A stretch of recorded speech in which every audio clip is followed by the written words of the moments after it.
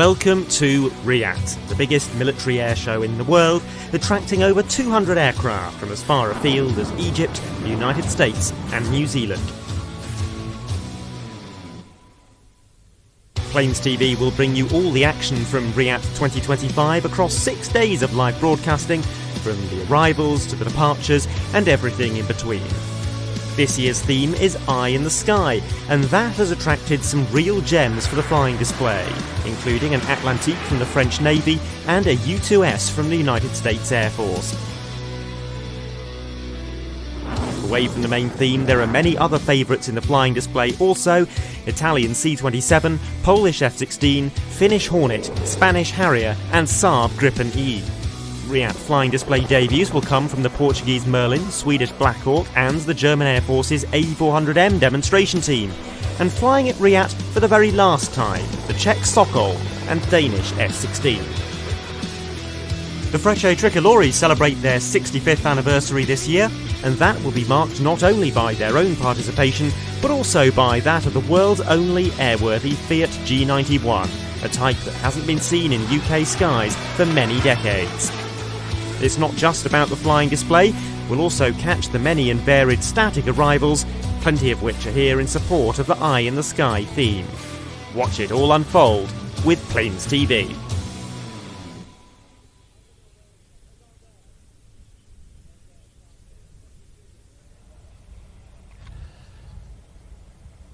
Hello everyone and good morning. Welcome to Planes TV's live coverage of Royal International Air Tattoo. Our first day of coverage here will be live from now until Monday afternoon. Lots of long days ahead of us, recording all arrivals, all departures and main show days of course over Friday, Saturday and Sunday. I'll hand over to Adam, who's going to take you through all the arrivals today and through Thursday, and also picking up again on Monday. Then Friday, Saturday, Sunday we'll have the main airshow commentators. I just wanted to give you a very warm welcome.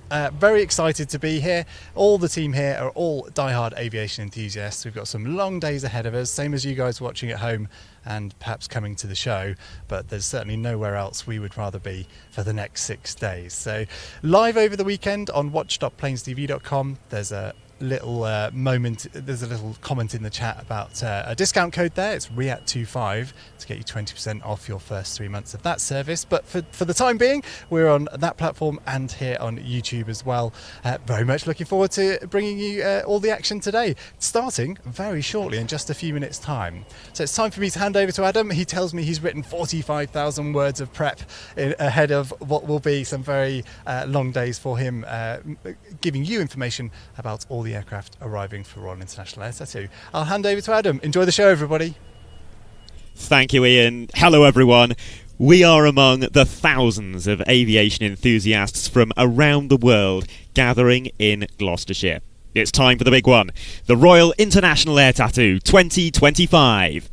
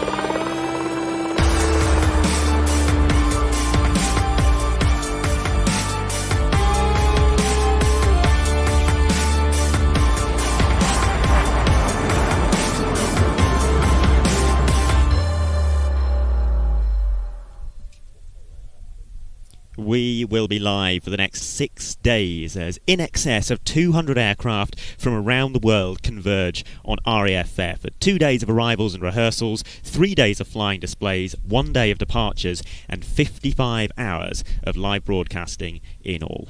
Now, there have been a few changes to the lineup since we made the videos that you have just watched, most recently with the last-minute cancellation of the Spanish Harrier that you will have seen and heard being mentioned in those opening videos.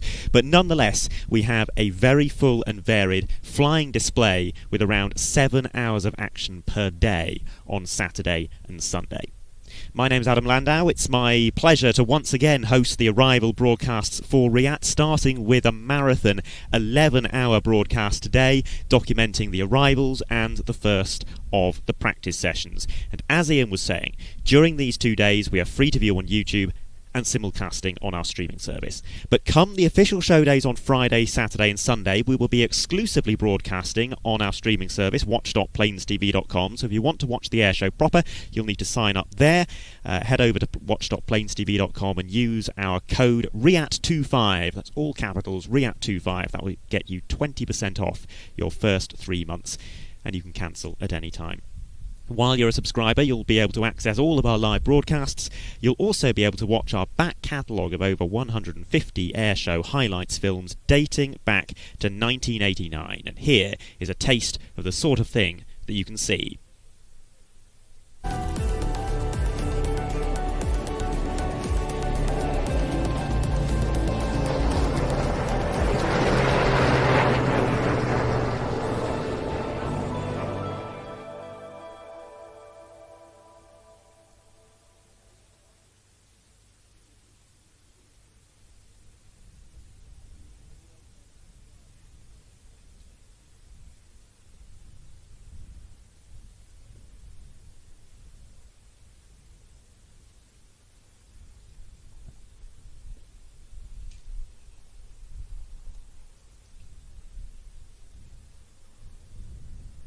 We are awaiting the first of the movements of the day. We're expecting arrivals pretty much from 9 o'clock, which is when the airfield officially opens to traffic. And among the first movements that we are expecting to see, the Pakistani Air Force C-130E Hercules, the United States Air Force C-5M Super Galaxy is inbound to us as well, those being among the many aircraft that we're expecting to see on static display. And there are some real gems in the static display this year. To mention a few off the top of my head, French E-3F Sentry, we've got Pakistani JF-17C Thunder, Royal New Zealand Air Force Boeing 757, and the Egyptian Air Force Antonov An-74. It's the first time that Egypt has participated in the air tattoo, so a little bit of British airshow history is going to be made over the next few days. But like I say, we are looking out for the arrivals and movements to begin in the next few minutes. The first one was scheduled to land as of yesterday at, well, right now, 2 minutes past the hour. I do have a flying programme from yesterday, and it doesn't always run to schedule. There are aircraft coming in from all over the world. There's some complex airspace procedures heading into RAF Fairford. So while we have a rough idea of approximately what time of day things are going to arrive, the idea of having an up-to-the-minute schedule, well, it'll fall apart pretty quickly, as you shall see. Nonetheless, the Pakistani Hercules, we do know it's in the area. We have actually seen it circling over towards Bryce Norton.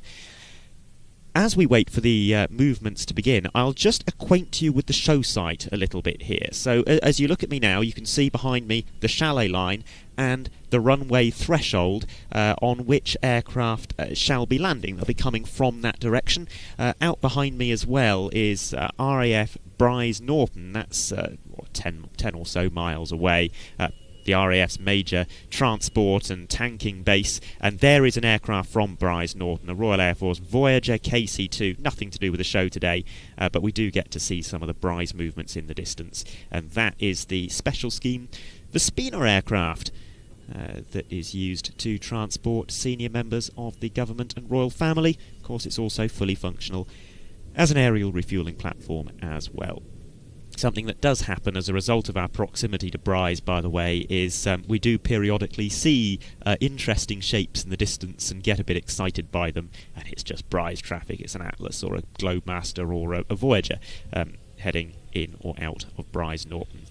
Now, we have just heard that the Pakistani Air Force C-130 Hercules is getting lined up on the approach, and that may well transpire to be our very first landing of the Royal International Air Tattoo 2025, with a small asterisk, because we did have one arrival yesterday. That was a US Air Force B-1B Lancer that you've already seen in the background of some of these shots. It touched down early afternoon yesterday. Could have been mid-afternoon, actually. Unfortunately, no one is allowed to take pictures or video of it. This is an airfield that is completely shut off from that sort of thing, apart from during this short window during the Royal International Air Tattoo. It's a quite secretive base now, with some of the things that go on here involving U-2s and regular bomber task force deployments. So we weren't able to bring you live coverage of that. It was at about 9 o'clock this morning that we were allowed to turn the cameras on and start broadcasting to you. And from this point on, we shall attempt to bring you live coverage of, if not every single arrival, then 99% of them, as they do make their way into Fairford over the course of the next 3 days. Pakistan bringing quite a number of aircraft to the show this year, several of them on static display, a pair of JF-17s and the C-130, which is acting as a support aircraft but staying on static as well. We're also expecting to see an aerial refuelling aircraft of the Pakistani Air Force, an Ilyushin Il-76 MP. That is not staying on static, it is merely a support aircraft. It will come in, and then a couple of hours later it will head off again. And likewise on Monday, during the pre-show departures, we'll likely see it land, stay for a few hours, and then head off. For us, though, that's great. We get double the action that we would have got from that Ilyushin, very, very rare type in UK skies. Double the action that we would have had if it was a conventional static display participant. So very exciting to have the Pakistan Air Force participating in the show, of course. It's not very often that we see them here at an air show in the UK, and there on the screen now you can see their C-130E Hercules, which comes from number 6 Squadron in Islamabad. It's the first time since 2018 that we've seen a Pakistan Air Force C-130 at the Air Tattoo. This is the absolute workhorse of Pakistan's air transport fleet. 19 C-130s are in operation, all of them flying with number 6 Squadron in Islamabad. That includes some very, very old C-130Bs, a small fleet of C-130Hs, and the bulk of them are C-130Es, such as this one here. They also have a single Lockheed L-100, which is the civilian model of the Hercules, and that one was purchased second-hand from Pakistan International Airlines.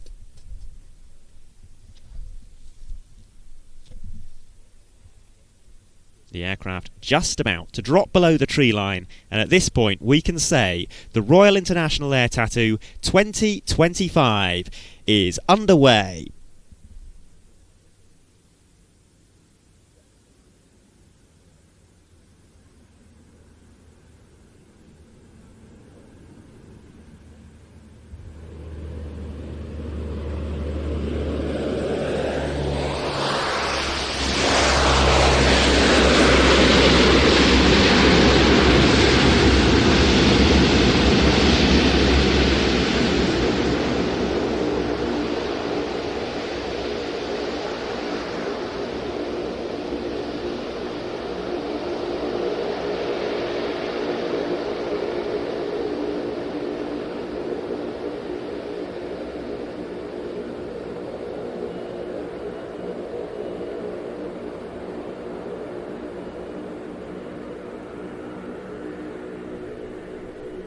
Ladies and gentlemen, we have an air show.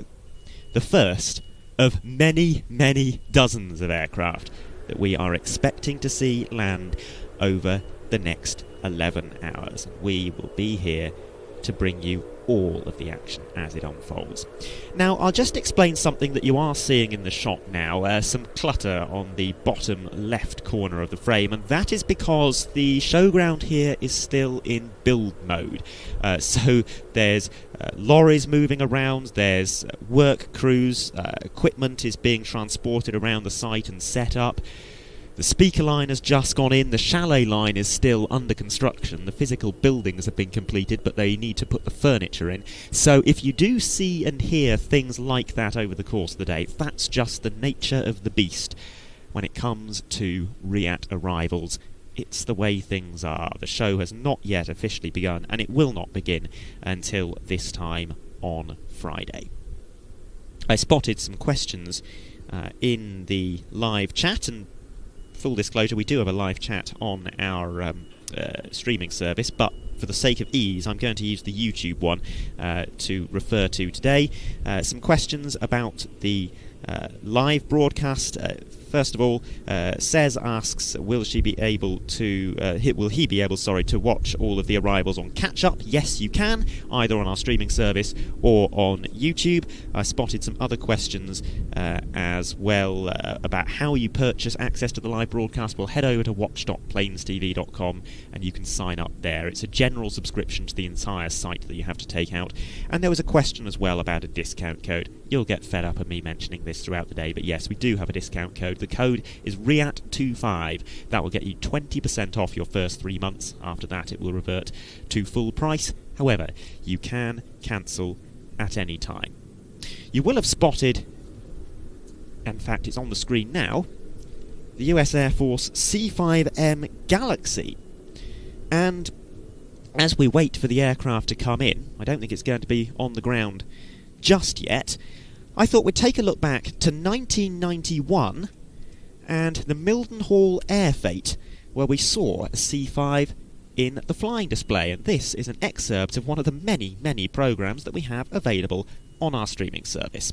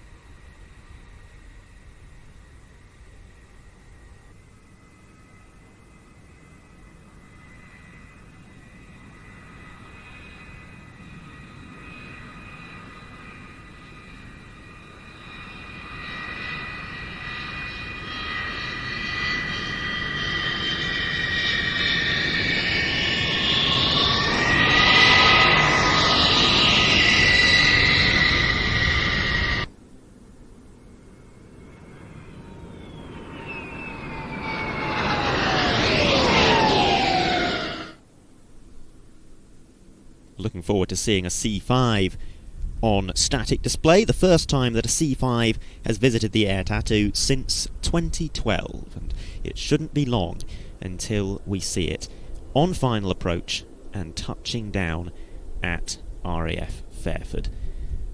The US Air Force sending a very large contingent this year for the static display.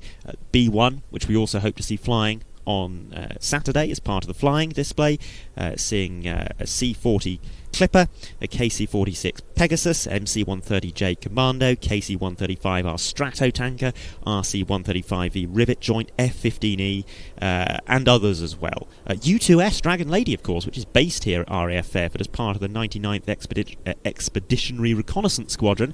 They have a detachment here, and pretty regular sight for the locals of RAF Fairford, seeing it go out early each morning and returning some point in the afternoon or the evening. Well, they have put together a roll demonstration for the flying display. They're also bringing an aircraft over for the static display as well. U2, another very, very rare sight at a British air show. We had one in the flying display here last year, but before that it had been 30 years since we'd seen a U2, or TR1 technically, last time that it flew here in a British flying display.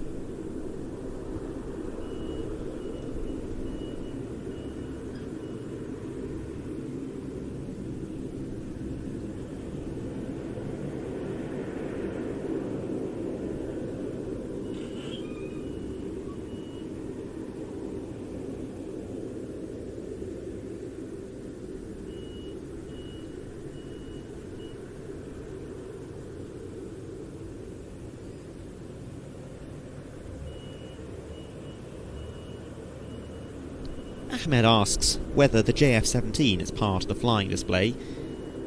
Unfortunately not in this case, so what we're expecting to see arriving is, I believe, a pair of JF-17Cs. Now there's no display team using the JF-17C. The C model is the newest version of the JF-17, the Block 3. It's got the active electronically scanned array radar, new avionics, potential integration with different engine types as well. There's no demonstration team on that, so no, we're expecting to see statics only, but by far a more advanced aircraft than the JF-17A models that do appear in flying displays from time to time, albeit never before in this country. Nonetheless, later on we will be bringing you some clips that we've recorded in the past of JF-17s in the air.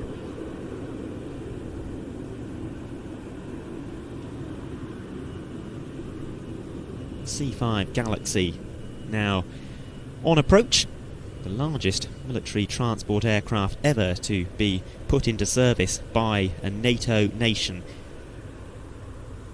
All of these statistics and numbers, anything to do with this aeroplane, are absolutely extraordinary.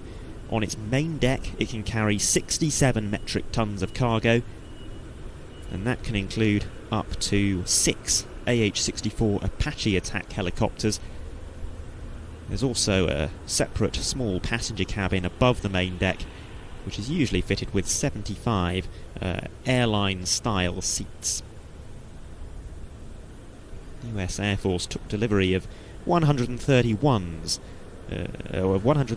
of the first generation of C-5s, starting in 1969, and today all of those which remain have been upgraded to C-5M standard. Look at the landing gear hanging down, no fewer than 28 individual wheels on this aircraft, and if you stick with us all the way through the week until departures, we'll hopefully see it leave on the Monday, then as it takes off we should see a very interesting feature of this aircraft.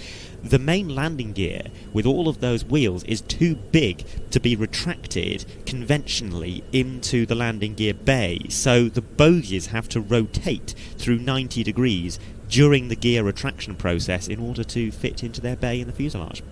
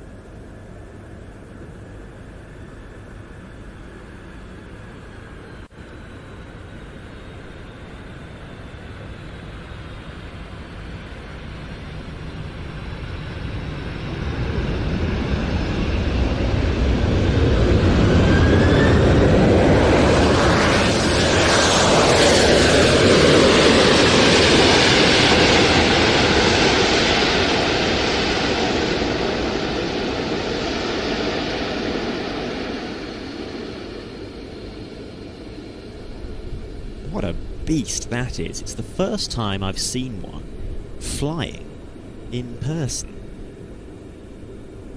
Apart from possibly at extreme high altitude, 30,000 plus feet. That aircraft coming to us from the 439th Airlift Wing, based at Westover Air Force Reserve Base in Massachusetts.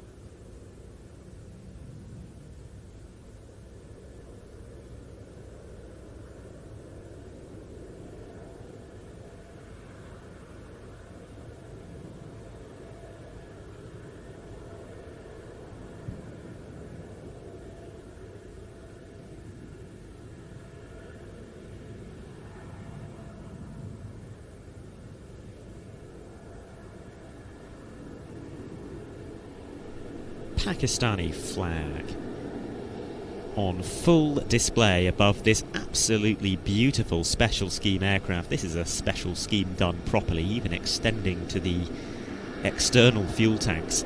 Absolutely fantastic. C-130E from number 6 Squadron of the Pakistan Air Force. What a delight to have it at the Air Tattoo. And an early contender, I think, to win the award for the best paint scheme. It wouldn't be the first time the Pakistan Air Force have claimed that award.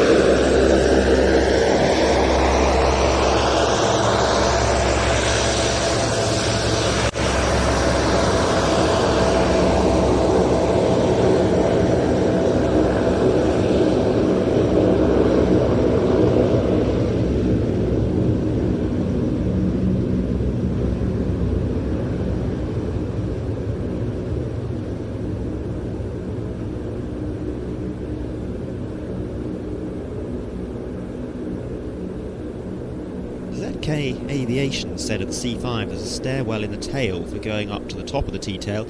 Yes, indeed there is, and indeed that's a relatively common feature on the largest transport aircraft. You'll find it on the C-17 GlobeMaster as well. I'm reliably informed by a friend who used to work on the type that it is an absolutely horrible thing to climb. Physically extremely constrained, and often quite dirty as well, because the aerodynamics of the aircraft does tend to suck grubby mess down into that area of the aircraft, which I don't think is pressurised.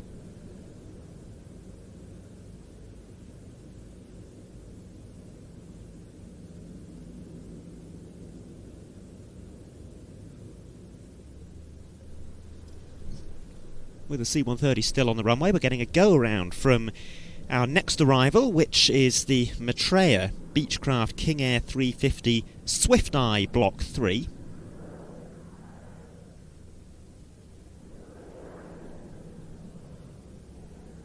And I'm going to preemptively excuse the camera operators here. It is going to go pretty much directly over the top of us, which is almost impossible to track on camera.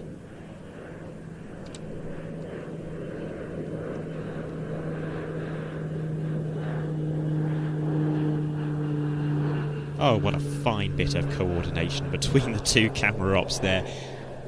We've got Andy and Matt on camera at the moment, but we'll be chopping and changing throughout the day, and I will, if we get a spare moment, go walk about with a wireless microphone and go and introduce you to some of the team.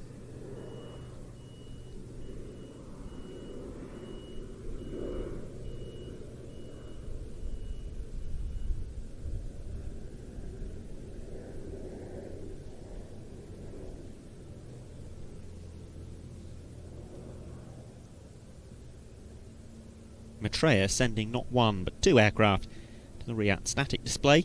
We're also expecting to see their de Havilland Canada DHC-8 Fire Swift, which is also due to arrive fairly imminently.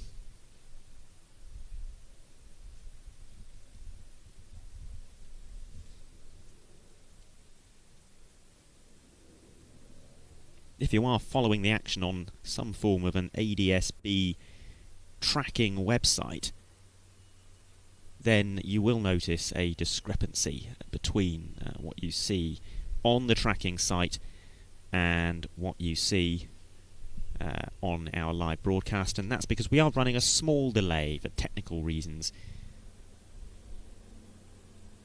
There's probably about a minute between what's happening live and what you see on your Plains TV broadcast at home.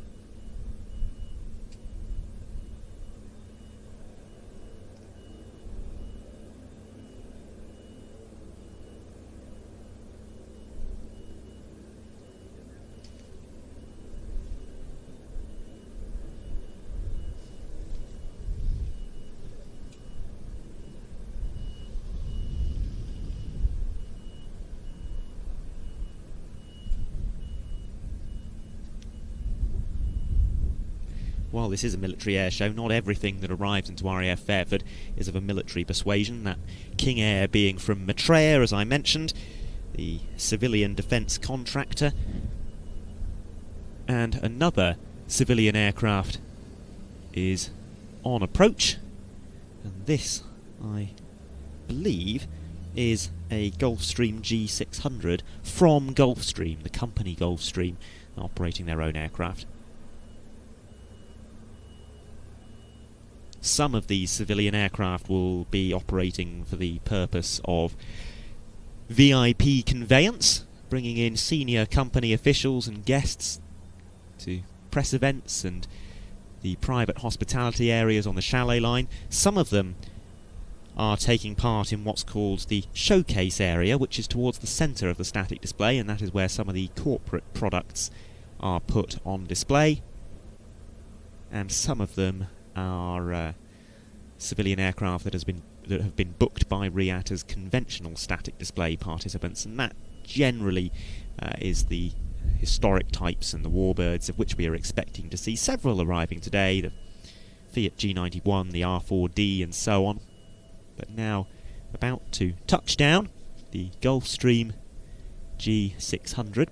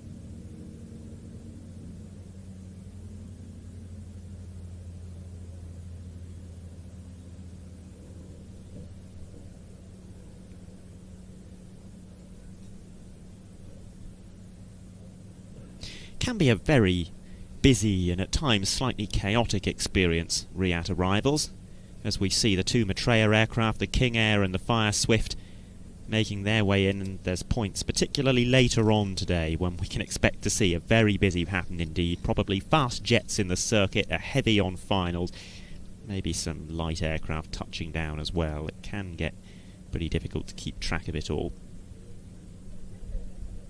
These two aircraft approaching quite close together, so we're wondering if the second, the Fire Swift, is going to perform a missed approach, and indeed it looks like that is what is going to happen. But it is the King Air that shall touch down first, and this comes from the Maitreya Special Aerospace Division. They call their King Airs Swift Eyes, and they're used for contracted airborne intelligence, surveillance and reconnaissance missions. The type can stay in the air for up to 10 hours at a time.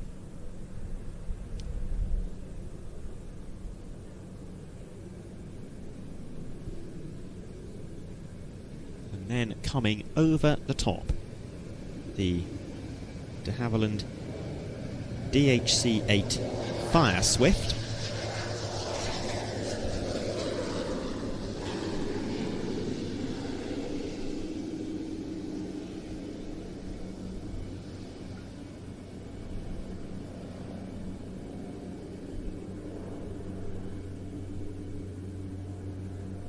Bearing a great resemblance to the conventional Dash 8 commercial airliner, and particularly so for a water bomber, which so often have conformal water tanks, but in this case they are all internal, so the lines of the aircraft visually are unchanged from normal.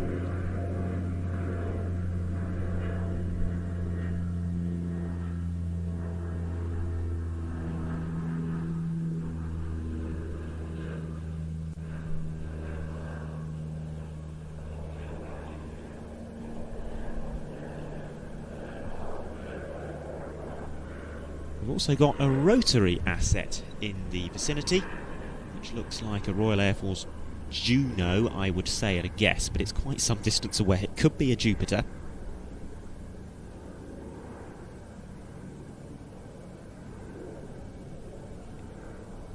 So the Dash 8 will spin round and have another go at landing in a few moments' time. One of over 1,000 Dash 8s that have been built to date, the most common variant being the stretched Q400.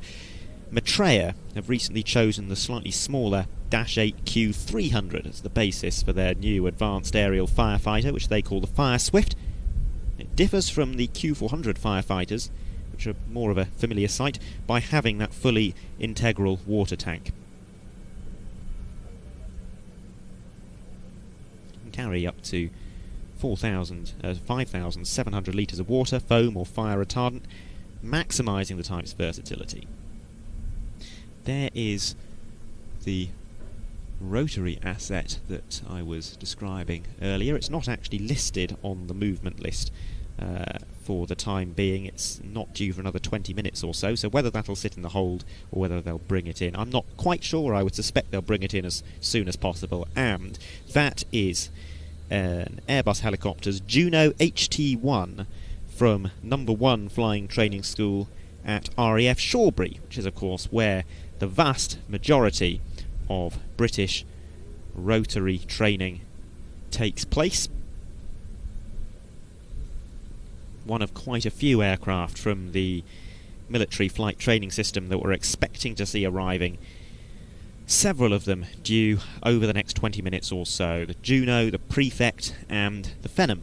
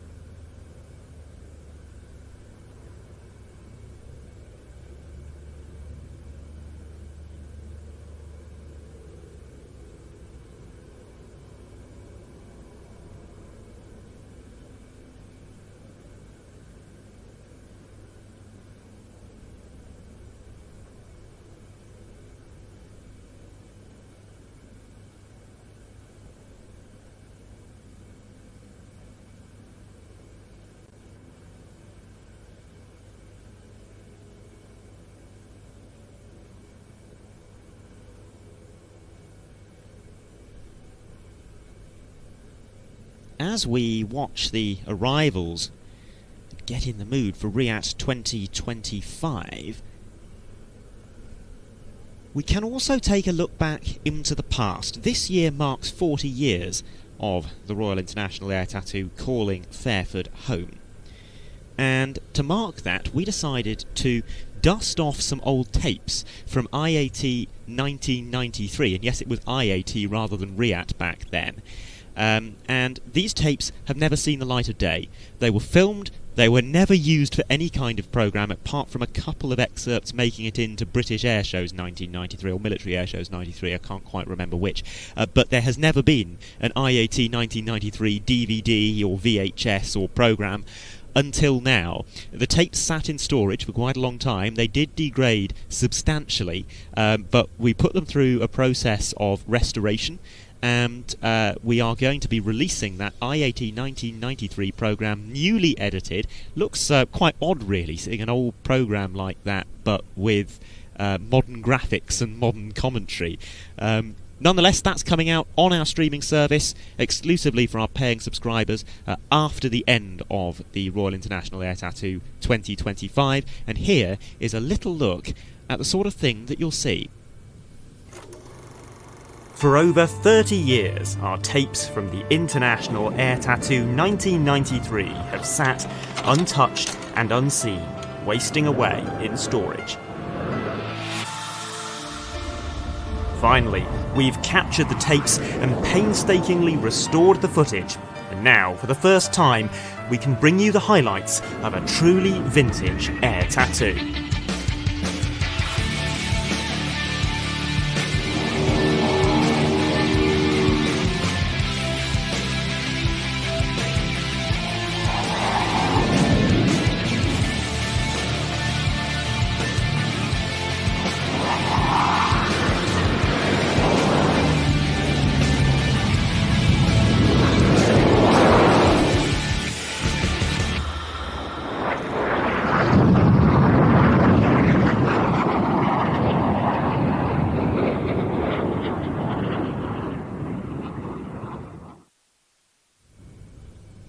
So that is due for release in a few days' time. It's over 2 hours long. It was a lot of fun editing that programme. A lot of fun for me to get some access to some raw, unedited tapes of air shows from the 90s and be able to watch, effectively, a full, unedited air show routine from that era, which is not something that I very often got the privilege to do.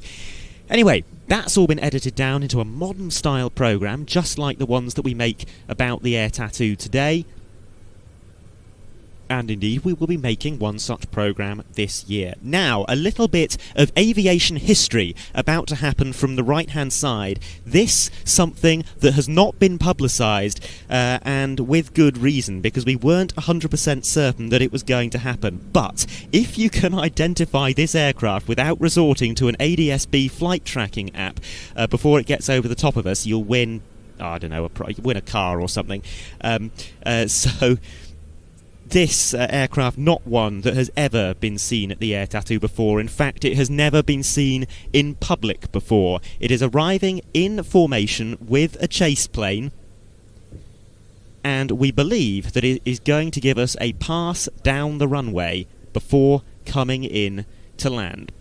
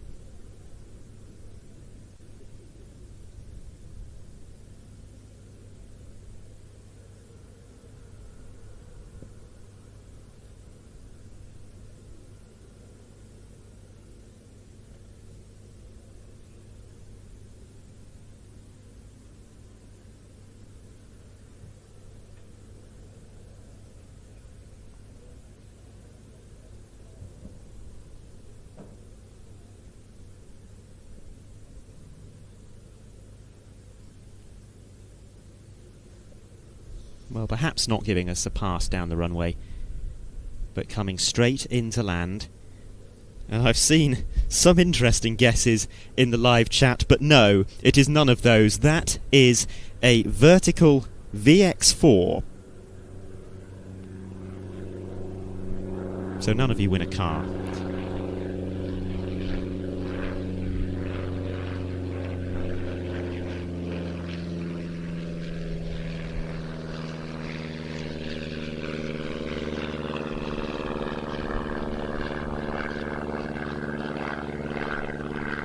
VX4, an electric air taxi that's being developed at Cotswold Airport here in the UK. It is effectively a tilt rotor. As a multi-copter, it can conduct vertical takeoffs and landings, but it also enjoys the speed, efficiency and safety of a fixed-wing aircraft. It's capable of conducting energy-saving conventional takeoffs and landings whenever a runway is available, as we have just seen. And of course that also means that it can glide and make a safe glide landing in the event of a power failure. It's currently the only winged eVTOL that's being designed with the intention of securing full type certification in order to carry fare-paying passengers. It's capable of flying at up to 120 knots and a range of 100 miles. On board, it carries 4 passengers in addition to a pilot. This is the first time that the flying VX4 prototype has been to an airshow, and indeed its arrival into Fairford is only the 3rd airfield-to-airfield eVTOL flight ever to have occurred in Europe. The first 2 were conducted late last month by Skyfly Technologies. They flew their AX VCA from Western to Bicester and back.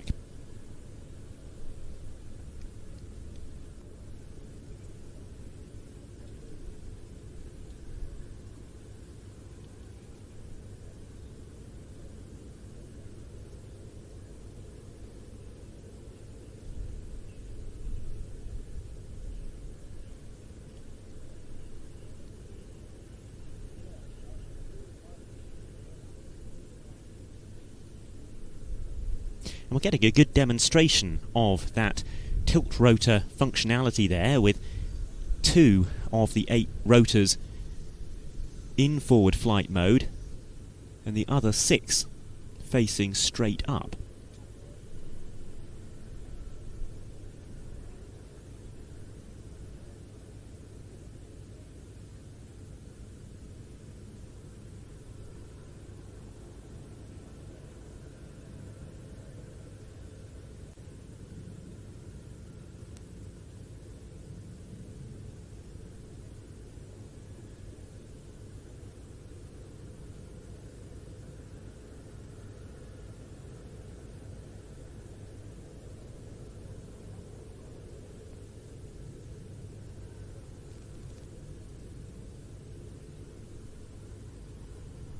The Van's RV-8 support aircraft touching down as well.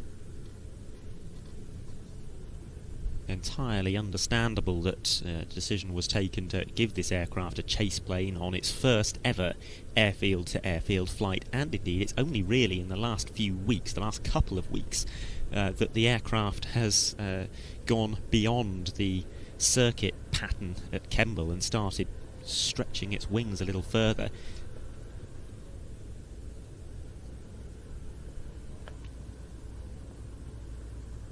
Very interesting piece of British aerospace innovation, and indeed in the eVTOL space a number of the leading designers and manufacturers are based here in the UK.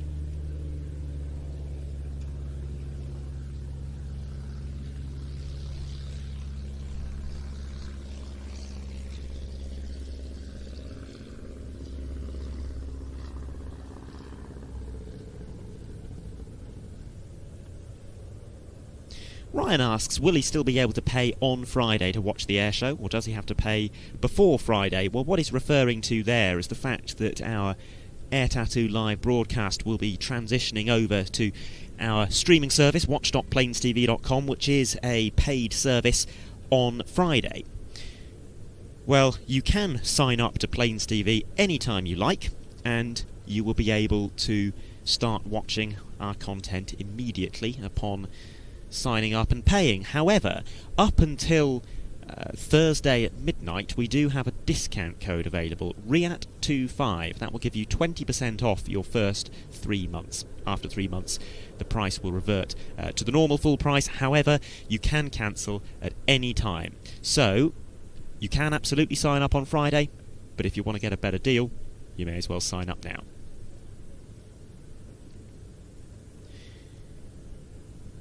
We are expecting further aircraft to join us here at Fairford in the coming minutes. Hawk and the Prefect are en route. Among the various contributions from the British military flight training system, we're also expecting to see a Phenom T1 at some point fairly soon. And the Fire Swift is out and about somewhere in the circuit. We saw it do that overshoot earlier when the King Air and the Fire Swift were just a little bit too close together on final approach, and then it presumably had to clear away during quite a sensitive arrival by the Vertical Aerospace VX4. But I'm sure that that will be coming back around to land at the earliest opportunity.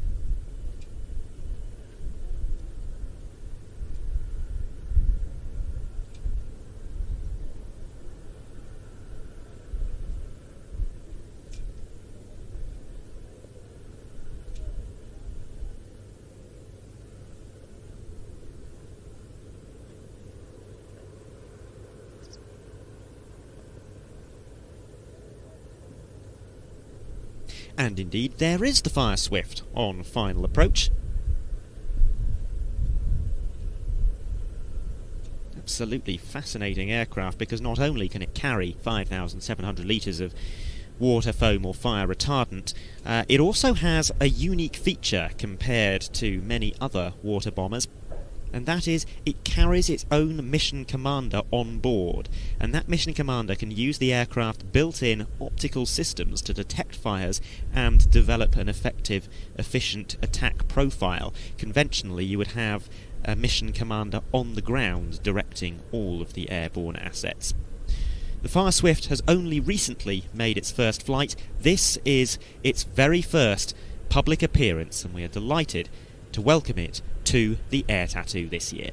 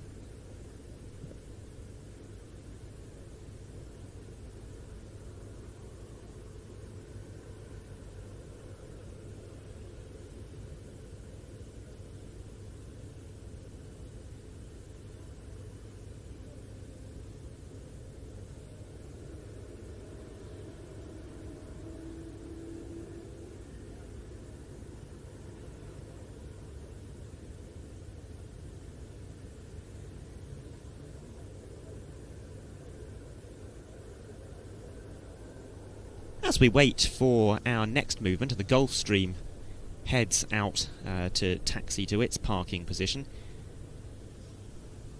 then I thought perhaps we'd take a look back to another show that we covered in the very recent past. In fact, maybe not just yet, because another aircraft has been spotted on final approach. We're going to try and dip into the archive, both old and recent programmes, throughout the day when we do get a quiet moment, and show you some aviation action from beyond the confines of RAF Fairford. But as we do have aircraft operating here and now, we shall stick with that as we see the Saab 2000 on final approach. This coming from the company Saab. It's acting as the support aircraft for the JAS 39E Gripen, which will be participating in the flying display. Only the second time that we've seen an E-model Gripen performing at a British air show. The first time, of course, was here at RIAT in, was it 2023, I believe?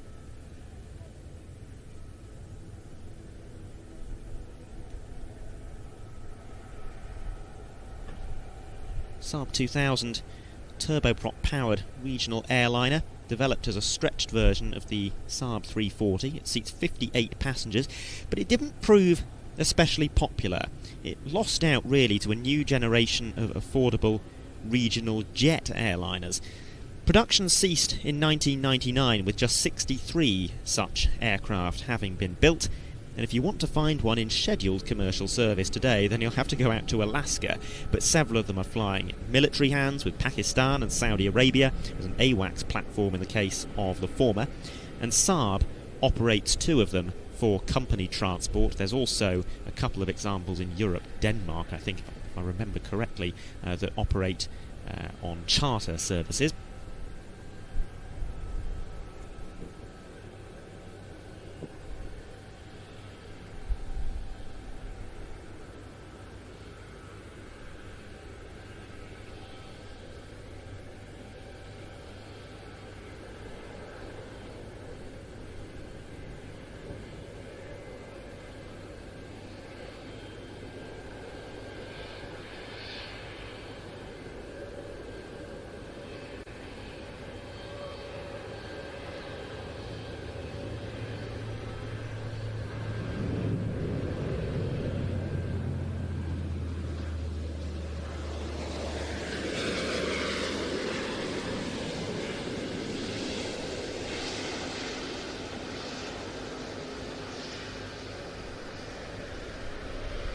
Looking forward to seeing the Gripen E's themselves arriving later on today. Val, a regular viewer, asks, did I already know what the vertical VX4 was? And if so, do I have to give the car back? We did get an aircraft movement list yesterday, so I knew to anticipate it. And as for the car, well, the way that would have worked is if you'd won the car, you'd just go to any car dealership and say you'd won, and they'd give you one, probably. I think that's how it works. Anyway, now arriving in the overhead, a Hawk T1 from number 4 Flight Training School at RAF Valley.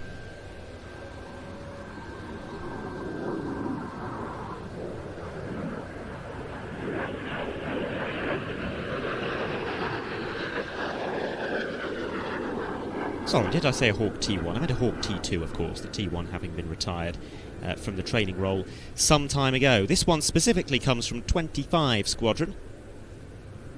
The Hawk T2 being the British military designation of what BAE Systems would have called the Hawk Mark 128, and it is the UK's advanced jet trainer. While the original series of the Hawk first flew in 1974, this version is part of what's known as the Hawk AJT family, which is a larger, modernised version designed in the early 2000s. Quite easy to distinguish when viewed at close quarters, for reasons I shall explain later on, but now we're seeing a Prefect T1 from number 57 Squadron at Cranwell touching down. This, the replacement, or the partial replacement for another Grob aeroplane, the Tutor, in the elementary flight training role. At a glance, you could be forgiven for thinking that it is little more than a modernised Tutor with a new glass cockpit, but no, the Prefect is far more than that. It is a formidable aeroplane as a training platform. Unlike the Tutor, which had a 180 horsepower piston engine, the Prefect is fitted with a 456 shaft horsepower turboprop, and that means that compared to the Tutor, the Prefect cruises more than twice as fast, climbs nearly 3 times as fast, and can operate 25% higher. In fact, the Prefect is so capable that some air forces, Sweden for example, is using this aircraft for basic jet training. Absolutely phenomenal performance as an elementary trainer, the role in which we use it here in the UK. That once again coming from 57 Squadron at RAF Cranwell. And the Hawk now coming in on final approach, and I was about to describe the differences between the T1 and the T2, the two main generations of Hawk. Well, first of all, this model has a full glass cockpit rather than analogue instruments. It's powered by a Rolls-Royce Ardor 951, which produces 6,500 pounds of thrust, which is about 15% more thrust than the first generation Hawks. It also has a longer nose, which accommodates additional avionics and a steerable nose wheel.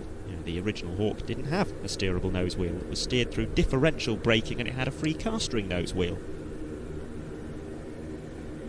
This, therefore, much more representative of the way that modern frontline fighters handle on the ground.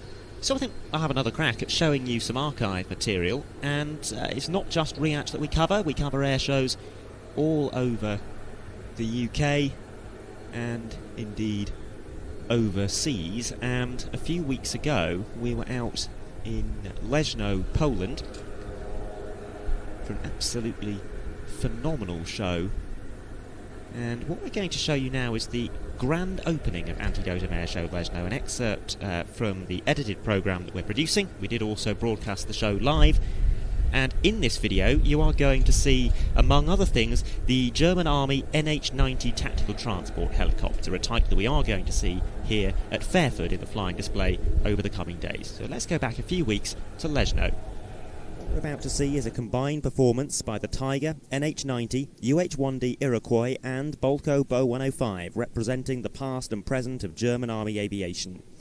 It's time to welcome the cast of the Anti-Dotum Air Show 2025 Grand Opening.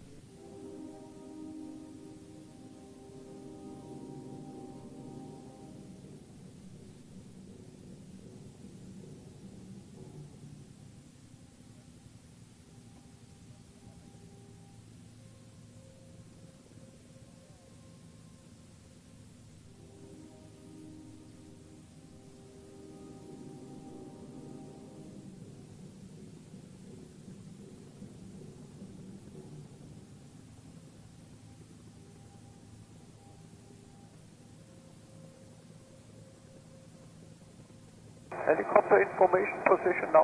Falcon from position. Tiger position. NH position. Roger. Stand by for bow 3, 2, 1, bow. Stand by, right pedal turn 3, 2, 1, go. Lifting northbound, northwest.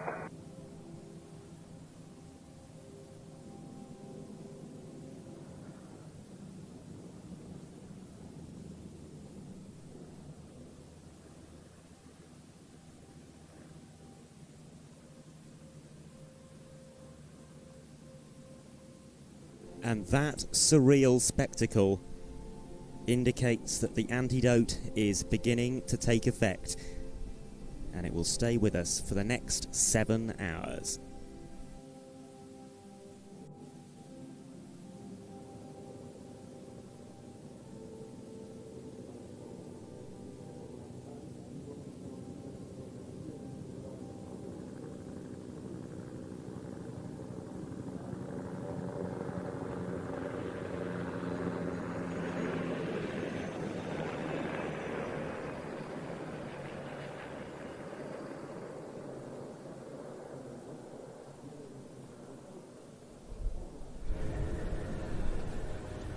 Phenom T1 just snuck in and caught us rather by surprise. Apologies about that. We will, as a matter of course, generally try and cut away from any historical imagery that we're showing in order to show you the live action, but that came out of nowhere and we didn't hear it on the radio. So apologies about that. The Phenom T1 now about to vacate the runway. The British designation for the Embraer Phenom 300 business jet, very light business jet, which first flew in 2007. The aim was to combine jet performance with turboprop efficiency and cost. It has been, as you might imagine, very popular as a result, about 400 having been built. The RAF operates 5 of them, not for VIP transport as you might think, but as a multi-engine trainer replacing the King Air. The aircraft, including that one, flown by number 45 Squadron as part of the number 3 Flight Training School based at RAF College Cranwell. And the aircraft are provided by Affinity Flight Training Systems on behalf of Ascent as part of the military flying training system.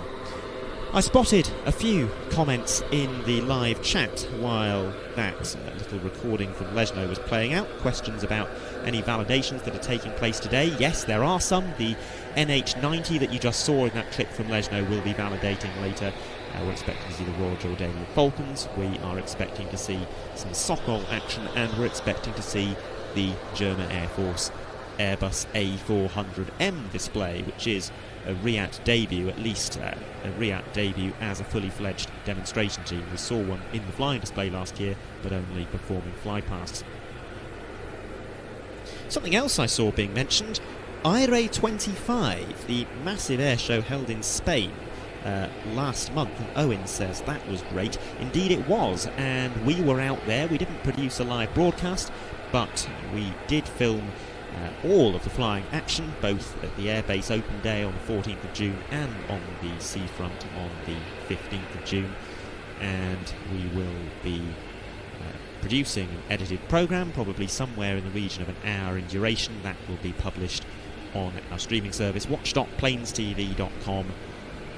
I would anticipate somewhere around the end of August, but that's not a promise. We're expecting to bring several new programmes to the streaming service over the coming 6 weeks or so. That will include a 2-hour edited programme from Antidote and Airshow Lesno, including some absolutely epic drone filming that didn't make it into the live broadcast. We are expecting to release a programme from IRA25, and Ian is working on a programme from Pardubice in the Czech Republic. We went out to Pardubice last month, our first time there. He tells me it was an absolutely great show. I'm not jealous at all, honest. And we will be producing a highlights film from that event. An event headlined by some of the aircraft of the Flying Bulls, both the Warbirds and their aerobatic team. Another real highlight of that show, a phenomenal display by a Yak 11, or technically a Let C-11. The pilot practically ripping the wings off the thing as he flew round the sky. Very high G, very exciting flying.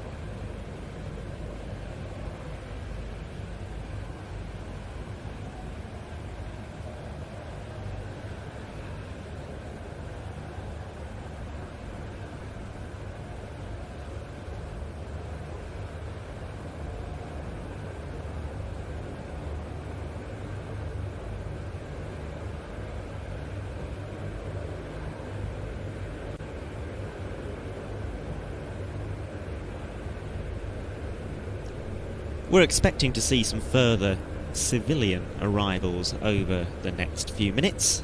The de Havilland DH6 Twin Otter, I suppose I should say de Havilland Canada DHC6 Twin Otter to give it its full title, and indeed there it is.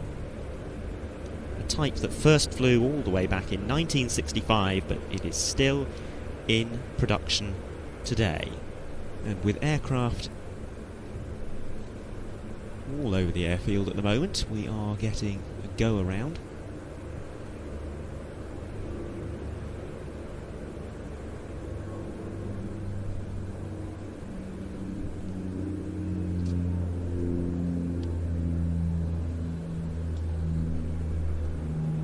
As the day goes on, the airfield will start to get rather busier,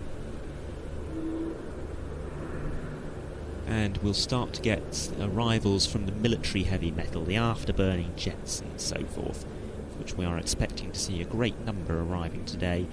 Perhaps the highlights being the JF-17 and also a Tornado, always a treat. If you're wondering why there's so many aircraft taxiing around, well, that's because as the static display is slowly being filled out certain taxiways become inaccessible, and therefore it becomes necessary to backtrack aircraft along the runway or have them cross the runway in order to reach their designated parking spot. The reason for the backtracking in particular, well, out to our left there is no usable parallel taxiway to the runway, down at the left-hand end. And even out in front of us, although there is a parallel taxiway on the far side of the runway, which you could have just seen used by the Fire Swift and the Saab 2000, it's constrained in terms of width. So something large like a C-130 or a C-17 has to go down the runway. Something smaller like a Fire Swift or a Hawk T2, that can go down parallel taxiway instead.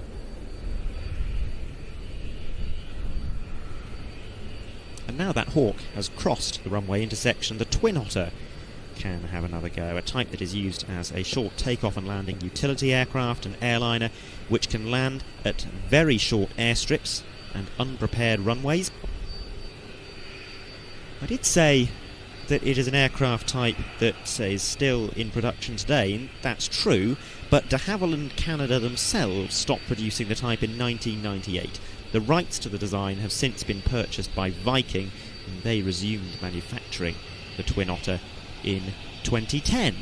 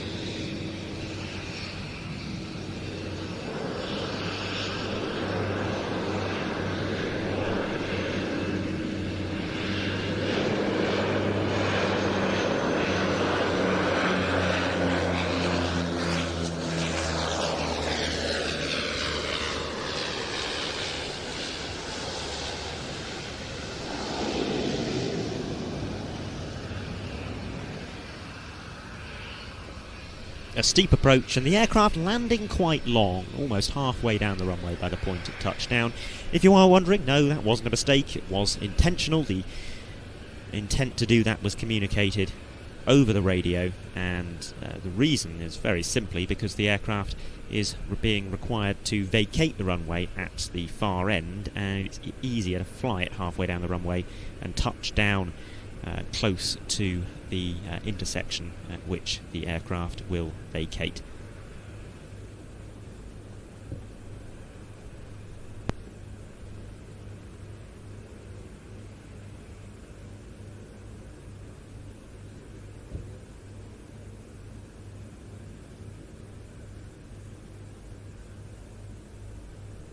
And as we wait for the next movements, now seems like a good time to give you another look at the sort of thing that you can expect to see if you sign up to our streaming service, watch.planestv.com, where you can see a huge back catalogue of programmes stretching all the way back to the late 1980s, and here are 3 randomly selected excerpts.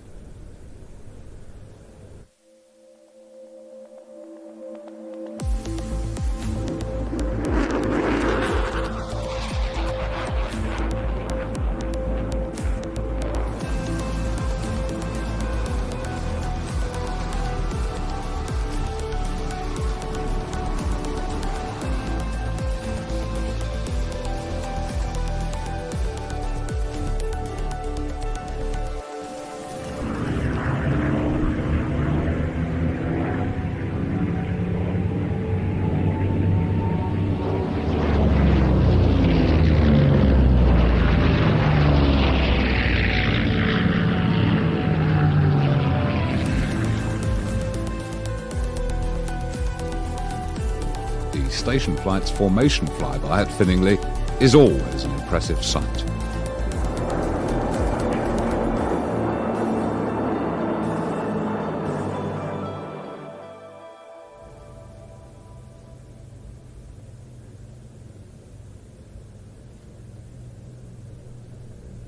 All that and much more available on the Plains TV streaming service. And a reminder for those who are just joining us that if you want to watch the air show days proper, that's Friday, Saturday and Sunday, you will need to be a paid up member of the Plains TV streaming service.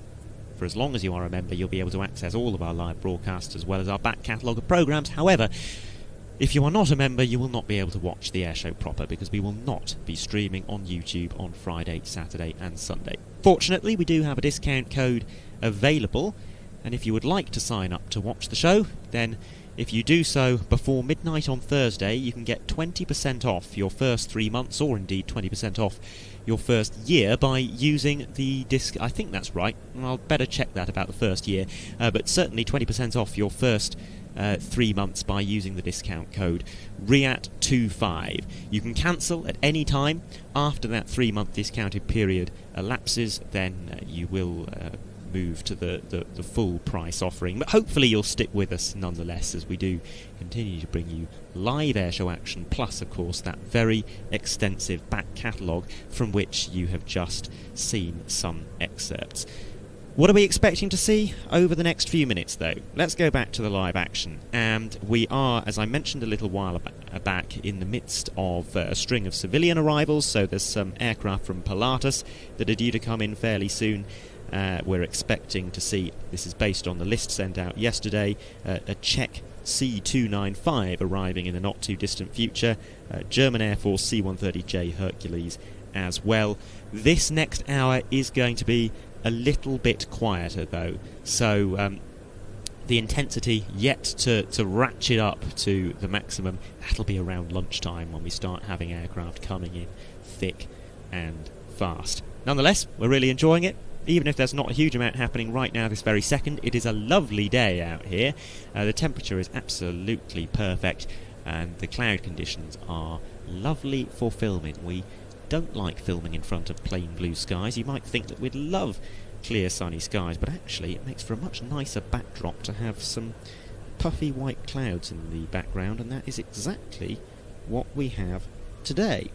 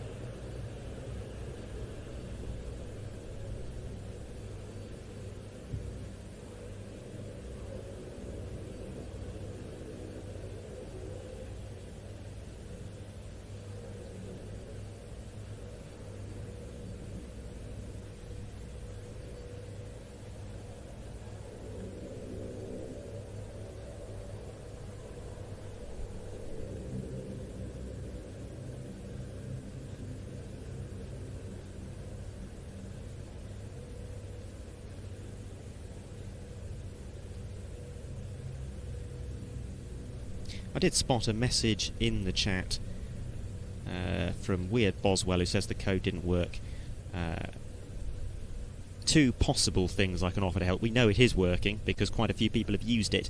However, do make sure you're using the Plains TV website rather than the app. The code won't work on the app. And the other thing that springs to mind, you put some quotation marks in there. I assume that's for the sake of clarity, but on the off chance you have actually put quotation marks into the website when inserting the code, then take those out and then it'll start working for you. Hope that gets you online, and thanks very much for signing up. Crunchit8 says a B-52 is here.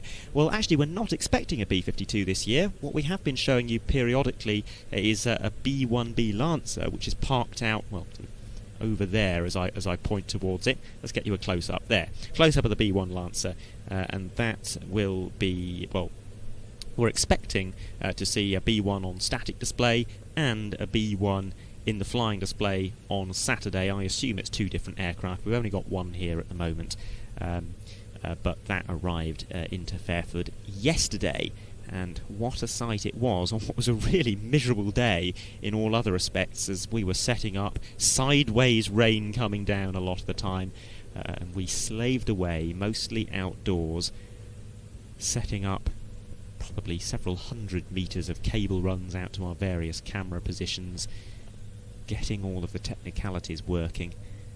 We had a team of 5 of us on site yesterday. We're a little bit larger today. I think there's 9 of us today.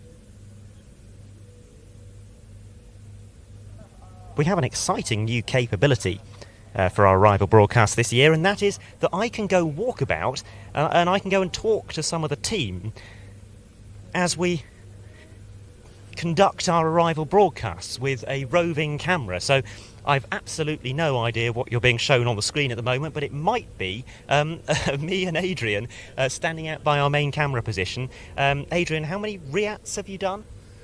Crikey. Well, it was every 2 years originally, wasn't it? So, I don't know, about 20. And yeah, you've had a really long association with this show, and we've been broadcasting it over the last 10 years or so. You founded this company all the way back in 1989. And looking at what it's become now, with all of these cameras and the trailer over there, this huge live broadcast effort with 9 people working on it, you must be really proud. From a Plains TV point of view, yeah, absolutely. We were, the first one was 1989, and then we did, well, we did 1993. As you say, you found the tapes. There are reasons why they weren't shown before. Are we allowed to tell people, or do we just say we politically complicated? Do we say we just found them? Yes. We had permission to film. We were invited to film. We approached RIAT at the time and said, can we do a long-form programme? And they said yes, because there was going to be something made which would just have been a short programme. And we made the point that, yeah, but enthusiasts, they want a huge show, a lot more material, and RIAT gave us the permission to film it. But for various reasons, we didn't output it at the time, but it's available now. And there's some wonderful footage from IAT 93, casting your mind back, and actually you haven't seen the edited programme yet. I'm looking forward to you seeing it, but what is your mind particularly drawn to that you're relishing the chance to see again? Do you want the truth? Let's go with the truth. The MiG-29's colliding in mid-air. That is pretty striking footage. That was one of the reasons why we didn't put it out at the time. We shot it very clearly. It was pretty obvious what had happened, and the guys were okay.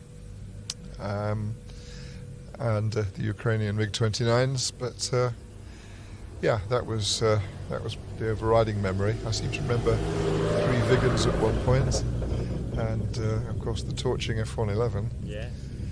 It was a great show. I was hugely disappointed that we weren't able to output it at the time, but it's great that it's there now.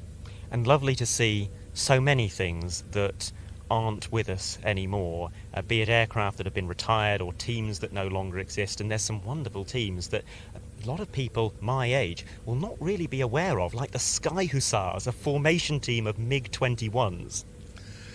I actually don't remember that, which is crazy, because the MiG-21 would have been one of my favourites. But yeah, you've got me on the hop here, all the different teams, as you say, sometimes put together at sort of shortish notice. Yeah, and some of them very unconventional. Svoby Quartet with their 4 Let 410s from the Czechoslovak Air Force, or the Czech Air Force as it had just become. Well, Adam, you've had the advantage of going through all these. Yes, not fair, is it? Minute by minute, digging it all out, and I'm just remembering. Some of the key events from the time. It was good. I remember it was good weather. I remember it was good, clear footage. It was lovely weather most of the time. The morning started off pretty grey, and there was one thing that I was very much looking forward to seeing on the tapes, and actually it hasn't really been caught because of the weather, which was the Slovak aerobatic team, Biel Albatrossi, flying the, was it 7 L-39s, possibly 6 L-39s, and they just flew in the most miserable weather right at the start of the day, but it cleared up very quickly, and once you get about 4 or 5 acts into the programme, you get skies very much like the one we're enjoying today. Yes, at this moment the skies are nothing short of perfection. The air is gorgeously clear, the clouds are bubbling up beautifully. It is a shame we are just getting arrivals, because something flying in today's sky would be really quite spectacular. And one of the beauties of Fairford, of course, is the sun is behind us, so we're not staring into the sun. A little bit into the sun at the moment, because the arrivals are from the west, but as the sun moves round, it's a great spot, Fairford, because of the orientation of the airfield. I'm going to potentially catch you on the hoof for a second time. Now, we've all been very busy thinking about operational matters rather than looking forward to particular aircraft, and I dare say there are some people in the team who actually aren't particularly aware of what aircraft are coming. But is there anything that is going to be a standout for you this year? Well, it probably is the B1. We've so rarely seen that flying in recent years. And even more rarely seen it actually take off in front of us. Yeah, absolutely. Occasionally the odd flyby, but to see it take off, it may not do a lot more than a flyby, but just to see it take off and land, there's if it's being allowed to use the reheats, are they using reheat now on takeoff? I know they weren't for a while. I do not know the answer to that question. We'll find out on Saturday, I suppose. Yeah, absolutely. Yeah, it's a shame we've lost the Harriers. It's always been one of my favourites. But I think with RIAT, it's the scale of the thing. It just doesn't stop, and it's hard work on our team here. I'm lucky today. I'm ready to take over on camera, but hey, do I tell you how old I am? No, I don't. But we've got to get youngsters into these cameras. We've got to get youngsters learning. We've got to give them experience, and today's a good time to do it because there's no high energy aerobatics. So and the cameras we're using are pretty complex beasts. Huge, heavy cameras with big lenses. And they take a lot of rigging and a lot of setting up. It isn't an easy job filming aeroplanes in the sky. We see something. Yes, we do indeed. So I'm going to run back to my kingdom, my commentary setup, and as I do so, try and work out what on earth it is. But we'll speak to the whole of the rest of the team over the course of the day, and that, it appears to me, is a Pilatus PC-24, perhaps? I think so.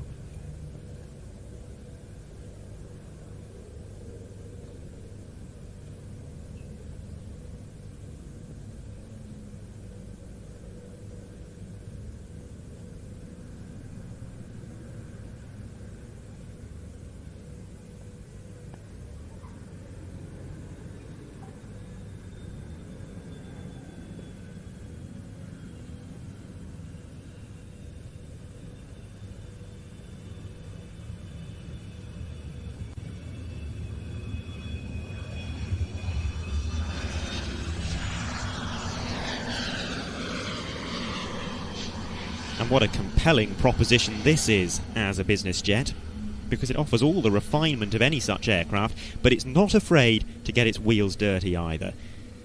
A jet tailor-made to operate from short and potentially unpaved airstrips in mountainous environments. And while that rolls out, the PC-21, also from Pilatus, is high above us.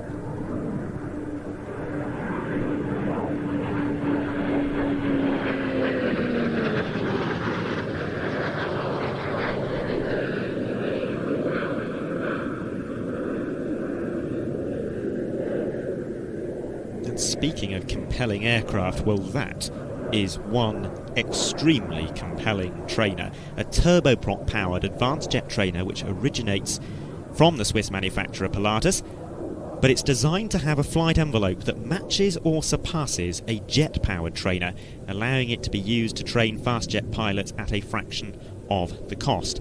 In many ways, it's not so much an aircraft as it is a flying flight simulator with onboard systems that can simulate the presence of other aircraft, both friend and foe, as well as simulating various sensors and weapons systems. The prototype first flew in 2002, and over 200 examples have been built since then. We've seen the type at RIAT a few times in the past, most notably in 2022 with its flying display debut in the hands of Mustang X-Ray, one of the tactical display teams, two-ship tactical display teams of the Armée de l'Air et de l'Espace, the French Air and Space Force.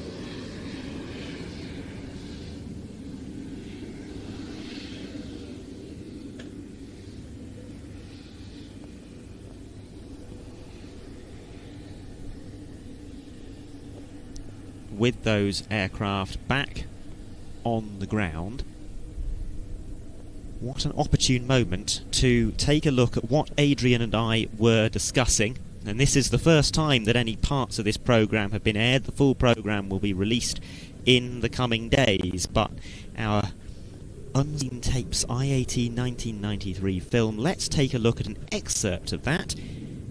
And this little clip shows a Sukhoi Su-25 displaying in some rather miserable morning weather conditions, but things did clear up through the day and we got some lovely blue skies. I'm using the royal we, they're far too young to have been at IAT 1993, but enjoy this lovely little video of a Sukhoi Su-25. Here is their Sukhoi Su-25K. This is the basic export version of the Su-25, built in modern-day Georgia.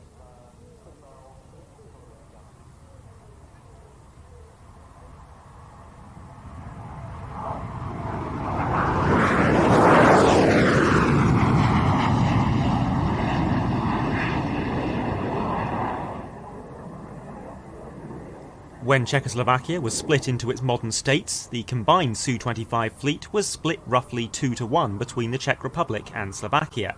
The Czech Republic inherited 24 single-seaters and 1 twin-seater.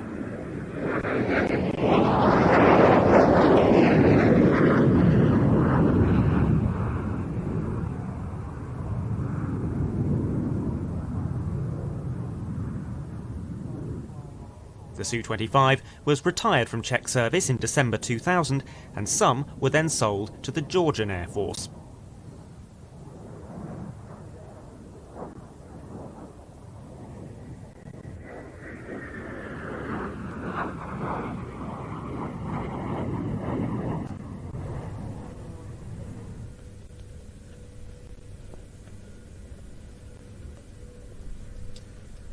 Two hours of action previously unseen from IAT 1993, coming very soon to the Plains TV streaming service.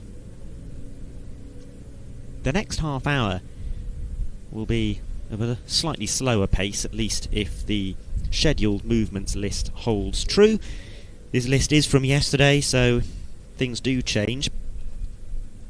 but we are expecting fairly imminently to see the arrival of the Czech C295M. We should get the German C130J. The Royal Jordanian Falcons are not a million miles away.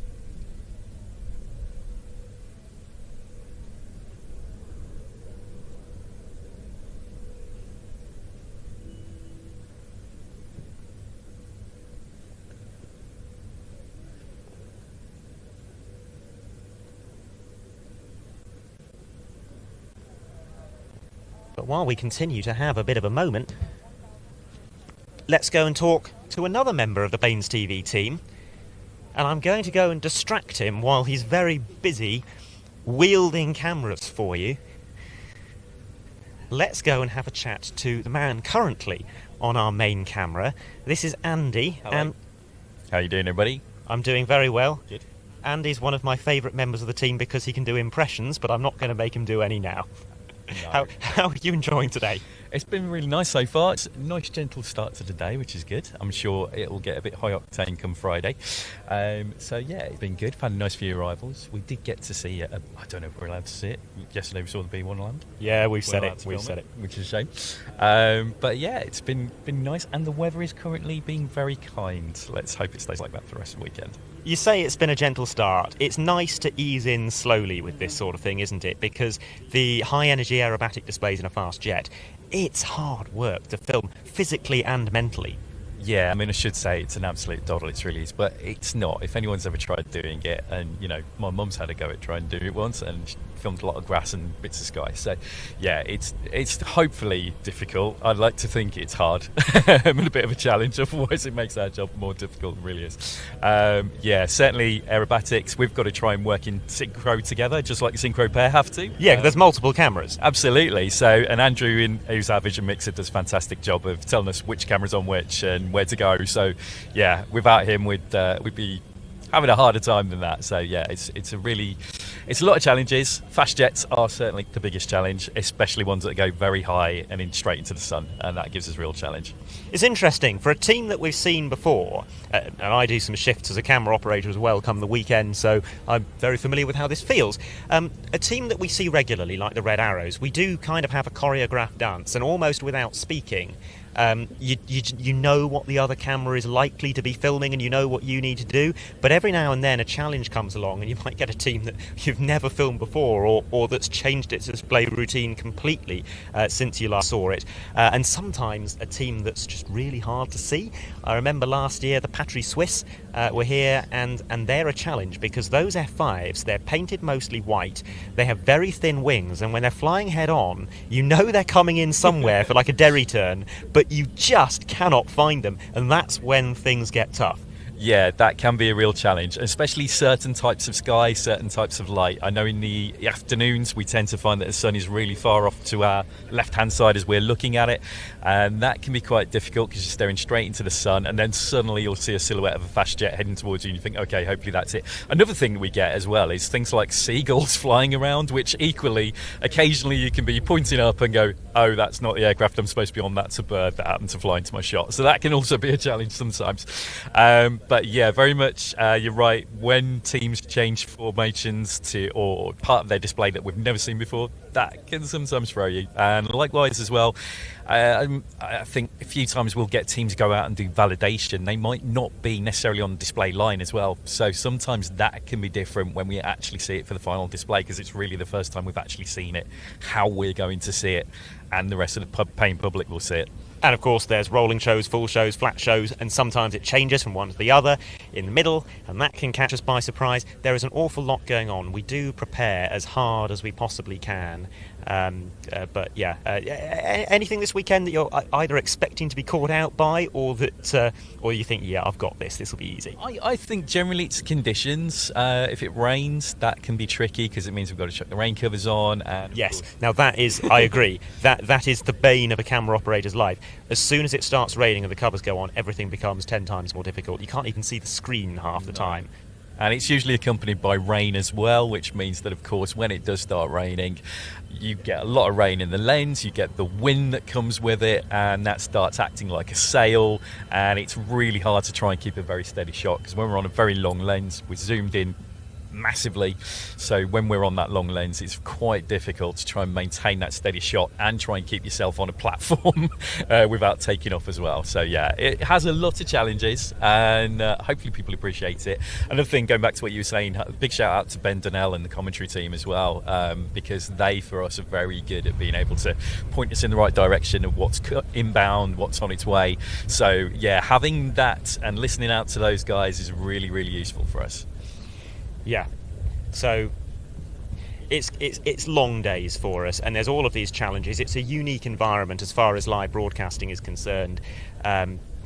It is just about the most challenging sort of outside broadcast you can do, a flying display, because of the weather, the unpredictability, the difficulty of doing the job even when things are going well, the sound. How on earth do you do the sound when you've got a jet flying by? You're trying to get that on an atmosphere mic, but you're trying to commentate at the same time. So you've got different microphones open and they're all trying to do different things, and it is difficult, and that is why we do have a team a team of regular people who we tend to use every single year. And you've been part of the Plains TV team since 2019, is that right? And I've been knocking around for not quite that long, but it was 2021 for me that I started. But yes, you come to quite a number of shows with us, and we took you out to Lesno a few weeks ago. How was that? That was a great show. Really enjoyed Lesno. Just having the ability to film aircraft with that beautiful sunset behind it was fantastic. The end display with all the fireworks, the pyros. You've got radio control aircraft, real aircraft, fireworks, hot air balloons. I think even a few lasers going on as well. So yeah, I mean, that's crazy. And also the fact we've got the benefit of being able to have some of our aerial drone operators as well who can get some amazing footage. And not only that, of course, you've got the night show before that as well, where you've got a lot of aircraft trailing pyros, you've got gliders and the like. It's just a beautiful backdrop. And even in the daytime, there's such a great variation, and that's what I really love about Lesno. I mean, we're very lucky to get a lot of military jets here. There's a lot of civilian acts as well in Lesno, so it's a really lovely combination of all different aircraft types. A lot of helicopters this year, which is a bit of a personal favourite of mine. Yeah, it's a great venue at which to watch helicopters, and what a great segue to a little bit of a Lesno highlights film. We did have such a great time out there. We had the drone angles. We had a big team out there as well, the biggest team I think that Plains TV has ever taken to an overseas show. So really pleased with some of what we produced. Hope you watched it live. If you didn't, then you can watch in the coming weeks an edited highlights programme. I'm about halfway to having completed that. Should be done by the end of August. Let's take a look at the highlights from the Anti-Dotum Air Show Lesno 2025. In the airshow world, certain places are hallowed ground, and this, I humbly submit, should be one of them.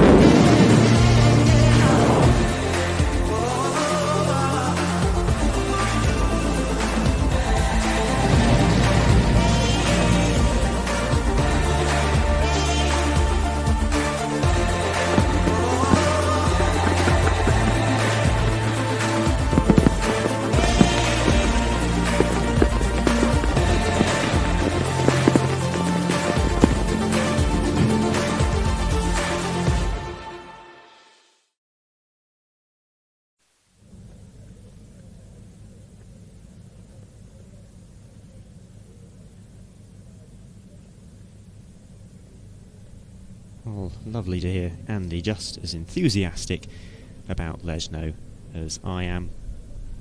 I do hope you'll enjoy that programme when it's finished. 2 hours of the most incredible action with ridiculous live drone filming as well. A phenomenal thing to be involved in. Great to go around and meet some of the team as well, and I'll introduce you to more of them. That was Andy, who's currently on our main camera. He's one of the 4 or so camera operators that will be at times taking shifts over the next few days to bring you these live images. He's from Birmingham, but you know, we let that slide. What are we expecting to see over the next few hours? Well, we have some big movements coming up. Some of the highlights of the static display are arriving today, and I'll sort of drop a few names. Around lunchtime, we're expecting to see the JF-17, the Egyptian AN-74. We're expecting to see the New Zealand 757 as well. We are in a little bit of a quieter patch at the moment. At some point soon we'll have the Czech C-295, but it sounds like on frequency at the moment the German Air Force C-130J is somewhere in the vicinity. It may well have been the aircraft that we just had a camera on out behind us. I can't see, I'm afraid, because I'm looking at the Plains TV trailer when I try and look in that direction. My view at the moment is quite constricted. Situational awareness. That's one thing I'm lacking. I've got the Plains TV trailer there, the Plains TV truck there, I've got a sun reflector here, and all the action's happening behind me. I don't have the RT going into my ears as well. So you at home are quite possibly better informed as to what's going on than I am. Nonetheless, it's all fun and games, isn't it? Let's see what's going on in the live chat. I hope you're all enjoying the broadcast. I am using the YouTube live chat. We do have one on our streaming service as well, but the bulk of people are over on YouTube today, so that is the one that I am following, and it's great to see so many people watching along. 3,500 people watching live. Even if you can't justify subscribing to our streaming service, then I hope you do consider at the very least subscribing to us on YouTube, which costs nothing whatsoever. Here comes the German Air Force C-130J, which looks like it is about to perform a run and break. This, an aircraft that we have not seen in attending the air tattoo before, at least not in the hands of the German Air Force.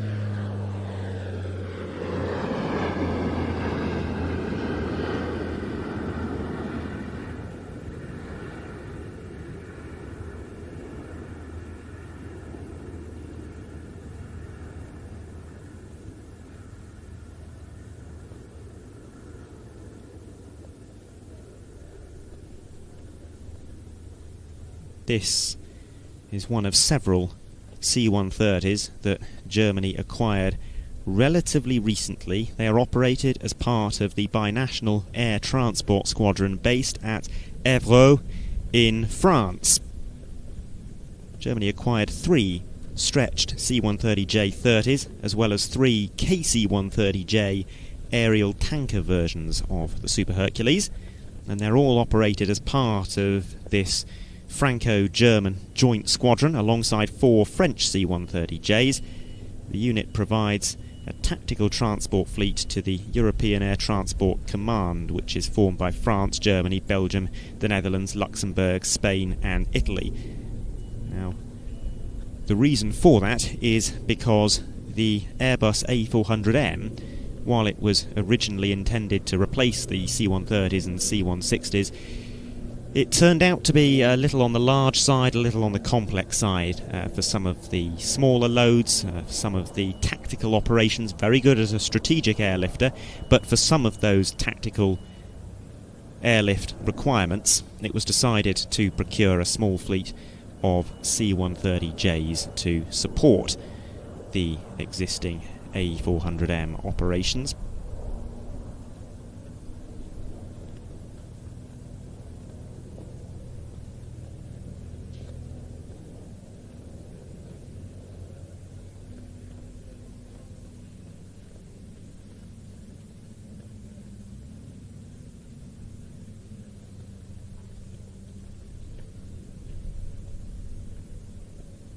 Phil Rice asks if the Catalina that's currently in our vicinity is anything to do with the air show. Yes, it is. That is coming on static display as part of the Eye in the Sky theme. And it should be arriving in the relatively near future.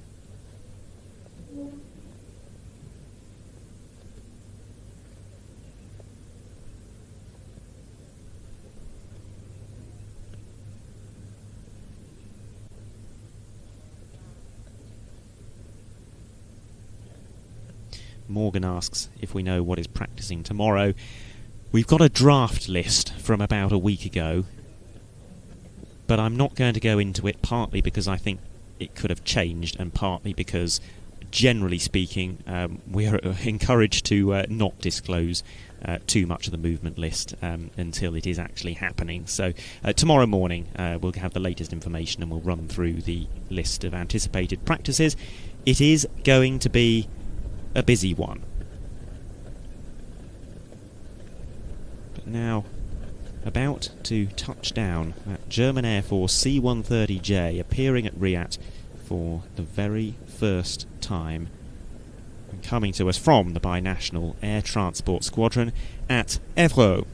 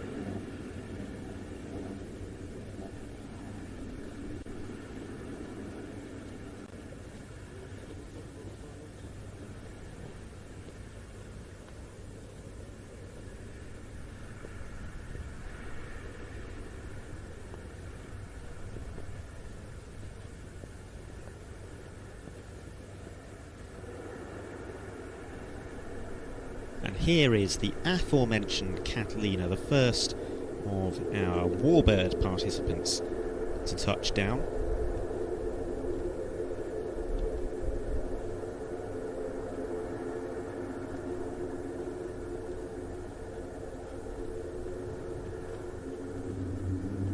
Catalina was the most numerous float plane of the Second World War, with over 3,300 built.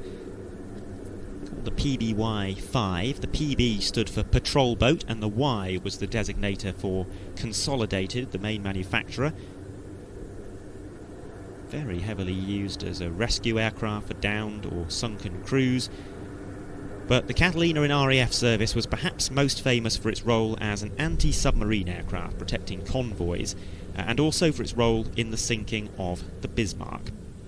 This is currently the only flying Catalina in Europe. Technically it's a Vickers Canzo A, as it was built under licence by Vickers in Canada. And it's now painted in the markings of Miss Pickup, a US Army Air Force OA-10A Catalina of the 5th Emergency Rescue Squadron, which was based at Halesworth in Suffolk.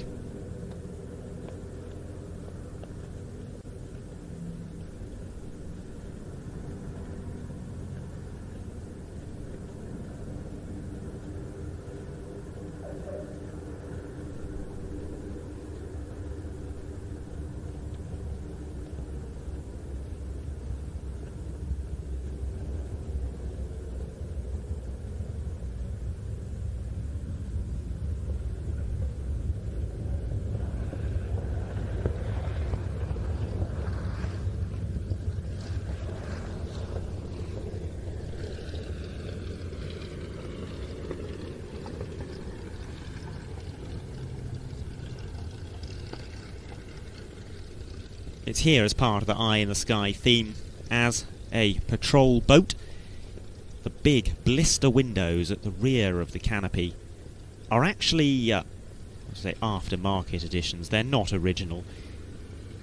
Blister windows would indeed have been fitted there, but they would have had frames and they would have been a little bit smaller. They would also have housed machine guns as well in many cases. But this aircraft was fitted with larger frameless blister windows as part of a previous life, being modified for use as an airborne safari aircraft out in Africa. I'll tell you what, having flown on that aeroplane, those blister windows are absolutely remarkable. you can stand in front of them, and because of the curved nature of the glass and the distance from you, you don't see any reflections. The standard of the clarity is absolutely perfect, and so you're not really aware of that glass being there, and you can sort of stick your head out as you fly along and look straight down and lean farther and farther and farther out, and you reach out with your hands expecting to touch that window, and it is just not there. It's slightly out of reach.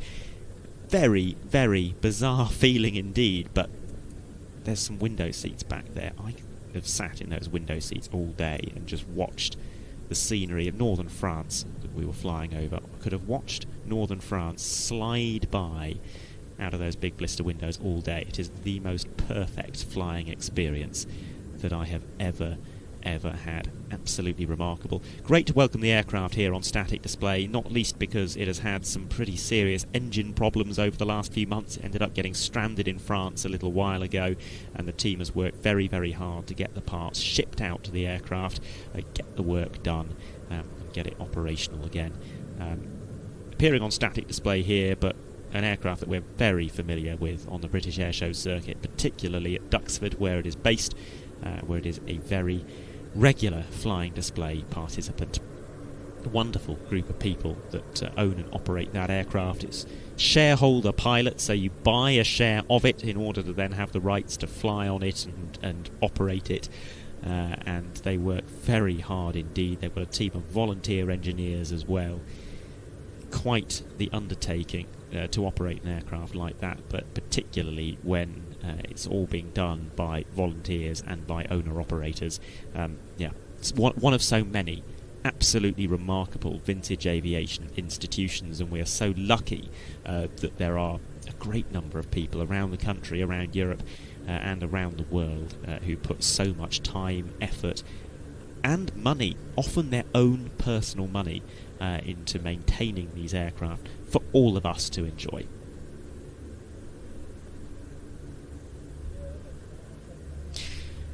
Let's take another look at one of our little promotional videos for the on-demand service. 3 random excerpts from the 150 plus aviation and airshow titles that are available to view if you sign up to watch.planestv.com. Please do sign up. It's the only way to get access to the live broadcast from the airshow here on Friday, Saturday and Sunday. But while you're there, you're going to have access to the whole of the back catalogue as well. Here are some excerpts.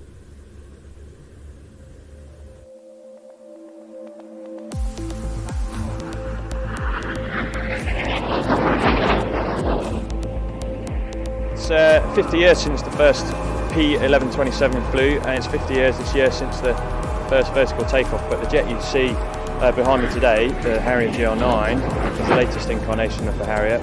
It's completely different to the original Harriers that flew in those early days. A bit of flame coming out the back, and this is our central heating system for Great Britain to warm you up a little bit.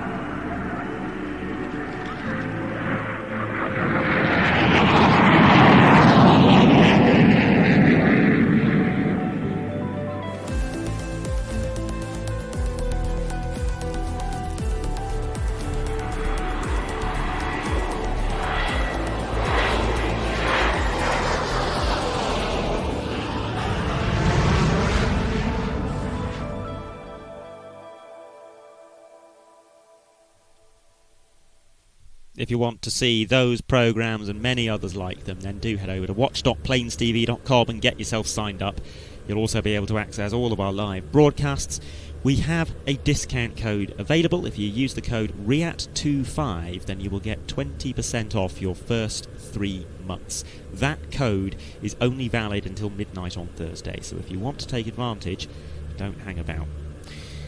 Some interesting comments that have come in, and I noticed one from GB2 who says the IAT 1993 footage is bringing back memories. I worked at IAT for 20 years at Greenham, Biscombe, Middle Wallop and Fairford. Unable to get here for Friday. Thanks for the fantastic coverage. Well, thank you so much for watching. I'm glad that that 1993 material brings back memories. I hope you'll be able to watch the full programme when we release it in about a week's time. 2 hours of action from IAT 1993. It was a lot of fun to make that, and we put in quite a lot of effort into restoring the footage best as we possibly can as well.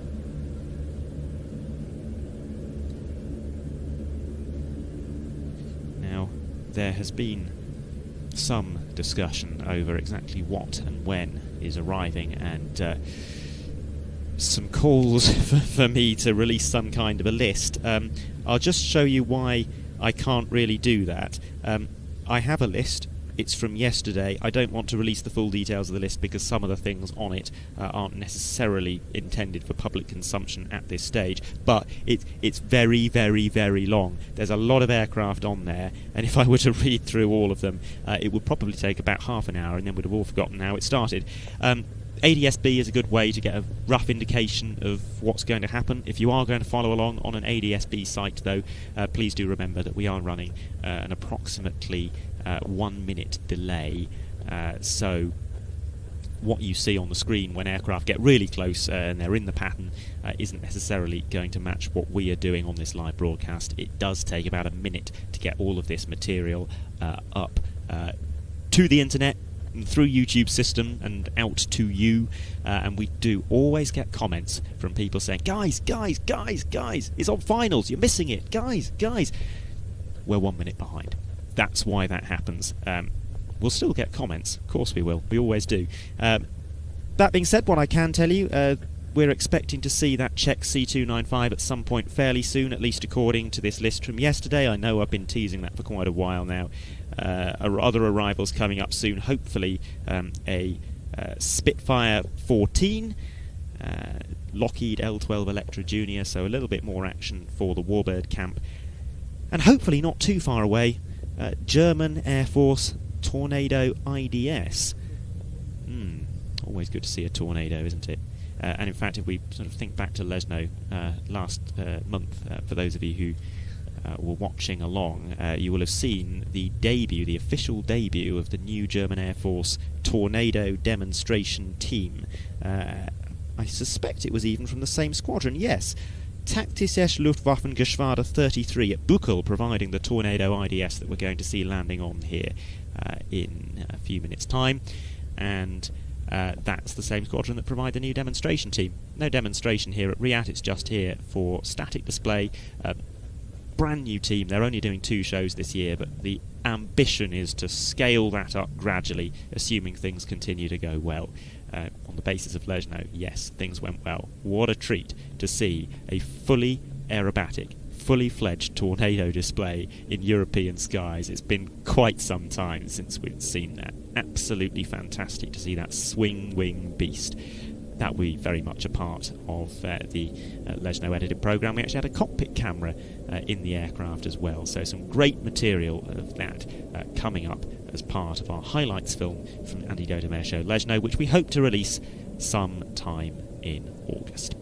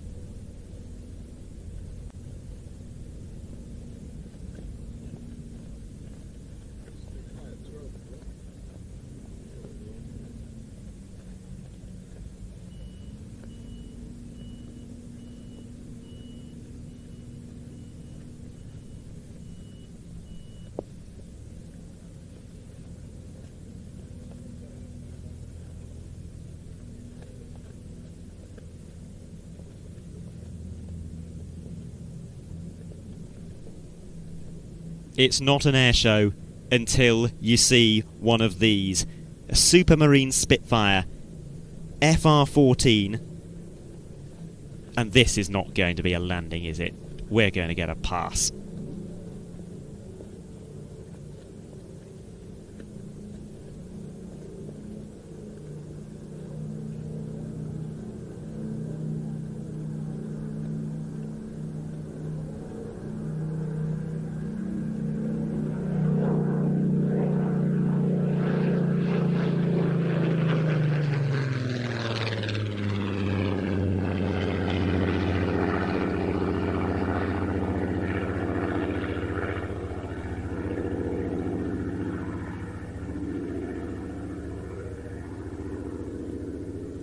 clipped wingtips. Love that. I know elliptical wings have their fans, but goodness, it looks slick with those clipped tips.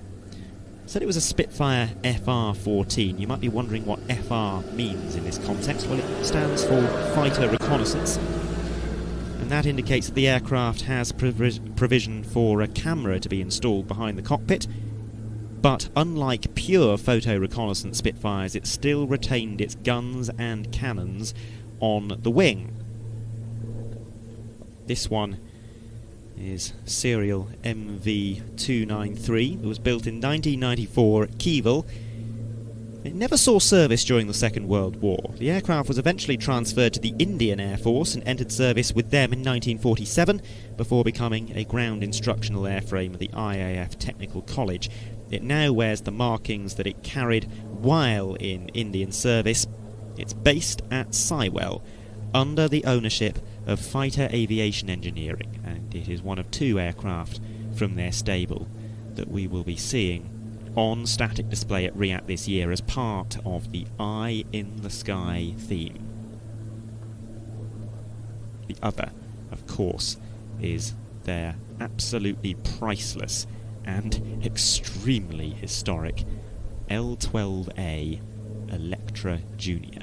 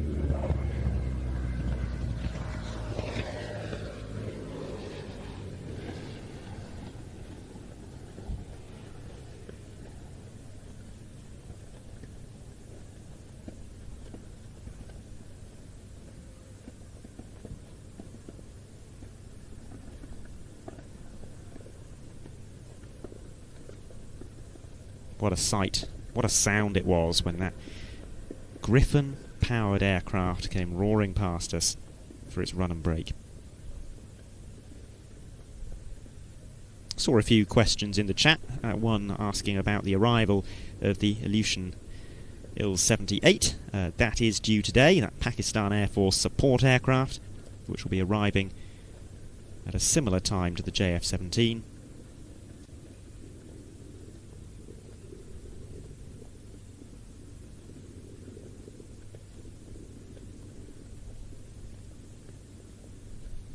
It hasn't landed yet. What we're expecting to see is that it will land and then probably be on the ground for an hour or two, then take off again. It's here exclusively as a support aircraft, so predominantly for the aerial refuelling purposes, to get the 2 JF-17s all the way out to Fairford.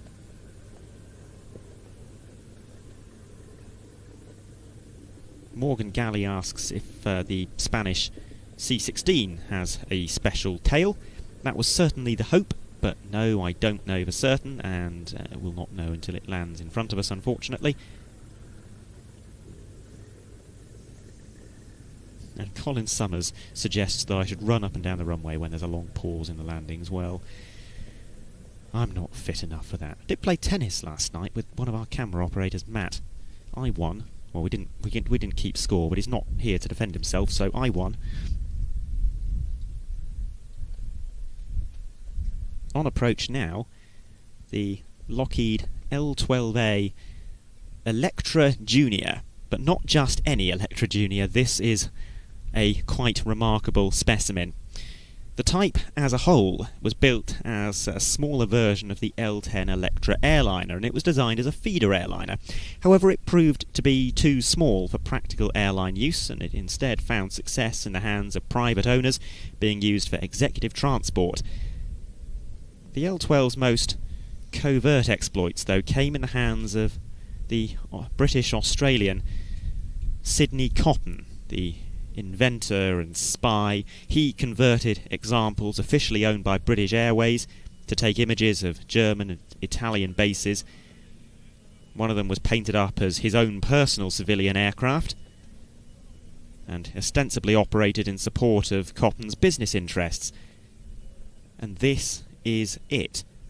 It conducted some very daring missions over occupied Europe in the final weeks before the outbreak of the Second World War, equipped with cameras and specially constructed systems to keep the lenses clear of ice and moisture. So an extremely historic aircraft, one which was restored to flight in 2023, arguably one of the most significant vintage aircraft restorations of the last few decades. It still wears the same registration as it did while in Cotton's ownership. It probably wears the same colour scheme too, although it's hard to say for certain because no colour photographs exist from that time. And as one of the most important photo reconnaissance aeroplanes of all times, it is very fitting to welcome this aircraft to Fairford to take its place in the static display as part of the Eye in the Sky theme.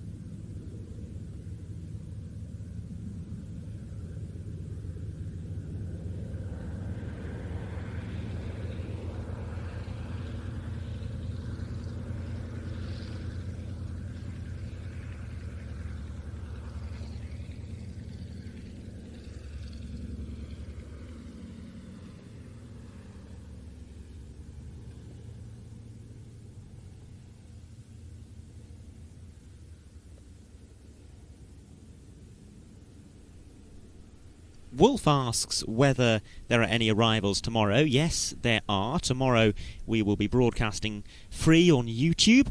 It's the last of the arrivals and practice sessions. There are plenty of arrivals, but the focus shifts more towards flying display rehearsals, so we'll be seeing quite a lot of them tomorrow. And then on Friday, the air show proper begins, and if you want to watch the air show proper, you'll have to be a paying member of our streaming service, watch.planestv.com. We'll be exclusively broadcasting on our streaming service on Friday, Saturday and Sunday. Another question I spotted is the Indian Air Force sending anything? No, they're not this year. Off the top of my head, when did the Indian Air Force last send something to RIAT? 2007 is the year that's in my head, when some Sukhoi 30s participated. They were actually in the flying display, or if I'm remembering correctly. No, they're not sending anything this year.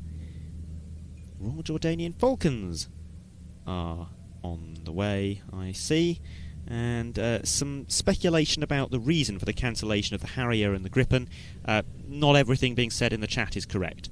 So the reason for the cancellation of the Gripen has been known about as a possible risk for some time. The pilot does have an injury, and it was uncertain whether he would be cleared to fly in time for the air tattoo. Unfortunately, on Monday it was discovered that he was not going to be cleared to fly, and therefore the aircraft is still coming, but without the display pilot, so it can merely be put on static display. We wish the pilot all the very best with his recovery. And as for the Spanish Harrier, well, the reason there is simply that the Spanish Navy has very, very few Harriers that are in fully operational condition, and one of those went tech a few days ago, and once that aircraft went tech, the fleet size reached a point where it wasn't really sensible to deploy an aircraft all the way out to the UK for the sake of entertaining us here. So that's the reason why those 2 aircraft have withdrawn. Nonetheless, the Czech Republic is persisting in sending the Gripen, and we are expecting to see it very shortly indeed. The camera operators have already got sight of it, and we'll bring you footage of that aircraft just as soon as we can get one of the telephoto cameras right up close and zoomed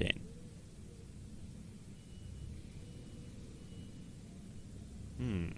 Horty70 says maybe I'm thinking of Waddington with the Indian Air Force assets. You know I may well be. Or did they do both shows? I can't recall.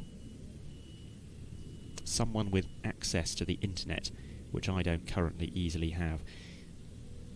Let us know in the chat. When did India last attend the Air Tattoo? And am I right about 2007 and the Sukhoi Su-30 formation? Yvonne asks, will Plains TV be doing a pay-per-view? No, we don't do that anymore, I'm afraid. That was organised by RIAT back in pre-COVID times. Nowadays it is subscription-based, and we do it through our own service. So if you would like to watch the show days, then head over to watch.plainstv.com. Now, if I remember correctly, the price that was charged per day for the pay-per-view is actually comparable to the price that we're offering for a whole month of access to our subscription service. So it is a much better deal. You get 3 days, and of course you get a whole month of access to all of our programs, all of our old live broadcasts, and any future broadcasts that occur during the period of your subscription. I can't think of anything that we're likely to be doing over the next month, but certainly there are more coming up later on in the year. We're up at the International Air Show Festival of Flight. I know I can talk about that one. There are potentially up to 4 or 5 others that are not sufficiently confirmed for me to want to talk about yet, but we're working on it, and we should have things on the streaming service live through the year, not just in Britain but hopefully also abroad, plus the edited programs, including some shows that we are not covering live. So we will have edited programs of Aire 25, that enormous air show that took place in Spain not all that long ago, celebrating the 40th anniversary of Patria Aguila. I went out there to film that one. What a pleasure it was to see the last ever display on jets by Patria Aguila as they transition from the E25 to the E27, or to put that in more common parlance, from the C-101 Avio jet to the Pilatus PC-21. And there was a lovely heritage formation as well. Sabre and PC-21 flying in formation with all of the Avio jets of the current team. Really, really moving moment, actually. So I hope you'll enjoy that edited program when it comes out. I'm working on a Lesno edited program for if you missed the live broadcast. Ian went out to Pardubice a few weeks ago, I should say, and we didn't live broadcast that, but we'll have an edited program. We'll take a look at a video from Pardubice, in fact, in a few minutes' time. I'm just warming Andrew up to the idea so he can start finding the relevant clip in the trailer. And then the other shows that we are not covering live, but we will have edited programs of them. Roskilde in Denmark in August, and Hanweide out in Germany, that wonderful warbird fly-in and air show, arguably the go-to event in the world for warbird enthusiasts. It is quite unlike anything else.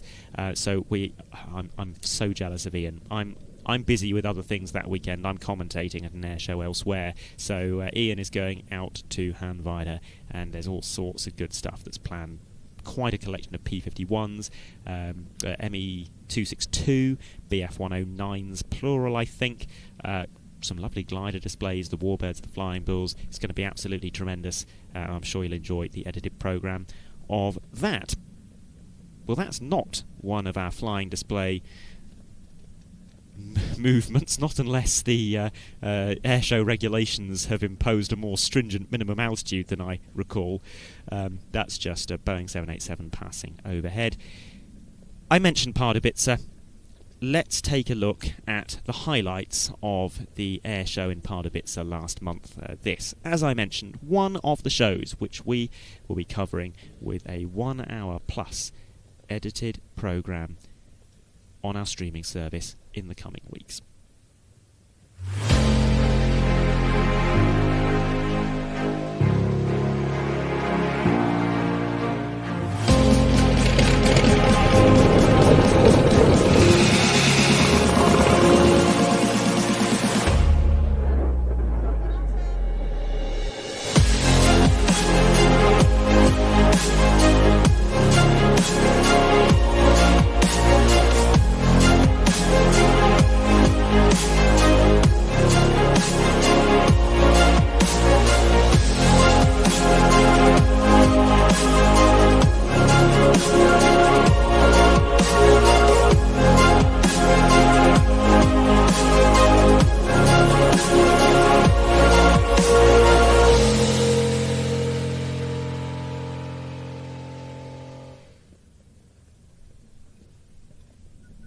The B1 on screen there, and I did see Starseeker asks why the B1 was cancelled for Friday. I don't know. What I can tell you though is that RIAT do not cancel acts like that. That will have been the act cancelling on RIAT, perhaps crew availability or something like that. So while I can't tell you the reason, what I can tell you is that there will be a good reason, and it will be something outside of the air show's control.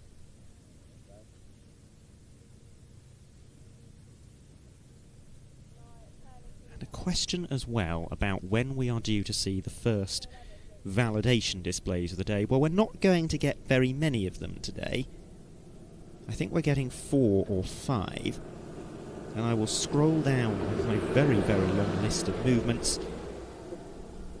The first one that I see is at 3:30 this afternoon, and that will be the NH90 from German Army Aviation, followed by the Royal Jordanian Falcons.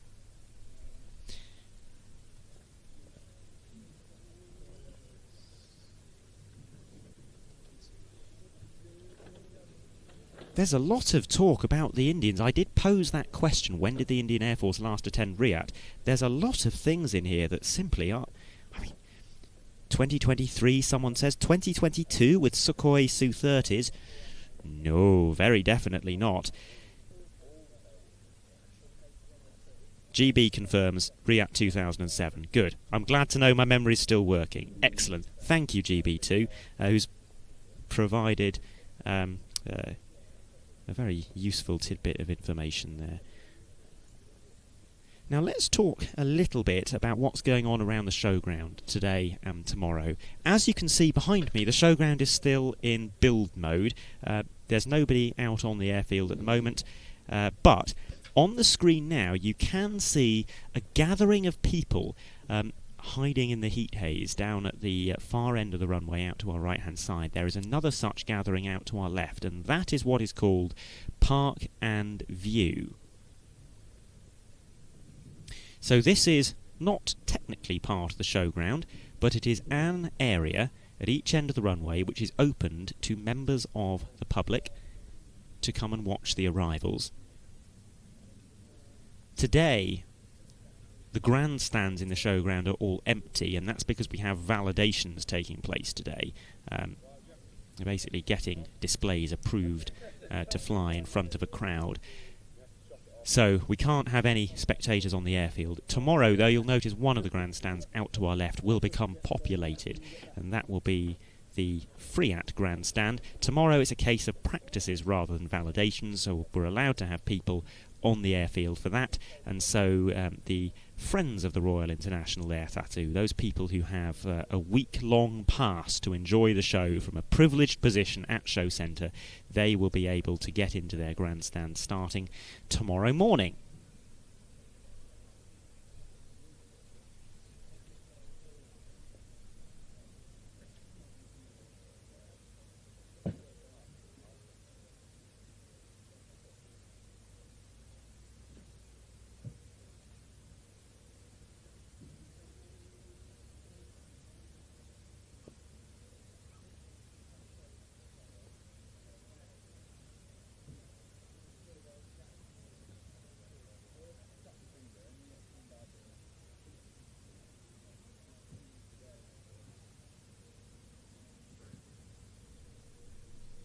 see Petter's joined the live chat from the Pilatus Air Show. Most pleased to see a show represented. Petter, thank you for having us. I'd love to say we enjoyed the trip. I, as you know, didn't, but Ian enjoyed the trip very much. And maybe next year it'll be my turn. Looks like an absolutely tremendous show, and thanks for having us.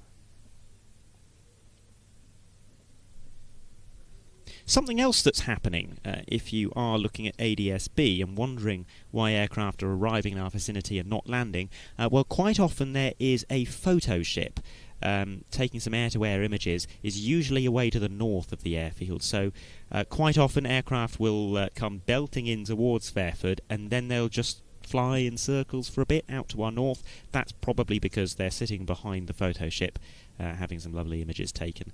They tend not to be there for too long, so it will anything that's behind that photo ship will generally make its way into us within 10 minutes or so.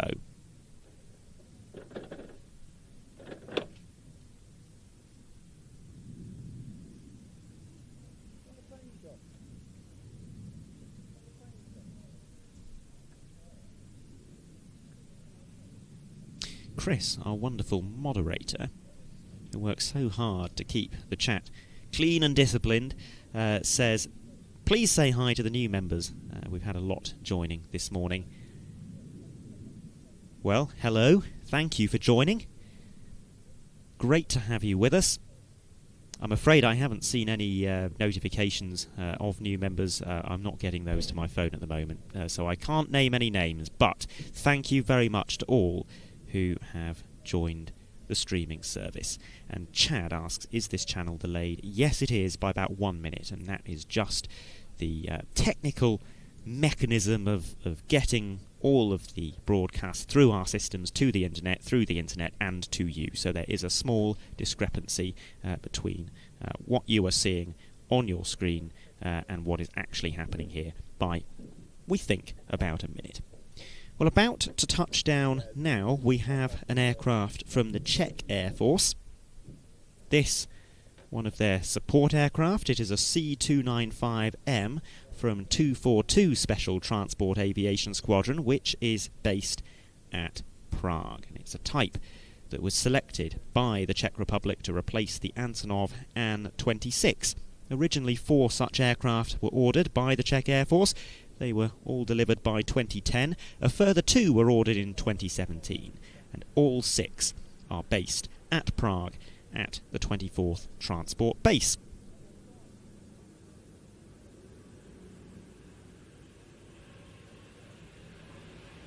That is Spanish. Not Czech at all.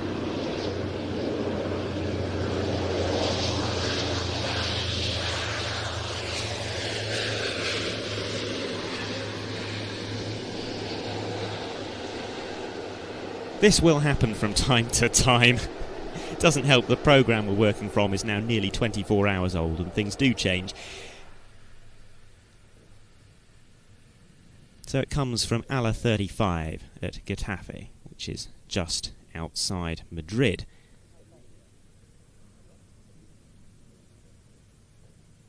An aircraft with quite an interesting history, the C-295. It was developed from the CN-235, which was a joint Spanish-Indonesian project to develop a relatively small airlifter.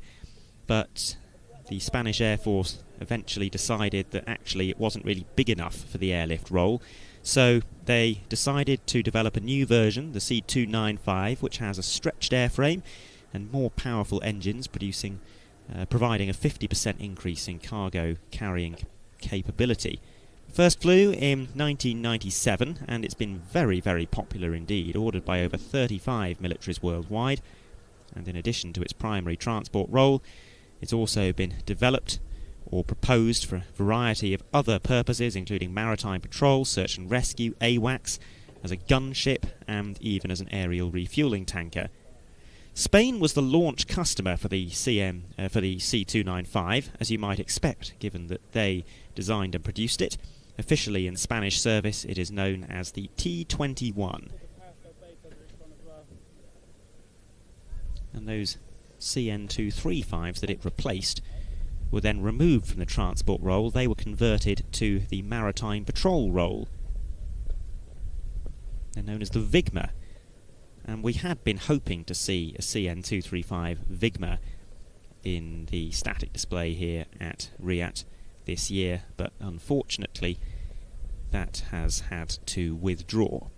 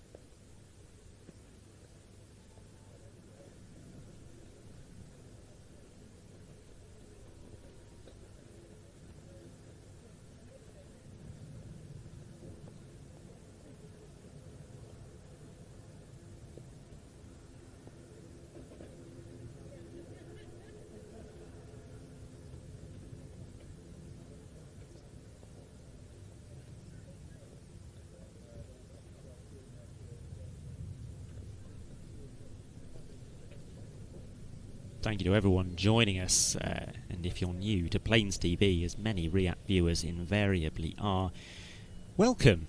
It's great to have you with us, and we are delighted to have you. If you're not familiar with us, then Plains TV is a specialist air show and aviation broadcasting company. We have our own streaming service, on which we broadcast air shows live. We've got over 150 edited programs as well, and a very enthusiastic team of aviation enthusiasts here producing this live broadcast, as we now welcome the Czech Gripen to the air tattoo, having finished up with the Skyvan photo ship.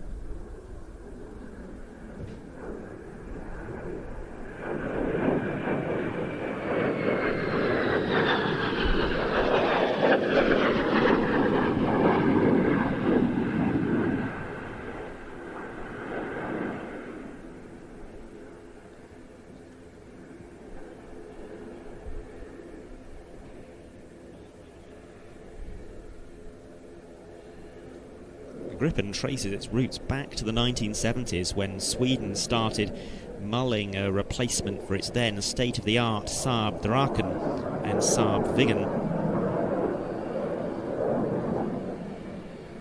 It would be a multi-role fighter, primarily intended for air-to-air and air-to-service combat, but also for reconnaissance. And in keeping with Sweden's doctrine of dispersed operations, the Gripen was designed to operate from roads and snow-covered runways that are less than 500 metres long. To facilitate that, it had not only excellent stall performance, but it was also designed to be rugged and dependable, with minimal maintenance requirements and quick turnaround times between missions.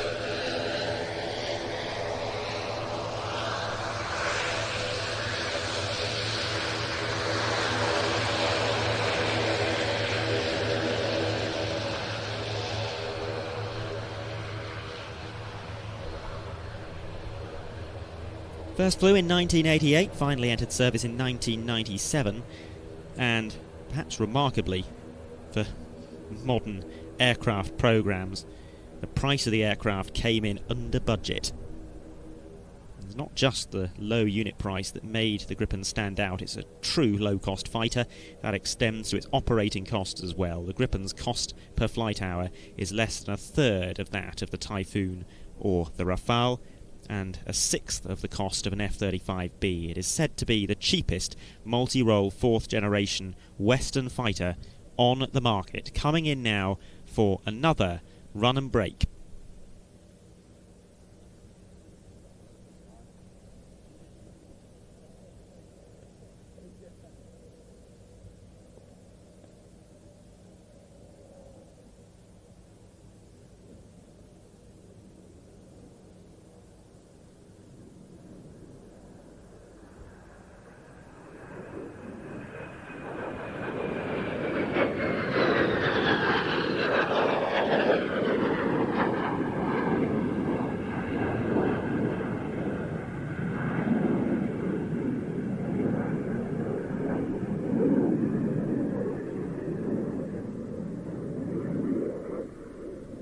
When the Czech Republic joined NATO in 1999, they needed to replace their ageing fleet of MiG-21s with NATO-compatible combat aircraft.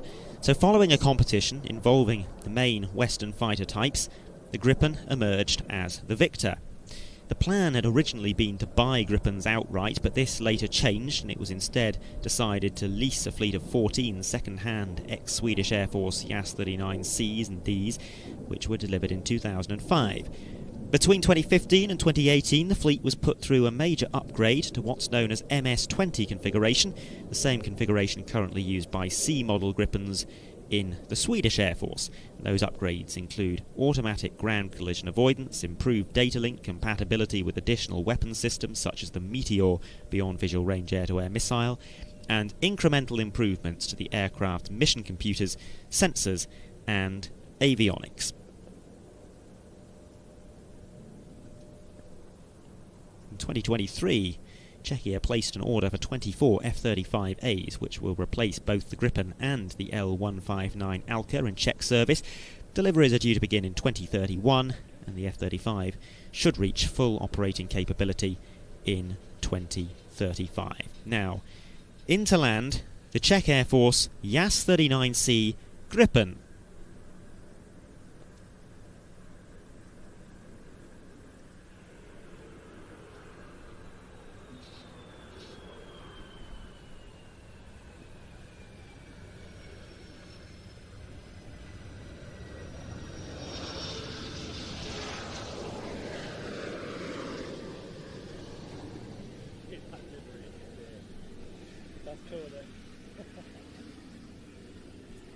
The Gripen, of course, still very much in development. The newest version, the JAS-39E, has been developed in conjunction with Brazil, with new avionics, a heavier payload, an additional weapon station, a strengthened airframe and undercarriage, far greater range, and the new, more powerful engine. Instead of the F404, it uses the F414, and we'll be seeing one of those new generation Gripens, the JAS-39E, arriving later on today and also performing in the flying display on all 3 days.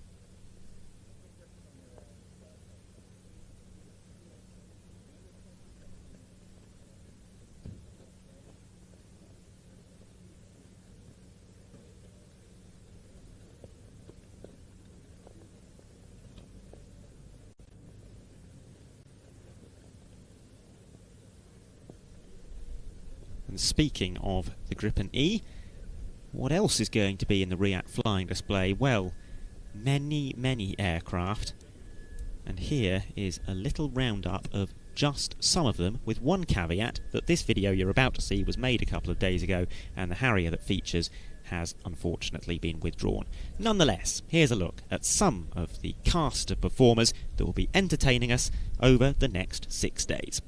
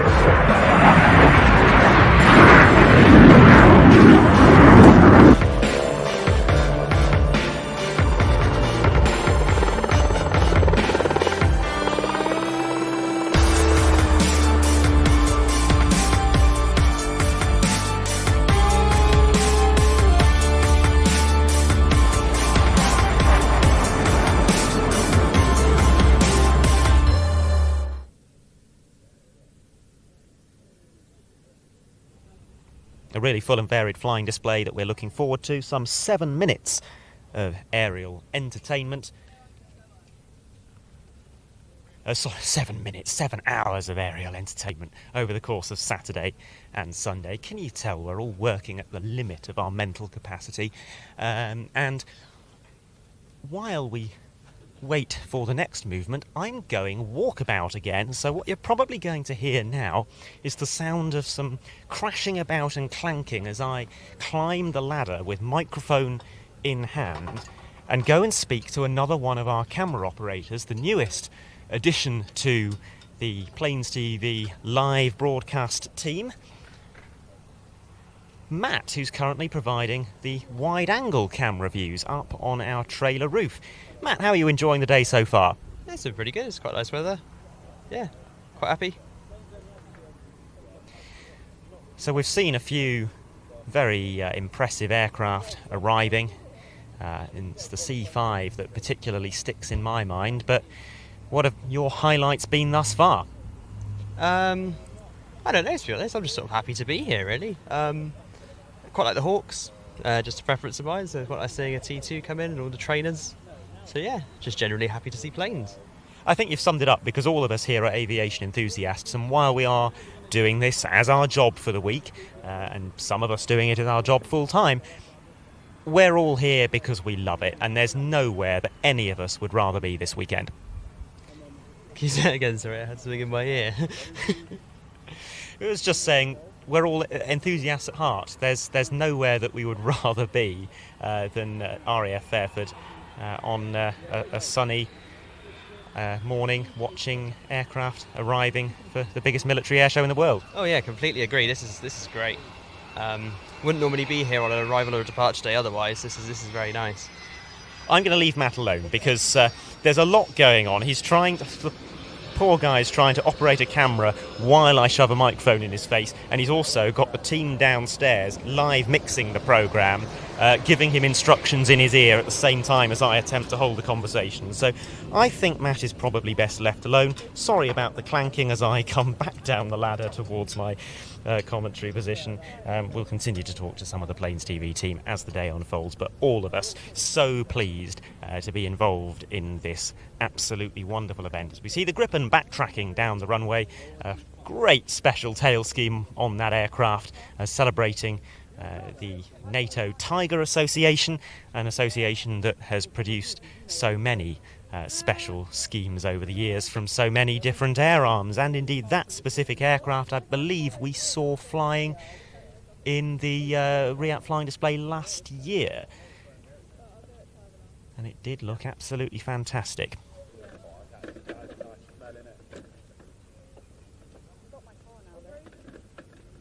It might have been a different Czech Gripen special scheme that we saw last year.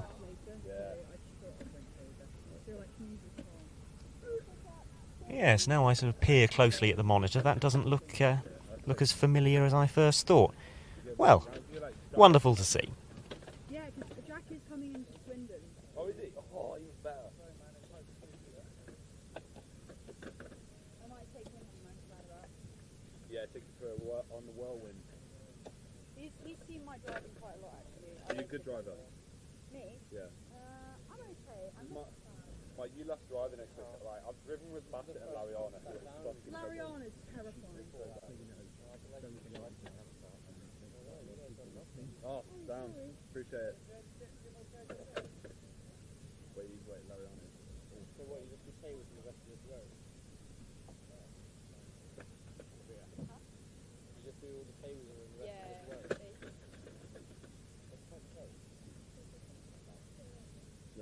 Everyone's going to know we're going down the roundabout or something.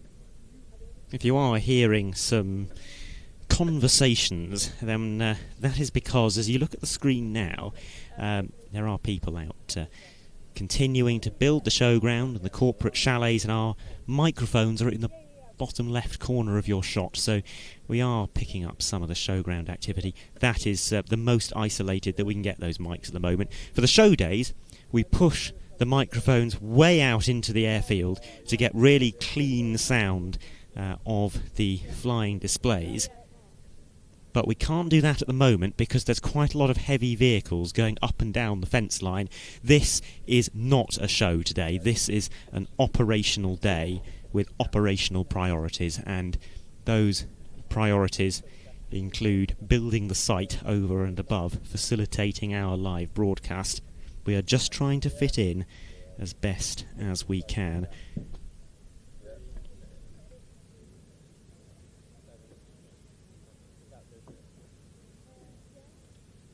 We did go and speak to Matt a few minutes ago, and Matt, as an air cadet, is very keen that I give a shout out to all the cadets, all the hundreds of cadets who work so hard here at the Air Tattoo, delivering so many of the tasks, and indeed the wider volunteer force. It is a quite remarkable organisation, this, and the event could not run without the cadets and without the hundreds of people who give up their free time to make this event happen. And that includes some really surprisingly important roles, by the way.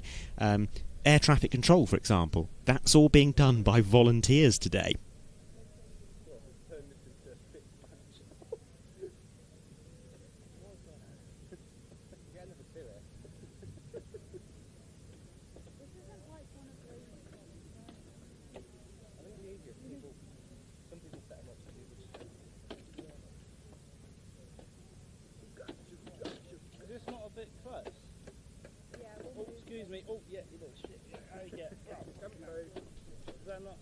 Jersey Print asks if they are to join and pay for access to the weekend stream, can they watch on YouTube?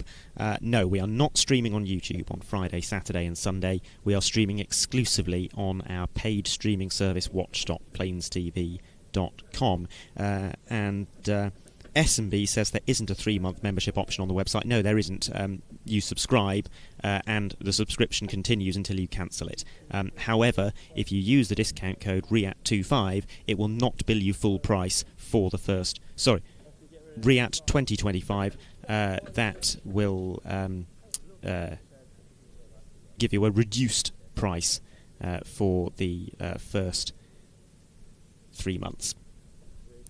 And Ian would like to apologise for the typo on the coupon code, which may have been confusing people. Apparently it's RIAT 2025, not RIAT 25. I can understand now why we had a couple of comments from people saying it wasn't working.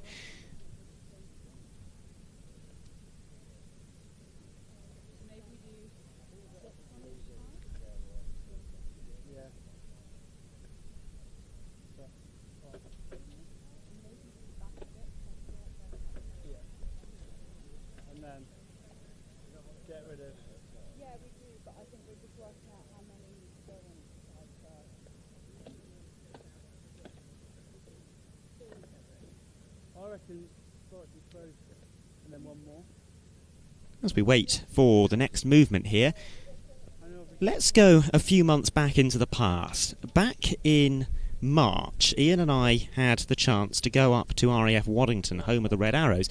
Given we'll be seeing the Reds arriving into Fairford later today, and we'll be seeing them display over the course of the 3 show days, let's take a look at this little video which previews the sort of thing that we can expect to see from them during their shows this year.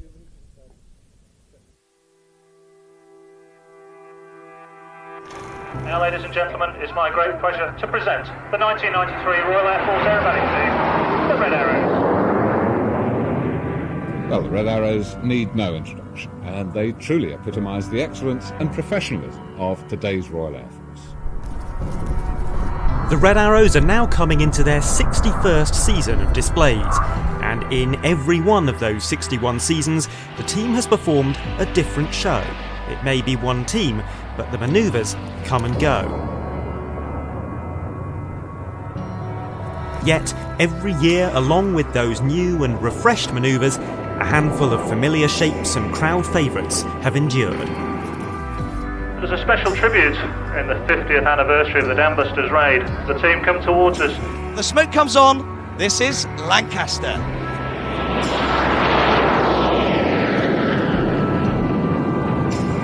Watch now then as they fan out in spectacular fashion in the Vixen break. The Royal Air Force aerobatic team, the Red Arrows. There must be a scientifically optimal Red Arrows display routine. How do you work out how much to change things? Well, actually, the decision is completely made by Red One. He's the one that designs the show from start to finish. So Red One has to come up with a very specific way of designing a new show. But you're right, we changed the show to freshen up because, as you say, there's a lot of teams out there that don't change the show from year to year, and we want to bring that fresh and exciting new show to the public every year.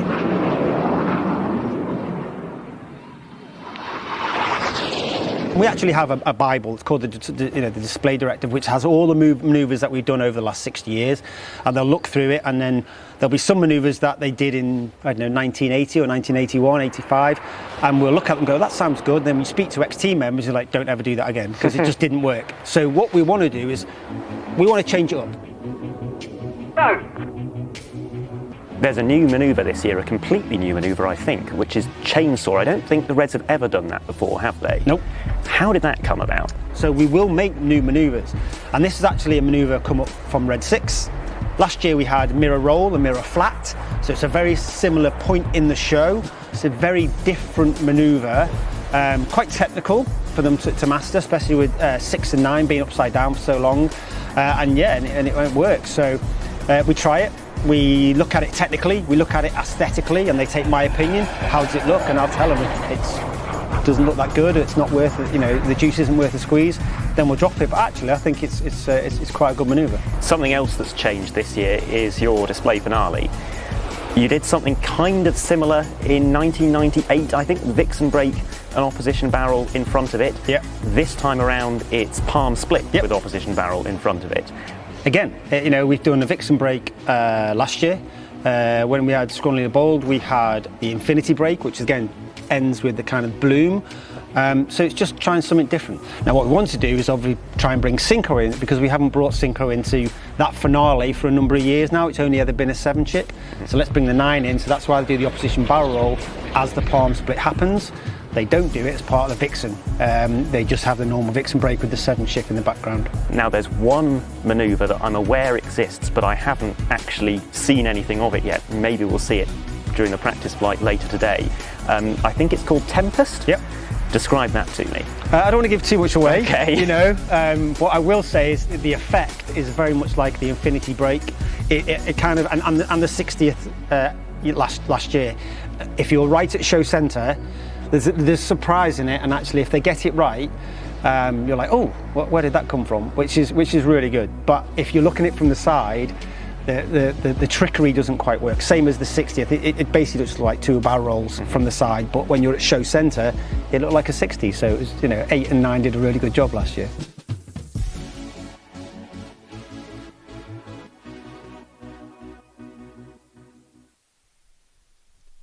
We had a lot of fun filming that. I had a lot of fun sitting down with Muskie and asking some questions that he probably doesn't normally get asked. That was just a short excerpt, 4 minutes or so, from a much longer programme that we made that really drills down into the fine granular detail of the 2025 display routine. The full programme is 20 minutes long, and you can go and watch it on our streaming service, watch.planestv.com. So if you are a member, go and watch that. Not now, watch this now, but watch that later. We give you so much entertainment on Planes TV, don't we? It's almost impossible to keep up. Now, the streaming service. There has been some confusion, some of which has been caused by me, but Ian says he did a typo, so it's probably his fault. The coupon code is RIAT 2025, not RIAT 25. So apologies about that. If you've been trying in vain to subscribe to the streaming service in order to watch the Friday, Saturday and Sunday broadcasts. To be completely clear, once again, we are not broadcasting on YouTube on Friday, Saturday and Sunday. That is exclusively available on the streaming service. We thank you very much for subscribing if you have done, because it is paying members like you who make all of this possible. We simply couldn't do it without you. And we look forward to bringing you many, many other air show live broadcasts over the coming years from RIAT, but other events as well, and indeed expanding our catalogue of airshow highlights programmes. We've been showing you some excerpts over the course of the morning of the sort of thing that we have available on our streaming service. There are many, many programmes available, and as we wait for the Royal Jordanian Falcons to come in, we're anticipating their arrival being the next movement, then let's take a look at another one of those little videos. No, we're not going to do that just yet. We're just going to sort of get a handle on what's moving around the airfield. And indeed, it's a good job we didn't go to VT, because the Royal Jordanian Falcons are now arriving.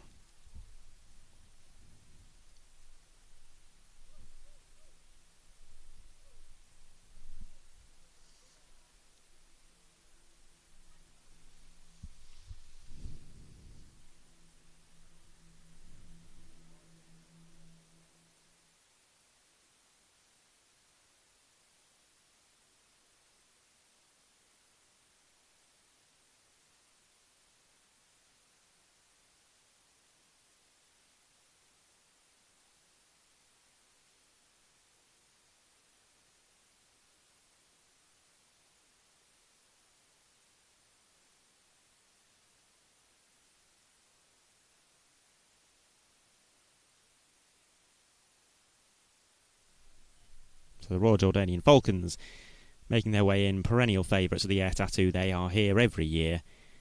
And I won't talk about them too much now, because in a few hours' time we will get to see a full run-through of their display. So I will save the talk for later about this wonderful team of extra 330LXs. And instead, I shall address some of the questions that are popping up in the chat. Andy asks, is it possible to cast from our streaming service onto a TV? Yes, it absolutely is. The website is compatible with AirPlay and Chromecast, and there is an FAQ on the website that will give you hopefully all the guidance and information that you need. Tom asks, any validation or practice flights being done today? Yes, there are. These guys, the Royal Jordanian Falcons, will be doing one of them. The NH90 will also be performing a validation. That session of validation starts at 3:30, and there'll be a few more towards the end of our flying activity in the evening.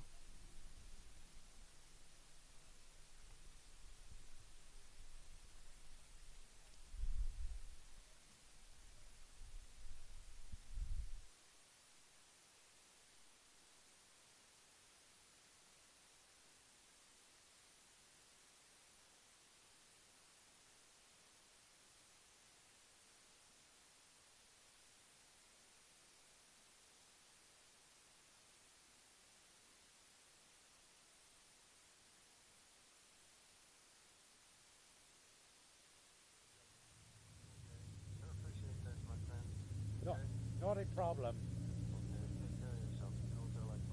Yeah, you too, Stephen. Bye now.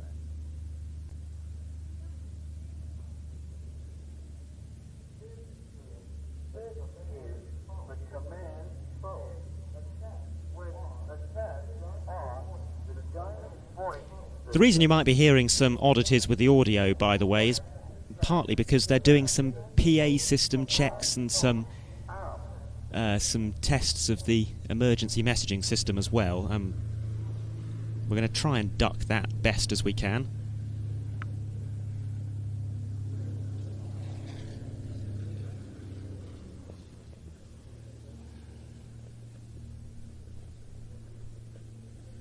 The site, as I've been saying, very much in build mode. This is not a show day. We are trying to fit in best as we can between all of the operational requirements of building the site and testing all of the systems.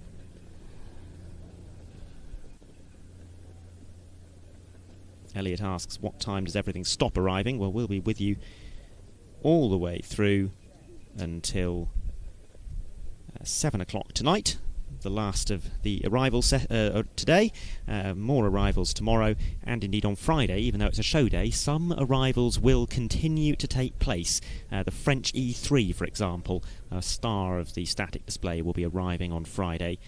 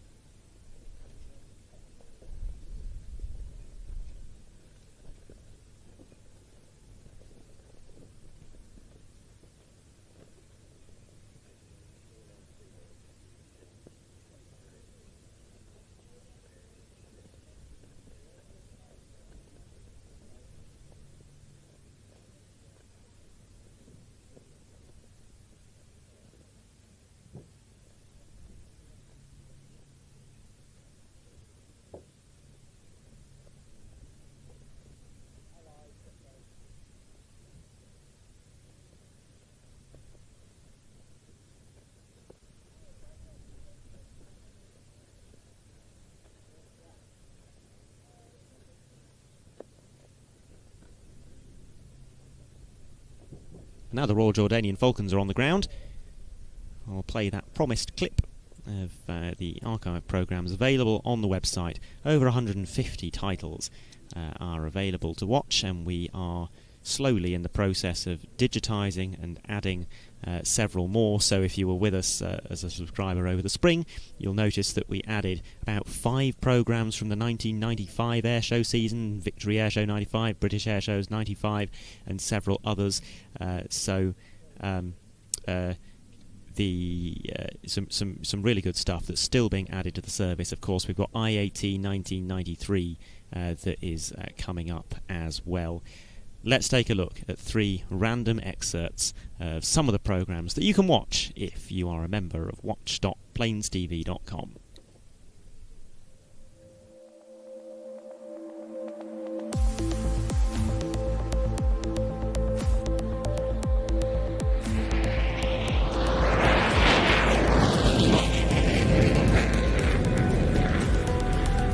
So to me, I like to use this display because it's very different of what we do in our normal life.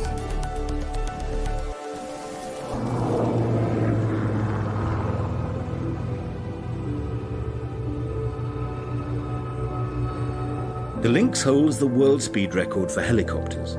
Its maneuverability and wide variety of mission capabilities have helped sell it to 11 countries.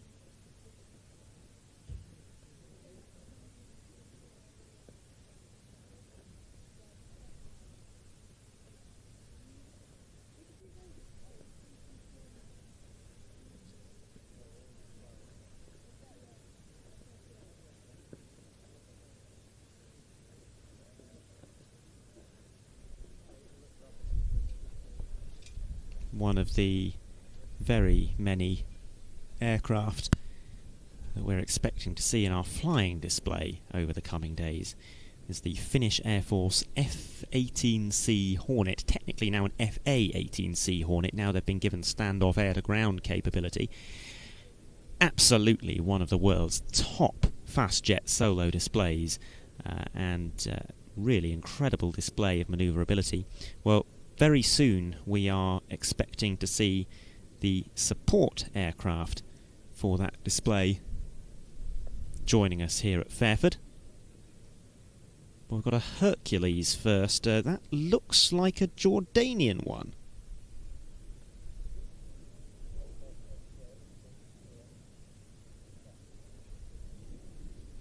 And this, we think, is the support aircraft for the Royal Jordanian Falcons. Now, we are doing this exclusively visually, by the way, so when we do occasionally misidentify an aircraft or aircraft operator, we have no information at all apart from what we can actually see. That looks like Jordanian colours and one of the typically colourful Jordanian special tails that we so often see.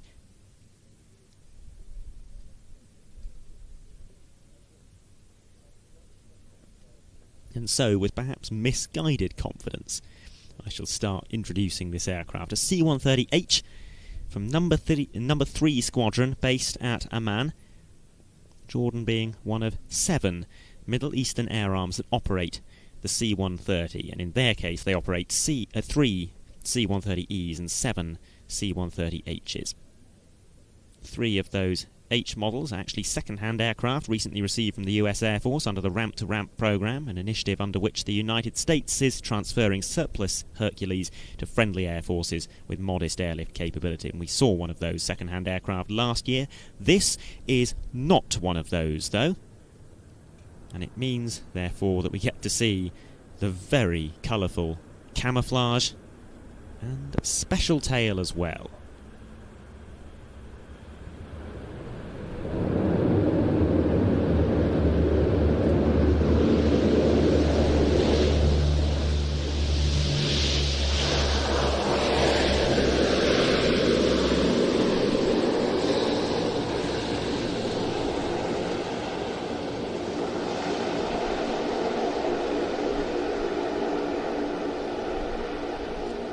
A special tail promoting the city of Aqaba, where the Royal Jordanian Falcons are based, and more particularly the historic site of Petra, the treasury of Petra, emblazoned on the tail of that aeroplane. And the Royal Jordanian Falcons' participation in the air tattoo has always revolved so much around the promotion of Jordanian goodwill, Jordanian tourism. They are fantastic ambassadors for their nation.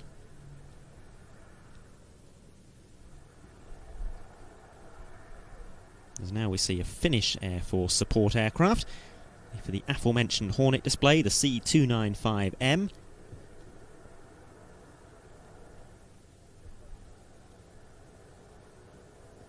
The Finnish Air Force operates 4 C-295s as their primary tactical transport platform.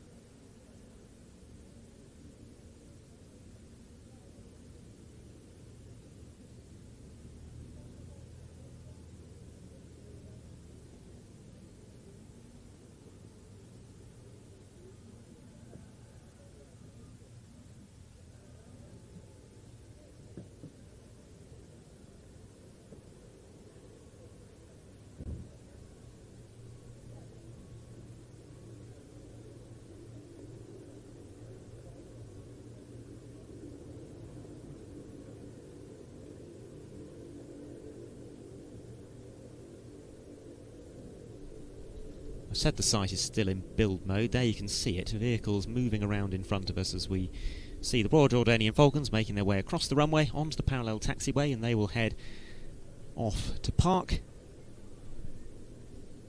The aircraft that has been really capturing people's attention in the chat is the JF-17 Thunder, of course, coming from the Pakistan Air Force and due to arrive in not too long.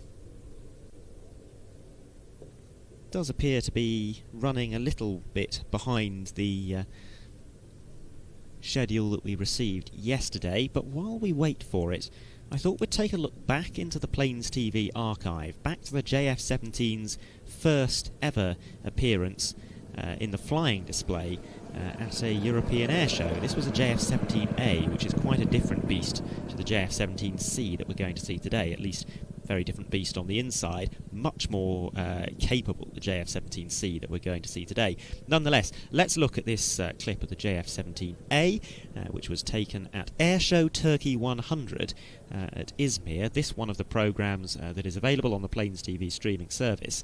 An absolutely enormous air show that was held to mark the centenary of the Turkish Air Force back in 2011, and the JF-17 was among the many international visitors to that event.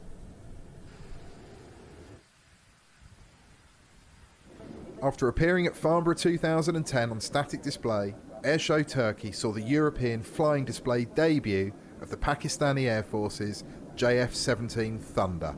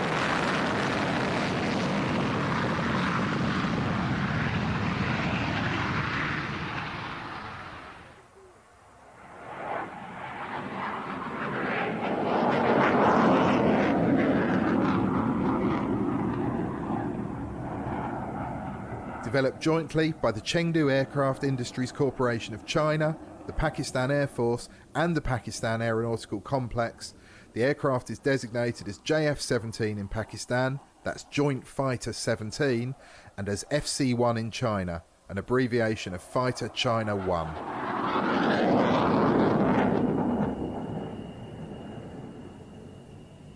Developed primarily to meet the requirements of the Pakistan Air Force, JF-17 is a low-cost, multi-role combat aircraft and was seen as the ideal replacement for its ageing mixed fleet of Nanchang A-5, Chengdu F-7s and Dassault Mirage 3 and 5 fighters.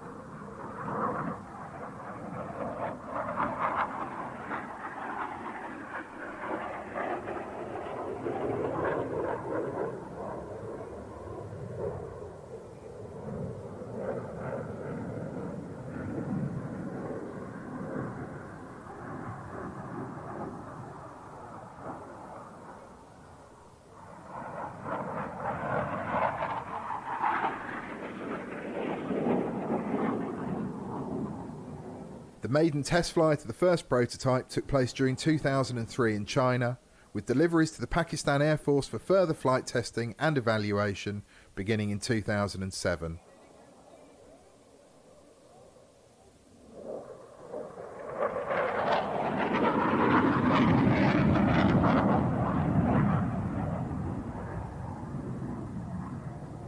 The aircraft's first airshow demonstration also took place that year in Islamabad, and the Pakistan Air Force's first JF-17 squadron officially stood up in February 2010.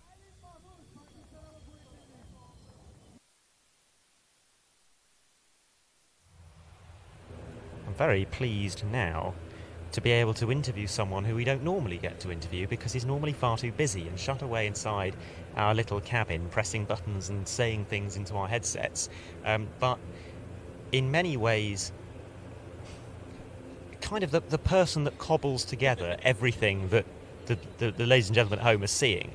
Andrew, the vision mixer, the technical director, I suppose you could say. Ian's doing some vision mixing at the moment, but you have been doing the majority of it. How's it been going today? I think it's been going well. I'm enjoying some new tools on the audio, so hopefully everyone has been appreciating some lovely sounds of the, particularly the Spitfire. I think it worked really well, so hopefully we'll get some even better audio over the weekend. In a way, I sort of feel slightly sorry for you that there's this wonderful air show going on and you're stuck inside a trailer for the whole thing. Do you get to get a sense of what it's like out here? I mean, I get the best view. I get all the nice, tight shots that you're all getting, and I just get to pick the best ones. So, as far as I'm concerned, I get a better view than just standing out here. It's great. It's a fair point. You still get excited about seeing specific aircraft when you're only looking at them on a screen, though? Absolutely. I mean, when you see something sort of coming in from the distance, like, oh yeah, great, it's that. I mean, I'm looking forward to so much this weekend, but I mean, particularly all the sort of Soviet era design heavy metal stuff. That's all really exciting because I don't get to see much of it. So, looking forward to that. Well, as we have another aircraft that is turning onto final approach, I shall let you go and do whatever it is that you need to do. Is it a much-earned break at the moment? Absolutely, yep. Ian's covering me while I've just been having lunch, so yep, I'll relieve Ian momentarily. Excellent, very good. Everyone else gets breaks, I don't get breaks. I'll have lunch at about 7 o'clock this evening. It's fine, we love it really. Now what's on final approach? We'll try and get that worked out, and I will get back to you with further information just as soon as I can.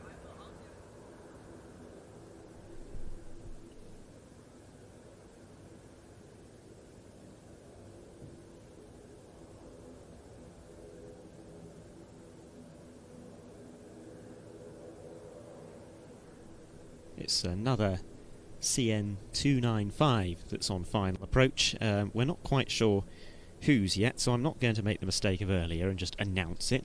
I'll wait and see and try and get some more information before declaring whose Air Force it is. You at home, you'll have your ADSB apps open and you will already know. It's tough out here, guys. Our situational awareness is in some ways very good, and in some ways the opposite of that.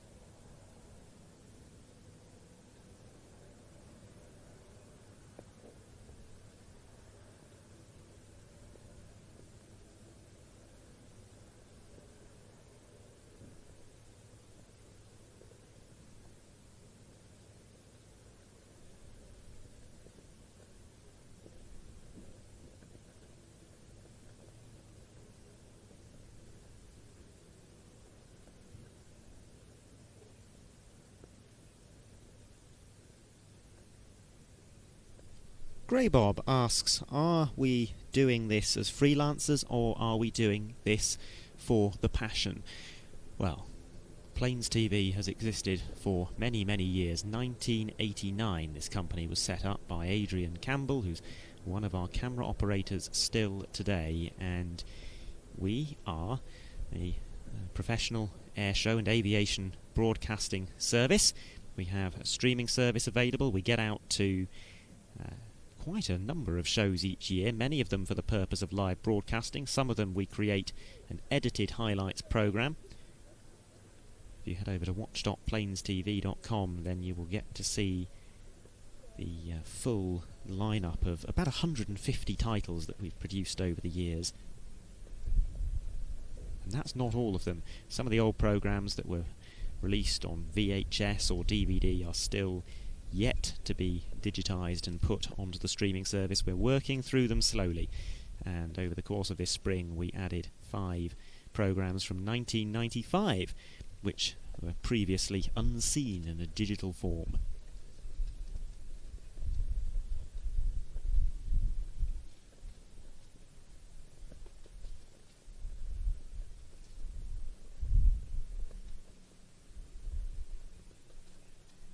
This is looking like the Czech Air Force C-295 from 242 Special Transport Aviation Squadron at Prague.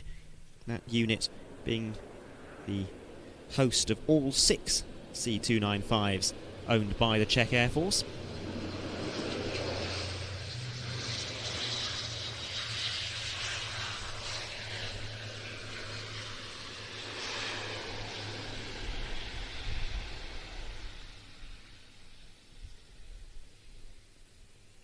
Four of them originally ordered to replace the Antonov An-26. They were delivered by 2010.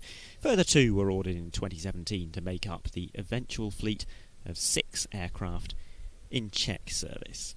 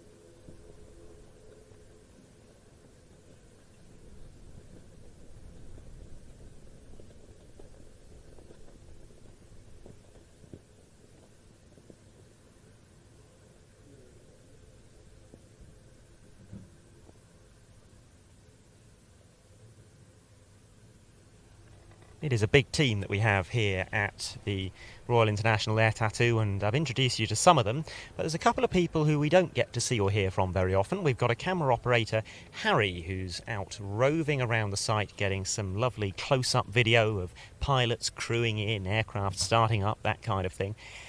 And then handling all of this footage, processing it, editing it, trying to make some highlights compilations at the end of each day, among other things.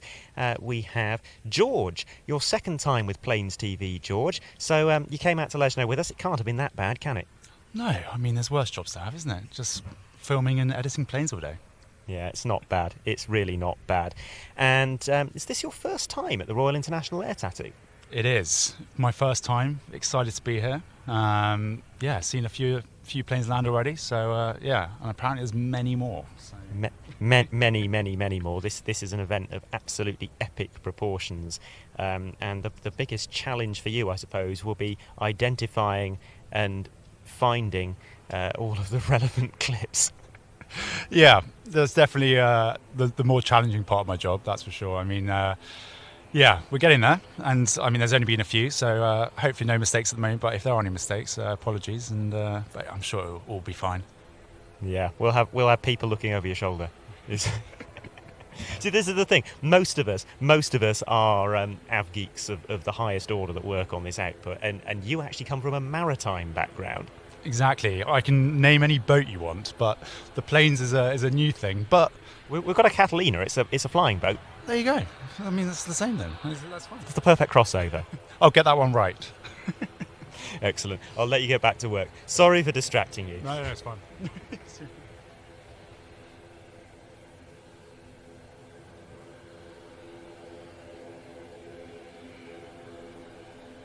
Oh, they love being dragged out of the trailer to talk to me, really. We brought him out under false pretenses as well. That's how much they love it.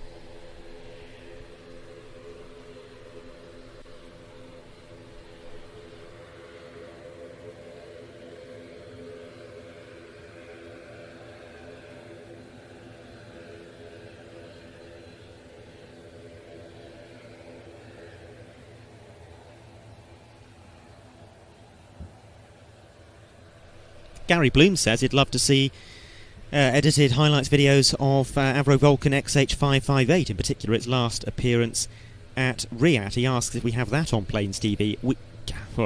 Gary, we have so much Vulcan content that there is a dedicated section of the website just for Vulcan programs. Yes, we have the highlights video from RIAT 2015, which includes a couple of hours of action.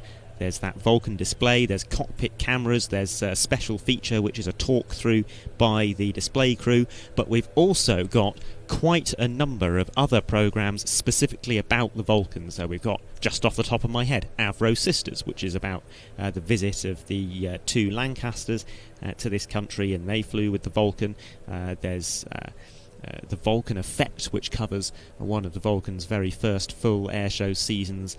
There's Vulcan People, which is more about the incredible individuals, predominantly volunteer force, that kept that aircraft in the air for a period of several years of civilian operation. And there is farewell to flight video as well, charting that emotional 2015 airshow season. So yes, very much Vulcan content to enjoy. And actually, if you go all the way back to the 1990s, the early 90s, when it still operated in RAF hands, there is some coverage from that era as well. Louis Pearson asks, oh no, so that's not the one I meant to read out. He asked about a helicopter from Peter Del Svidnik, I presume the Sokol.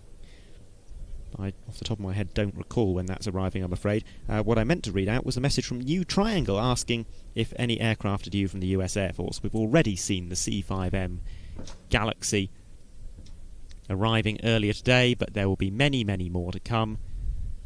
We're expecting a rivet joint, C-130, F-15. U-2's taking part in the flying display, not going to be arriving here at Fairford because it's already here as part of a temporary, as part of a permanent detachment that's based over the other side of the airfield. So we'll be seeing that on Saturday and Sunday.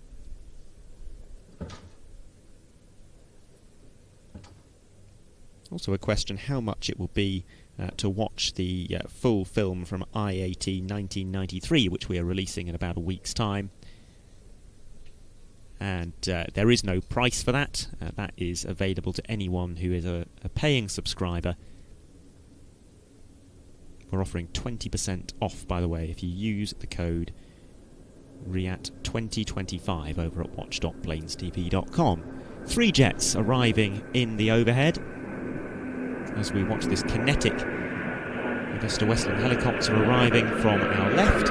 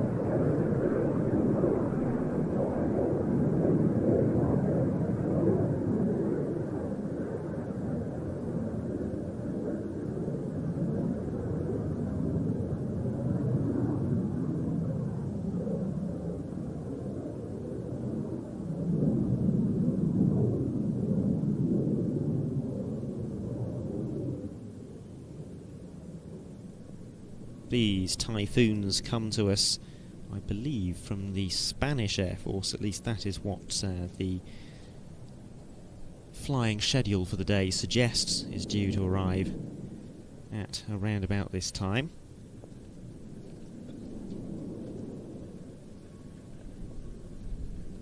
And indeed it would make sense to see 3 Spanish Typhoons, because one will go to the static display, one will take part in the flying display, and the third will be the spare aircraft.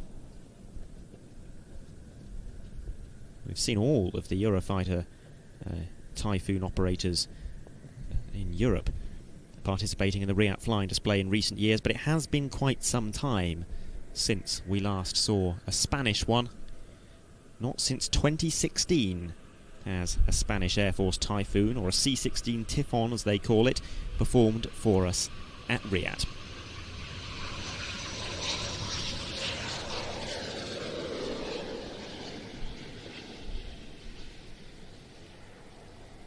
Spain initially ordered 87 Typhoons, with deliveries beginning in 2003 in Albacete, the type replacing the oldest tranche of EF-18 Hornets, as well as Spain's ageing Mirage F1s.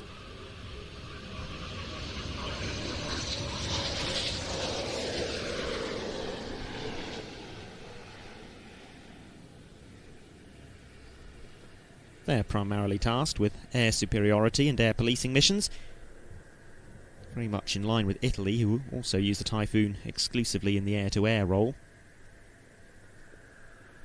But the role is about to grow, because Spain has in recent years placed orders for the new Typhoon Tranche 4, and they will be fully multi-role platforms.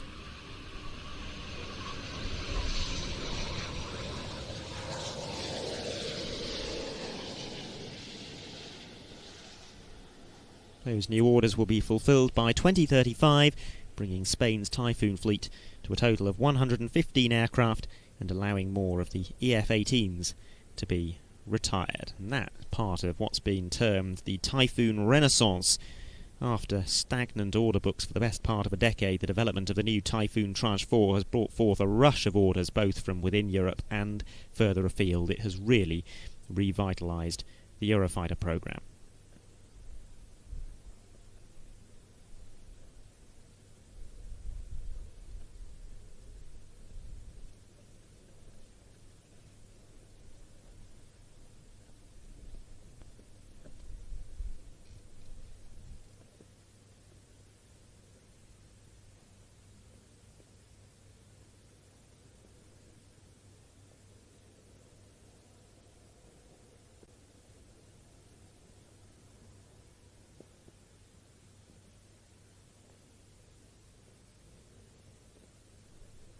I've talked quite a lot about the size and scale of the air tattoo, and we're still in the relatively early phases of the arrivals, so I'm very conscious that we haven't really been able to show it to you yet.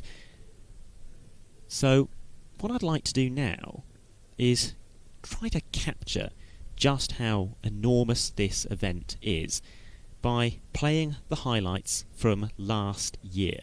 We've been here at RIAT for 10 years. This is our 10th RIAT anniversary, if you like, providing the official live broadcast, and it has been wonderful watching this event evolve through the years. And last year was a really very, very strong show. We had the likes of the U2 in the flying display. We had some very, very good fast jet solo displays as well. We had the Harrier and probably a whole load of other things that I'm forgetting. So let's take a look at the RIAT 2024 highlights video, a show that was themed particularly around the 50th anniversary of the F-16, and we had some marvellous F-16 representation, a static display line of no fewer than 16 F-16s, flying displays from 2 operators as well, namely Turkey and also Denmark. It was an absolutely superb show with tremendous weather. Let's cast our mind back to 2024.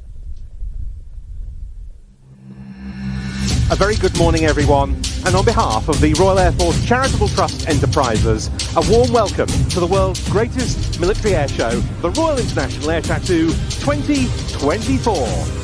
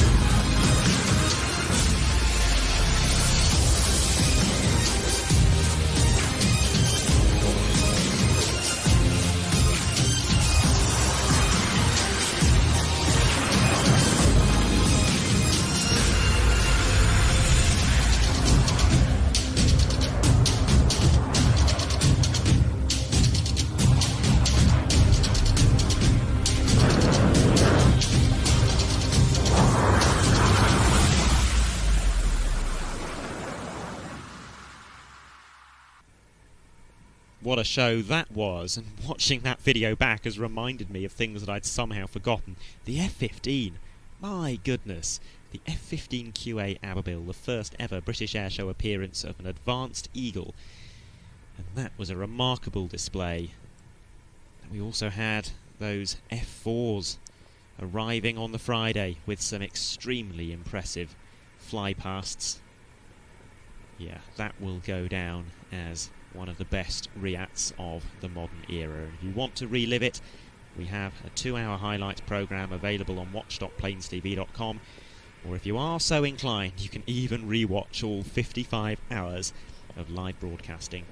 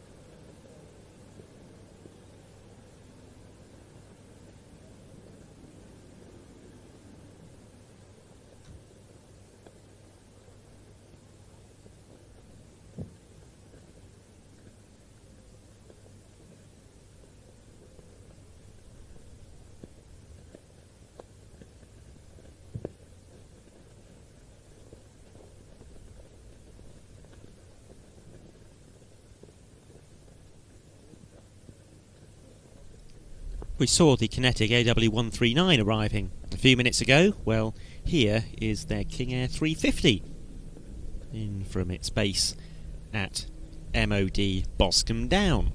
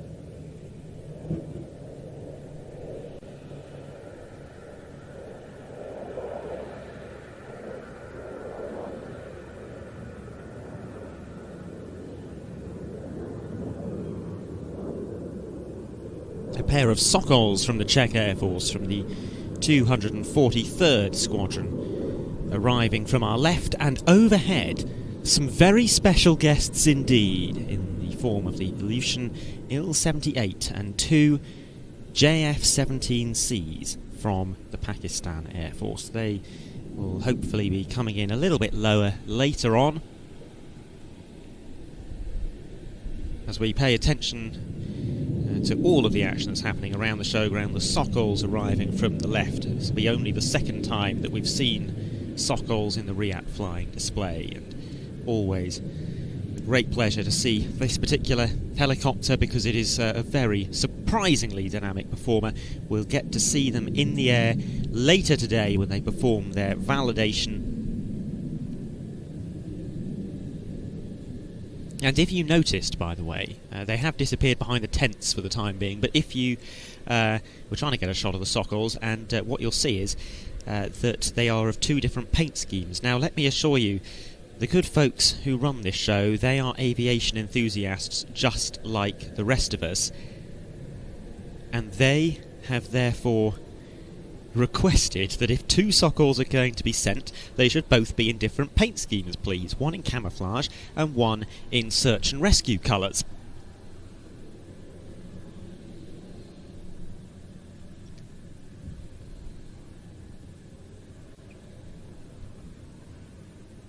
In the search and rescue role, Czech Sokols are on permanent standby at 4-minute readiness by day and 10 minutes by night. And in total, the Czech Air Force estimates that their Sokol fleet has helped save around 10,000 lives. It is a fascinating helicopter. The first helicopter to be entirely designed and built in Poland, albeit it's loosely based on the Mil-Mi 2.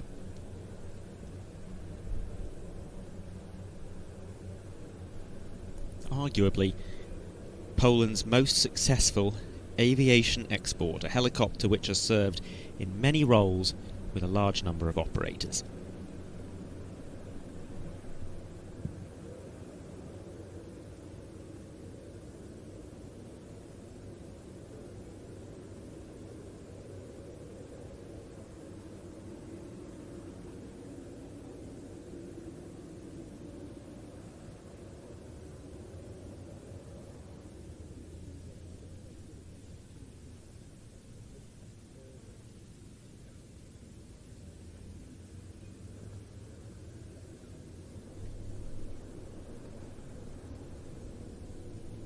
It's a true multi-purpose platform, this.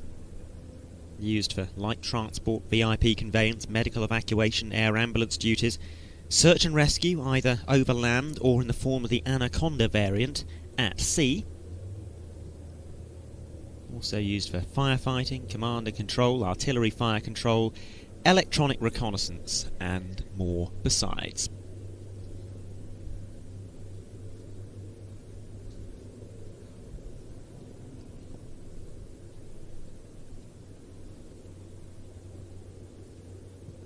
What a bizarre skyscape there in the skies above RAF Fairford, zooming out and shortly to catch the two Sokols in frame.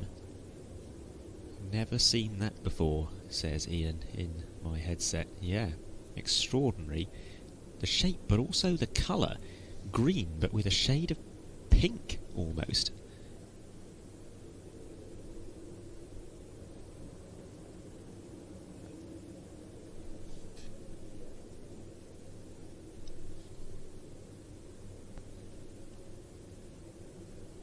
Now the helicopter's in the bottom right of your frame. W3A being the basic military transport version of the Sokol, and in that role it can carry up to 12 personnel and a payload of 2.2 tons. But now, the first of the JF-17s is about to touch down. The first time that we have welcomed a JF-17 to the world's biggest military air show.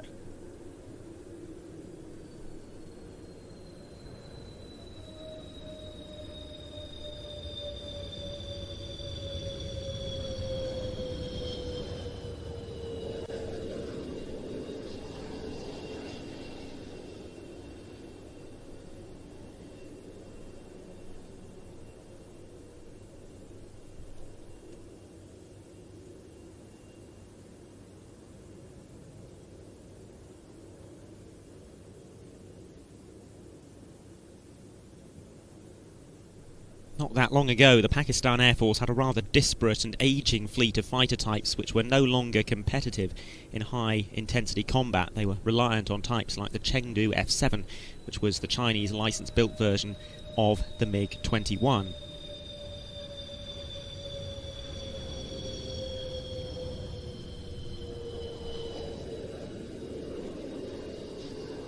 Since the 1990s, the nation has been on a quest to replace those with a new, very low-cost fighter.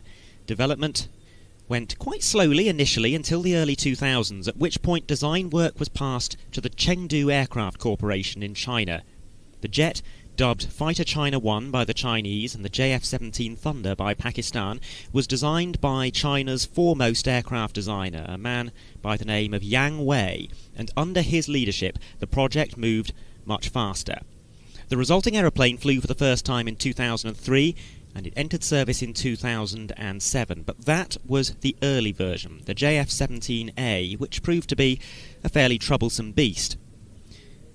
In the 2010s, China and Pakistan co-developed a new and much improved version, the JF-17 Block 3, and it featured new sensors and avionics, as well as active electronically scanned array radar and integration with a gamut of new weapon systems, including most notably the Chinese-designed PL-15E, which is the longest-range air-to-air missile in the world.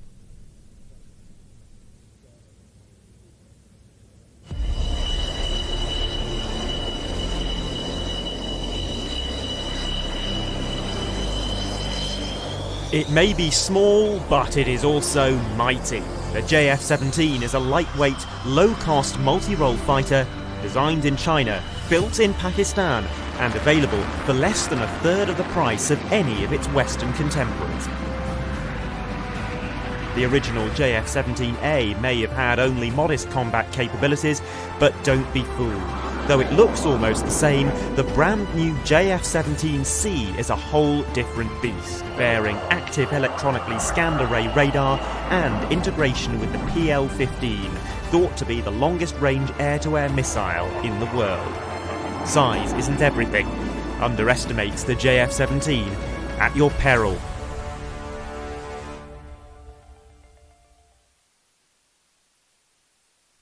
A lightweight fighter, but one that packs real punch. It's all the more impressive when you consider that its unit price is only a quarter of that of any Western equivalent.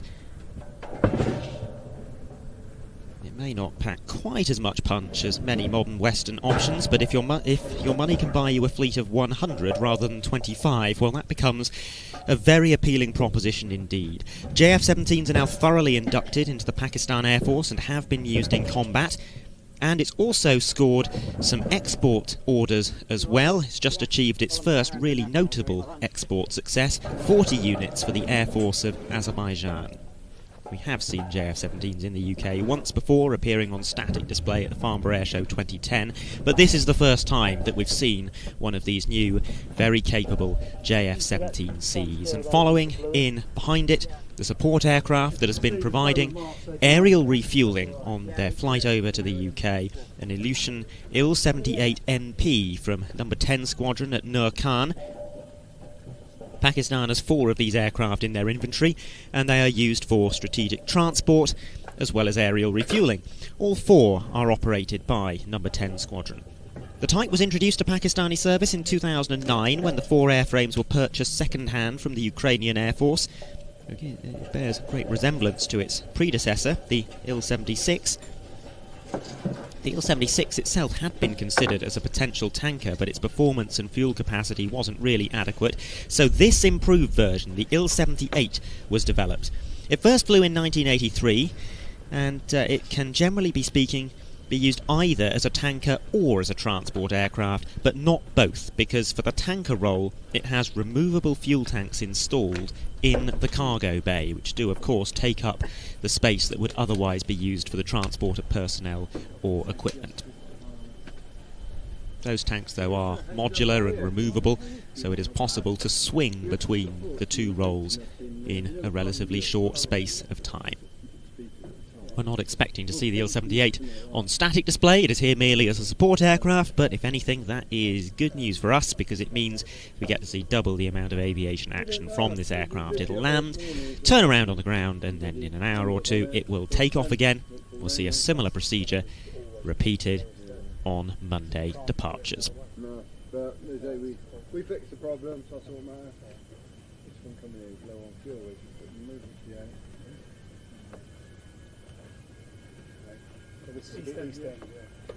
Yeah, I'm alright. Thank you very much. That's alright, no problem. We're here to help. Yeah, but you know the test people anyway. And this thing? That can plug into the one we've been using just now, tell Mark. As long as everything's alright with you. Yeah, we're getting there.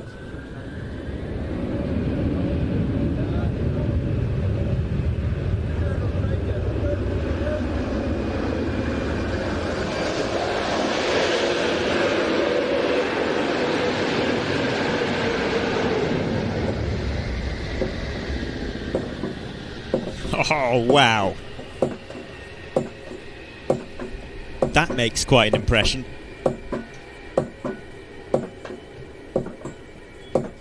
Absolutely fantastic to see these aircraft here to welcome the Pakistan Air Force to the world's biggest military air show. Not the first time that the Pakistan Air Force has sent aircraft here. Indeed, their C-130s have, in the past, been very welcome participants in the static display. I think in one year they won the award for the best paint scheme at the show. And this year they've sent a wonderfully painted C-130. That first JF-17 in a terrific paint scheme as well. I think they're gunning for the best paint scheme award once again. But now in from the right hand side, the two Sokols in those two disparate paint schemes. It's quite interesting the way in which the Czech Republic acquired the Sokol. It actually came about as a swap.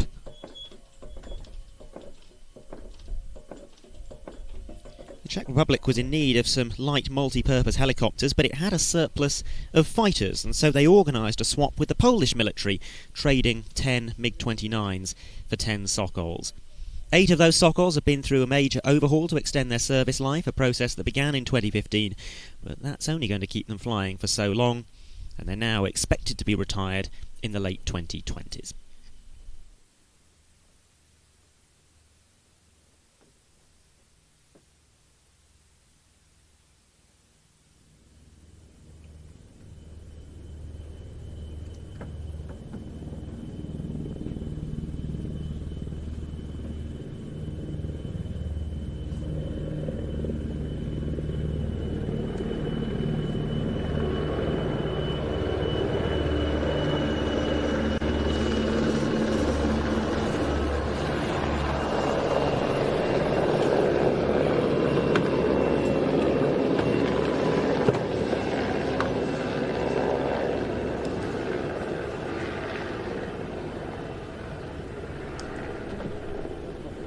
Following in behind them, a pair of Wildcat HMA-2s from 825 Naval Air Squadron of the Royal Navy. Now, we don't do shout-outs on Planes TV, but I'm going to make one exception for a good friend of ours who maintains these, but he presumably hasn't had anything to do with these two because they're actually working.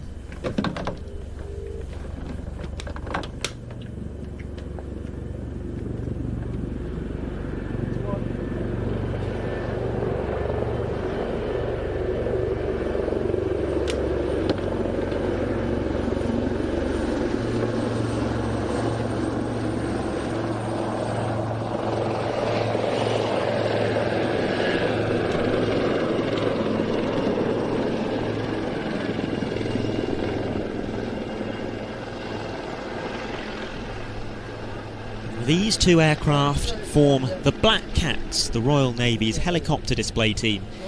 They will be performing their very entertaining two-ship display as part of the weekend flying display. Yeah, stop. Flying 2. Yeah, 3. Yeah, 4.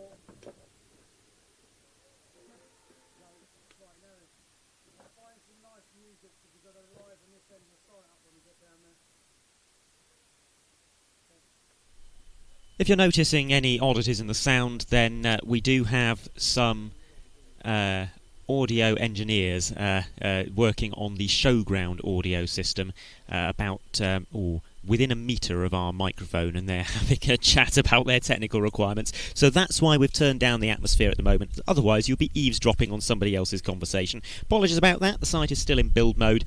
This is not an air show, as I keep saying. This is an operational day, and we are an afterthought doing our live broadcast. We are just fitting in with the environment that we find ourselves in. So apologies about any interruptions to the sound.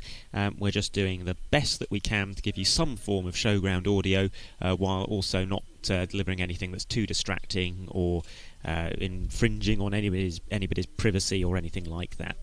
Now, there you see the Black Cats turning around, making their way back towards us. This is something that the air operations team here do intentionally when fuel state and pilot temperament permits. They will bring helicopters all the way up and down the runway because there are some small public viewing enclosures at the two extreme ends of the airfield, and they're just making sure that the photographers at both ends get their chance to see as many of the aircraft as possible.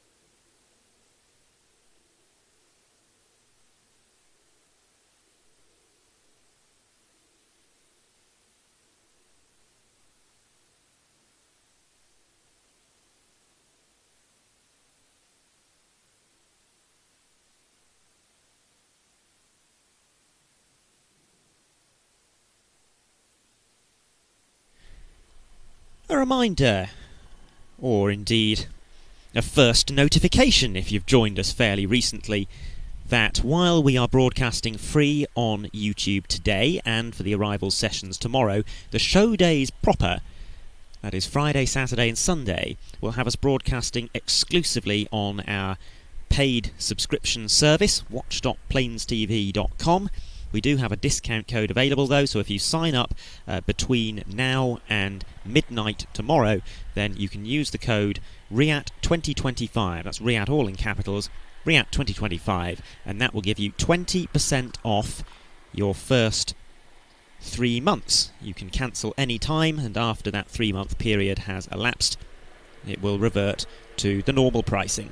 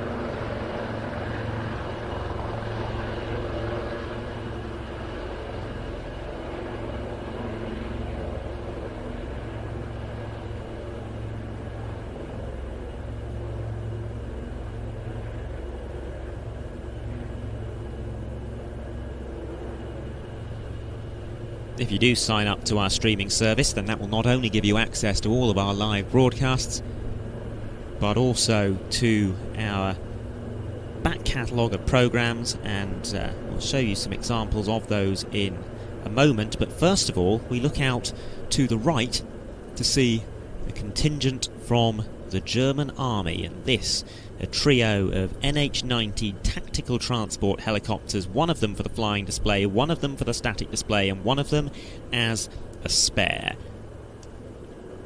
This very interesting helicopter type, an unusual design, a diamond-shaped hull, and great effort taken to make these aircraft low observable, at least by the standard of other helicopters in their class. They have a modest radar cross-section, the lowest radar cross-section of any medium-lift transport helicopter. Also all kinds of suppression system on the engine intakes and exhaust to lower their thermal signature. And we're going to see them parading down the runway in much the same style as the Black Cats did a few moments ago.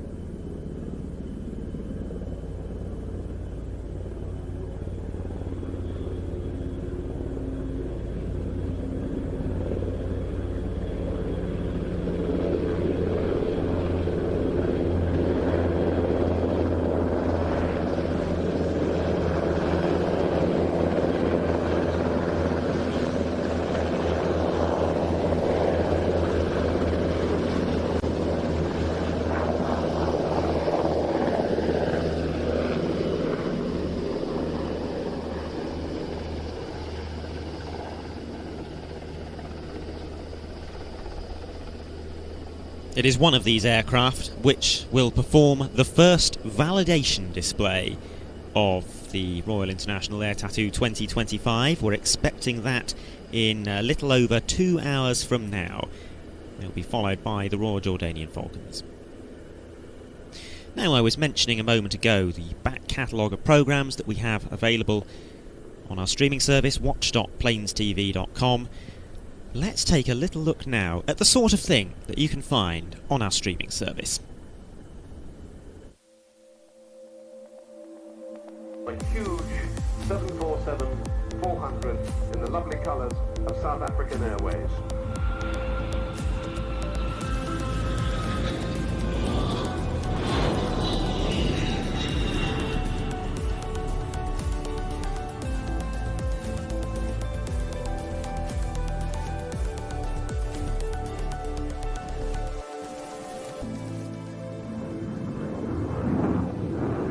And here, hopefully we can see the nice flames behind the jet. There we go.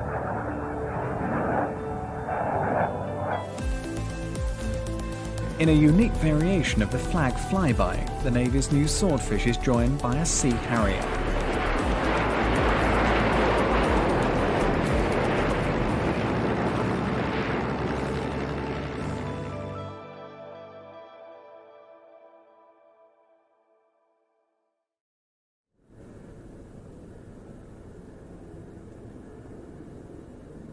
One helicopter to static, the other two heading back towards us, and there goes the JF-17 underneath us. What a shot that is. What a paint scheme that is. Absolutely fantastic and slightly surreal to be seeing that here today.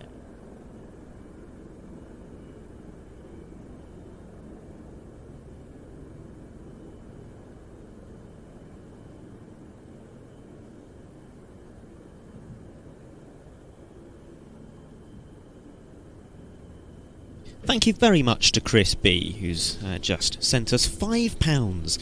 Very much appreciate that. That'll contribute to the beer fund for this evening, when we all collapse in a slightly exhausted manner through the front door of a pub somewhere.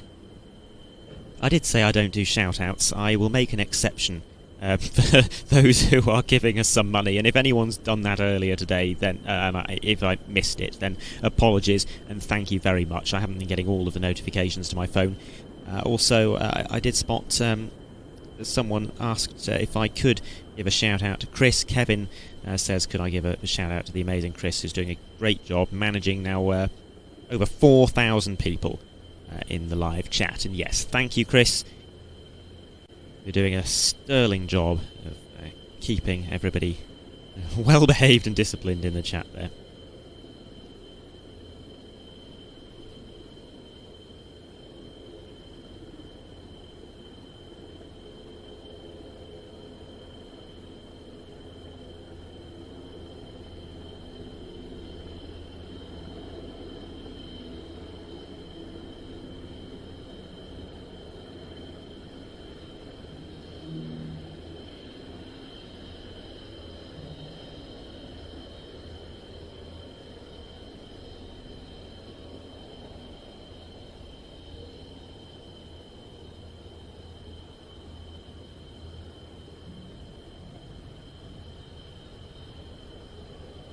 Special scheme's always lovely to see, of course. But the ultimate, really, is to get a combination, as we have here. One aircraft in a dazzling special scheme. That's really, really brilliant. And the other in the conventional military configuration. Quite an attractive camouflage the Pakistani has on all of their fleet. But now we turn our attention away from the JF-17, rolling for takeoff the Saab 2000 that we saw earlier today, this acting as the support aircraft for the pair of Gripen Es, which we are expecting to see arriving very shortly.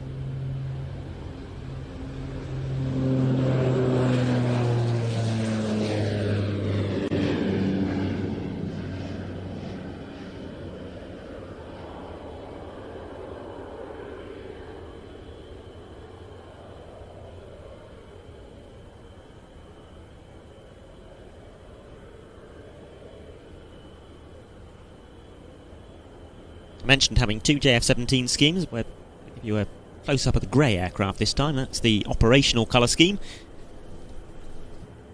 It is nice having two tones of grey rather than one. Reminds me a little bit of the Romanian F-16 AMs that we had here at RIAT last year as part of the Viper line, them being RIAT debutants, so to speak.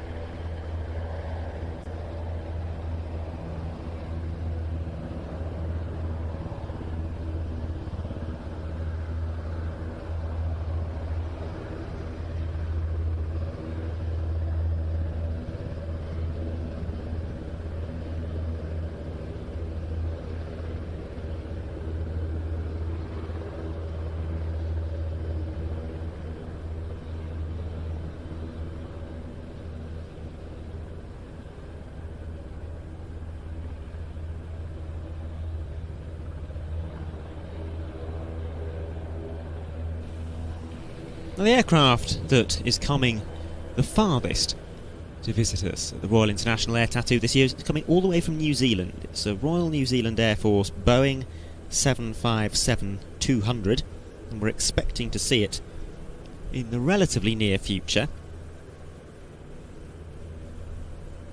It is actually coming from Bryce Norton today, but obviously it's based in New Zealand, based at Auckland actually. And while we have a quiet moment waiting for its arrival, I thought we'd look back to 2018, to Cosford 2018, when we saw Royal New Zealand Air Force Boeing 757 in the flying display, and it does put on a very compelling flying display performance. Let's take a look.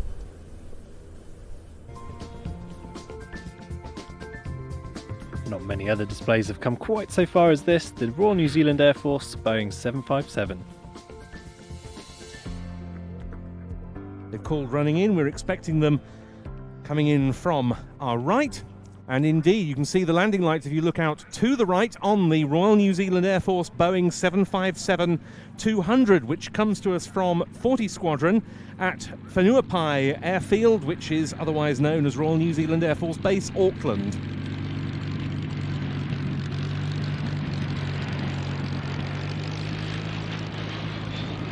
One of the most famous New Zealand airmen was, of course, Air Chief Marshal Sir Keith Park, who commanded 11 Group during the Battle of Britain. 11 Group have responsibility for the southeast of the UK, whilst Dowding was responsible for the battle on a day-to-day basis. It was really Park who was responsible on an hour-by-hour basis. Pilot Johnny Johnson said of Keith Park he was the only man who could lose the war in one afternoon. Afterwards he went on to Malta.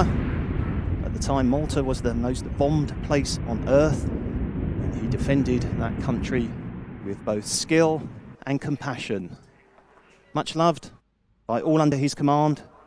During the Battle of Britain, at the end of a busy day, he would visit his airfields in his own personal Hurricane OK-1, wearing his distinctive white flying suit. Probably know the Boeing 757 that we see here better as an airliner, but it's seen several military sales, including that to New Zealand, which has got 2 of these aircraft in service. They replaced the Boeing 727. First delivery was in May 2003. They conduct passenger and freight transport. They both came from the Dutch airline Transavia, and they were repainted into New Zealand colours by Air Livery at Filton, one of the famous closed airfields in the UK in Bristol, and the handover and initial crew training were done at RAF Prize Norton, where this aircraft's operating from today. Since an upgrade, they have become capable of quick change from passenger to combi, passenger cargo, or full freight, medical evacuation or VIP transport configuration. Amongst other jobs, they regularly support Antarctic operations, and they've been carrying out a number of commitments in Europe in recent years in connection with World War I centenaries, and also visits further afield.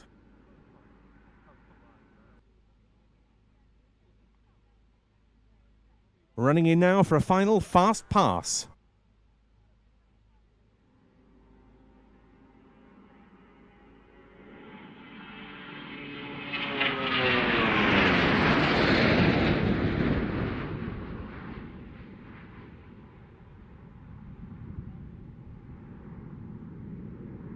A really impressive climb out there by the crew headed by Squadron Leader Ben Woodhouse from number 40 Squadron, Royal New Zealand Air Force, on the magnificent Boeing 757.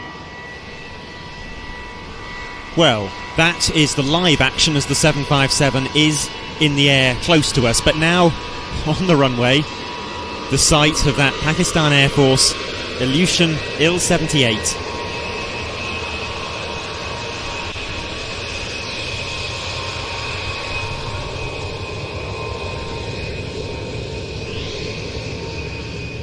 Absolute beast of a machine, and there's even a little turret up by the tail. Look at that.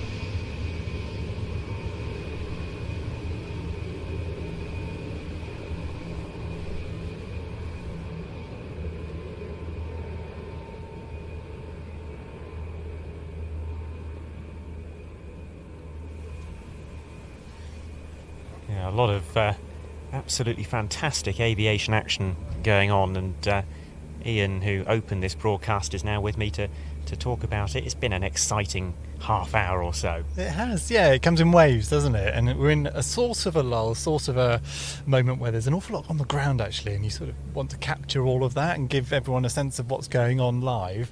But also you're sort of eyes in the sky, eyes on ADSB, eyes on the YouTube analytics, and making sure that the feed is all working okay for me as well. So yeah, spinning lots of plates at the moment, but enjoying it all. It's the nice little jet efflux wafting through the air over us as well. It's a wonderful sights, smells, scenes here at Air Tattoo at the moment. You've had a little shift on camera. You haven't been exclusively locked up inside today. I've had a little shift on everything, I think, apart from doing your important job of giving everyone some context as to what's going on and information about the aircraft. I've managed to dodge that bullet, and I'm very grateful to you and your efforts. No one said thank you to you yet, so thank you for keeping everyone informed. Yeah, a little bit of time on camera, so over the weekend I think you and I would probably fight over the telephoto, nice telephoto lens that we bring in for AirShow 2, opportunities to record pretty well anything, as long as the weather's nice. If it's raining, I'll stay in the trailer, thank you. If it's rainy, Andy can do it.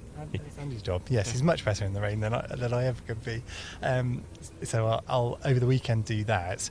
But at the moment, it's these days are a little harder work for the team as a whole, just because of the amount of stuff that's going on. So I'm spending a bit of time inside preparing a few replays. I'm looking at some wonderful material that Harry Bristow's been recording, sort of on the operational side, which will bring you in a little while. And also, it's all the logistical stuff at the moment of organising a big team and other people who are supporting us. So all good fun. Yeah. Some of the jobs that you've been dealing with that people might perhaps not think about. You've been putting our dinner order in for tonight, for example. I mean, that's job number one, isn't it? Yes, feed the team. Yes, it's apparently my job as well. So all good fun. Yeah, it's certainly enjoyable to be out with such a big team, enjoying some aviation action on a gloriously sunny day. A very pleasant temperature out here as well, I must say. Well, I'll let you get back to work. And we will continue to look out for that Royal New Zealand Air Force Boeing 757, which we did spot having taken off from Bryce not long ago. It is officially due to land in around about 8 minutes' time.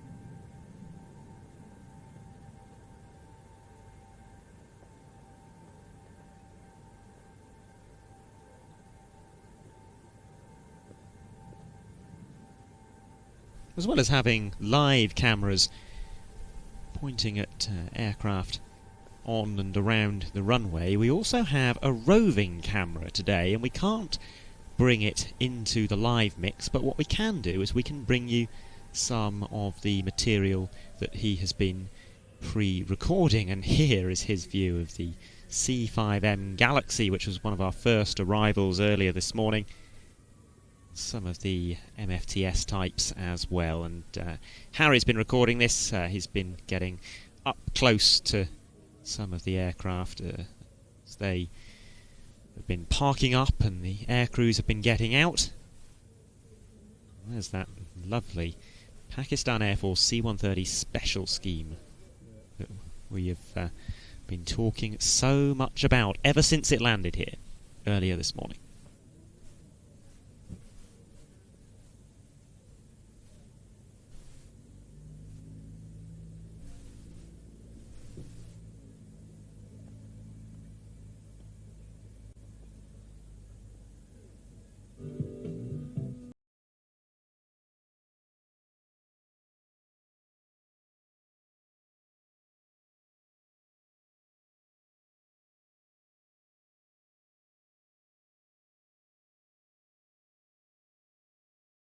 Sound system tests that are going on around the showground, and like I say, we are doing our best to try and remove all of that noise from the production. There's the vertical VX4, our little piece of aviation history.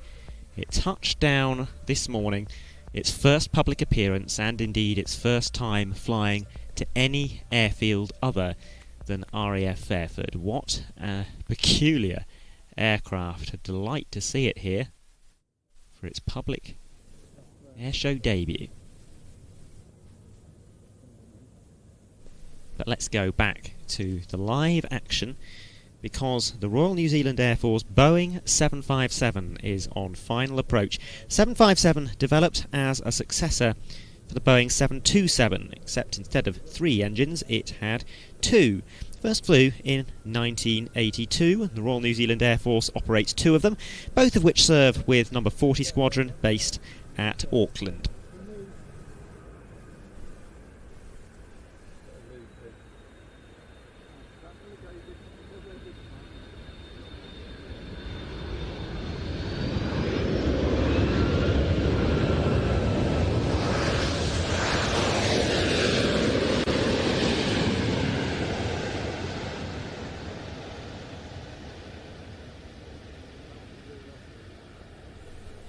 They deploy around the world supporting New Zealand's military commitments and also providing the government with a long-range VIP transport aircraft. All of the Royal New Zealand Air Force Boeing 757s were delivered in 2003, and then in 2007 they were modified with a large cargo door and a strengthened floor to allow a heavier freight payload to be carried. During late 2024, the Royal New Zealand Air Force began a tender to replace the Boeing 757 with a new type, so it is coming towards the end of its service career. Great then to have another chance to see it here at the Air Tattoo, the Royal New Zealand Air Force Boeing 757 2K2.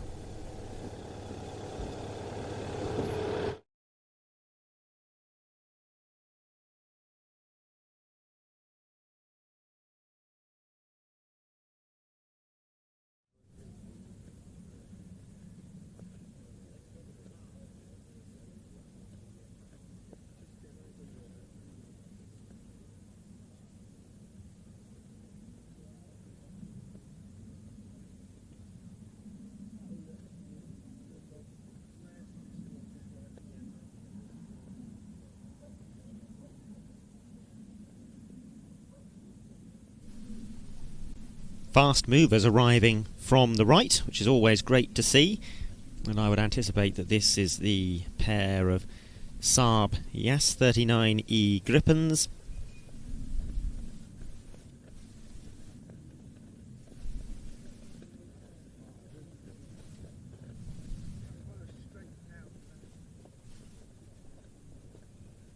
Saab Gripen has been established for several decades as a highly capable, low-cost multi-role fighter, but the ever-developing demands of modern aerial combat made it necessary for a major upgrade to take place. Better performance and critically more advanced sensors and avionics are now necessary to keep pace with the competition, and that is exactly what was delivered by this very latest iteration of the Gripen family.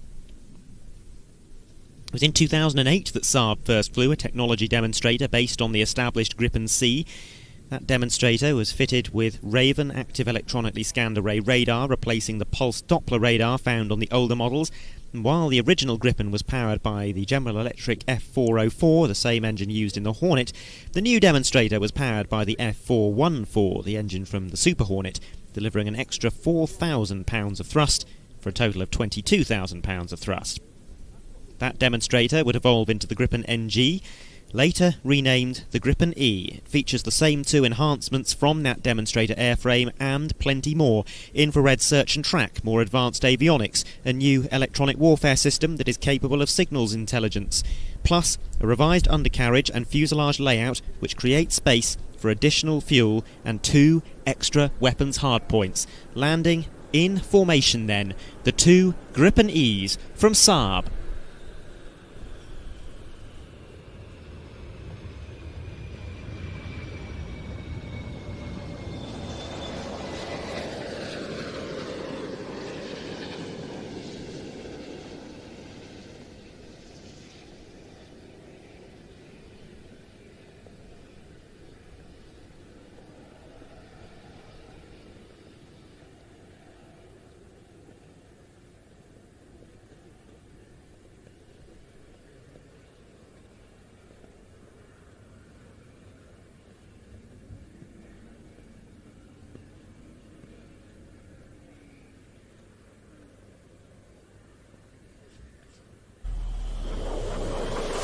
A Swedish jet built to some very particular Swedish specifications. The Saab Gripen was designed around the Swedish Air Force's doctrine of dispersed operations.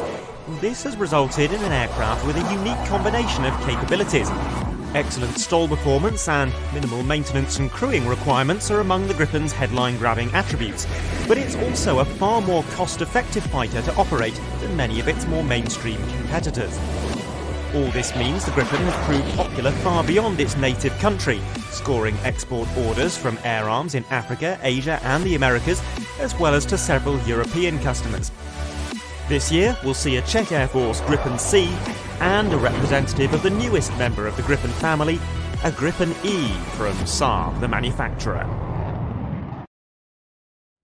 Well, that video made before we knew that the Czech Air Force Gripen wouldn't be in the flying display. Unfortunately, its pilot has suffered an injury and has not been cleared to fly this weekend, but we will nonetheless be seeing the Saab Gripen E in our flying programme, development of which was funded not just by Sweden but also by Brazil. Both countries have ordered the type.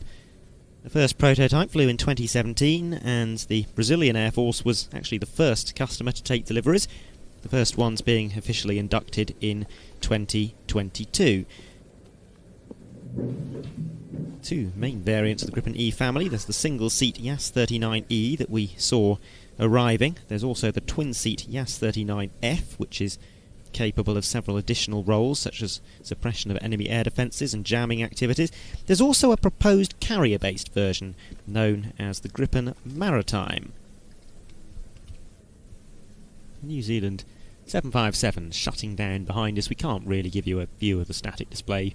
We are in front of a line of tents and trade stands and hospitality, so there's a sort of impression of the 757 there. You got enough, Richard?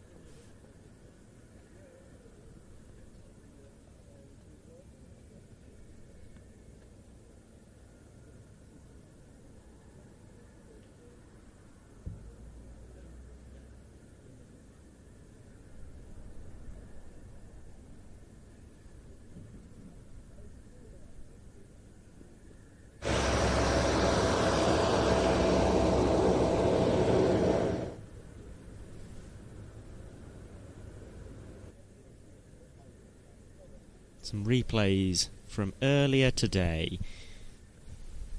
And it has been quite a day. Some quiet moments, but some very memorable moments as well, from the likes of the C-5 there, and of course our Pakistani guests making quite an impression as well. That recent Gripen E formation landing, that's going to have to end up in a highlights reel at some point.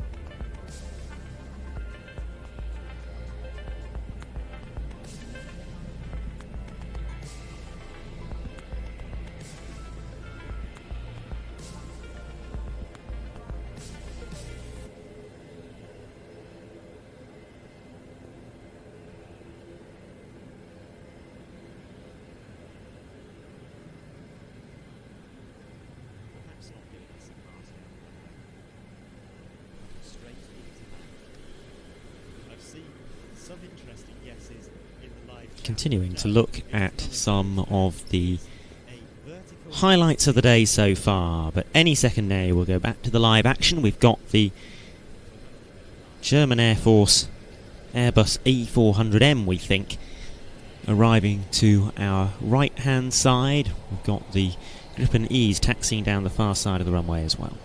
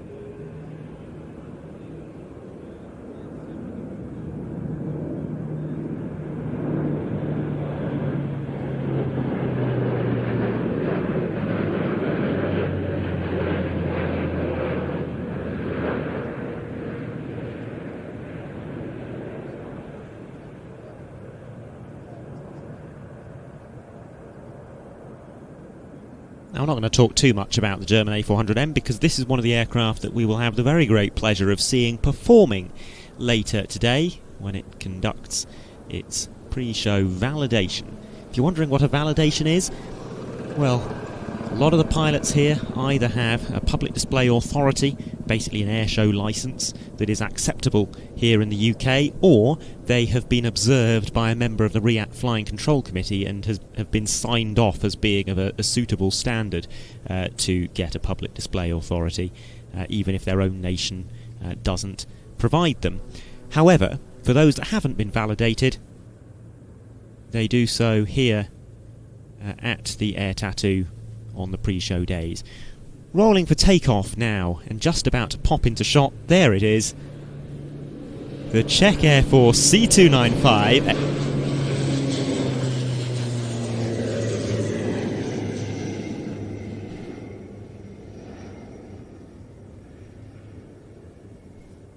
Entirely skill and planning, that bit of camera work, I'm told in my ear. Of course it was. Of course it was. Lovely departure. With a bit of a wing rock, a nice climb, and now we turn back to the A400M. There's some very slick air traffic management taking place here today.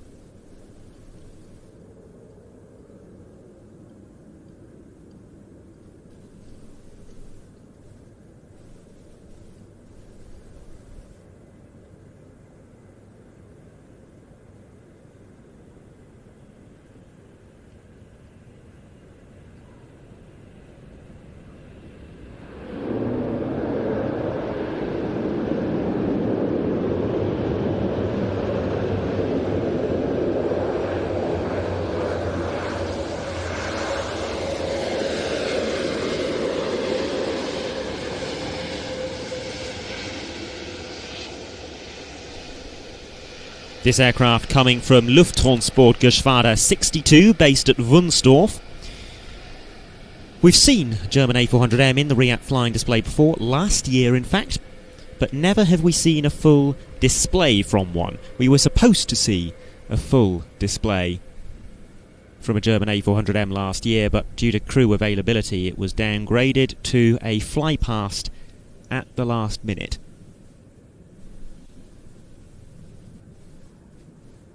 So, looking forward to seeing the full display. We'll get a preview of it today, around about 6:30, I think, with its validation. But now, another piece of air tattoo history. It's not very often that we get to welcome a new nation to the Air Tattoo, but we are about to do that. The 59th nation to have ever participated in this show over its more than 50-year history.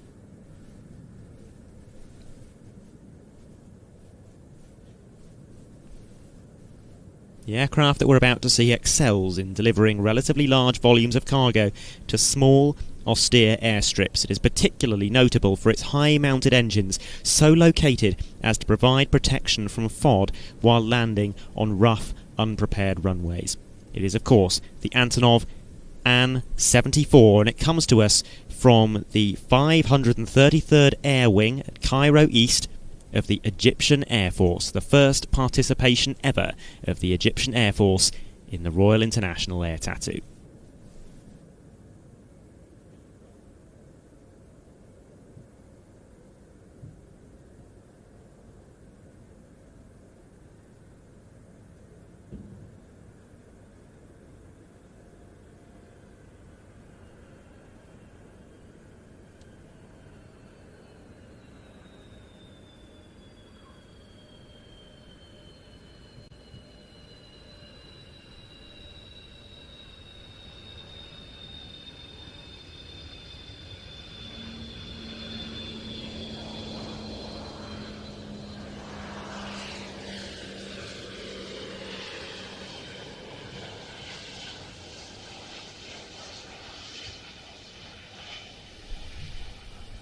Type first flew in 1983. It was developed from its predecessor, the Antonov An-72.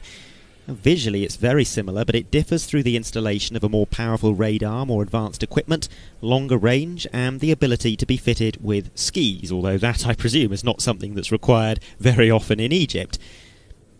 The Egyptian Air Force operates a fleet of 3 Antonov An-74s, fitted with modern glass cockpits, and it uses them as tactical transports.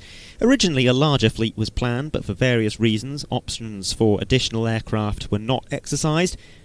All 3 aircraft are operated by an independent flight attached to the 533rd Air Wing based at Cairo International Airport.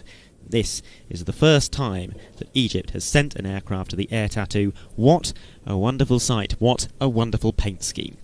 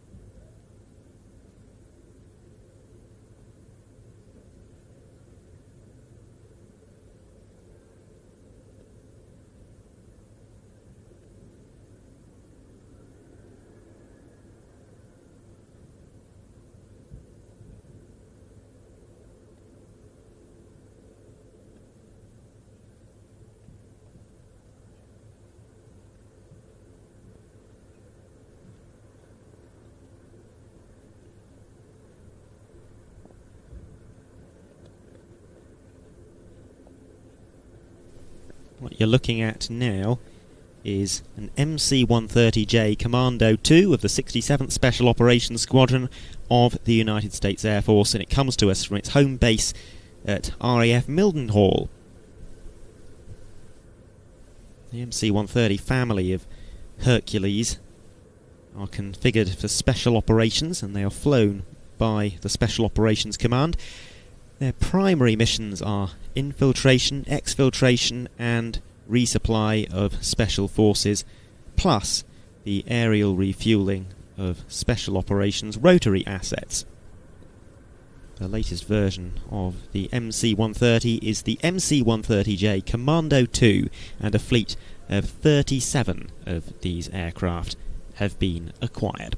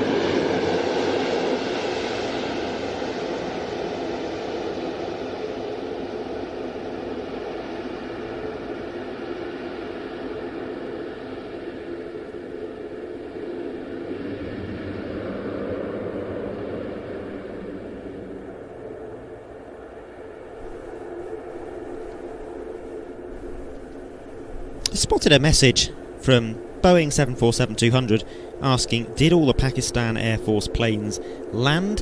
Well, the answer is yes, but if you are here to see the Pakistan Air Force, then don't go just yet, because their Ilyushin Il-78 is on the ground and shall be departing later this afternoon to head back to its base in Islamabad.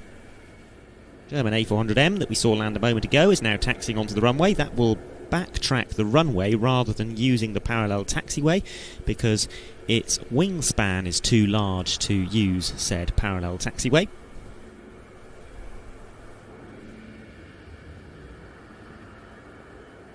There's an interesting quality to those propellers, those Europrop International engines and propellers,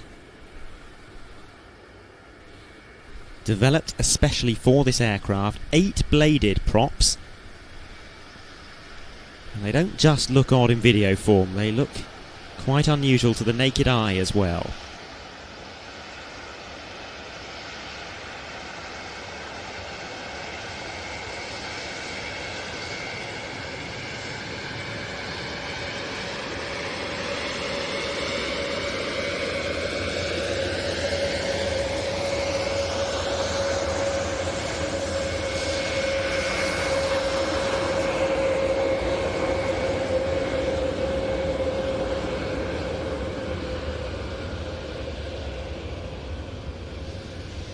If you've been with us since this morning, then you'll have already heard me mention this, but on the subject of RIAT, we have a new programme which we are releasing in the coming days, probably a day or two after this year's air show is over, and that is a 2-hour highlights show from the International Air Tattoo 1993. This is all unseen footage.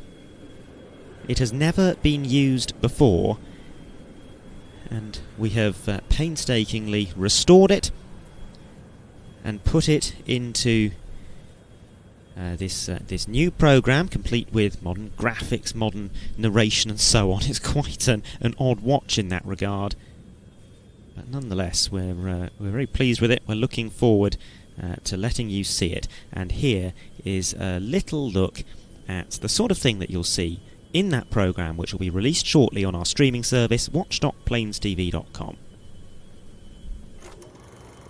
For over 30 years, our tapes from the International Air Tattoo 1993 have sat untouched and unseen, wasting away in storage.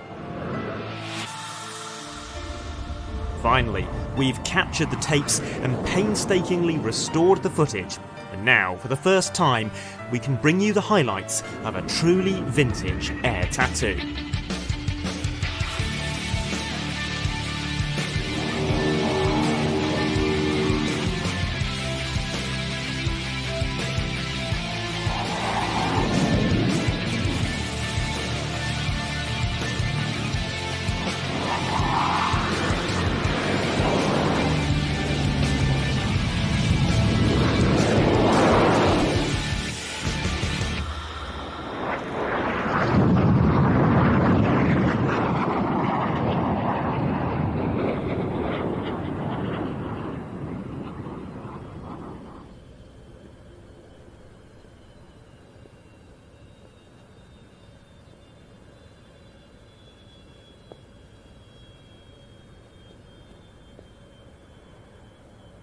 A C-27 Spartan as we rejoin the live action here at RAF Fairford.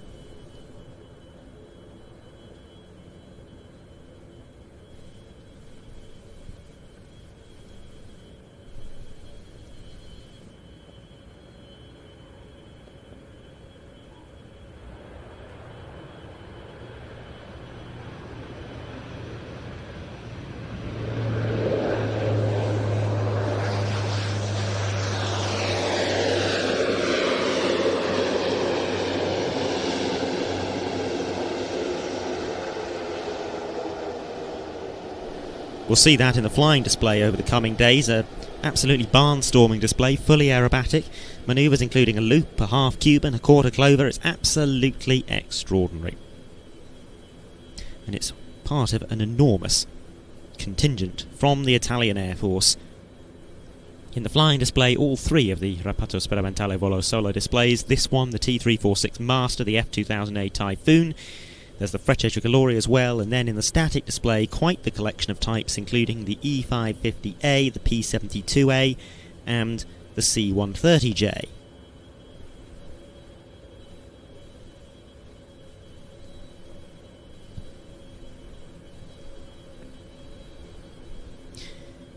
That IAT 9093 piece that we just gave you a preview of will be available soon on our streaming service, watch.planestv.com, along with 150 or so other titles recorded over the year, and that's the home to all of our live broadcasts as well. So though we're broadcasting today and tomorrow for free on YouTube, on Friday, Saturday and Sunday we will be exclusively on watch.planestv.com.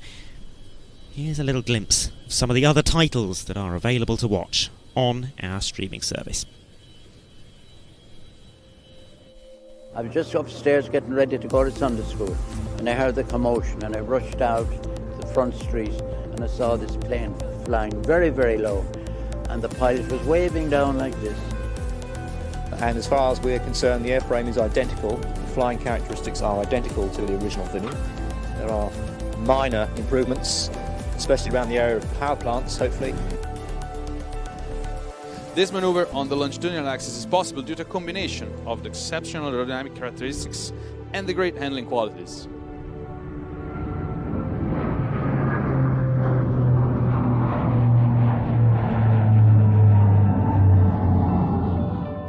This Sopwith triplane is also a replica, and in fact it's constructed so accurately that Sir Thomas Sopwith himself commented that it could be considered a one-off extension of his 1916 production line.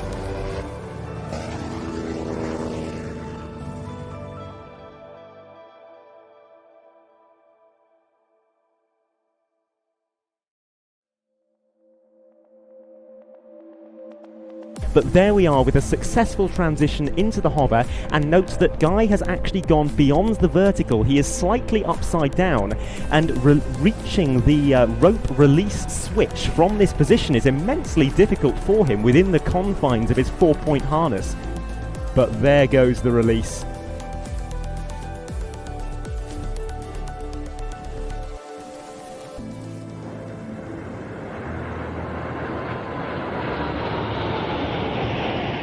Palace flypast went as planned, with some relief after April the 1st, but bad weather prevented them going on to the Coningsby Air Show.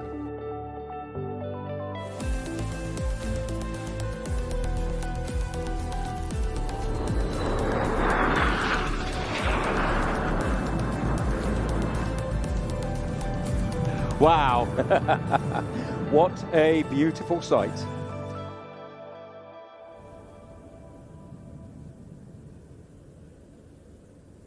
Well, hi all, good afternoon. I've dispensed with Adam's services just for a moment. My name's Ian, I run Planes TV, looking after the team here. Very pleased to have Adam on board. It's wonderful listening to his wealth of information about the aircraft arriving. But yeah, nice to give him an occasional rest. He's got a long day ahead of us. Where are we now? We're 2 o'clock now. We'll be on air for another 4 hours or so. Same again tomorrow. And the next day, and the next day, and we'll do a total of 6 days. And it's a bit much, I think, to ask him to speak for the entire time, although he absolutely would do. So we're giving him a little break, and I thought I'd hop on and just remind you about what we're up to this week in the build-up to ISA2 and over the show weekend proper. So at the moment, of course, we've got all the arrivals. This afternoon, looking forward to a few practice stroke validation displays. Likewise again tomorrow, maybe a few more of those tomorrow.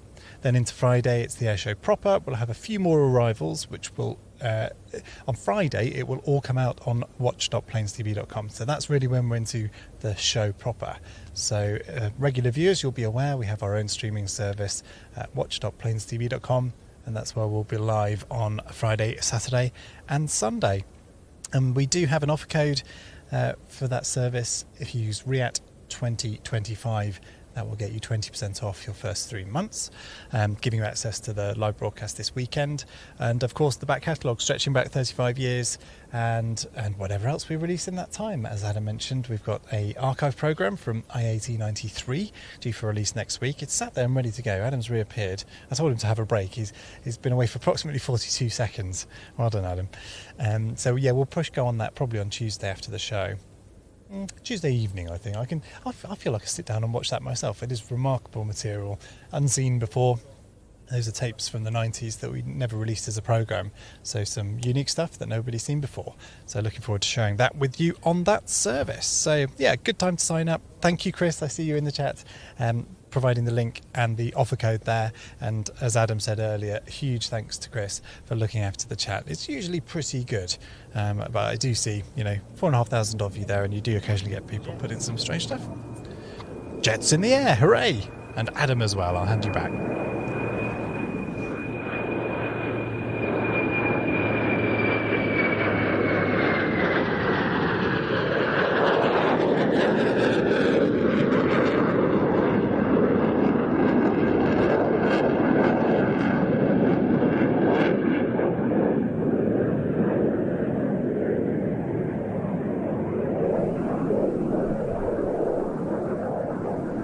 Well, these guys put on one of the best displays that you will ever witness in an FA-18 Hornet. In fact, one of the best displays you will see from any non-thrust vectoring Western fighter aircraft that come from the Finnish Air Force. I believe we're expecting to see 2 different displays. Obviously only one per day, but it's my understanding they've brought 2 different pilots, each of which has their own display routine.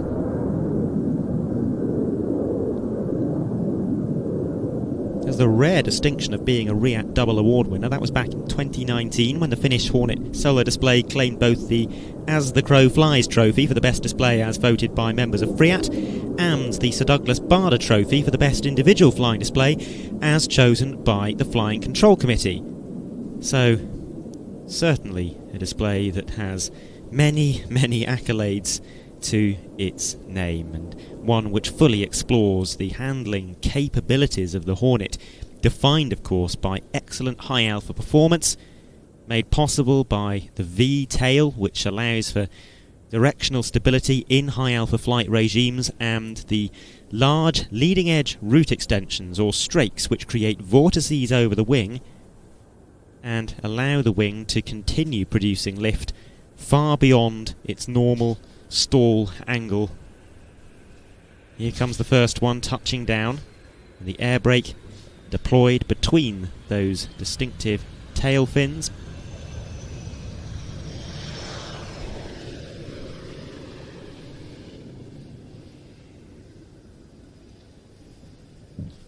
This really goes back to the 1950s and the Northrop F-5 Freedom Fighter, which was a pretty successful light fighter. It was built for the United States, although the US military themselves never operated it.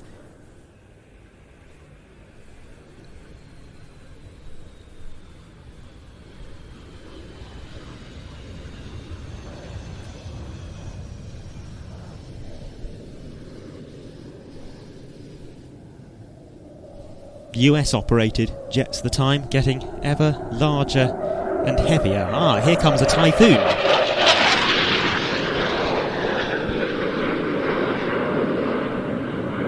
Well, I don't mind my convoluted historical story being interrupted by a Typhoon if it is going to be interrupted by something.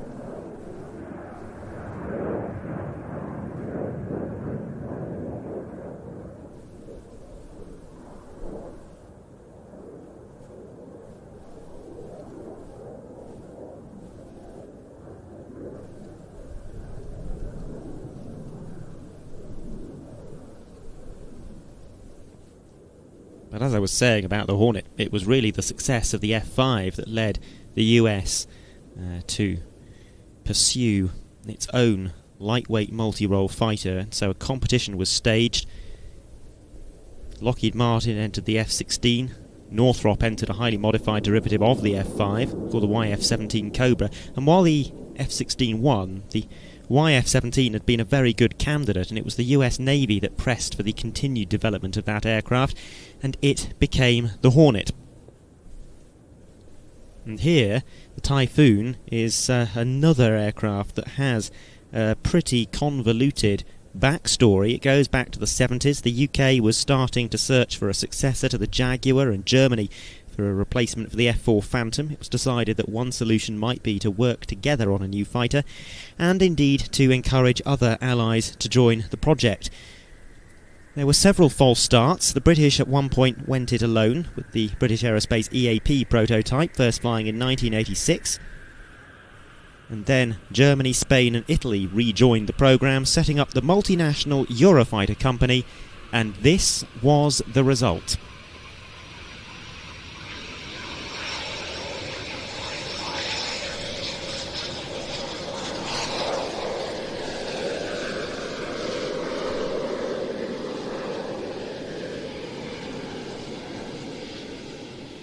The Typhoon in question comes from the Qatar Emiri Air Force. Number 12 squadron of that Air Force, which is based here in the UK at Coningsby.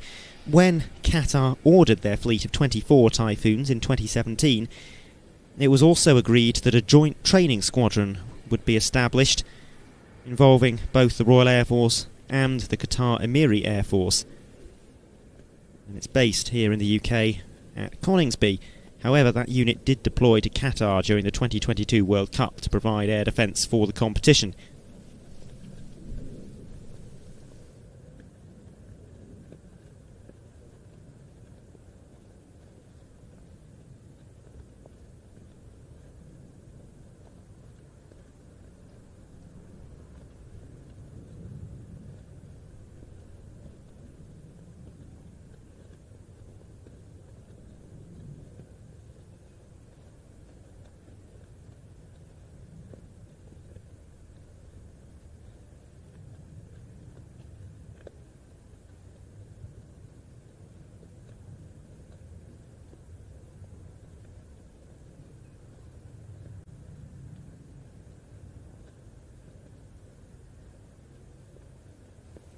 Typhoon taxiing towards the end of the runway there.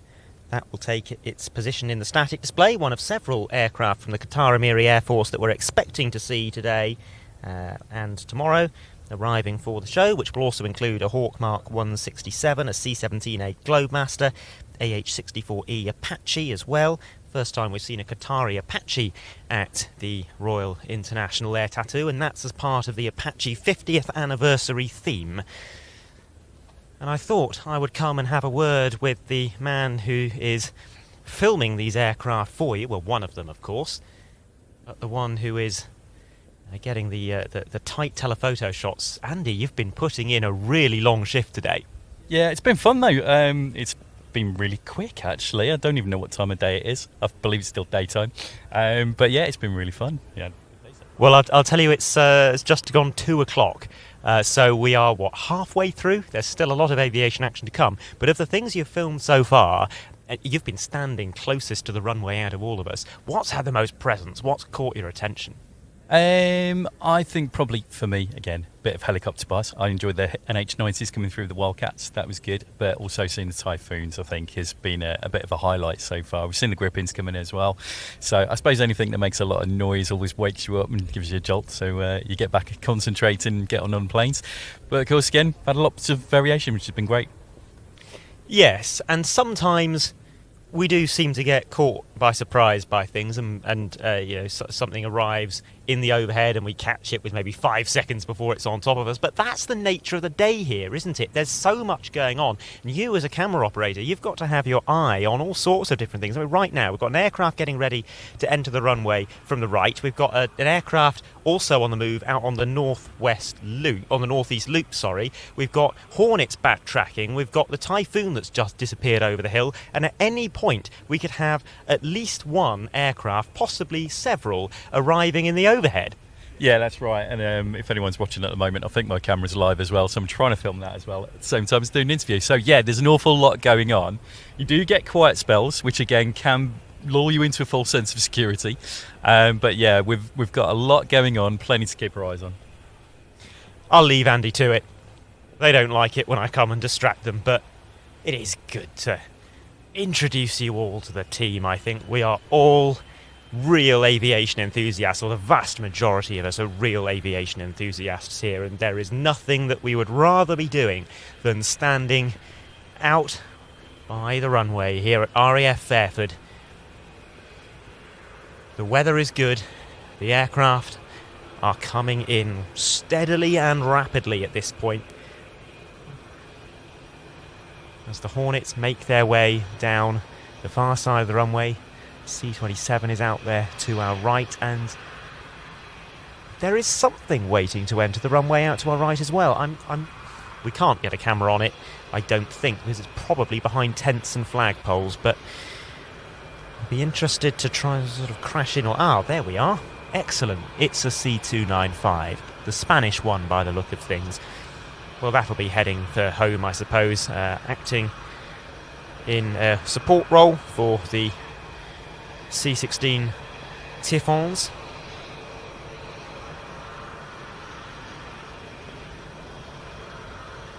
And there, the Finnish Hornet. And if you are an expert on such things, you may be interested to know, if you didn't already, that these are not standard FA-18C Hornets. They have various structural improvements to them. Strengthened hinges in the wings, some structural enhancements as well, with some honeycomb that's been inserted into the fuselage, and all of that means that, unlike a conventional Hornet, which is stressed to plus 7.5 G, these ones are stressed to plus 9 G. Also, new flight control software, which has completely removed any software angle of attack limits, and as a result of all of that, the display they put on is absolutely phenomenal.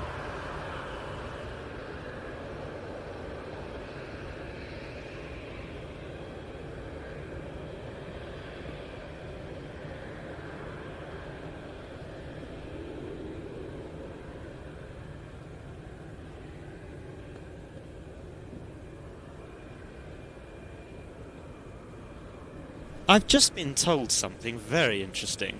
What I've just been told is that I am a colossal moron. And the Typhoon that landed was not from the Qatar Emiri Air Force, but was from 311 Gruppo of the Italian Air Force. Oh, it's happened twice today now. Dear oh dear.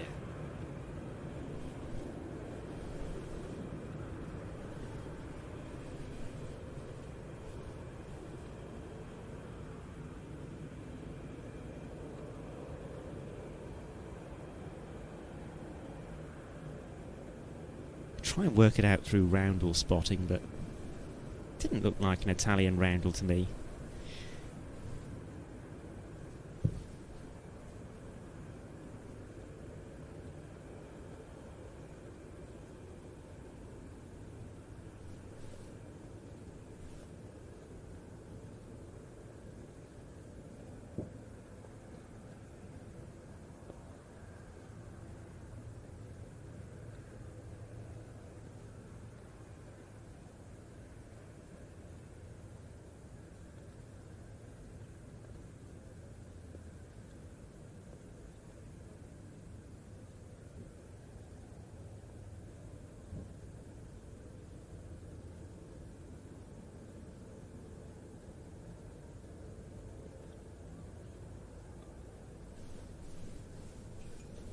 The Polish Air Force, the C-130E Hercules. This, the support aircraft for their F-16s, of the Tiger demo team.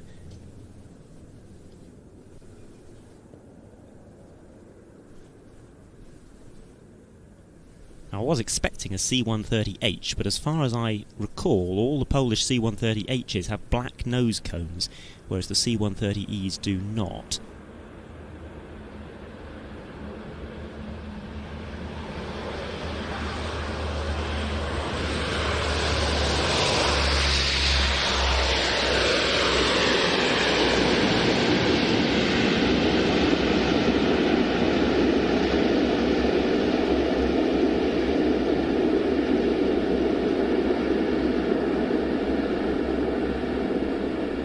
That being said, given the enormous clangor of about 3 minutes ago, if I'm wrong about that, someone please correct me.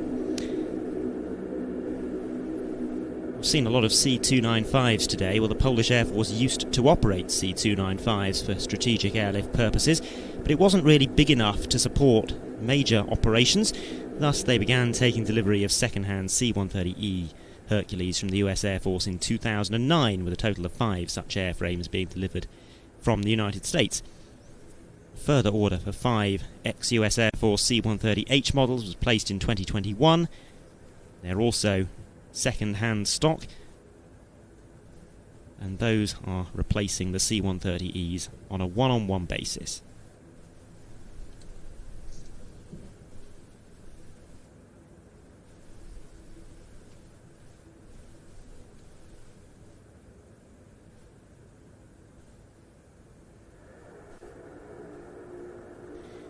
Recall with a super chat says he prefers the US Navy's FA-18EF Super Hornet, and I'm reading his message out mainly because he's given us $2. Thank you very much. That will go into the beer fund for tonight. Much appreciated.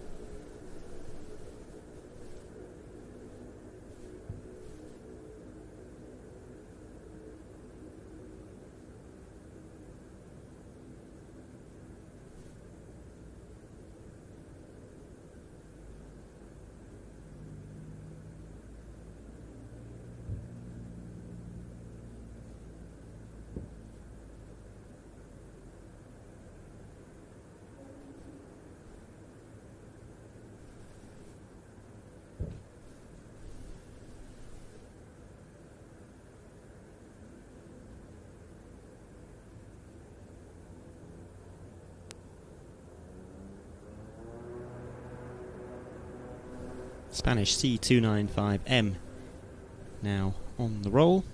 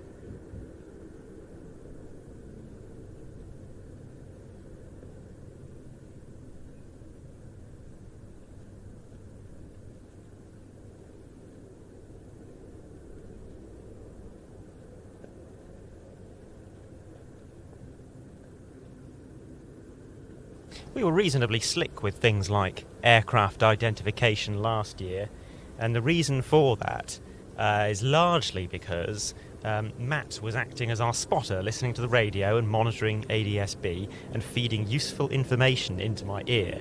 And this year, I don't have that. You've left me in the lurch. That's not my fault. I quite enjoy the camera stuff, but I do like a bit of spotting as well, though. Yeah, I apologise for the egregious error with now two things, the Spanish C-295 in the morning and the Italian, not Qatari Typhoon. Anyway, Matt, you're on a break at the moment, but how's the day been for you? My day's been pretty good. Camera stuff for a few hours, which was quite nice. Just been sorting out clips and things as well, which has been something new, and also trying to stare out the window and see what kind of aircraft are coming. Yeah, it is a challenge of these days. You can't really train for a RIAT. The first time you do something as part of this broadcast, you are doing it for real with quite a lot of people watching. You can't sort of magic up a RIAT in the back garden to practice on. But you've been taking to the camera work very well indeed. I mean, you're relatively new to it, but you feel you needed to warm up to it today, or did it all just sort of click from the off? I thought I would need a warm-up. And it didn't seem too bad straight out the box, which is good, because I didn't think it would be like that, because it has been a while since Air was the last time I touched one of these cameras, so I'm quite happy with the job that I've done today. Yeah, Air last September, by the way. We'll be out in Air again this year, or out at Air, as I should say, up in Scotland, for the International Air Show Festival flight in September of this year. Matt, you're coming with us for that trip, so more of Matt's camera work then, I would expect. Enjoy your break. I'll let you get back to it. Thank you.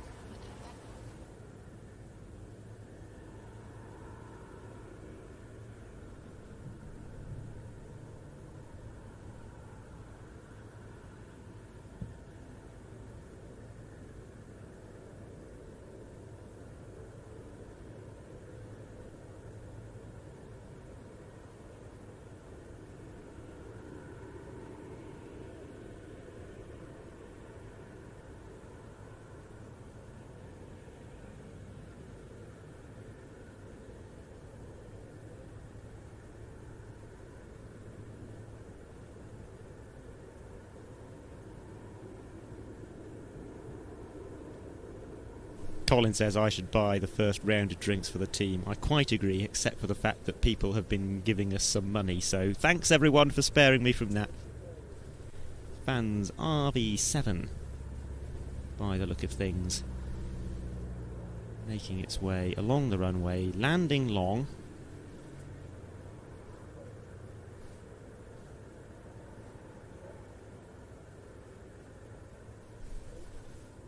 That aircraft comes from Ultimate Warbird Flights, which is part of the Fighter Aviation Engineering stable, so that will almost certainly be here as part of a crew rescue mission, if you like, for the pilots of the Electra and the Spitfire that landed earlier today, and the RB7 will be perhaps providing backup, or perhaps about to ferry one of them back to Sywell.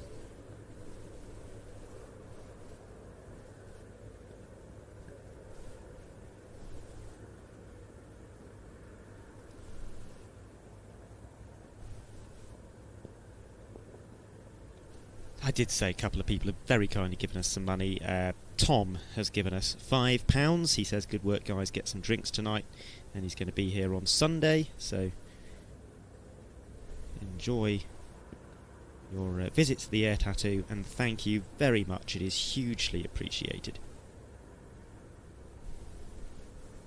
I'm going to massage my own rather bruised ego as well by reading out another message from Matt Foster, who says it's always nice to hear me, apparently, presumably only when I'm not getting things wrong. Thank you, Matt.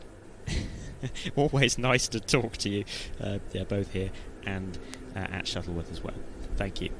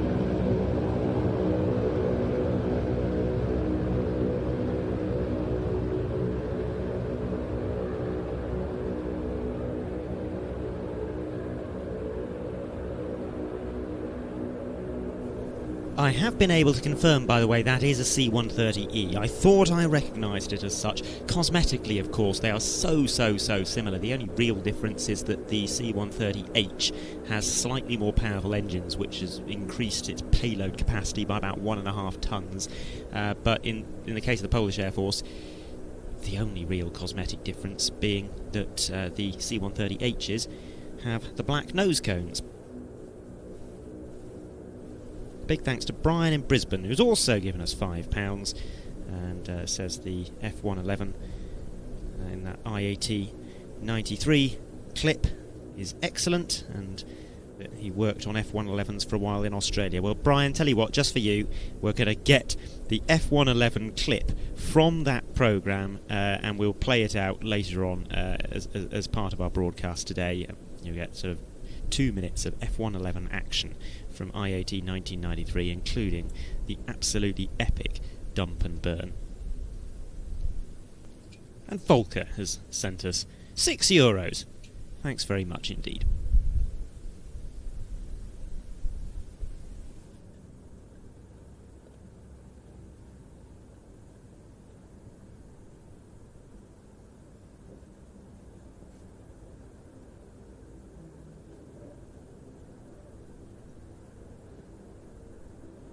Okay, Brian in Brisbane, we've got an F111 from IAT 1993, and we're going to play it for you as soon as we've got the next few arrivals on the ground. We've got an MB326 running in, we think. So we're just going to get the camera on that. Could be one of two MB326s. There's an orange one and there's a camouflage one, and they're both slightly different. One's a single-seater, one is a dual-seater. Oh. And we've got a Voyager in the overhead, and we've got a helicopter on long final as well, so it's a pretty busy moment. And we've got what looks like a master. Yes, a T346 master is coming over the top.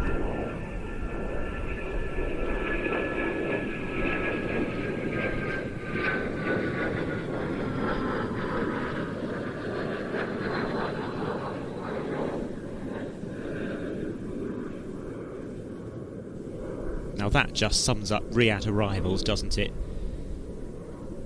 A T346 in the same shot as an A330, both of them doing something of an opposition pass above the airfield. T346 coming from 311 Gruppo, the Reparto Sperimentale Volo, the Italian Air Force's Flight Test Centre. They provide all of the fixed-wing displays, fixed-wing solo displays of the Italian Air Force, and we have all three of them here at the Royal International Air Tattoo this week.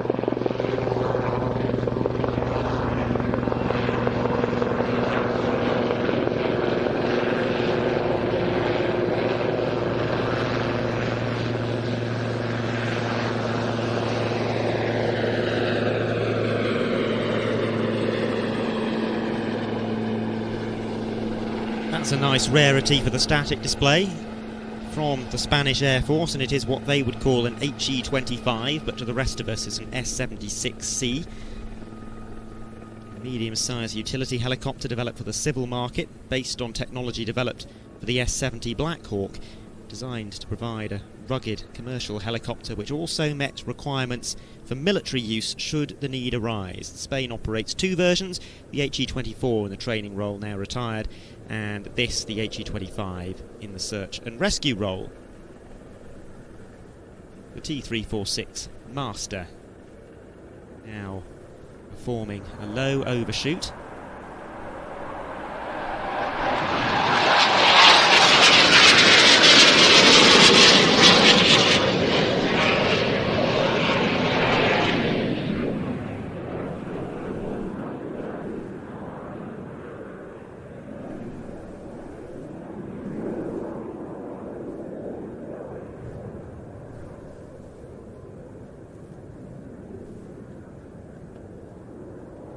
Italy, such a staunch supporter of the air tattoo, and this is a domestic Italian product, actually born of a joint Italian-Russian project which aimed to produce the main lead-in fighter trainer for European air forces, including that of Russia.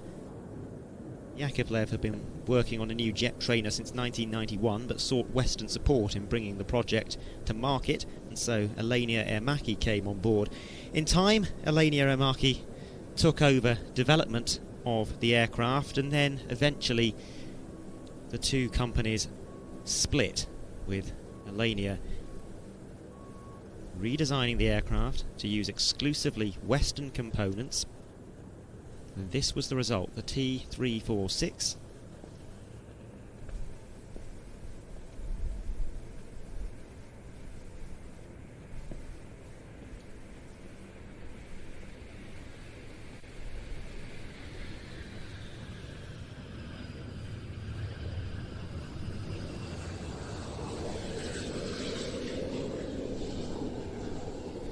Predominantly a trainer, and a very effective one at that. It has variable flight control software that allows the aircraft to mimic the handling characteristics of multiple types of frontline fighter. It also has a mission training computer with data link, weapon simulations, and the ability to create computer-generated forces, both friendly and unfriendly. But the T-346 is a combat-capable platform as well, or at least it can be. And it can perform certain combat missions at just 1/10 the cost per flight hour of a Eurofighter Typhoon. At least that's what the manufacturer says.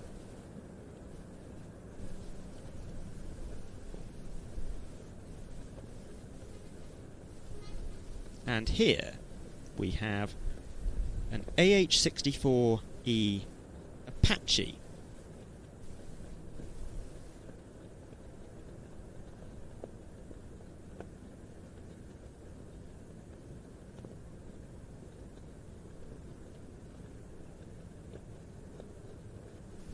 This, an aircraft that is marking its 50th anniversary this year. And we are expecting a lineup of several of them in the static display to mark the occasion. We'll also be seeing Apaches in the flying display, courtesy of the Army Air Corps capability demonstration on Friday.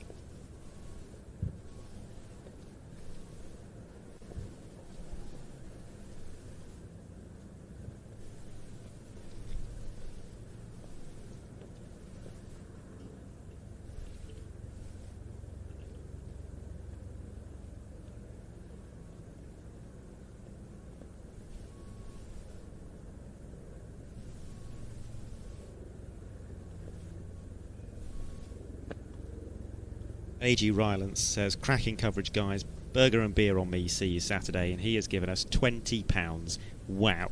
Thank you.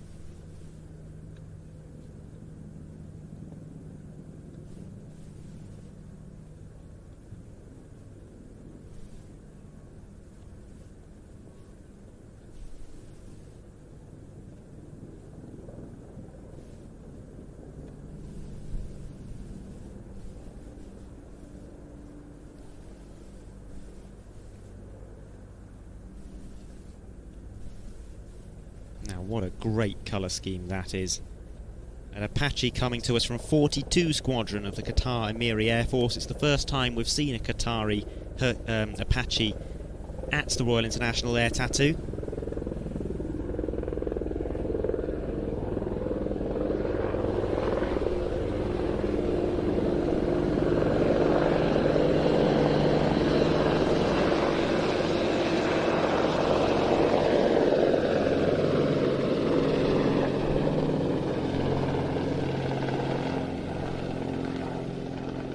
Over the past 15 years, the Qatar Emiri Air Force has been steadily modernising its air equipment with the acquisition of a variety of Western types, including the Typhoon and the Rafale. But it's been quietly modernising its rotary fleet also. Qatar ordered 24 Apache Guardians in 2014. Deliveries took place between 2019 and 2020. The fleet is operated by the 41st and 42nd Squadrons assigned to Flying Wing 4 at Doha.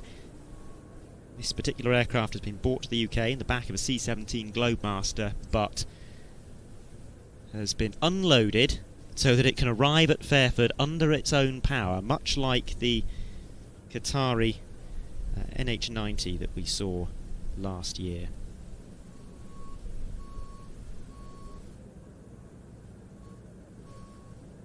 Now arriving from the right-hand side, a NATO multi-role tanker transport capability A330 MRTT, based of course on the A330 airliner. This is an aerial refueler and transport aircraft which is operated or ordered by 16 countries, a total of 68 aircraft.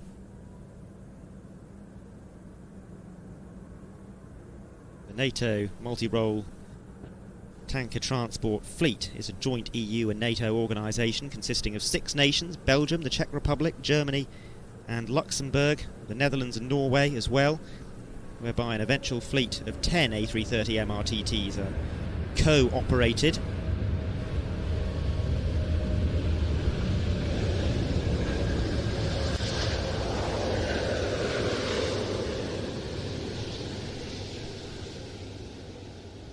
While the aircraft are owned by NATO, they wear the markings of the Royal Netherlands Air Force, and they are based at Eindhoven with a forward operating base at Cologne.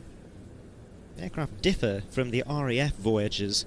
We saw an RAF Voyager at the start of the programme, operating around the Brise area, not coming here, but these are different because they have boom refuelling capability. As you can see now, there is a centerline boom at the rear of the fuselage. The RAF Voyagers don't have that. In addition to aerial refuelling, the A330 MRTT can also carry up to 380 passengers or 45 tons of cargo.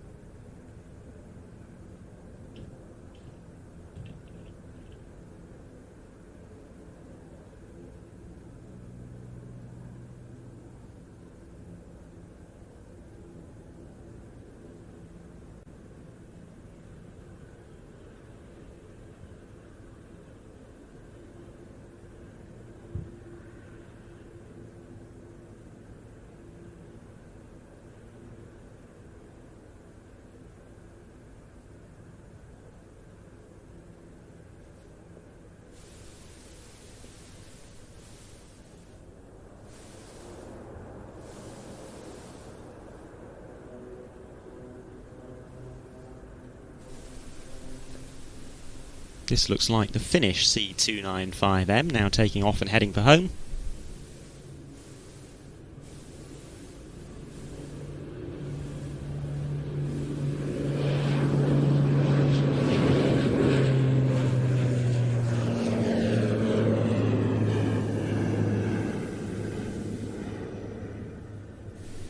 And as that departs, arriving from the right-hand side, the German Air Force H145 LUH-SOF.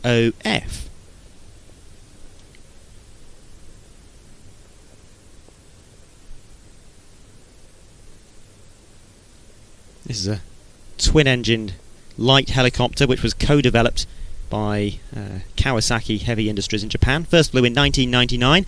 Over 1,500 have been built to date, and they've been used in a variety of roles, including search and rescue, police and corporate transports. The German Air Force version of the H145M is known as the H145M LUH-SOF. It's been specially developed to support special forces operations, particularly at night, with a variety of special sensors and a maximum cargo weight that is 50 kilograms heavier than the civil version. It's also fitted with ballistic protection, machine gun mounts, military standard avionics, and it can use rocket pods mounted on side pylons as well.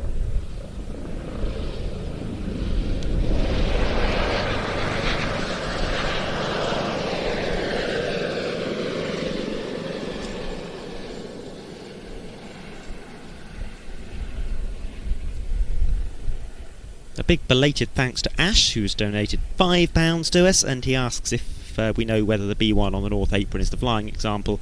I'm afraid we do not know that, but if I find anything out, then I shall keep you all updated, of course. And now we have at last a moment when there aren't aircraft sort of coming from all directions. Let's play that long-promised clip for Brian in Brisbane, F111 IAT 1993. This is part of our forthcoming IAT 1993 programme, which is being released on Tuesday of next week.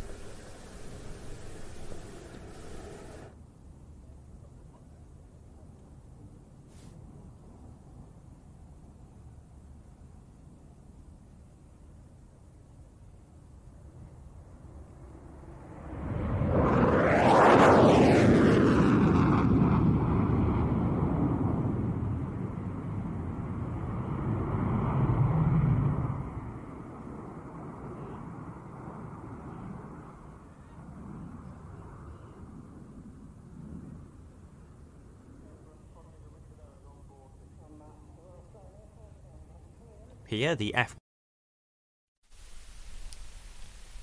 Well, we had the best of intentions to show that entire piece. Then we got distracted by Bell 47H1 here. Of course, the legendary single-engine light helicopter that first flew in 1946, the first helicopter type to be fully certified for civilian use and manufactured in various guises right through to 1974. The military version was designated in American service the Bell H-13 Scout. In British service, the Sioux AH-1. We'll be seeing a Sioux from the historic Army aircraft flight later on.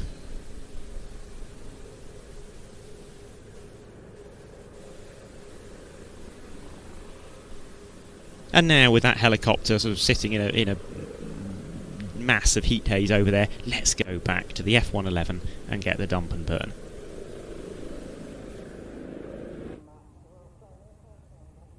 Here, the F111 performs its air show party piece, Dump and Burn.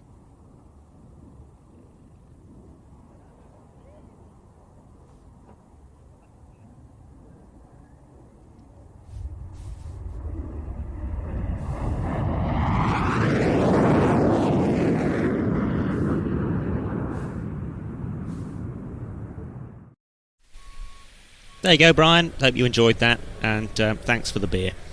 For anyone who's missed the context there, that is a clip from our International Air Tattoo 1993 programme, which has been edited over the last few months using carefully restored tapes from the International Air Tattoo that year, which have never really been used for anything before and have never seen the light of day.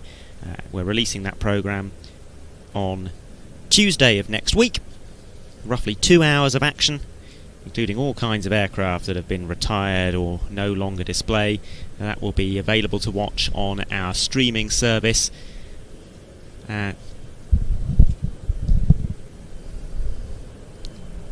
Sorry. That will be available on our streaming service, one of the many titles that is available to watch. About 150, we reckon, of the 300 or so videos that Plains TV has made since 1989 are currently available. We're working our way through slowly. A whole batch of new programmes from 1995 went onto the service over the last couple of months.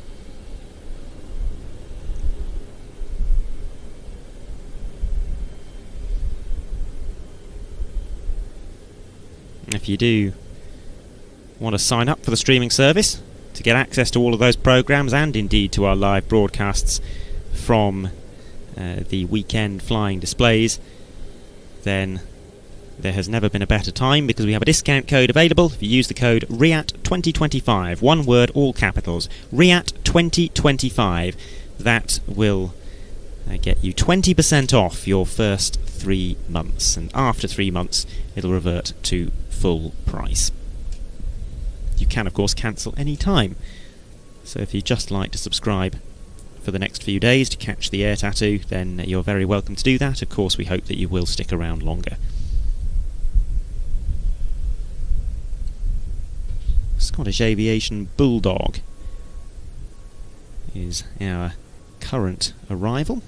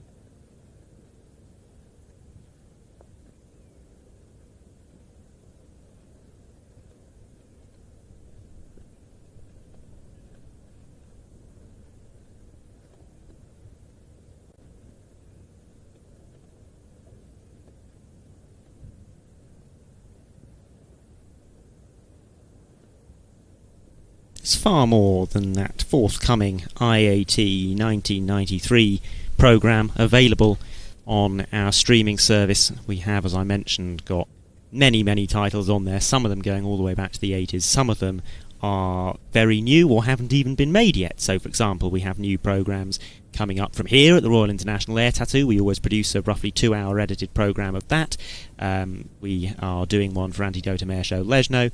We are making programmes for IRA25, that huge Spanish air show that was held a few weeks ago, Pardubice in the Czech Republic. Forthcoming videos from Roskilde in Denmark and from Hanweiler, that enormous vintage aircraft fly-in. Let's take a look now at a selection of clips from some of the programmes that you can currently find available over at watch.planestv.com.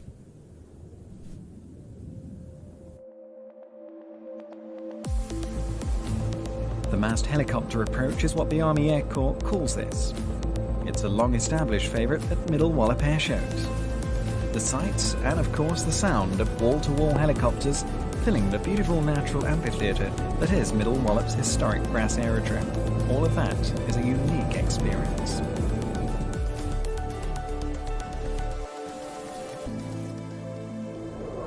lovely on-crowd loaded roll, creating a spiral pattern of flares in the sky there.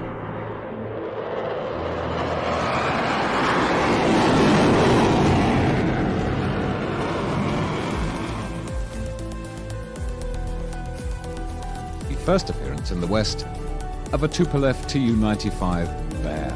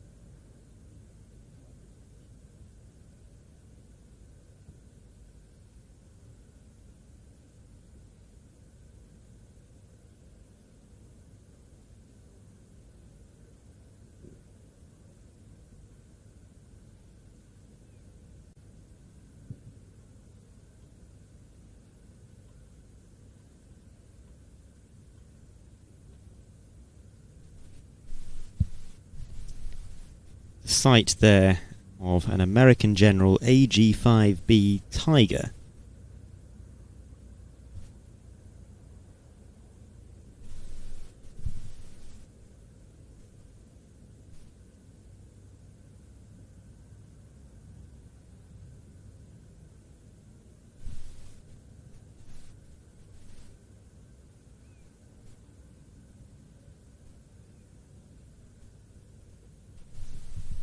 Always appropriate to see some general aviation representation in the static display here. The Tiger being something of a regular.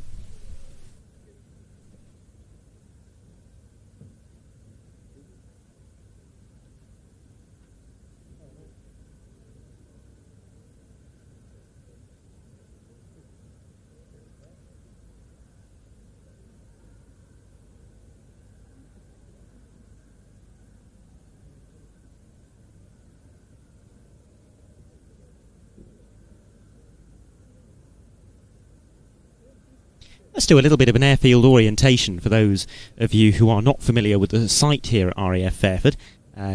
We're quite close to Swindon, just a little way north of the town, and it really is a perfect airfield to hold an air show.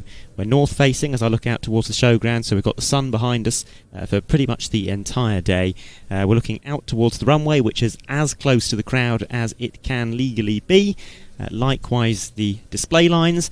If we look out down to the right-hand side, towards where the aircraft are landing, that's the chalet line where the VIPs are behind that white fence. Out on the other side, you'll have seen some big grandstands from time to time. That's the viewing village and the Friends of the Royal International Air Tattoo grandstand. At both ends of the showground, there is the park and view enclosure, and if you've been seeing crowds of people in the far distance amid the heat haze, they are watching from those two special enclosures, the only places that the public can reach on the airfield at this point in the week, and that just allows them to enjoy the aviation activity without actually being on the showground. Why can't they be on the showground? Well, there's two reasons for that. Number one, it's not a show day. The showground is still being built. Number two, coming up later today, we have some validations. Now, these are displays that are effectively getting licensed to fly at a British air show in front of the public. So it's very important to fly those when the airfield is still sterile and there's no spectators, in order to sign them off as being safe and legal. From tomorrow, we will start to move some of the spectators onto the showground proper. The Friends of the Royal International Air Tattoo can make their way up to their grandstand, and they will have a show centre view.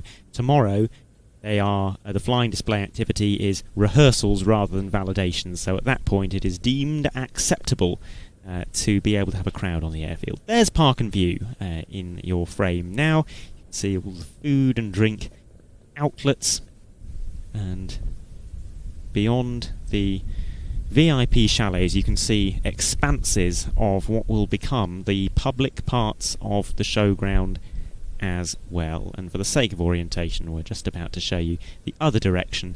There it is. Now that's the RIAT grandstand, which, as you can see, is empty apart from some Air Tattoo staff who are probably just on a little bit of a break from their activities setting up. The second grandstand with the lighter coloured seats, that is the viewing village, and you can just about make out some static display aircraft being positioned.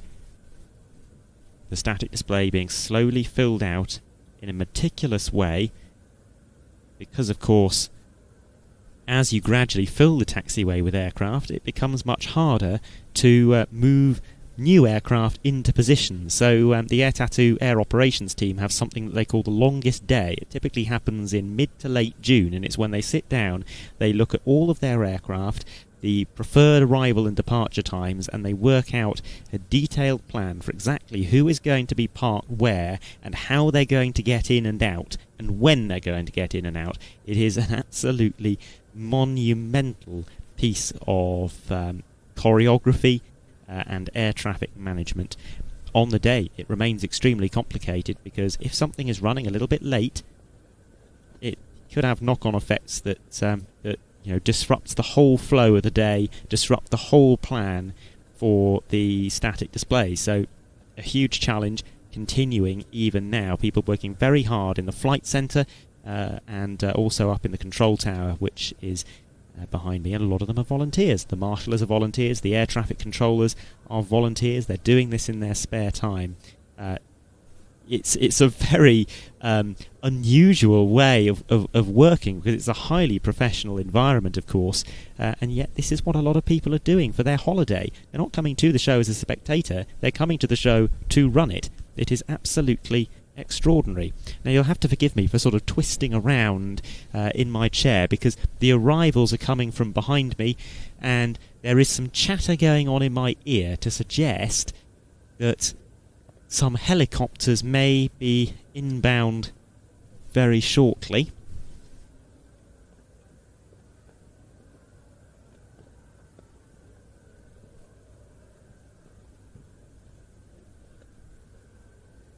We are expecting at least a helicopter at around about this time. Leonardo UH-169B from the Italian Army. And that is indeed what we are currently tracking, or what the guys are currently tracking in the trailer on ADSB. I am told in my ear, so hopefully we see it hoving into view very soon.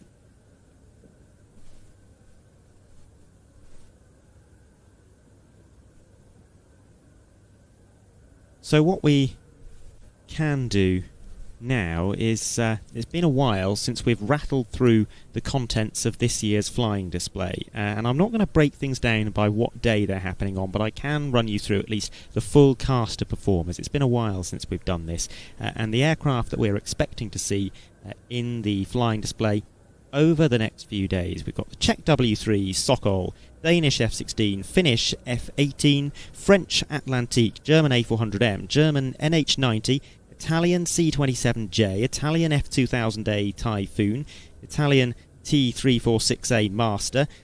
We've got the Fiat G91, the Frecce Tricolori, Royal Jordanian Falcons, Polish F-16, Portuguese Merlin, Spanish Typhoon, Swedish HKP-16 Blackhawk, the Saab Jas-39E Gripen, the Black Cats, the Royal Air Force Chinook, Royal Air Force Typhoon. We've got a pair of Spitfires, and we've got various special flypasts, particularly in support of the Eye in the Sky theme. flying past at various points. We've got the GlobeMaster, we've got the B1, we've got the Rivet Joint, the Wedge Tail, and the Poseidon. So we've got the helicopter making its way in. We've also got the Tornado arriving in the overhead from the German Air Force.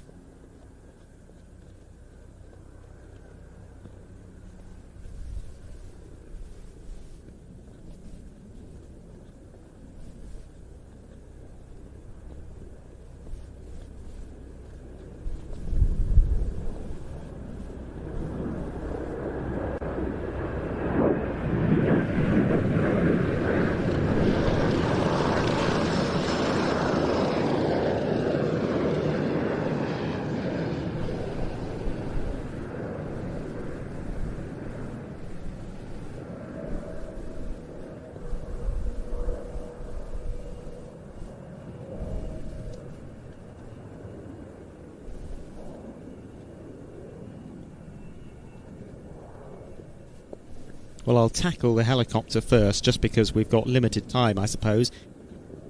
The UH-169B, this is what the Italians call the Leonardo AW-169, twin-engine helicopter, similar to the AW-139, but smaller and lighter. The first prototype flew in 2012, and it utilises many of the same internal systems as its bigger sibling, reducing development costs, in addition to maintenance costs for operators of multiple types.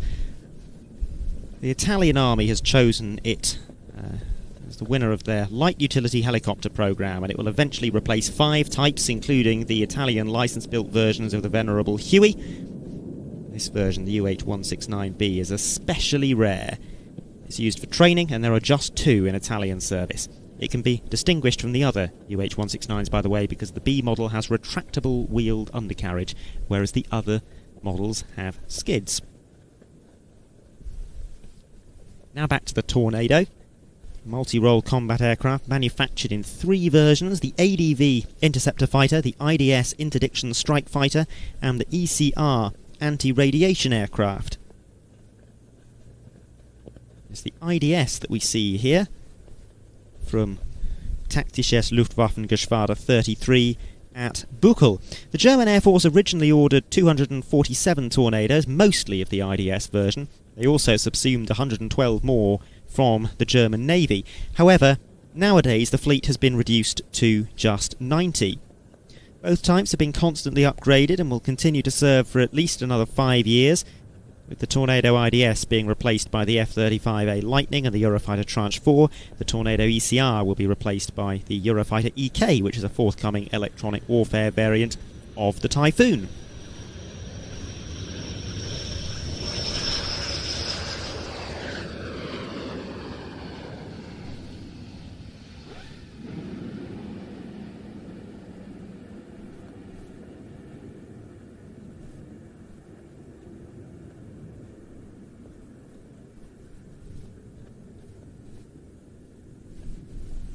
I believe we're expecting to see a Tornado ECR arriving for the static display at some point today or tomorrow as well.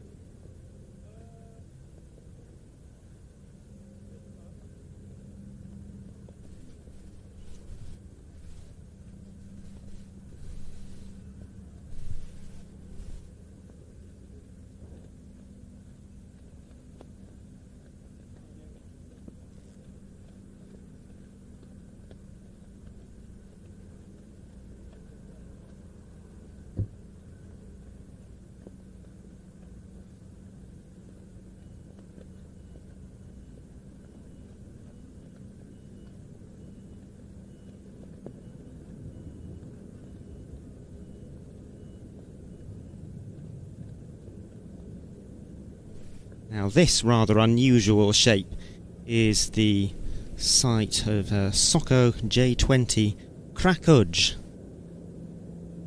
which I am probably saying completely wrong. It might look like a training aircraft, but actually it was designed for light attack and close air support. Developed in the early 1960s in Yugoslavia. It was designed to operate from austere airfields close to the front line, based on the assumption that major airfields would very quickly be destroyed during a conflict, and so the J-20 would operate in a form of asymmetrical warfare, so to speak. Carried a pair of machine guns in its wing, while also carrying a pair of bombs and rocket pods. Just 43 examples were built between 1964 and 1977, with the final aircraft being retired in 1989, and while most of them served with the Yugoslav Air Force, small numbers were also flown by the air forces of Croatia and the Republic of Srpska.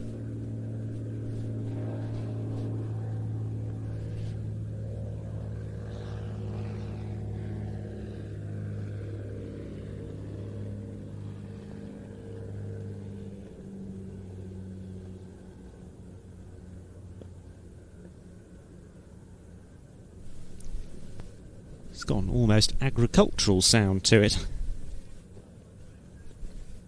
I've been quite looking forward to seeing this last year, and then, as far as I can remember, it cancelled at relatively short notice, as is always the way in the week building up to an air show. You do lose things due to technical problems or operational priorities.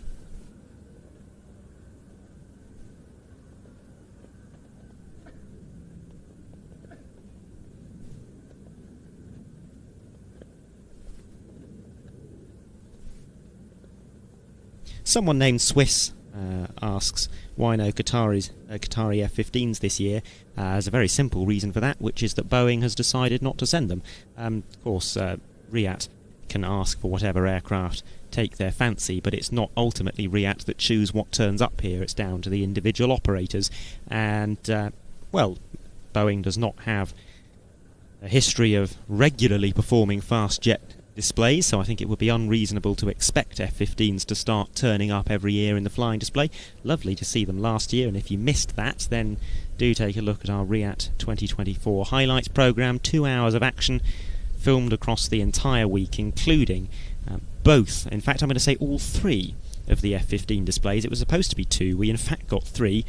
We got a clean display from an aircraft that kind of demonstrated the ability to gain and lose speed very rapidly and to conduct very aggressive abrupt pulls. We also had a dirty display from an aircraft loaded with dummy AIM-120 air-to-air missiles, and that was a demonstration of the aircraft operating in what a certain operator might call beast mode, for example, and that was extremely impressive. A little bit more compact, but the manoeuvring wasn't quite so dynamic, and then we ended up having a third display at one point as well, because we had a day with a very low cloud base. They didn't have a flat show sequence, so instead we got a series of extremely aggressive low approaches, beat ups and overshoots, and that was very entertaining indeed.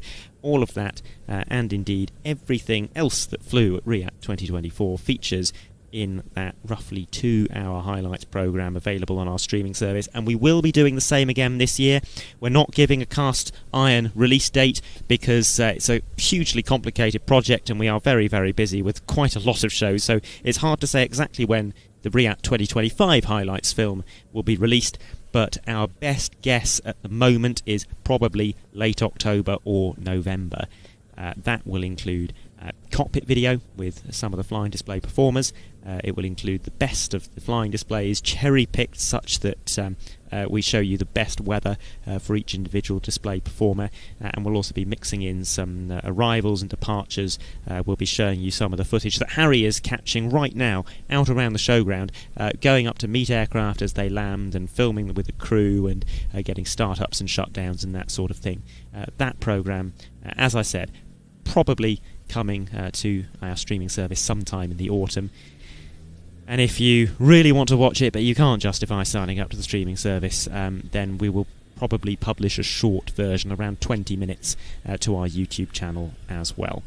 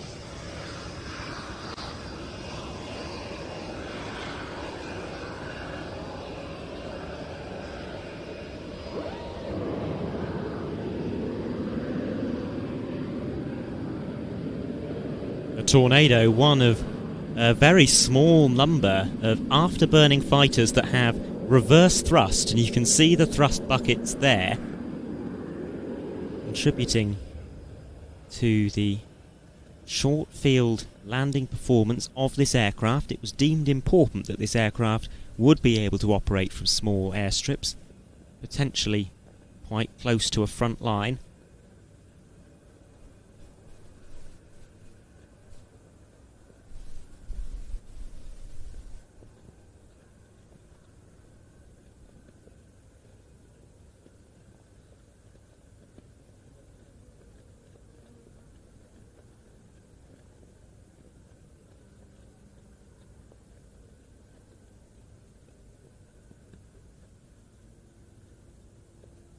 And as I was saying earlier, if you've been watching Planes TV quite a lot over the last few months, then you will have seen Tornadoes performing a flying display, because when we were out at Anti-Dotum Air Show Lesno, we got to see a full Tornado demonstration in the air, and Ian, that was quite a sight, wasn't it? It was, absolutely, and it was one of those that we were including onboard material during in our live production, which, just as you were talking about it, walking up to me there, I was remembering, do you know what? A Tornado uses a lot of sky, and you can have a nice long lens, you can have a good tripod, but at a point when he's at, 2,500, 3,000 feet at the top of some sort of manoeuvre, actually kind of the best view is that onboard view, giving some context about what's going on board. But aside from that, to see a Tornado in a flying display again, absolutely wonderful. Hoping to see more from the Germans over this year and next. You mentioned the on-board footage being integrated into a live broadcast. Now, I don't want to talk too much about this because this is very much your domain rather than mine, and I don't really understand it. But the intention is to try and do that on Friday, Saturday, and Sunday.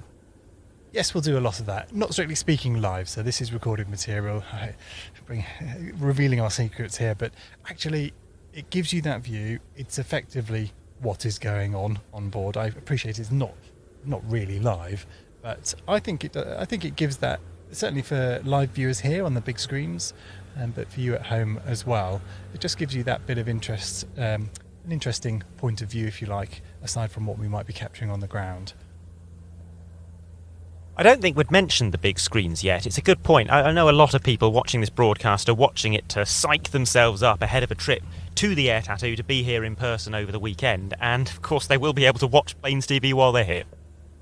They will, yes, and so we're distributed across the site to give everyone. Actually, it's more about awareness of what's going on. So you can't, as any of you watching, who've been to a big air show will know, it's not always easy to have that understanding of what's going on and where. So we hope that the live production here on big screens gives people a bit more awareness, certainly a bit more detail behind some of the displays. The feed is also distributed. This is an interesting one and a little bit of a side thing that you at home may not be that interested in, but actually our material is quite useful to the guys running the shows as well. So I've been texting Peter over in Flight Ops today. He's taking a feed of all of our cameras, giving a bit of a real sense of what's going on his airfield, which is no bad thing when you're stuck in an office somewhere. So he's fairly thrilled with that one. Very, very pleased to be sharing our output with anyone and everyone. Ian's doing another stint on camera. He's relieved Andy on the main camera after his marathon stint for a good 5 hours or so, pretty much without any kind of break. Now, there were a few people in the chat earlier saying I should have a break. To be honest, yes, it's difficult to mentally keep track of things here, but this is merely mental work, whereas being a camera operator is mental and physical. So a 5-hour stint on camera, I would say that's more impressive than 11 hours of commentary. They are all doing a sterling job, slowly rotating around the various different roles, and this is a practice for us as well, ahead of the official show days, when we are aware that firstly, everyone who's watching the live broadcast online is a paying customer, and secondly, we are going out to the big screens as well, so we really do need to have got everything nailed. So this is a case of easing people back into it. We're bringing in our biggest team of the year here, so not everyone gets to practice regularly on the equipment, because there aren't always enough shows to get everyone current. So easing everyone in, getting used to the equipment. Some of the equipment is hired in, so we're shooting on rental lenses that are considerably more powerful than ones we would normally bring to a smaller show. And it all takes a bit of getting used to. So yes, this is a training day for the pilots. It's a training day for us as well.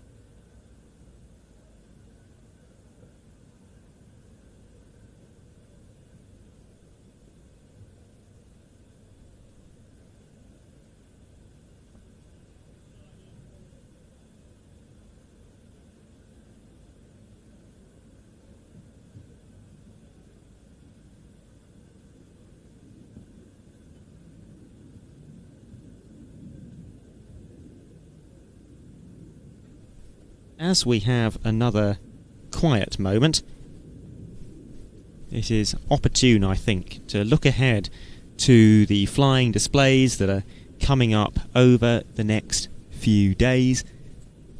And we have a little package that just brings together some of the key highlights. Now, there is one aircraft in here, the Spanish Harrier, that I'm afraid isn't actually going to make it. We put this little video together before we learned of the Harrier's cancellation a couple of days ago. But nonetheless, here is a little look at the sort of thing that you can expect to see.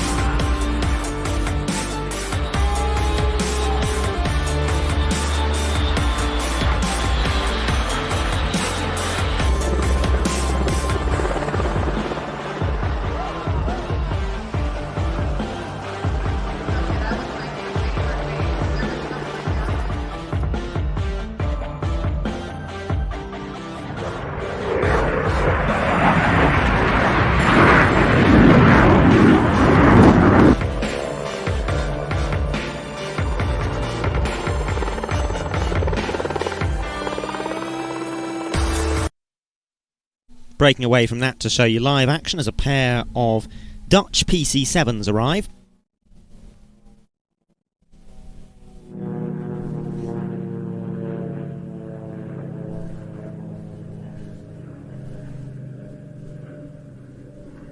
And what we're expecting to see now is some calibration passes for the benefit of the Flying Control Committee. We are getting very, very close. We're within about 15 minutes of the first flying display validation, and so just like I was saying we need to get our eye in, the Flying Control Committee need to get their eye in. It's their job, among other things, to look at the display aircraft and judge whether or not they are too low or too close, or if they are flying perfectly, safely and legally. So to help with that, one of these PC-7s we are expecting will conduct 3 passes down the display line, one of them at 500 feet, one of them at 200 feet, and one of them at 100 feet. This for the purpose of making sure that the FCC know exactly what they are looking at and that they are judging things correctly when it comes to making potential too low or too close calls as the flying display validations and practices and then the public performances themselves start to unfold. But it may be that we get one of the 2 aircraft onto the ground first. Only a single one is required to conduct these validation passes.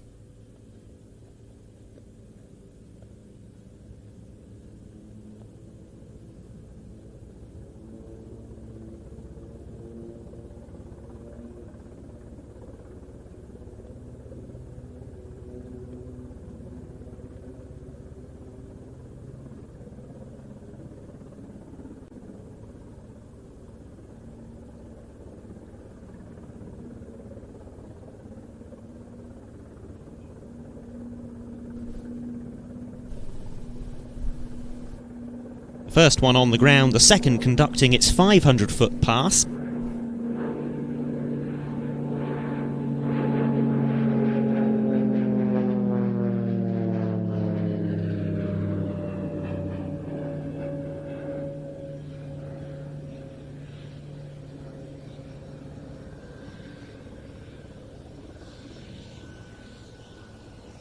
And as we see these calibration passes, let's talk a little bit about how an air display is run for the sake of those who may not be familiar. The way things generally work is there is a display line that is 230 metres away from the crowd. That is the primary display axis. However, for aircraft that are performing high-speed, high-energy manoeuvres towards the crowd, there is a secondary display line that is 450 metres away. There is a committee of people, the Flying Control Committee, whose job is to monitor each one of the flying displays and to make sure that they are being conducted in accordance with all of the rules and regulations.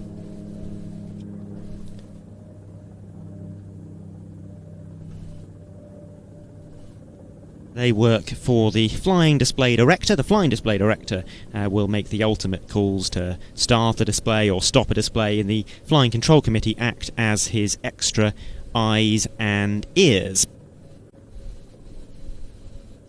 If an aircraft is believed to be infringing upon the rules, it can get a too low call or a too close call. These calls are not punitive, they are advisory. If there are multiple such calls in the course of a single display, or if the transgression is particularly large, then that could result in a stop call instead of an advisory call. In now at 200 feet.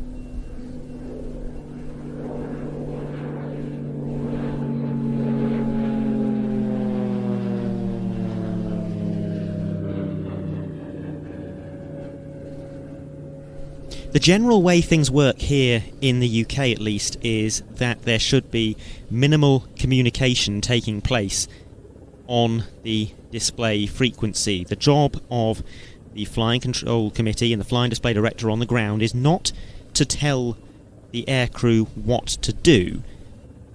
It is merely to say, you may now start, and to advise them of any transgressions should they occur. There is absolutely no instruction that is ever made from the ground up to the air.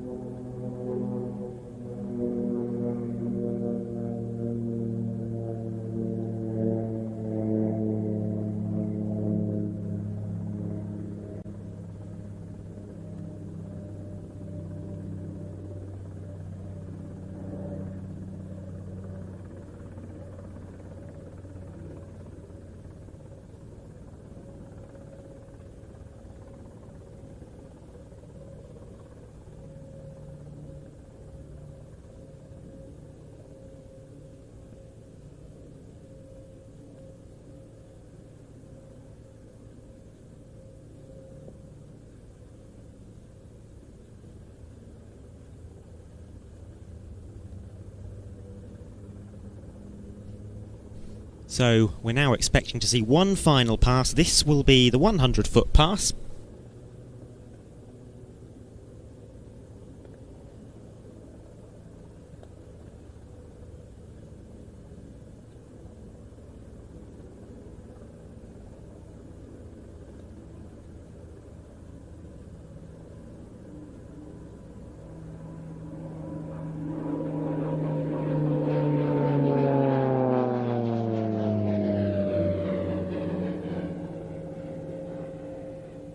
As I was saying earlier, the air operations team are all aviation enthusiasts in just the same way that any of us are, and they always make sure that the aircraft chosen to conduct these validation passes is one that will be of interest to us enthusiasts, something a little bit rare, a little bit quirky, and they've certainly achieved that this year with the PC-7 from 131 Squadron of the Royal Netherlands Air Force, an aircraft that was developed as a turboprop basic trainer by the Swiss Pilatus company is a successor to the P3.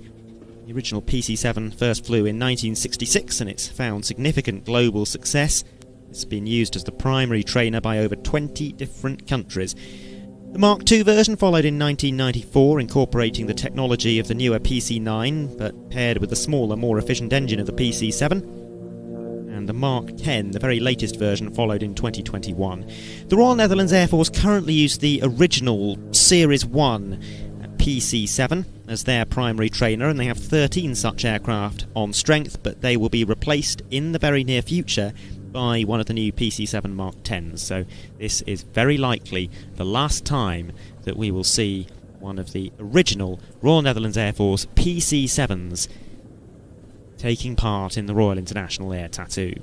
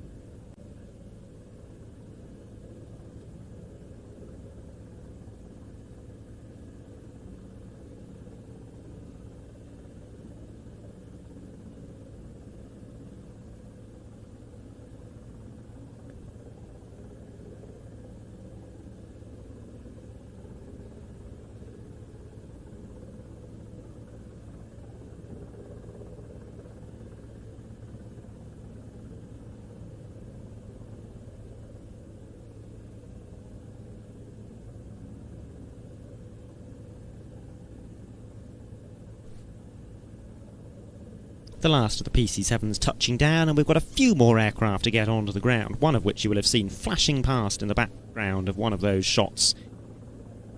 Very unusual shape indeed, which will shortly be joining us here at RAF Airford to take up its position in static display.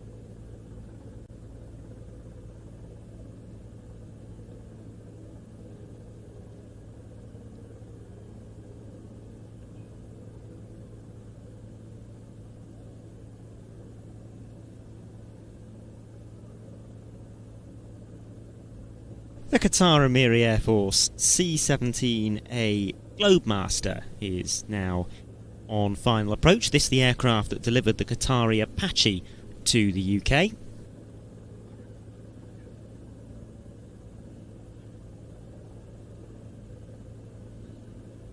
Qatar operates a fleet of 8 C-17s, the first 4 of which were delivered in the late 2000s. And in 2015, Qatar decided to purchase a second batch of 4, giving a home to some of the surplus C-17s that Boeing had built without having first secured a buyer. One of the Qatari C-17s, and indeed it is the one that we now see on the screen, is painted in the colours of Qatar Airways. And why is that? Well, it's not owned by Qatar Airways, it's not operated by them, it's partly for publicity. These aircraft are used for humanitarian and diplomatic purposes more often than for military purposes. It seems the nation of Qatar would want to attach their brand to such missions and generally give themselves a bit of publicity.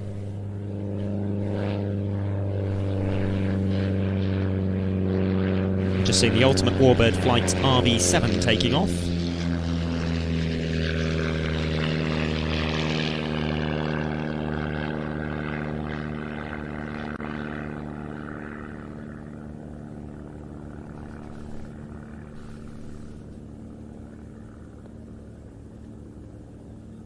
And what I've always noticed about this aircraft when we've seen it in the past is that it is absolutely pristine. It is the shiniest C-17 that you will ever see. Do look out for that as it rolls past us, hopefully gleaming, even though the sun has gone in. Comes to us from number 10 Squadron of the Qatari Mirage Air Force, which is based at Al Udeid Air Base.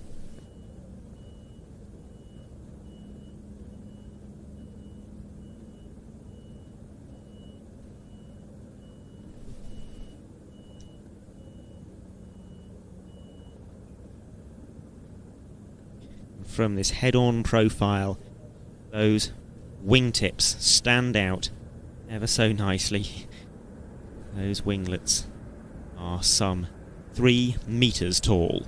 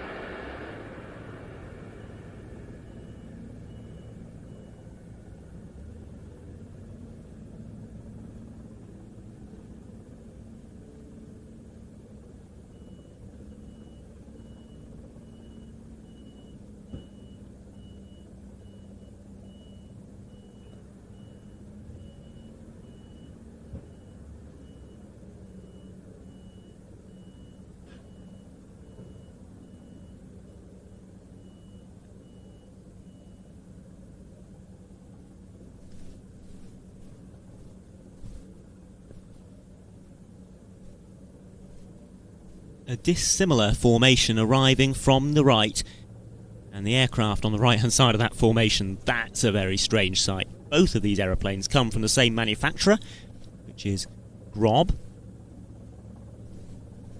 On the left hand side of the formation, the Grob 120 TP. This training aircraft fitted with a 456 shaft horsepower turboprop engine with retractable undercarriage. In the UK, it is operated by the Royal Air Force as the Prefect T1. But this is the really remarkable part of the formation. And look at the wingspan on that beast. That is a Grob 520 NG.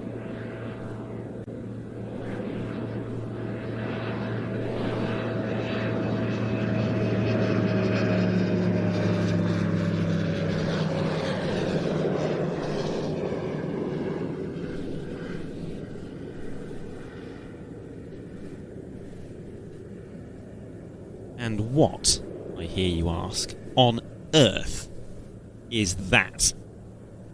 Well, it was developed in the early 1980s as a high-altitude, long-endurance reconnaissance aircraft for the US and German militaries. It first flew in 1987, and it is remarkably capable. Holds several world records for altitude and climb performance. It has a service ceiling of some 50,000 feet and endurance of 7.5 hours. Despite that, all military orders for the Grob 520 were cancelled before any deliveries could take place. The aircraft instead ended up being used for scientific research by the German Aerospace Centre and by Airborne Research Australia. It was also used as the tow plane for the Perlan, the altitude record-holding glider that you may have come across. Now, though, Grob hope that they have given the Grob 520 a new lease of life. What we see here is the Grob 520 Next Generation, which features a new engine, a Pratt & Whitney PT6A, a full autopilot as well, which gives potential for autonomous or remote-controlled operations. And they say that this is an affordable alternative to large military UAVs. The Grob 120 touching down first, though. After this rolls past, we'll go back to the Grob 520. Strange shape, which is still in the pattern. I wonder if a Grob 520 and a U2 have ever been on the same airfield before. If they haven't been, it's about to happen.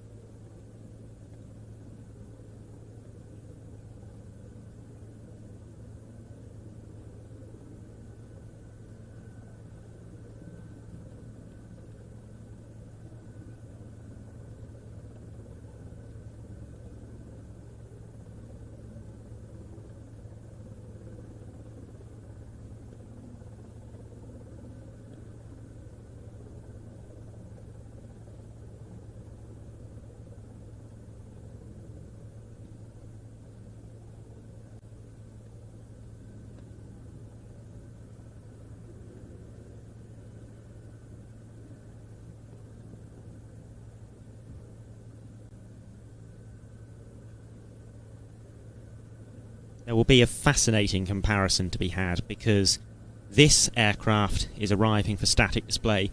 Also on static display, a U-2S Dragon Lady from the United States Air Force, and indeed we're going to have a U-2 in the flying display as well. And we are going to bring them together virtually for you, because once this Grob 520 touches down, we're going to play a short piece from RIAT 2024 showing a U-2 in the air.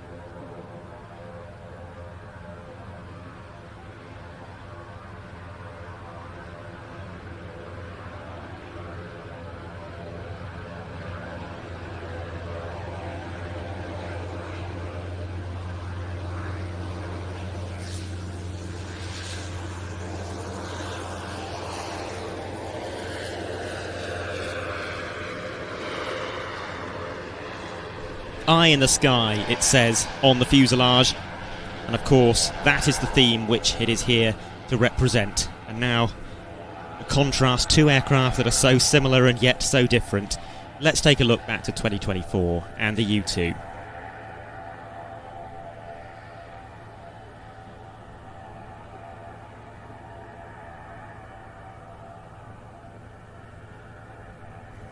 It's based here at RAF Fairford with the 99th Expeditionary Reconnaissance Squadron of the United States Air Force, and here it goes, the Lockheed U-2S.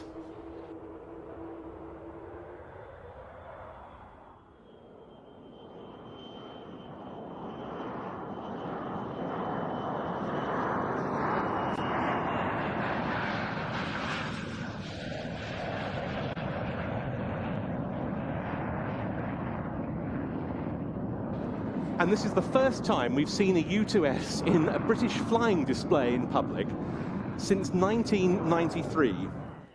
So what are we going to see from it now, Popeye? So now it's setting up for what is the high key of the simulated flame-out approach. As you can hear the engine winding down, you see drag devices beginning to come out in the form of flaps and speed brakes. That drag will help simulate that the engine has flamed out. It'll now execute a 360-degree turn down to the runway, at which point it will meet his mobile officer, that's the chase car, where he will talk him down, get very close to the runway, and then take off again for another circuit. And the chase car is positioned, where is it positioned at the moment? It'll be positioned on the taxiway, if he's where he usually is. And I see it now. As he gets his clearance to land, or clearance for low approach, the light bar will come on, the mobile officer will accelerate onto the runway to execute a merge or a formation rejoin with the aircraft.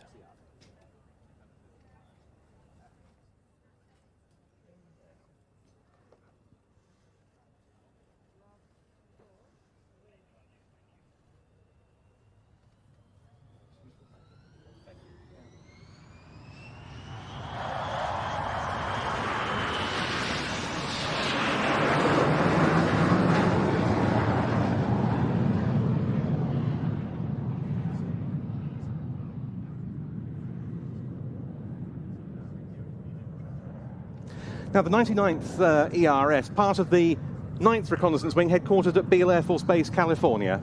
That's right. The home drome, as we call it, everyone comes, all roads lead back to Beale. So all the U-2 pilots from Beale end up coming out to the different forward operating locations that we have around the world, to include RAF Fairford. Now, so that a clip from RIAT 2024, and we're looking forward to seeing something similar in the flying display this year. But now the first flying display action of RIAT 2025 as we see the validation of the NH Industries NH90 of the German Army.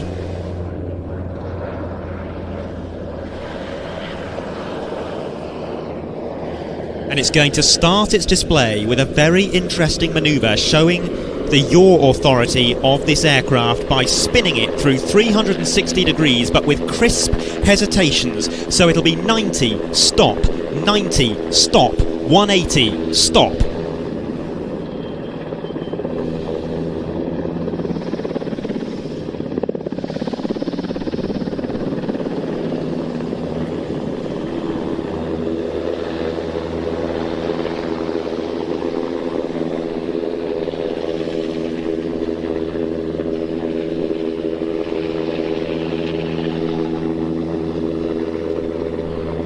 Full power climb to 700 feet.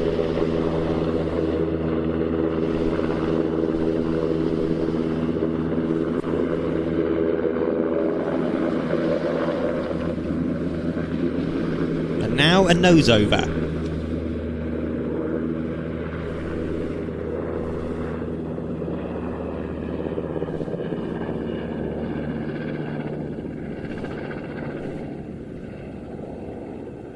Was developed by NH Industries, a consortium of Airbus, Fokker and Leonardo, although it's now part of Airbus, and it was developed in response to a NATO requirement for a multi-role helicopter suitable for use on the battlefield and at sea. There are two primary versions, the NFH, a specialised shipborne variant, and this one, the TTH, or Tactical Transport Helicopter, although it is designed to be a highly versatile and customisable platform that all NATO forces will be able to use.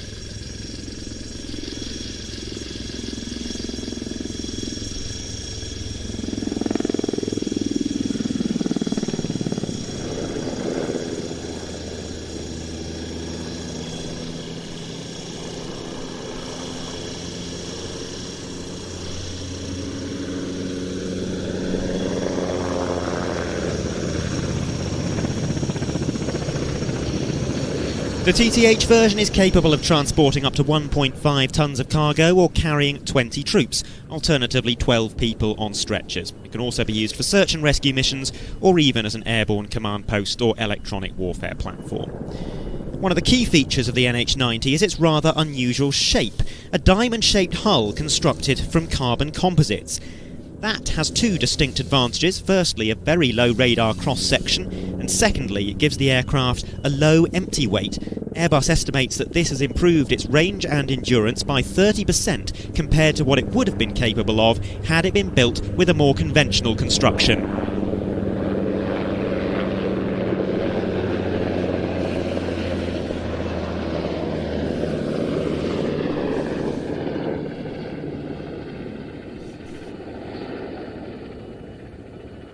Seen the NH90's turn of speed, passing by at 120 knots. Now its turn performance is demonstrated as the aircraft transcribes the shape of a figure of 8.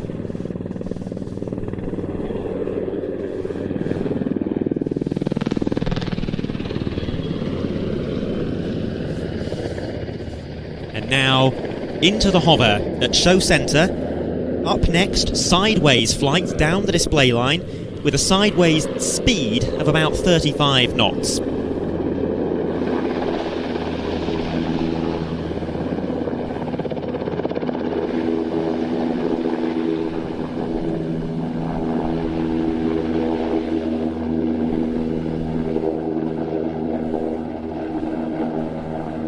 There's another interesting feature visible on the top of the fuselage.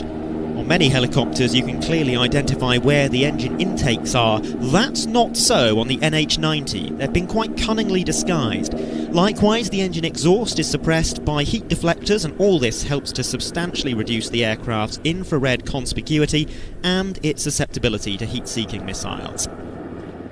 The aircraft now turning backwards, flying backwards, and it's time for a very challenging manoeuvre. A 360-degree turn flown in reverse.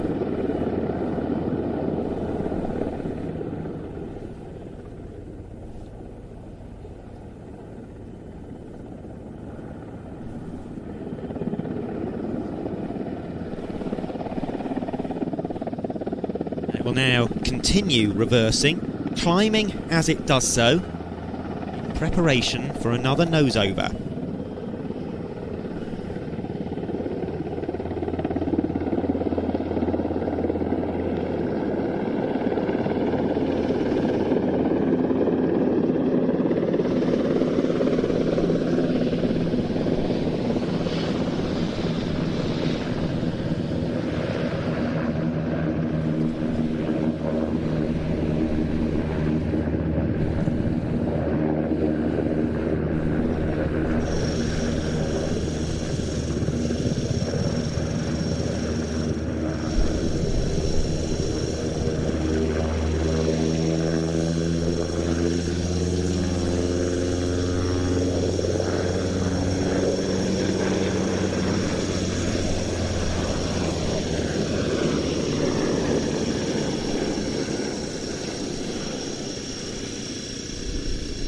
Our apologies about any audio disruption that you may be experiencing. There's some drilling going on quite close to our microphones, the showground still being in build mode, so we hope that's not too distracting to you. The NH90 has 14 military operators, many of them being European NATO members, which gives those air forces a high degree of interoperability, but it's also flown outside of Europe by Qatar, Oman, Australia and New Zealand.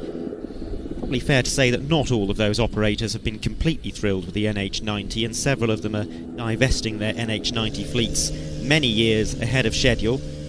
It's not controversial to say that this helicopter has had a troubled service career, but things are looking up for many NH90 operators who have chosen to stick it out, as serviceability rates have improved massively.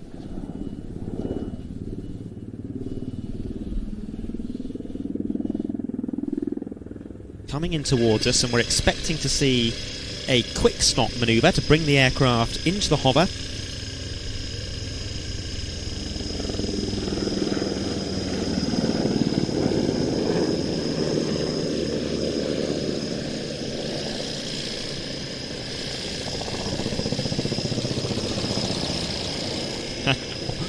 Or not.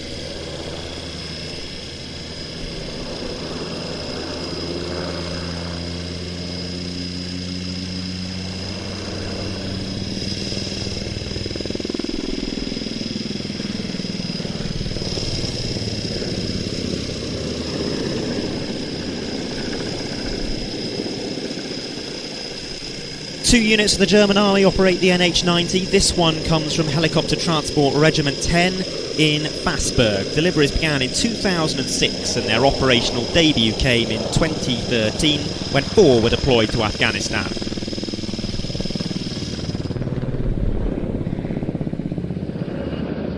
In the coming months, the German Navy will join the list of NH90 operators. They've ordered the navalised version and they call it the Sea Lion. Deliveries are due to start later this year, replacing the Sea King in the search and rescue role and the Lynx Mark 88 in the anti-submarine warfare role. Landing gear extended, the aircraft in the hover at show centre.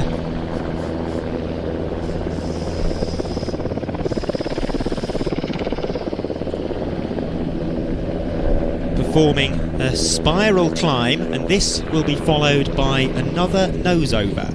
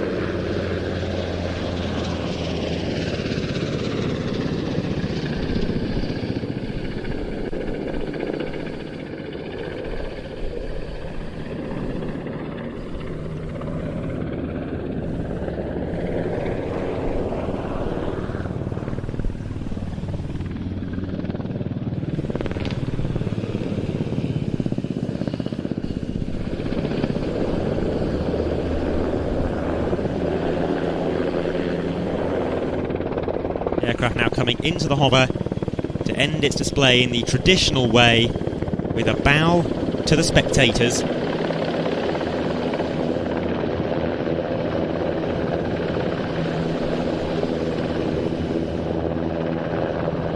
From Transport Hubschrauber Regiment 10 of the German Army, that was the NH Industries NH90 Tactical Transport Helicopter.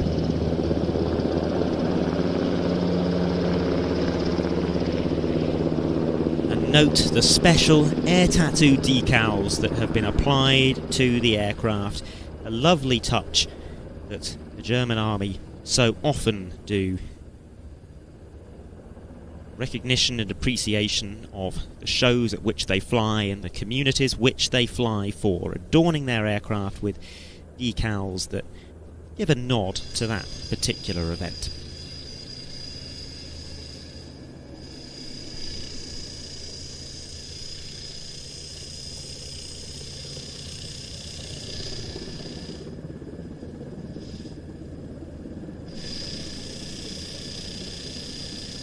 Now, we had been expecting to see the Royal Jordanian Falcons following the NH90. However, we are running about 10 minutes late. The Royal Jordanian Falcons ground crew did come by about 15 minutes ago and then turned around and left again, so I'm wondering if their validation has been perhaps delayed or cancelled. I just heard in my ear someone reckons that they spotted the Royal Jordanian Falcons running their engines not all that long ago, so we live in hope.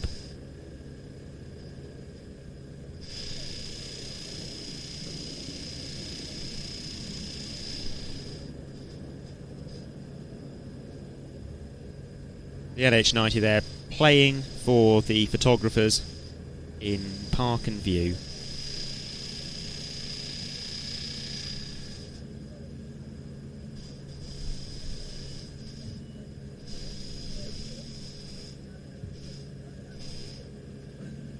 It's sounding good for the Royal Jordanian Falcons. There's lots of noises going on in my headset that suggests people have found them. Yes, there they are. Excellent. So we will get to see the Royal Jordanian Falcons validating. In the relatively early stages of their annual goodwill tour to Europe, but it wouldn't be RIAT without them.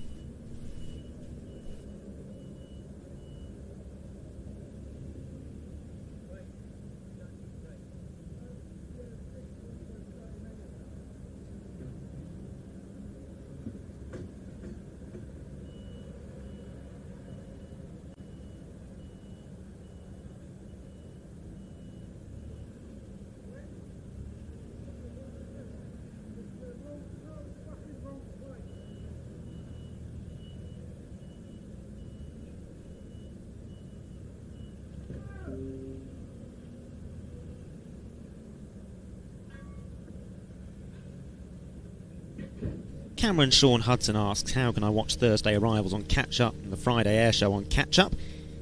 Well, all of the arrival sessions are on YouTube, so you can watch them anytime you like. On Friday, we will be broadcasting exclusively on our streaming service, watch.planestv.com, and indeed the same is true on Saturday and Sunday as well. So catch-up is available on that service. Sometimes it takes a few hours for the programme to finish processing and become available to rewatch, but by and large, if you are a paying member of watch.planestv.com, you can watch it live, and by that night, or worst case scenario, the following morning, you'll be able to rewatch the full live broadcast. All of our live broadcasts remain on the streaming service to be rewatched at any point. And if you are not signed up yet, then now is the time to do it, because we have a discount code available. If you use the code RIAT2025, one word, all capitals, RIAT2025, that will get you 20% off your first 3 months.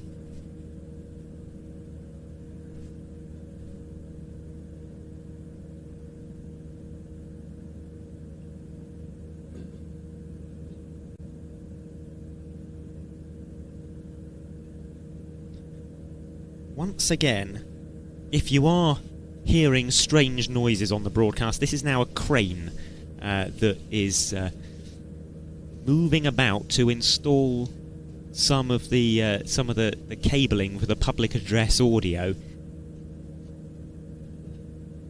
So we've had pneumatic drills, we've had cranes. It is build day here, and construction noises unfortunately do happen. Come the official show days, we'll be pushing our microphones way out into the field, so we'll be pretty well isolated from any sounds of the showground. But for the time being, the microphones are stuck back here with us, close to all of the construction noise, and that's because there's lots of heavy vehicles moving about. So we can't push the microphones out into the field, because the cables will get run over, and that would not be good for reasons that I probably don't need to explain.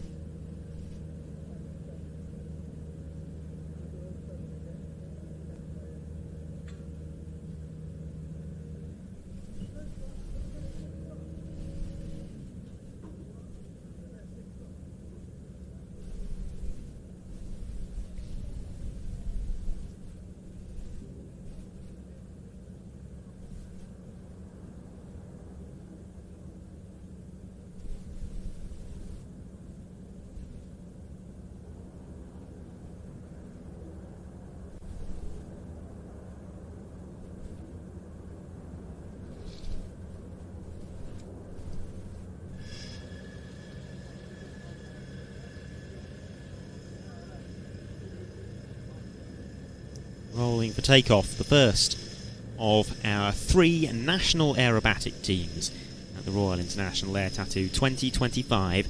This is the Royal Jordanian Falcons.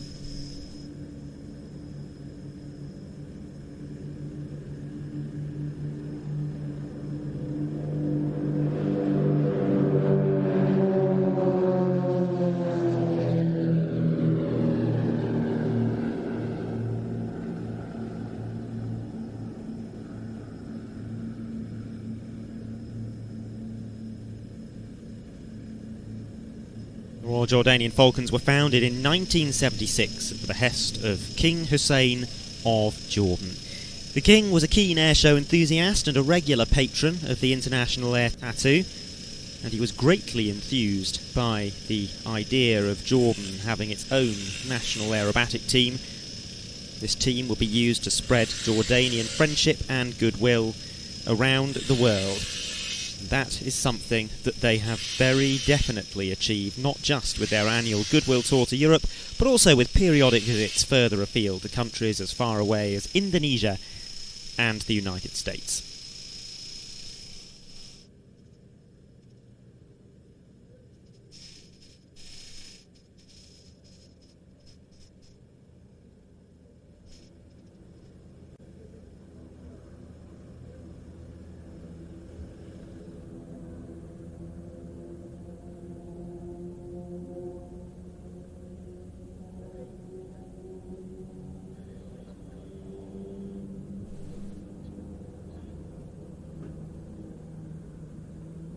Lovely to see this team, as always, in the skies of Fairford, starting their validation, the Royal Jordanian Falcons.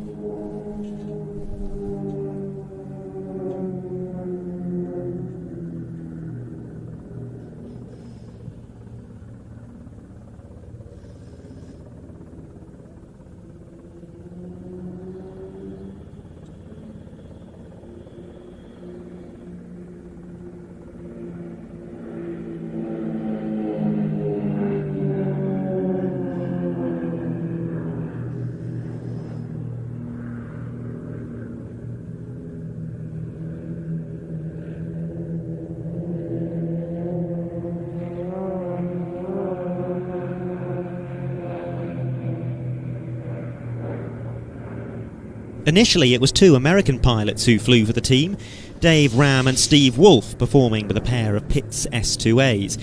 In time, the team grew to 4 aircraft and came to be crewed by Jordanian personnel. They transitioned through various versions of the Pitts and the Extra 300 over the years, and currently they operate the Extra 330 LX, which they have flown since 2018. Now the formation changes from box to tango as the team come down the line for a loop.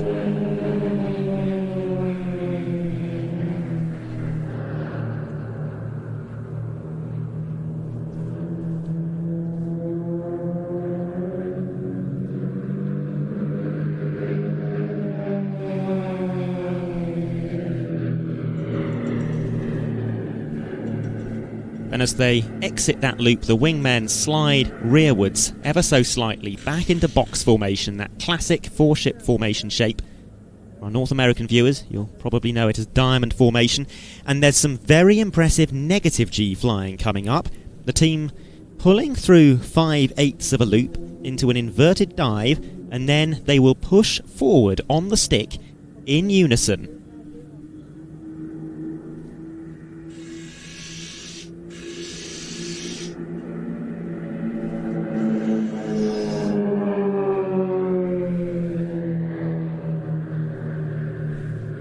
Horribly, horribly uncomfortable, that. Much more so than positive G. Your entire body weight is being taken several times over by the straps of the harness, which dig into your skin. The blood rushes to your head, pools in your brain and your eyes.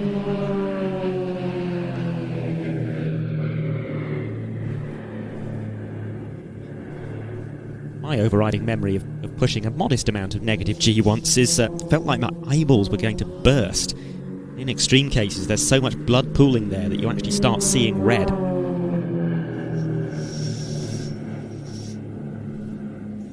But clearly they are suckers for punishment because there is more negative G coming up. The team performed a loop just now with a slight 45-degree twist in it, which will take them away from us on the left 45-degree line. They're now performing another 5/8 loop, but this time they're not merely going to push their way out, they're going to push into an approximately 90-degree turn.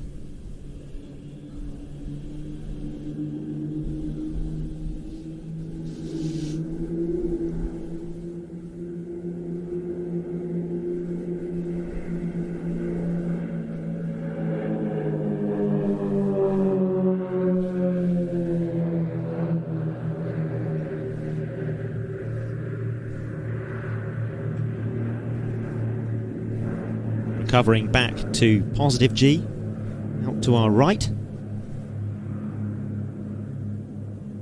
And they will now perform a wing over to set up for their next manoeuvre. A manoeuvre that was introduced to their show in 2019.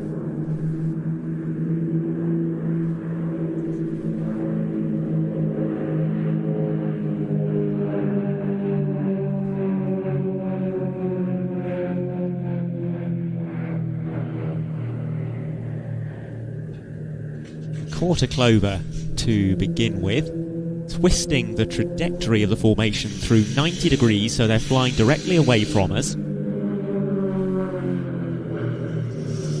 And then they will pull up again, and this is their expression of Jordanian goodwill. The formation will split into 2 pairs for the Falcon's heart.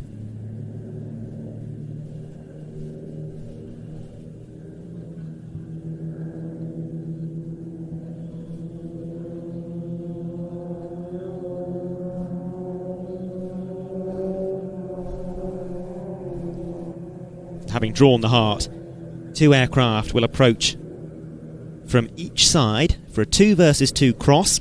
After they cross, Falcon 4, the soloist, will pull up into a demonstration of freestyle aerobatics.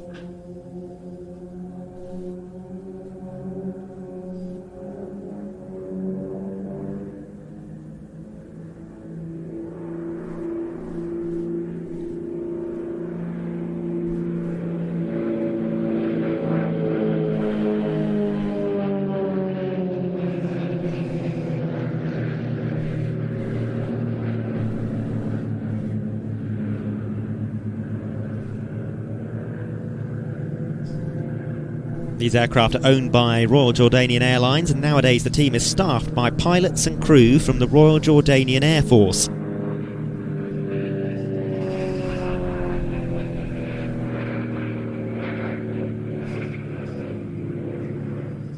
They undertake an annual goodwill tour to Europe each summer, and they're probably the most loyal and dependable foreign participants in the Royal International Air Tattoo. They're also 4-time RIAT award winners, having won the RAF CTE trophy for the best display by an overseas participant in 1995, 2002, 2009 and 2018.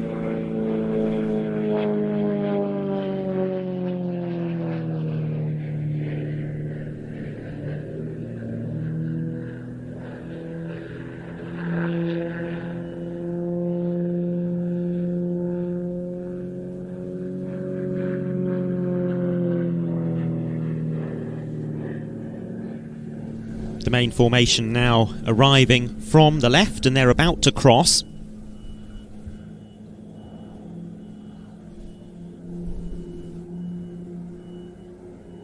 And that main formation will now pull up into a loop, followed by a barrel roll.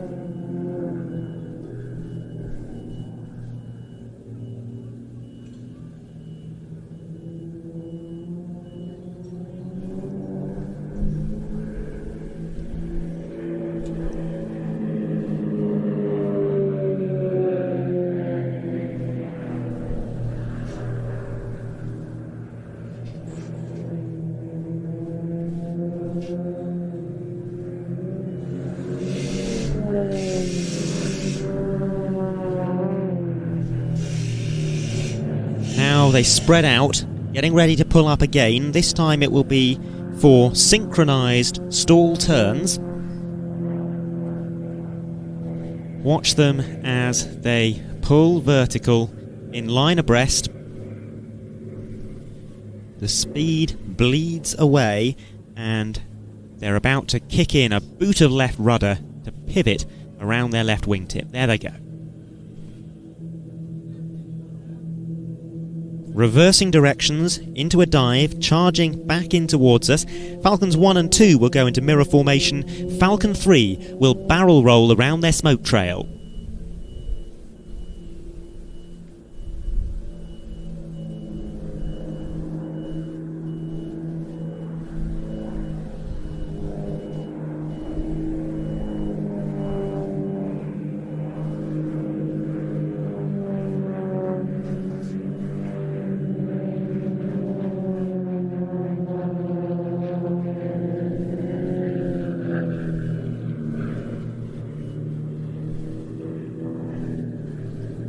The soloist now arriving for another display of freestyle aerobatics, starting with a slide off. The extra 330, I should say, is currently the most advanced and competitive aerobatic aircraft in the world. It has been flown to victory at the last 6 World Aerobatic Championships on the trot, and it's the aircraft of choice for 2/3 of the competitors in last year's championships.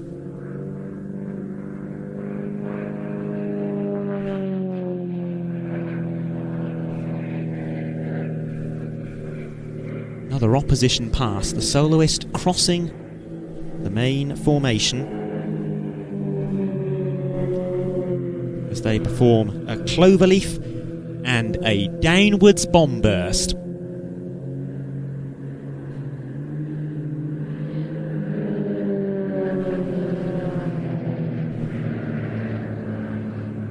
The extra 330 LX version that we see here is designed to be a more comfortable two-seat tourer than the stripped-down single-seat competition machines. Accordingly, it has more advanced avionics and instruments in the cockpit, and it performs slightly differently. It's heavier, and it's been given a larger wing to compensate for the extra weight. That in turn has resulted in a lower stall speed and, in the opinion of some, slightly superior turn performance as well. The headline stats, though, are still the same as for the rest of the extra 330s, 420 degree per second roll rate plus or minus 10 G maximum load factor. And now, as the soloist performs a flat spin in front of us, we also look out to the front for the main formation.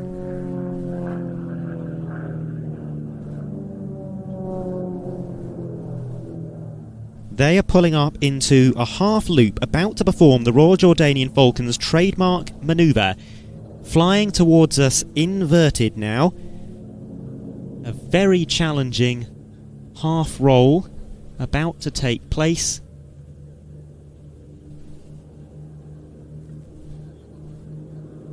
And now they dive down, building speed, building energy, and getting ready for the Hashemite break.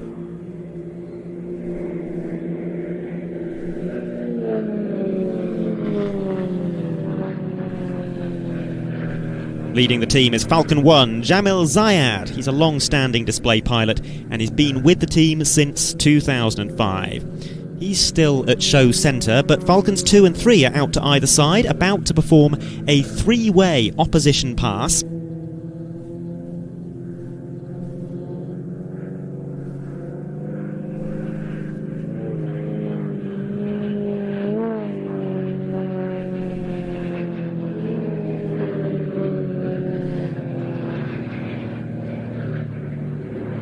The soloist in from the front once again.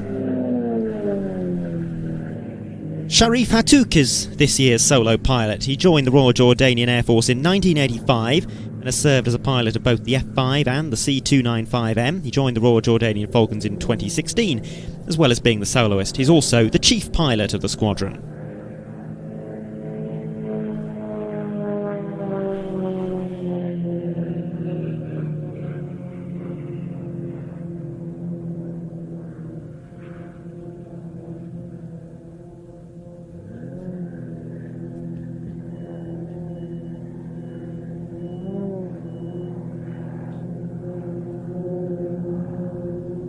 A bit of a prop hang there, and very shortly he's going to perform a very technical rejoin with the rest of his teammates.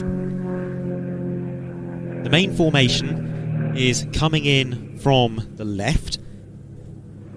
Sharif Hatouk is about to come in towards us from our right.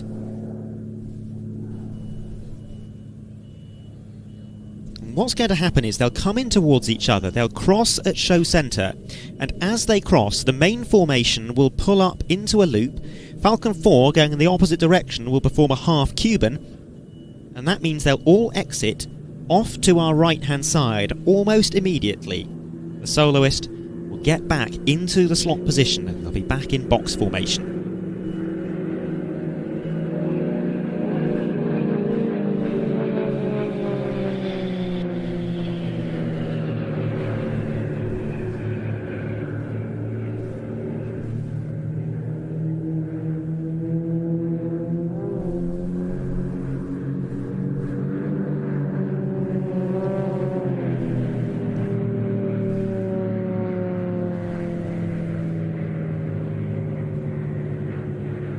Flying on the right wing of the formation is Falcon 2, Ahmad Al-Qadar. He joined the Royal Jordanian Air Force in 2003 and has flown the F-5 and the F-16. He was a member of the Royal Jordanian Falcons from 2013 to 2016, during which he flew in all four formation positions, and he's rejoined the team for 2025. Finally, on the left wing is Falcon 3, Faras Al-Khwatat. He's a former F-16 pilot who joined the Air Force in 2006 and has been part of the Royal Jordanian Falcons since 2021. Life is about to get very tricky for both of them because the formation is coming onto the line for a very challenging slow roll.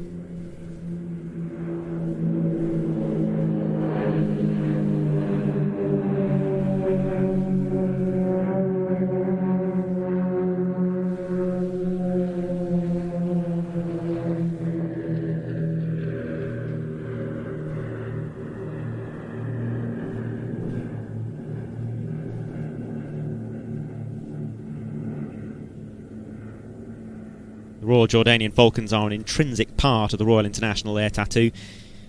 One of the most reliable international supporters of the show, and indeed the nation of Jordan has a very strong association with this event. The late King Hussein of Jordan was a great patron of the show and of sport aviation in general, and the top flying display award here, the King Hussein Memorial Sword, is named in his honour.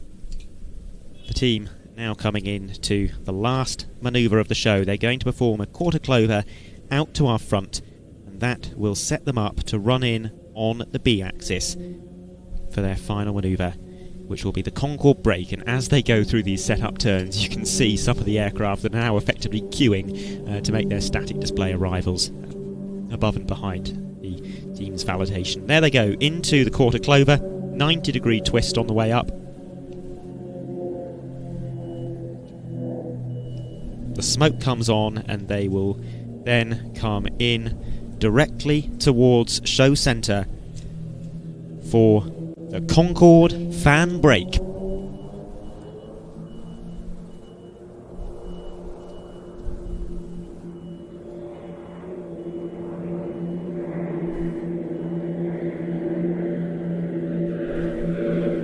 That was the Royal Jordanian Falcons.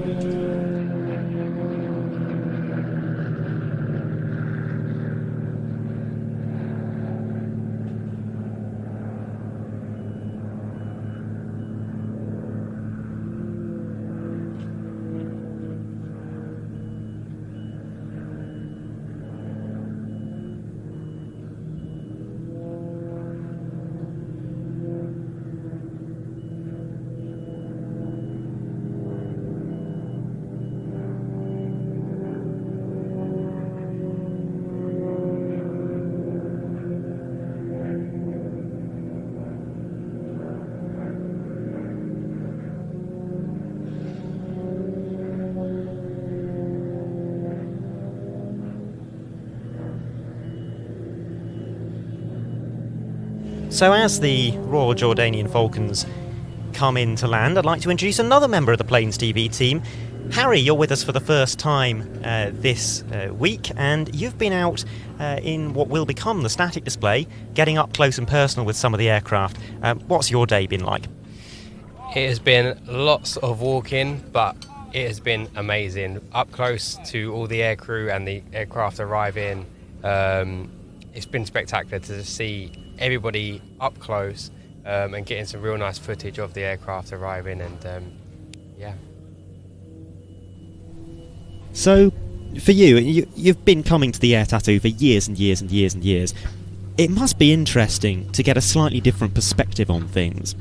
It is. I've spent probably the last 20 years as a RIAT member, sitting in the park and view with everybody else, and so to be the other side of the fence and up close is completely different, and I'll be honest, it's a lot harder than I thought, but it's a dream. It's so good to be up close. We've been looking at some of the material that you've been shooting. We've actually been able to get some of it out onto the live stream over the course of the day, and you were getting some wonderful shots of some aircraft that are almost unseen. The vertical VX4, you were right up close with that. You got some amazing shots of the Pakistani C-130 Hercules and that wonderful special paint scheme.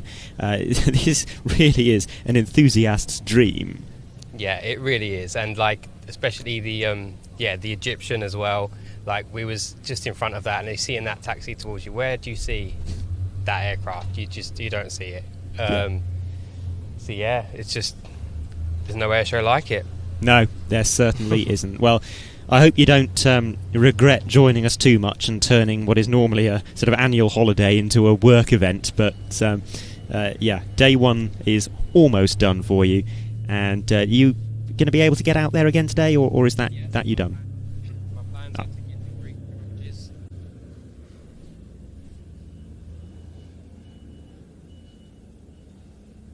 We just lost that mic, I'm afraid. But yes, he's going out to see the Greek Mirages, so we'll let Harry crack on with that. We wouldn't want to deprive him of the chance to see that.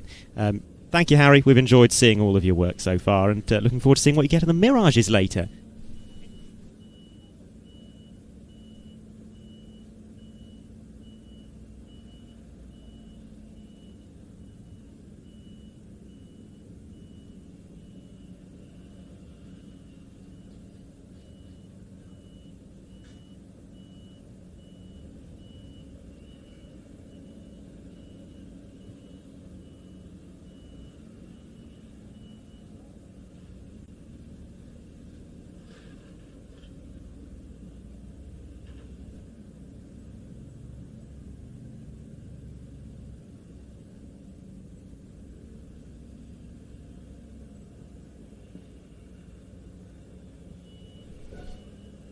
it's not just the Royal International Air Tattoo where we provide the official live broadcast. There's plenty of other shows as well on our calendar, and we were particularly pleased earlier this year to head out to Antidotum Air Show Lesno in Poland, which is just a phenomenal event, the polar opposite of RIAT in almost every single way.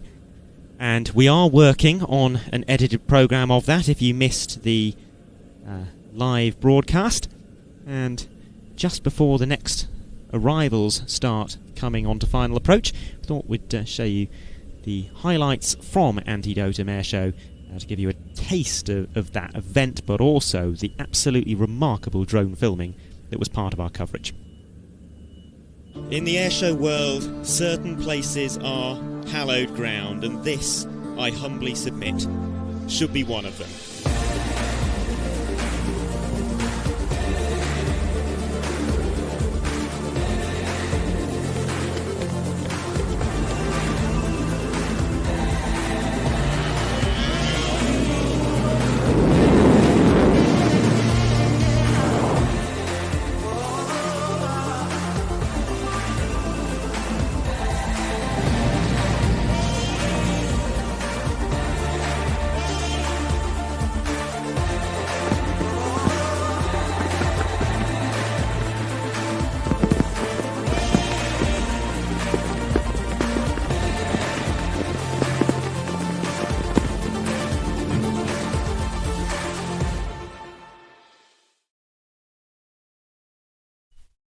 Just a little glimpse of the action Antidotum Air Show Lesno, and there will be an edited programme of that coming up very soon indeed.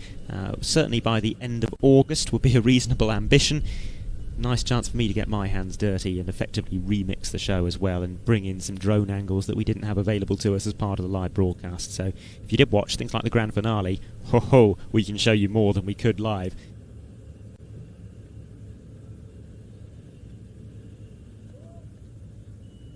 But there are many, many other programmes on the streaming service dating all the way back to the 1980s. Let's take a look at some of those as well. It enabled something of an airline first when in 1952 Pan American launched tourist-class transatlantic services with DC-6s. There hadn't been an airliner before that had the operating economics to make possible cheaper flights across the pond.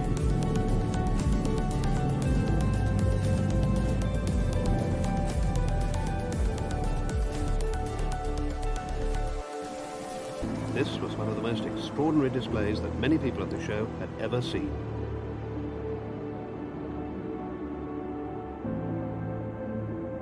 Both aircraft have fly-by-wire controls, but the 37's control system is the latest version.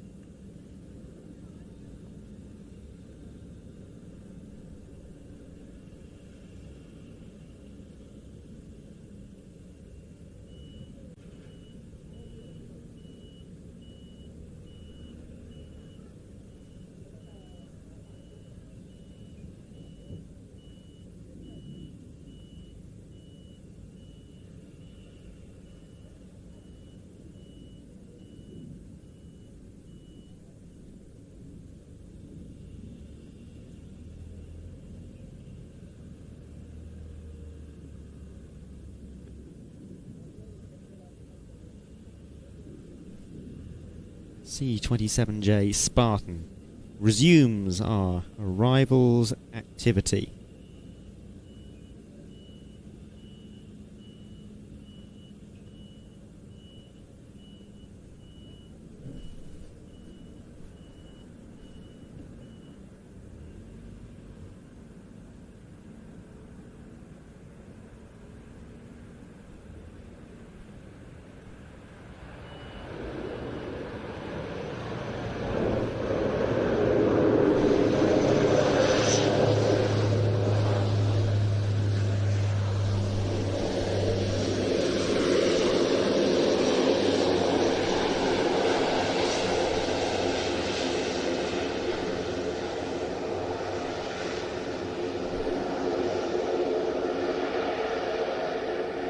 This one comes from the Hellenic Air Force. It's acting as a support aircraft for 2 static display arrivals that we are expecting to see fairly imminently. 2 real stars of the show in the form of Hellenic Air Force Mirage 2000-5s.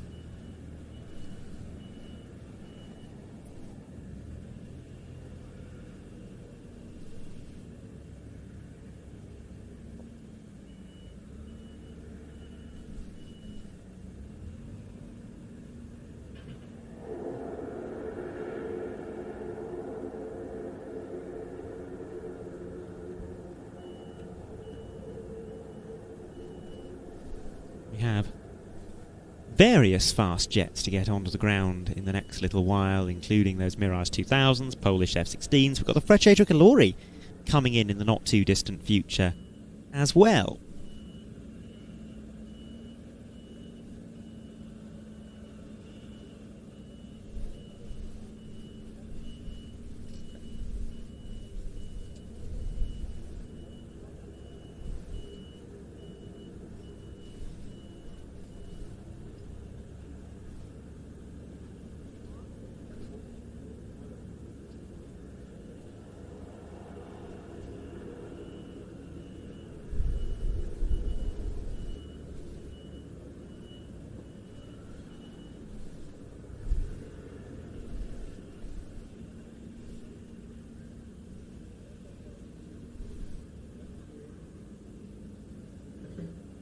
Thank you very much to JY for sending us £5. He says, thanks to the team for the coverage. One day I cannot be at the show. I hope this helps towards getting around in. It certainly will. Thanks very much. And I know I've been really bad at monitoring the chat over the last 2 hours or so. So if I've missed anyone who has done likewise, I deeply apologise and thank you. Next up, we think the Polish F-16s shall be arriving. They are about 6 miles out, we reckon. Let's take a look at what they're going to be doing over the course of the rest of the week. While Denmark is contributing one of the very earliest F-16 models for the flying display this year, Poland returns to the air tattoo to demonstrate one of their far newer Block 52 F-16s in the flying display for the first time since 2018. The F-16, known in Poland as the Jastrzębie, entered Polish Air Force service in 2006. In 2015, they began displaying the type at air shows under the name Tiger Demo Team. One of the youngest fast-jet solar displays on the circuit, this display has changed a lot since its last visit to RIAT 6 years ago, and is now in the hands of Captain Maciej Krakowian.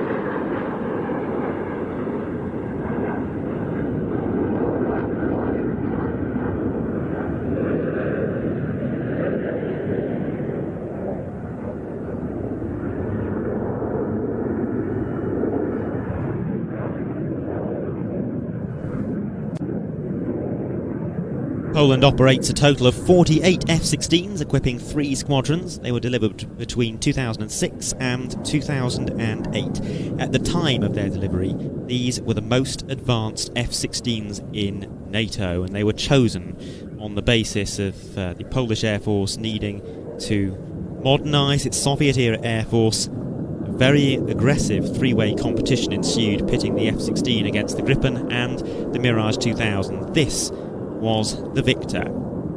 Fitted out with the latest avionics that were available for the F-16 at the time of their delivery. A Pratt & Whitney F100 229 engine producing a little over 29,000 pounds of thrust.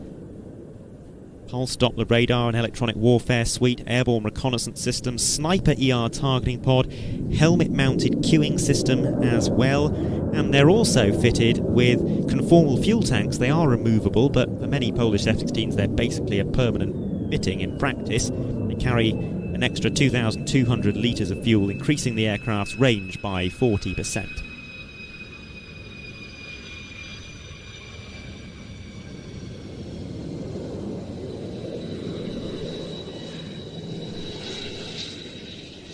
And, by the way, as well as increasing range and holding more fuel than a traditional centerline tank, these CFTs produce 88% less drag than a centerline tank, and unlike a drop tank, they still allow the F-16 to pull up to 9G.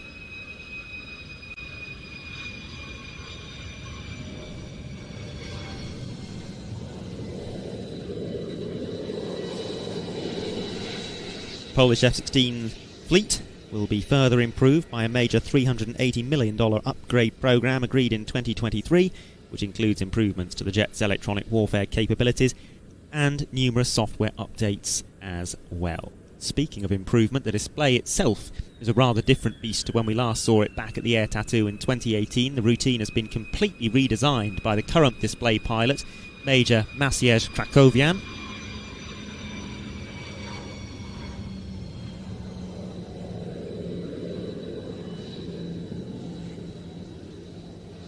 They're a special scheme aircraft without conformal fuel tanks, which I was not expecting. That's a nice surprise. So, Polish F-16 on the ground. Looking forward to seeing that in the flying display, one of two F-16 displays, and we're going to get a nice contrast really between the Danish F-16AM, which is in the twilight of its service career. It's one of the oldest F-16s, well, it is the oldest F-16 model that is in service, and then alongside that we're going to get the Polish Air Force F-16C, the Block 52, not the newest F-16 model, but certainly right up there with some of the newest. A little bit more power and slightly different handling properties on the basis of those CFTs. They don't carry a performance penalty in terms of G-limit or anything like that, but they do change the way the aircraft flies a little bit. This is according to the display pilot, by the way. He has said that himself. I am not an F-16 pilot. I would not personally know through my own experience. But yes, two very, very fine displays that we're going to be seeing from the F-16. In the case of the Polish one, great to see that back at RIAT after quite a lengthy absence. It hasn't been here since 2018, although it has been at another UK air show not that long ago, because it was at Cosford in June, and we of course got to see it out at Anti-Dotum Air Show Lesno, where it performed in sunset conditions.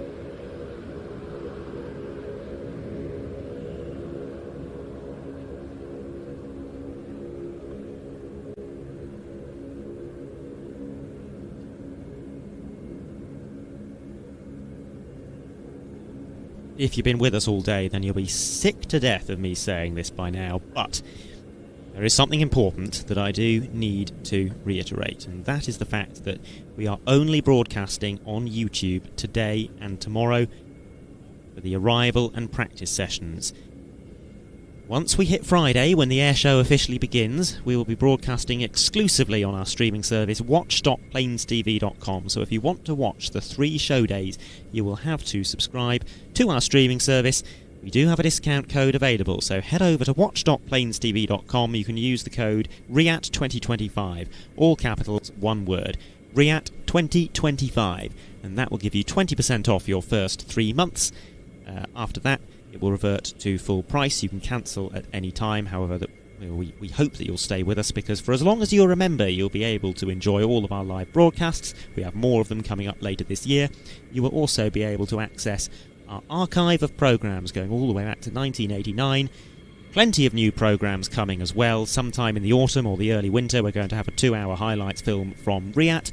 We're going to have a 2-hour highlights film from Lesno, probably before the end of August, with some amazing, currently unseen drone footage. We're going to have highlights programmes from some air shows that we haven't live broadcast as well, such as Oldtimer Handweide from Aire 25 out in Spain, from Pardubice, from Roskilde. So there is quite a lot that is going to be coming out on the streaming service over the coming months. It's been quite a long time since I've talked about Pardubice, actually. So we do have a little highlights video from Pardubice this year. Ian went out there on his own. I can't remember what I was doing that weekend. I was at Cosford, that's right. I was at Cosford, he went to Pardubice, and he has been filming for a programme for the streaming service. Here's a little preview of what that contains.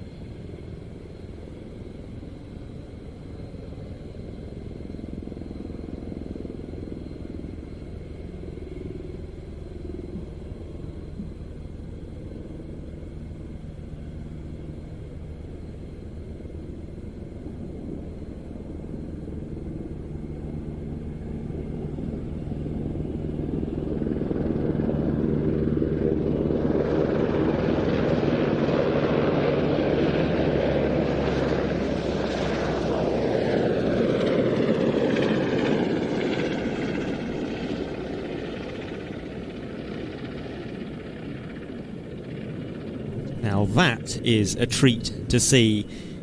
For the first time at RIAT, a Portuguese Air Force AW101 Merlin, and it is here to take part in the flying display. The first time that we've seen a Merlin in the RIAT flying display for a very, very, very long time, well over a decade, which is extraordinary given that the Merlin is a UK designed and built type and it's operated by the Royal Navy.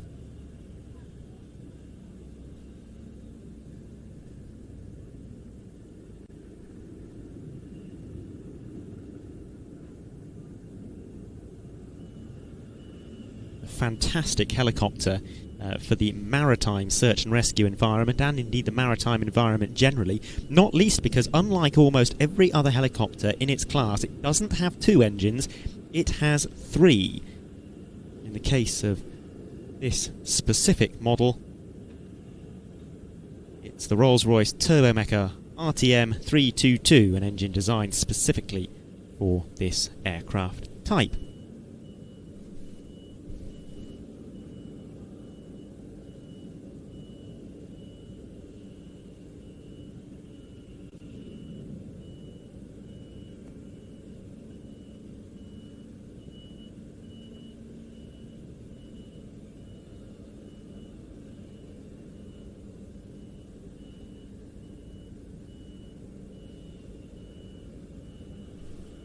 There's a helicopter that you might be able to see in the frame there. Let's get you a close-up. There we are.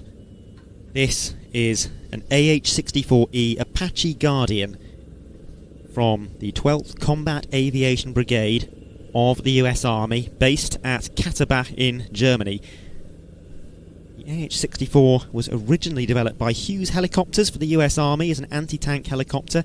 The original AH-64A entered US Army service in 1986 and featured advanced targeting systems, including sensors that were slaved to the crew's line of sight via their helmets, as was the helicopter's 30mm cannon, and this was revolutionary technology at the time. The Apache's main weapon is the laser-guided AGM-114 Hellfire anti-tank missile. This is a very different beast to those early Apaches.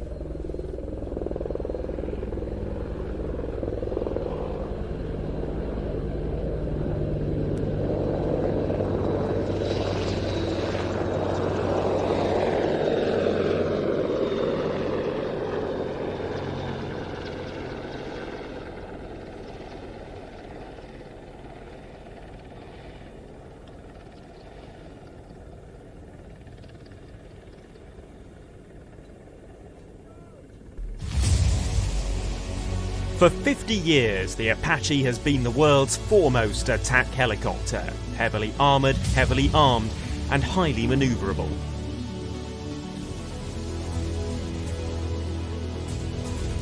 This year, the Royal International Air Tattoo gives a nod to this anniversary. Apaches from Britain, the Netherlands, Qatar and the United States will grace the static display, all of the very latest AH-64E Guardian standard. And on Friday, 2 Apache AH-2s will take part in an Army Air Corps capability demonstration. The first time this mark of Apache has appeared in a RIAT flying display. Please put your hands together for the attack helicopter display team.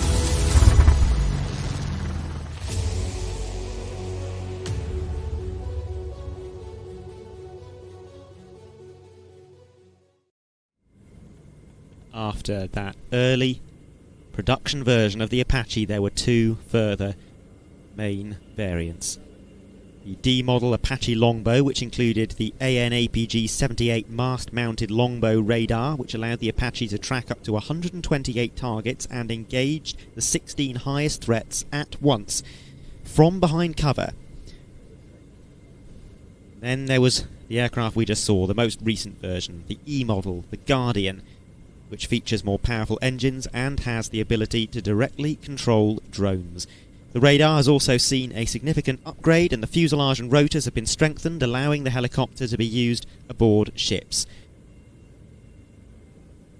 The US Army intend to eventually operate some 812 AH-64E Apache Guardians, which are a mixture of remanufactured AH-64Ds and new-build airframes as well. This is the first time in a decade that the US Army has sent an aircraft to RIAT. It's also the first time since we've seen a US Army E-model Apache here.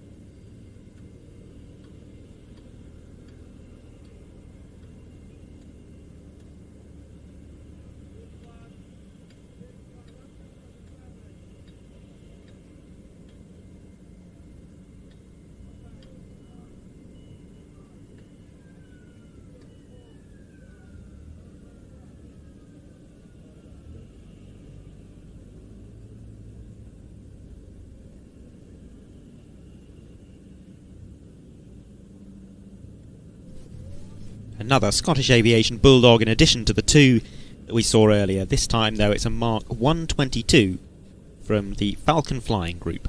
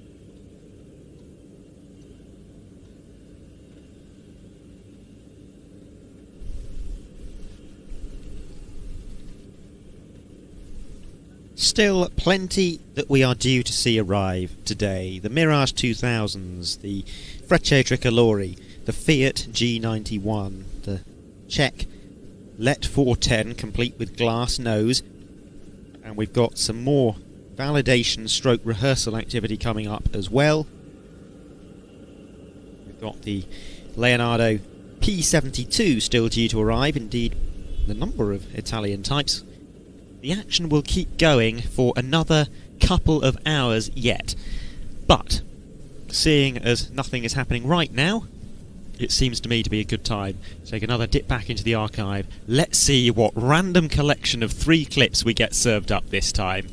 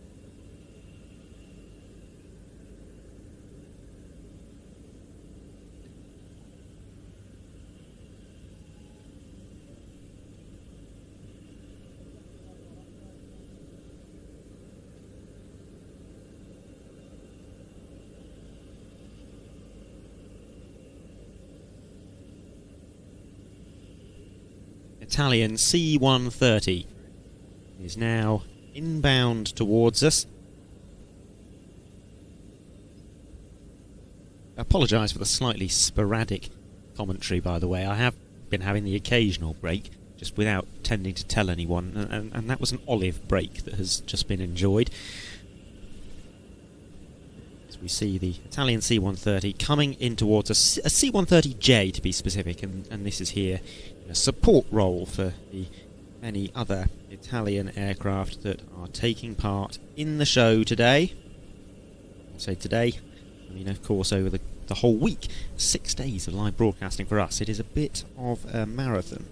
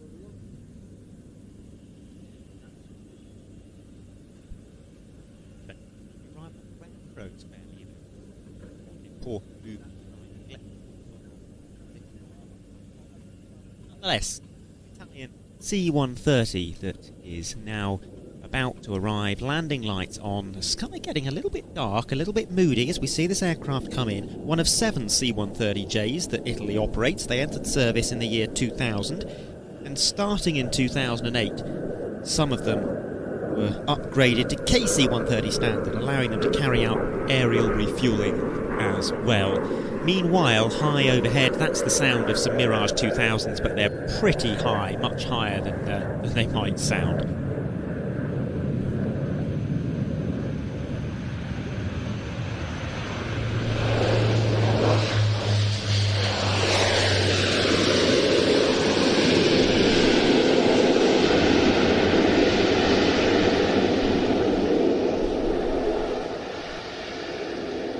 C-130 very nearly unmarked. You can just about make out some Aeronautica Militare stenciling, the smallest of roundels on the rear of the fuselage.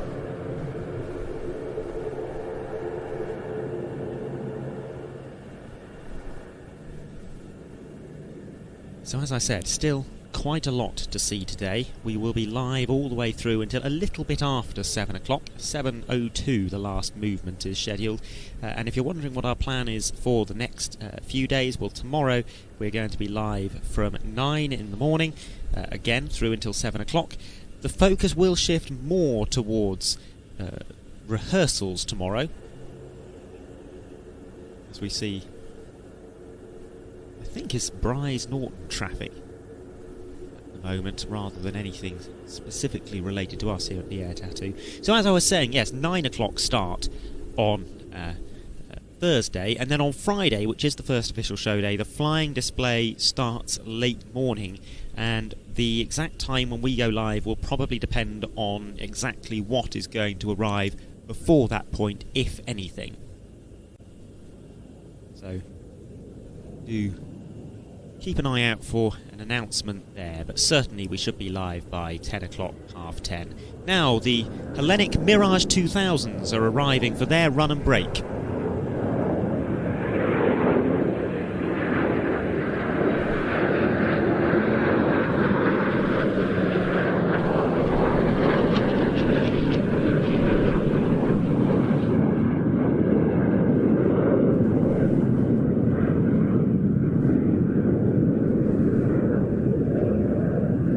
So, Mirage 2000 can trace its origins back to 1976, when the French authorities placed a request for an interceptor in the wake of the cancellation of the complex Super Mirage G8A program, an aircraft which was similar in concept to the Tornado.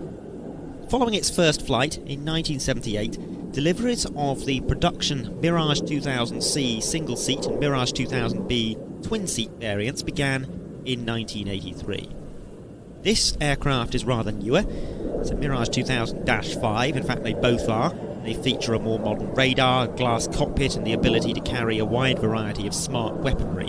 The Hellenic Air Force has operated the Mirage 2000 since 1988, initially the older model and now the -5.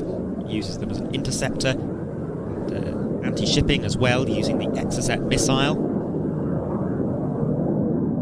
They were upgraded to -5 Mark II standard the early 2000s, plus some new aircraft ordered at the same time. Recently, part of the fleet was returned to France as part of an agreement to purchase the Rafale. They were part exchanged, if you like. And what I'm hoping to see as they come in to land is one single-seater, Mirage 2000-5 EG, and one twin-seater, a Mirage 2000-5 BG, but we shall find out pretty soon. Either way, they come from 311 Mira at Tanagra, which is just outside Athens, the home of Athens Flying Week, if you know your air shows.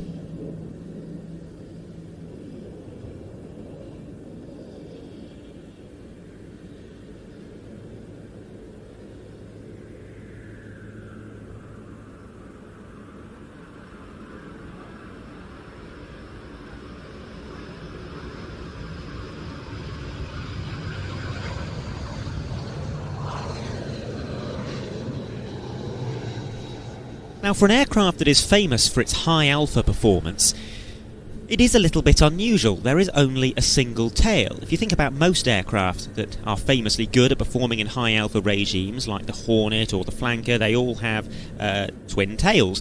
The Mirage doesn't. And you might wonder why it isn't horribly unstable at those high alpha regimes, but you can see the reason why in that close-up shot. On the engine intakes, two little fins, and what they do is they deflect the air up towards the single tail and they energise that air. So even though there is only one tail fin, it is very aerodynamically effective.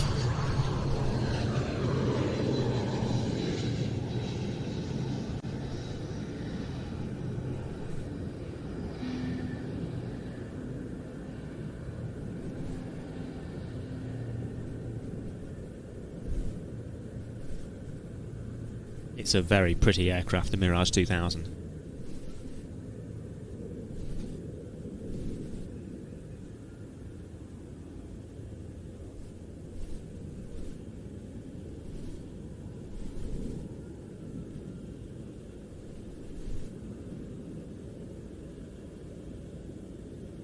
Thunderbolt Dragon says there's an RAF 330 in the area of Voyager.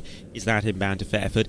This is something that has come up a few times over the course of the day. We're very close to Bryce Norton, which is the RAF's main tanker and transport base. In fact, its only tanker and transport base, astonishingly. And that is the reason why we're seeing Voyagers mostly, but also on occasion A400Ms operating in the distance. No, as a general rule, they're nothing to do with us, and the Voyager that we were showing on screen a few minutes ago is nothing to do with us here at Fairford either. But nonetheless, they're interesting shapes in the sky, and they do distract us, and occasionally we show them to you, sometimes intentionally, sometimes less so.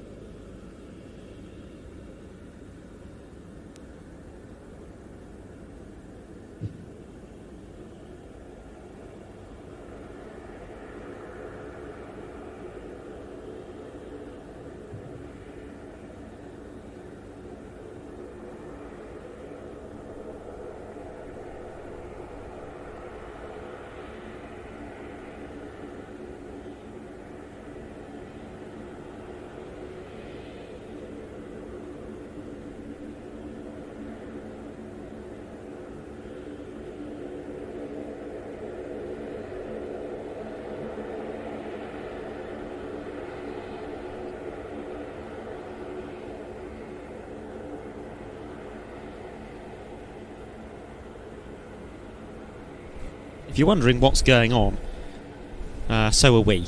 There's some aircraft that are in the vicinity holding that do not appear to be Bryce traffic, and that Poseidon is one of them. The red arrows are holding. Obviously nothing could have landed for the last few minutes because that C-130 was backtracking the runway, but the runway is now clear.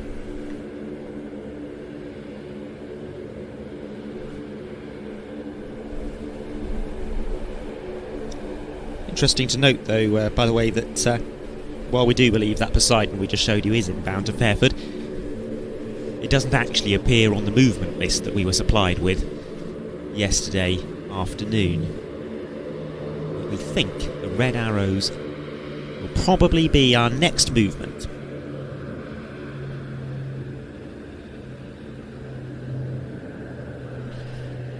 Now, the reds, well, we showed a VT.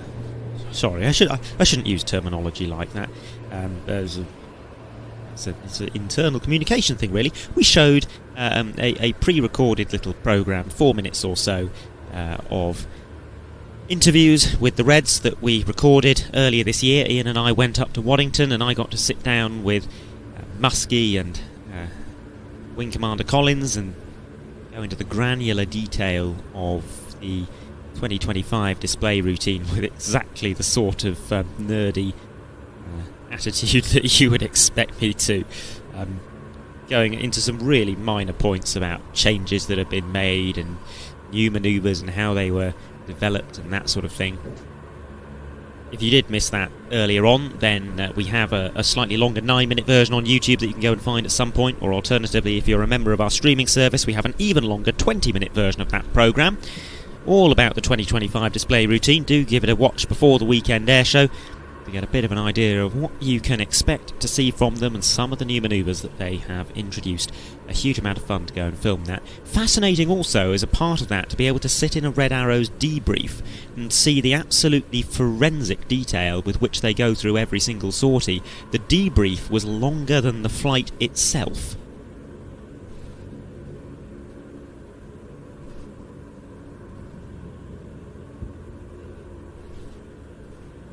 And it was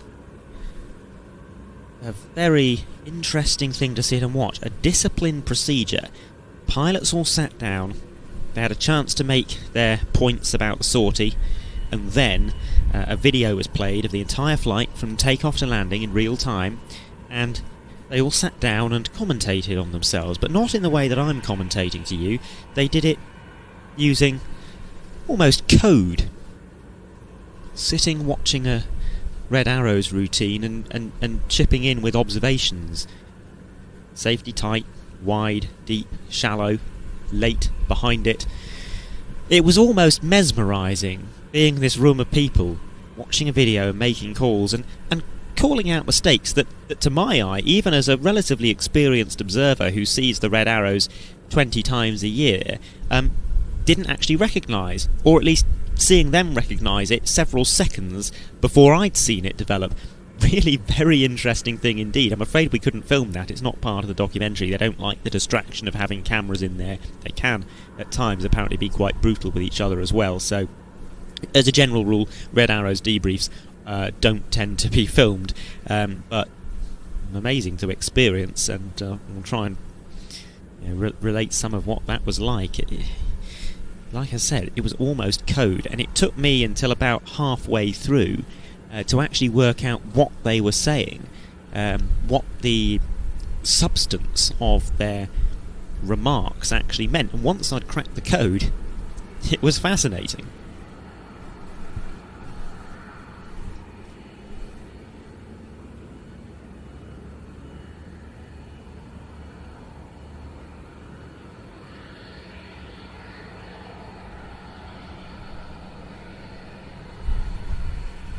So coming up next, we now think, the Reds are holding after all, we now think it's going to be the Douglas R4D that is about to come over the chalet line onto final approach. This, an aircraft that is here as part of the theme marking 40 years of the air tattoo calling Fairford home. And the reason why we have this aircraft in this of all years is because it was here at this very show, at International Air Tattoo Fairford 1985. It hasn't been to the UK since, and now on its next visit to the UK we're going to have that very aircraft here as part of the static display. It's from the Commemorative Air Force, based at Dallas in Texas. Let's get it on the screen now. There it is, US Navy colours.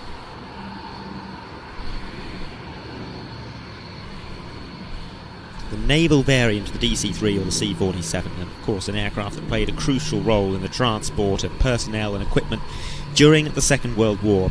This one was built in 1944 and it was assigned to VR-3, Naval Air Transport Service, where her task was to airlift both cargo and wounded personnel.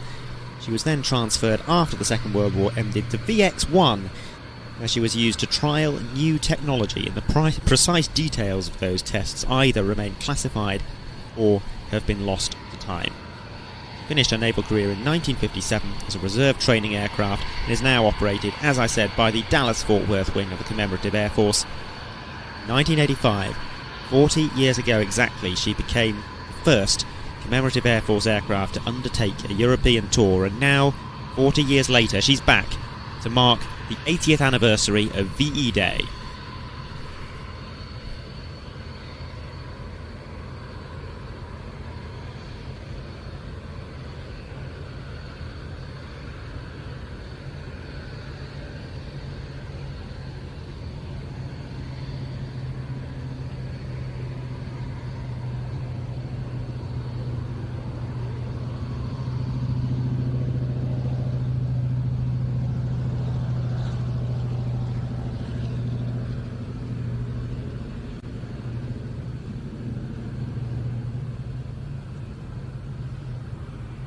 After a 4,800-mile ferry flight, R4D, ready for duty, touched down at her temporary home at the Imperial War Museum, Duxford, on the 28th of April. And that is where she'll be based all the way through until the end of this month, during which time she has participated in a great many aviation events, both here in the UK and on the European mainland as well. It's all in part of what has been dubbed the Navy to Victory Tour, marking 80 years since D-Day, but some really nice commemorations as part of that. One of them is particularly commendable, bringing the boys back home. Volunteers from the Commemorative Air Force travelled the length and breadth of the United States, taking rubbings from the graves of British pilots who died in North America during the Second World War, usually while conducting training away from the front line. They were never brought back to the UK, and so rubbings were taken from each of the graves and transported back to Britain in April aboard R4D, ready for duty. Trago Mills touching down, one of the lighter participants in the static display.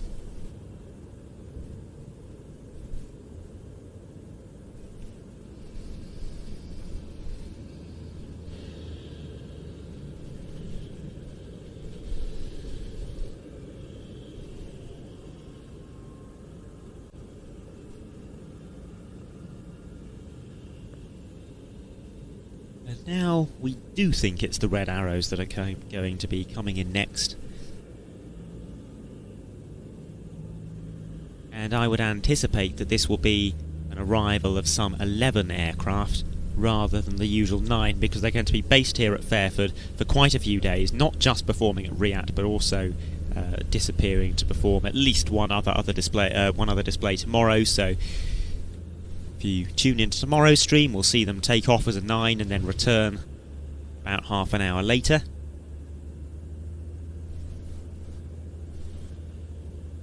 We do catch glimpses of the Reds every now and then, and just as we think they're starting their run-in, they then break away and turn in a different direction.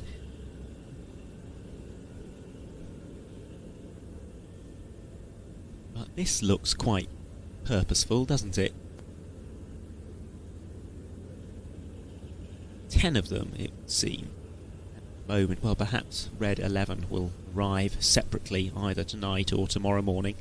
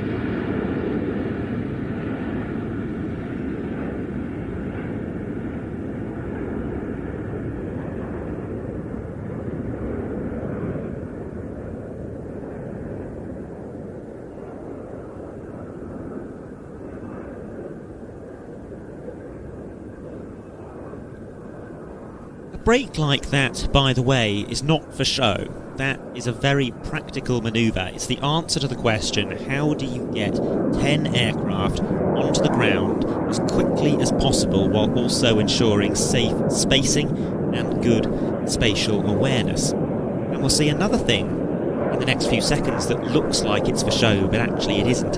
As the lead aircraft comes into land, and you're watching the leader, Red 1, Squadron Leader John Bond, on your screen now, we will almost certainly see it give a little blip of smoke just before touchdown. It does look very attractive, but they're not doing it for aesthetics. The reason they're doing it is so that the aircraft following behind can use that little cloud of smoke to judge the wind conditions and thus make small adjustments to their landing strategy.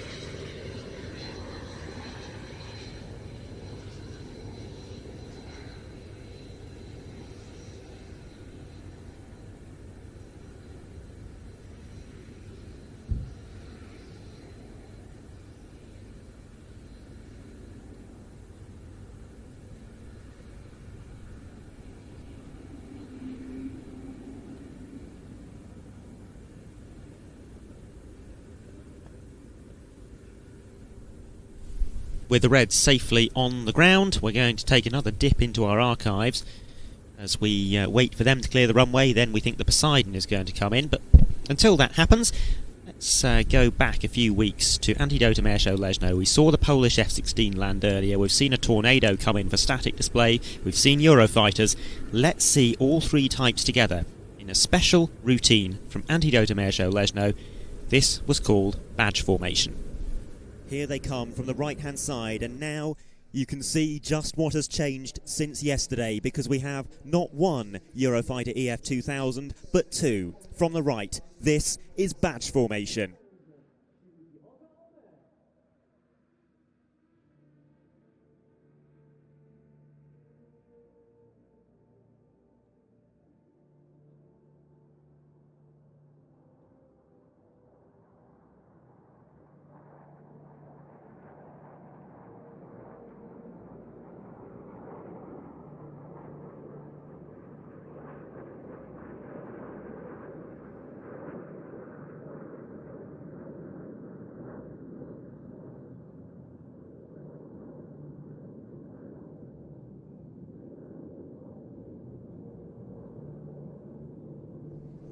These two air arms share very much in common, not least because under the NATO Enhanced Air Policing Programme they have struck a mutual agreement to protect one another's airspace.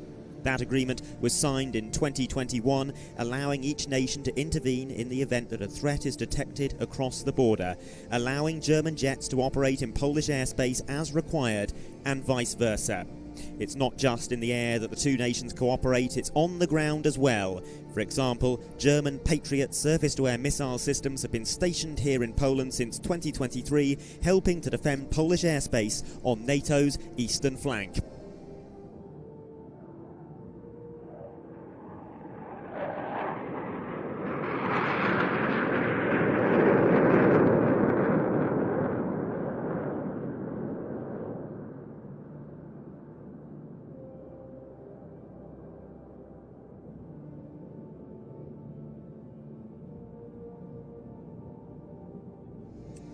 Germany has a special place in the hearts of all those who frequent the Anti-Dotum Air Show, not least because it was here in Lesno that they debuted their Eurofighter demonstration team in 2022, and this year the Tornado demonstration team made their first official public display here at Lesno.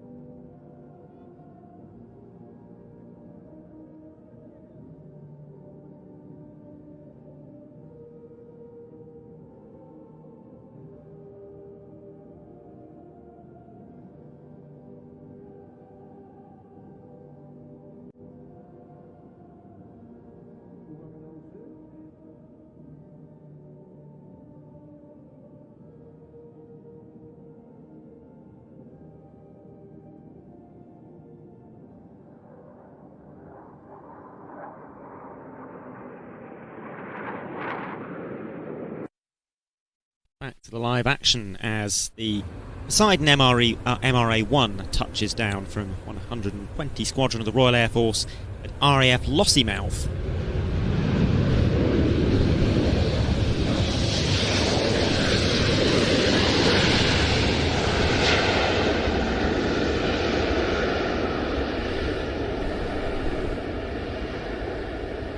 After the retirement of the Nimrod MR2 and the cancellation of the Nimrod MRA4 project in 2010, the RAF was left with no anti-submarine or maritime patrol capability. In 2016, the government ordered the P-8 Poseidon, known in the UK as the Poseidon MRA-1, to fill that capability gap. The first aircraft were delivered back in 2019. The Poseidon is based on the Boeing 737-800, but with modified wingtips to improve performance in the low-level environment, 4 underwing hardpoints to carry anti-ship missiles, a bomb bay which can carry either torpedoes or rescue equipment, and a system of tubes through which sonar buoys and other monitoring equipment can be deployed. Its flying display debut came in 2021 at the Jersey International Air Display, if I remember correctly, and we were there to film it, of course. We were there to live broadcast it, in fact. We have that lovely juxtaposition of maritime patrol aircraft, old and new there, as R4D, ready for duty, taxied past in front of the Poseidon. Now, off the top of my head, I don't think we have seen Royal Air Force Poseidon MRA-1 in the flying display at RIAT before. We've seen one on static display once or twice, but we will get to see one in the flying display later on this weekend, on Saturday and Sunday. We'll have a second Poseidon performing some flypasts.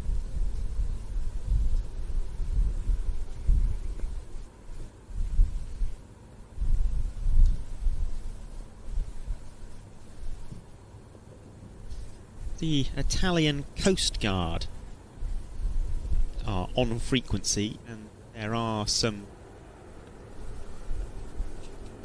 lights over there on final approach, but it's long final approach, so sorry, I'm craning my neck around this massive reflector and sun guard, so I don't get a very good view. R4D ready for duty. Yes, it is out there. It's taxiing down the parallel taxiway, so we'll keep an eye on that for the time being until the Coast Guard aircraft comes in first, which is an ATR 42.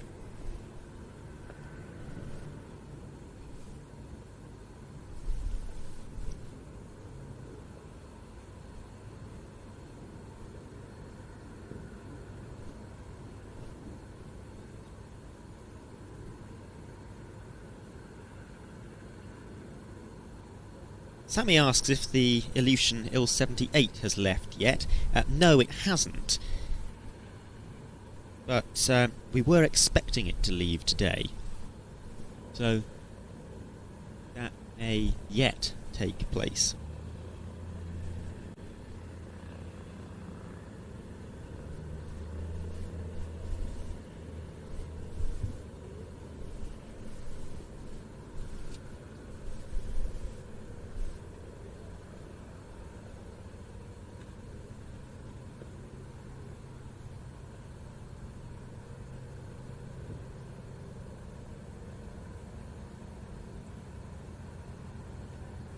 Anson asks how far the G91 is from Fairford. Well, we have actually seen it go over the top of us very, very high, not worth showing you a picture of. Heading off to have some fun with the camera ship, we think. And it was flying in formation with a T346 master. So hopefully we'll see that formation coming in. It won't be immediately after the ATR 42 here, but in the not too distant future.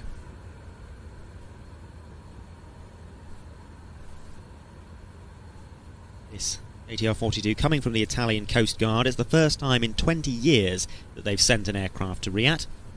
The ATR 42, best known of course as an airliner co-developed by France and Italy in the 1980s. The 42 refers to the original passenger capacity of the type. However, further stretched variants have since been developed.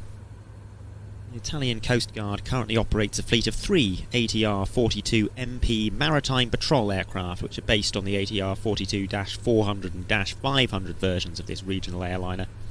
A 4th aircraft in the most up-to-date Surveyor configuration was also ordered in late 2024, and that will be based on the slightly larger ATR 42-600 platform.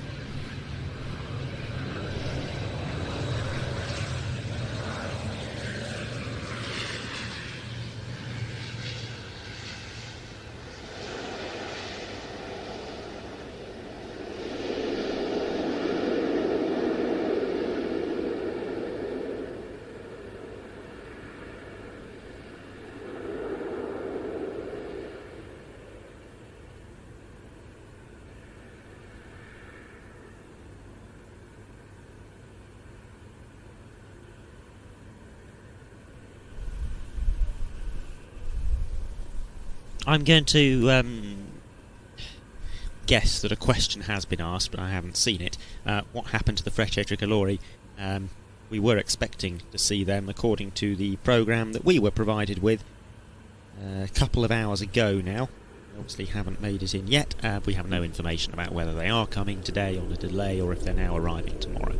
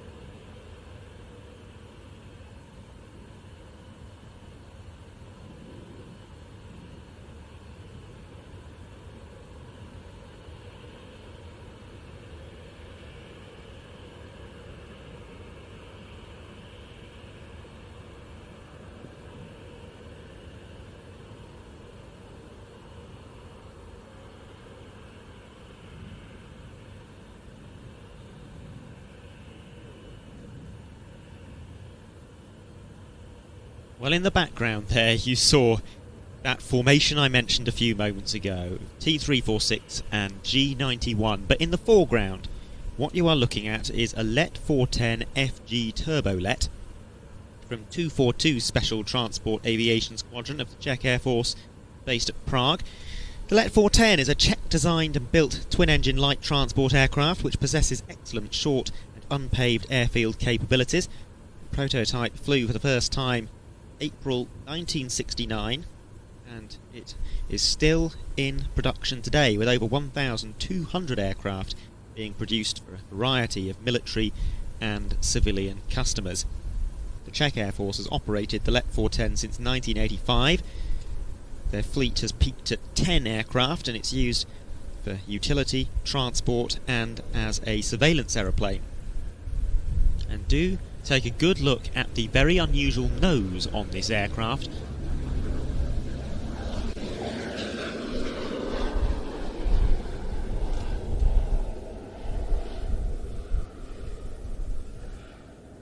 This variant, the Let 410 FG, is equipped with Leica cameras in the nose and a specialised flight control system to allow for accurate ground scanning while taking part in mapping missions, and that is why we're so pleased to have this particular Let 410 here at RIAT in a year where, of course, the main theme is Eye in the Sky.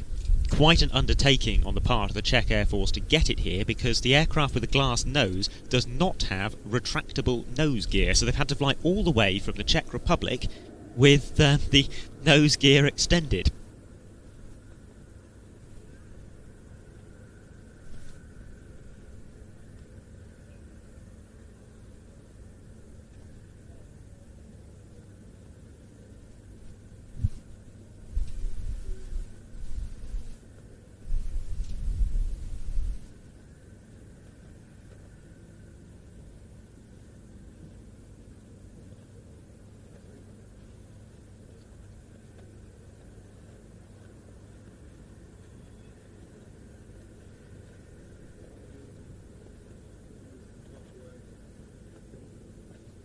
Well, this is quite something, isn't it?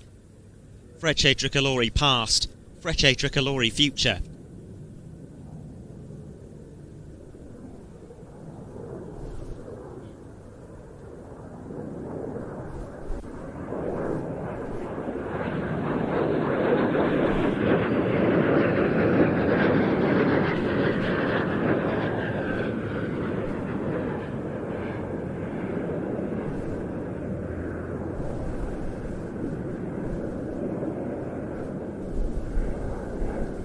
It's been many, many decades since we've seen a Fiat G91 in UK skies.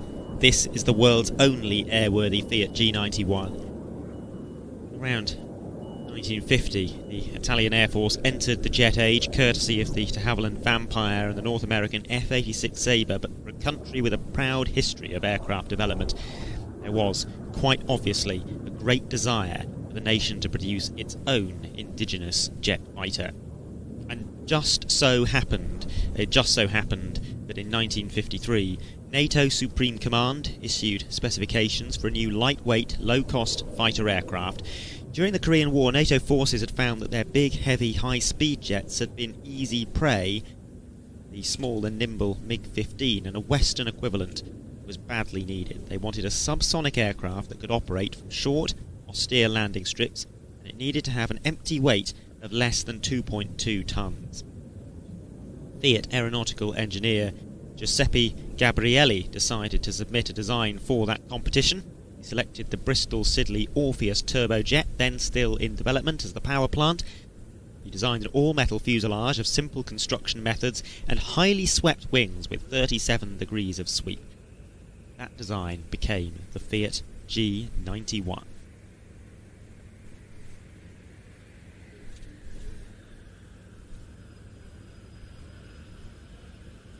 In 1955, NATO announced that the G91 was one of the three designs that would advance to prototype testing. The first prototype took to the air in the following year of flight testing. Soon became clear that there were several major problems with the design that caused in-flight vibrations and structural failures. The design was suitably beefed up, and in 1958 it was finally declared the winner of the NATO competition. The intention was that it would become NATO's first and primary lightweight strike fighter, operated by at least 5 member states.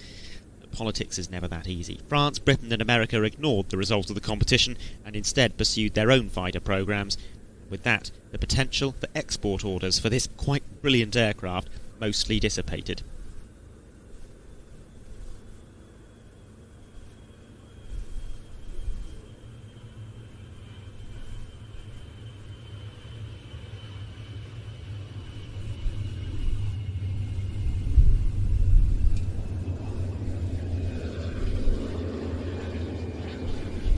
That left only 3 nations operating the G91, Italy, Germany and Portugal, with 756 aircraft being built in total. But in Italy, the G91 remains the source of much national pride, and the type was chosen to equip Italy's national aerobatic team, the Frecce Tricolori. They used the type from 1964 until 1981. The last G91s were retired from Italian military service in 1995. Now, if we're going to be pedantic about things, this specific G91 wears Frecce Tricolori colours, but that's not entirely accurate. The Frecce Tricolori flew the G91 PAN, pre-production prototypes that were converted for display duties. In reality, though, the aircraft that we've just seen is a G91R, a light attack and reconnaissance version fitted with a modified nose cone which could house photographic equipment. So, it's not really the purpose for it being here, but it does fit the eye in the sky theme rather well. After the Italian Air Force retired its G91s in 1995, none remained in airworthy condition, at least not until a couple of years ago. The Italian Air Force due to celebrate its centenary in 2023, it was decided that a G91 should be restored to flight for the occasion, and an ambitious multi-year restoration project began. Work was undertaken by Renzo Cantalani's team with the support of the Italian Air Force. The project was completed just 2 days before the Centenary Air Show began.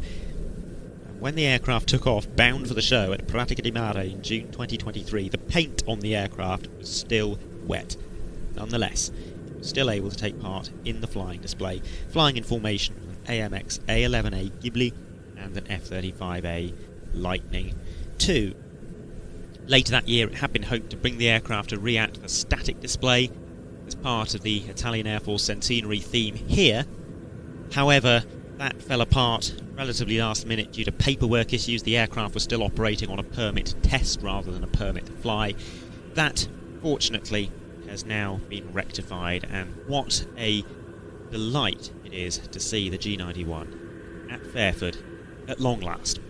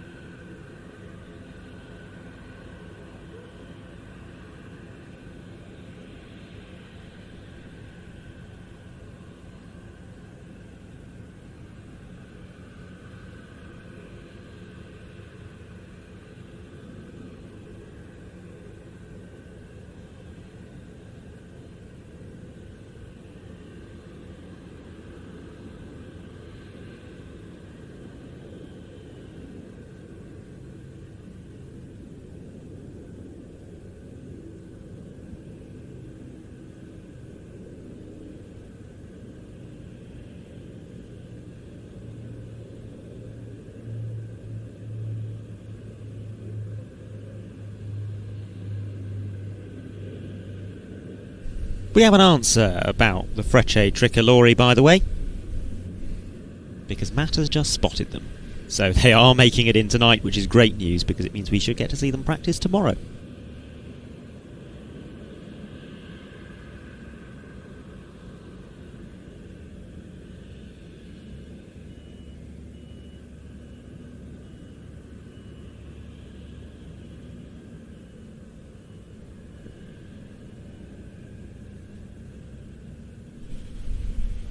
There is the Frecce Tricolori in the distance, and before they come into land, let's take a little look at what their display is like.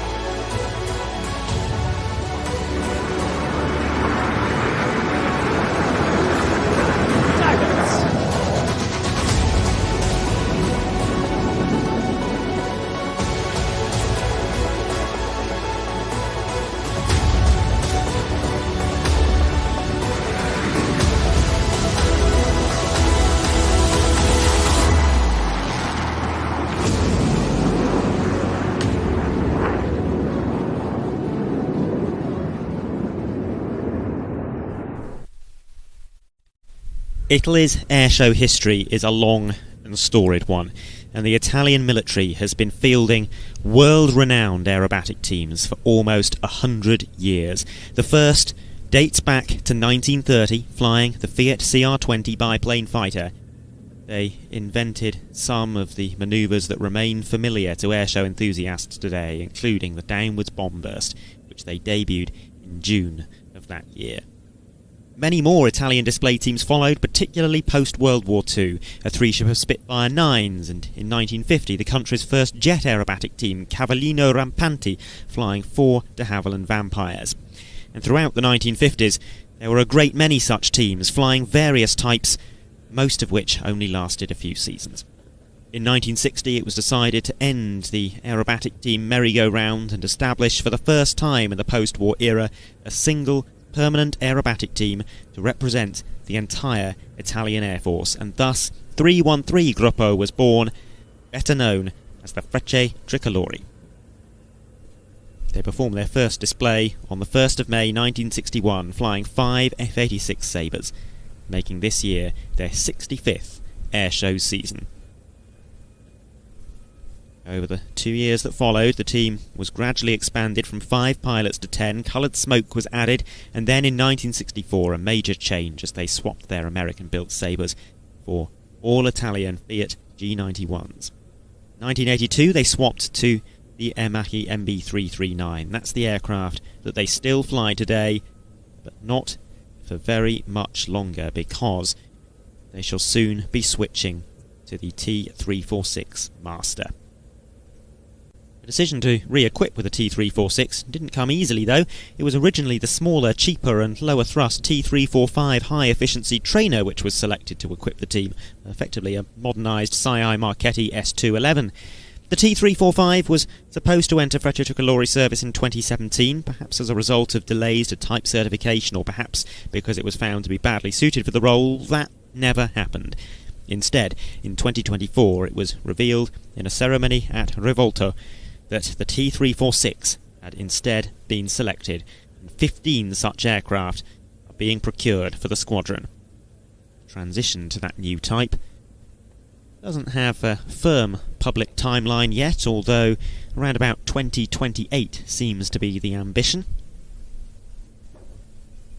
And the change to the new aircraft will give them much more power.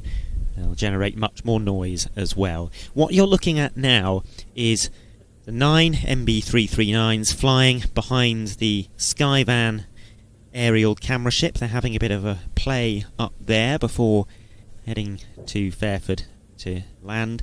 And if you're wondering why there's 9 rather than 10, well, there was a bit of an incident earlier this year, several aircraft coming together, thankfully in a minor way, mid-air. No one was seriously hurt, but nonetheless it has taken several aircraft out of the picture. They've been working very hard to convert regular training MB339s, which have just been retired incidentally, up to Frecce Tricolori standard, getting the smoke systems fitted, getting them painted up. They haven't quite been able to get to the full complement of 10 for this weekend, so we are getting 9. Nonetheless, that should be pretty spectacular. It is possible, by the way, that we may get an 8-ship display in order to keep things symmetrical. That's what they've been doing at a lot of their shows so far this year. They generally work as a main formation plus a soloist, so take one away and you end up with an 8-ship here, and it's pretty difficult to make 8-ship formations symmetrical. Much easier to do with either 7 or 9, so I would not be surprised if when it comes to show day we see an 8-ship display with one aircraft staying on the ground. Having said that, please don't go on forums and say Planes TV is reporting the Frecce Tricolori will be an 8-ship. I am speculating. It always happens at some point. Sometimes it's me teasing a relatively minor surprise, like a special flypast, and I say, oh, there's going to be something that I can't talk about on the Saturday, and I just mean 2 static aircraft are going to do something together, or 2 aircraft already in the flying display are going to do something together, and it gets reported on forums as, Planes TV are dropping hints of a B-21 Raider or something. It has happened, seriously. Probably still happens, I just don't look anymore.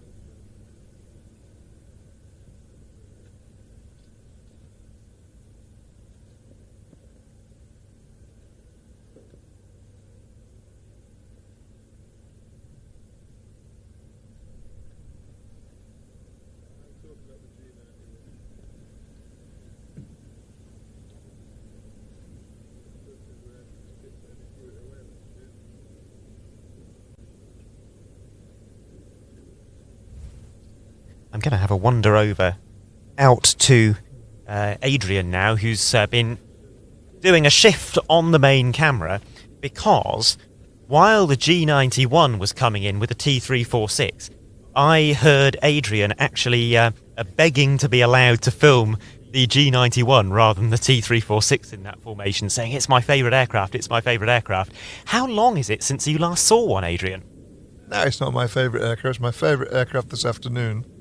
But when I last saw one, we filmed one at North Weald at Fighter Meet.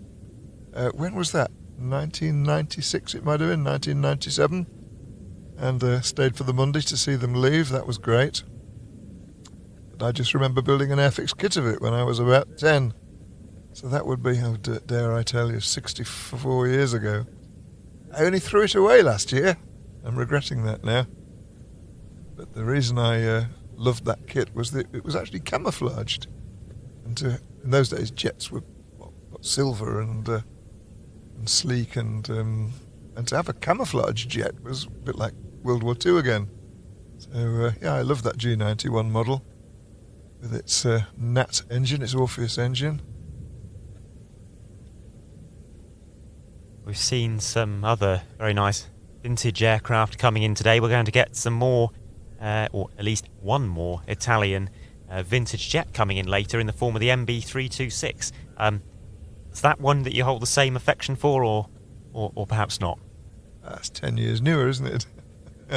I was nearly 18, 19 then, so interested in other things. No, the G91's great. So I was very jealous of you when you were at the Italian Air Force 100th anniversary a couple of 3 months ago, or was it last year even?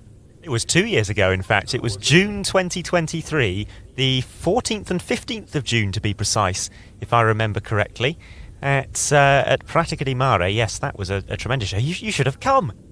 I would have loved to. I remember going to Grosseto when the F-104 Starfighters finished, and were we welcomed there. We got a fabulous camera position at the top of air traffic, watching these 10 Starfighters crew in and start up and taxi out. And I'm going to be needed in a minute to film these planes go over. Yes, I'll let Adrian handle this pass. Oh dear, they're going over the other side of us compared to everybody else. This isn't going to be easy. Good luck, camera operators.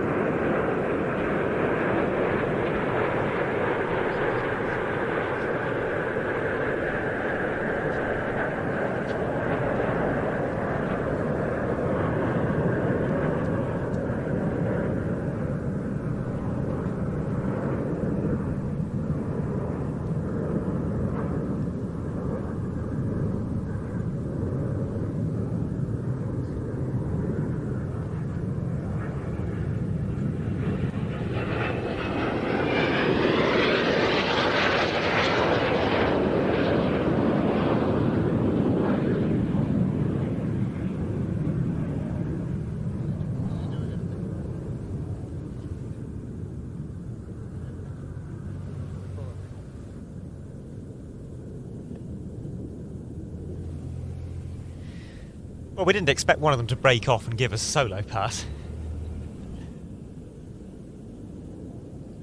I wonder if we're going to get some form of a sight recce, because it looks like the soloist is coming back again.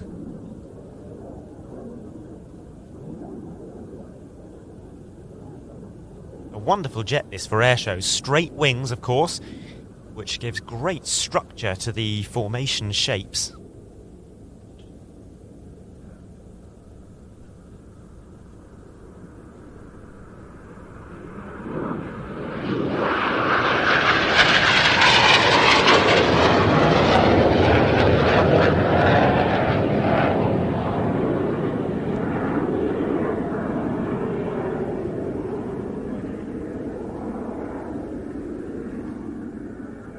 We all have our favourite jet teams, and Ian often cites the Frecce Tricolori as his favourite, but I'm going to frame this around filming. What is your favourite jet team to film? My favourite jet team to film probably is the Red Arrows, because they are so tight between their manoeuvres. even though we see them and film them so many times, you've got to be absolutely on your toes to know where they're coming from. And in a slightly milky sky, you really are looking. They do surprise you, whereas teams like the Thunderbirds, they take all day to get round to their next manoeuvre. Yeah, Red Arrows is my favourite to film.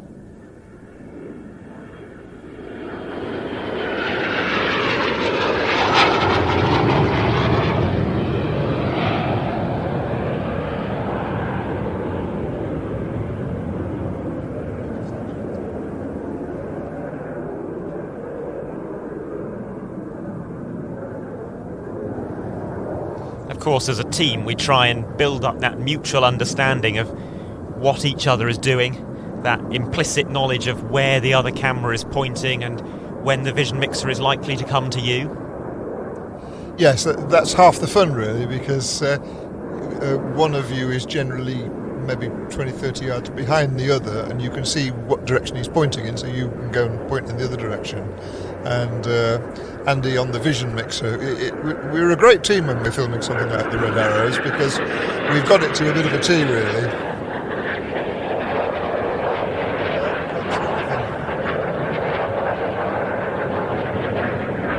Can't point the camera behind us, I'm afraid. No.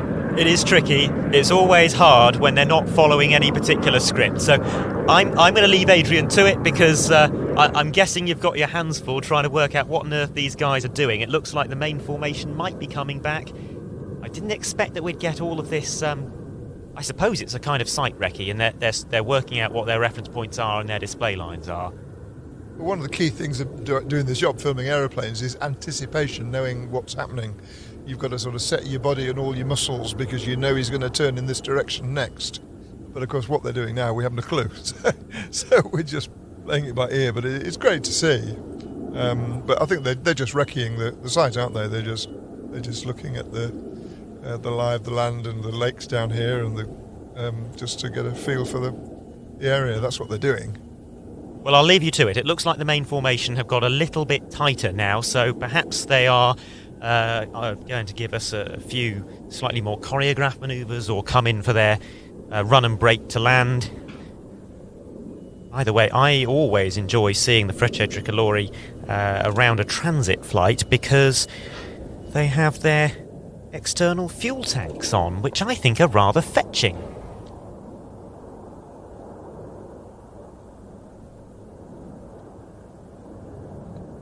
So, all 9 of them back together. The soloist has warmed up with the rest of the formation. Very much looking forward to seeing them performing their practice display tomorrow, and hopefully, though, we'll get a little bit of smoke tonight. A little bit of colour in the sky of RAF Fairford. Fingers crossed.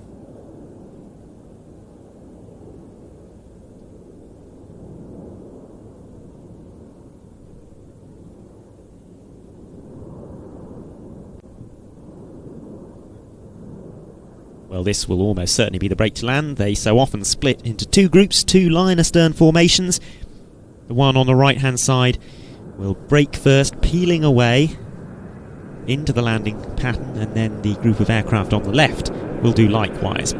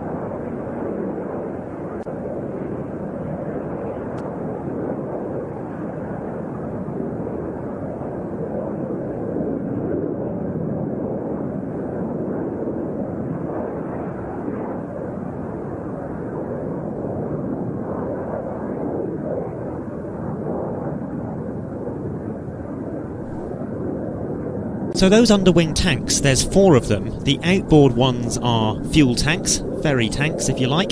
The inboard ones are for the smoke, and on each aircraft one of them houses white smoke and the other houses one of the 3 colours, either white, green or red, depending on that aircraft's position in the formation.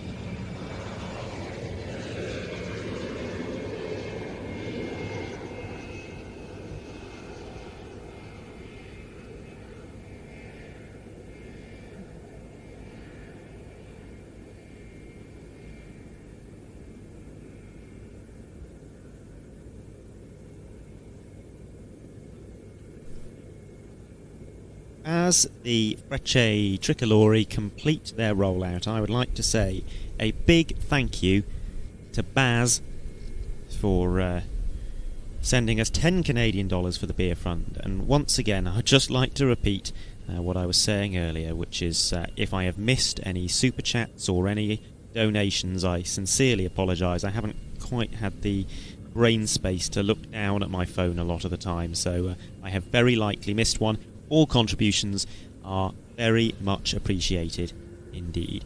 And also apologies about the little blip in the stream there as the Frecce Tricolori came into land. Fortunately, we didn't miss anything.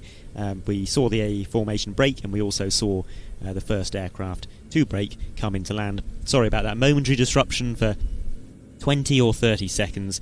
Not quite sure why. Sometimes things happen in live broadcasting, and temporarily everything went black, but then it came back.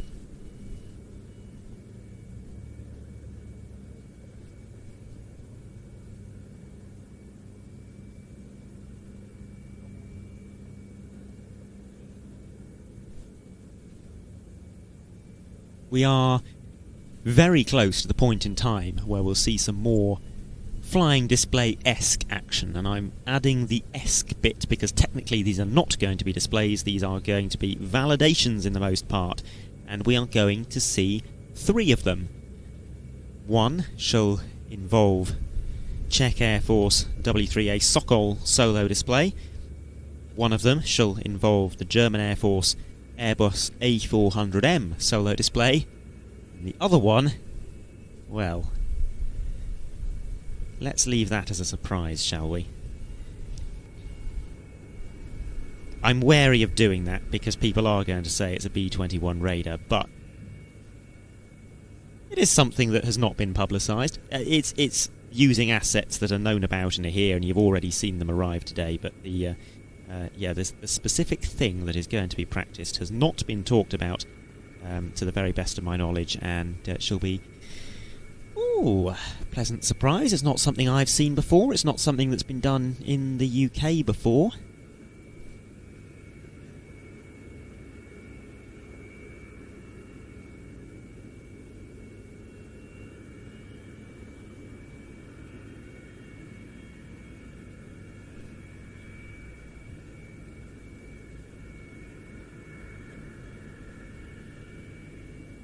Baz says I'm like an encyclopedia. If only. I've got a tablet in front of me full of notes. You don't want to know how many words there are in there. 45,000 words of notes I've written over the last few weeks. I should serialise them and turn them into a book, shouldn't I? The world's dullest book for people who want to read that the Frecce Tricolori soloist is now coming in from the right for a 360-degree max rate turn.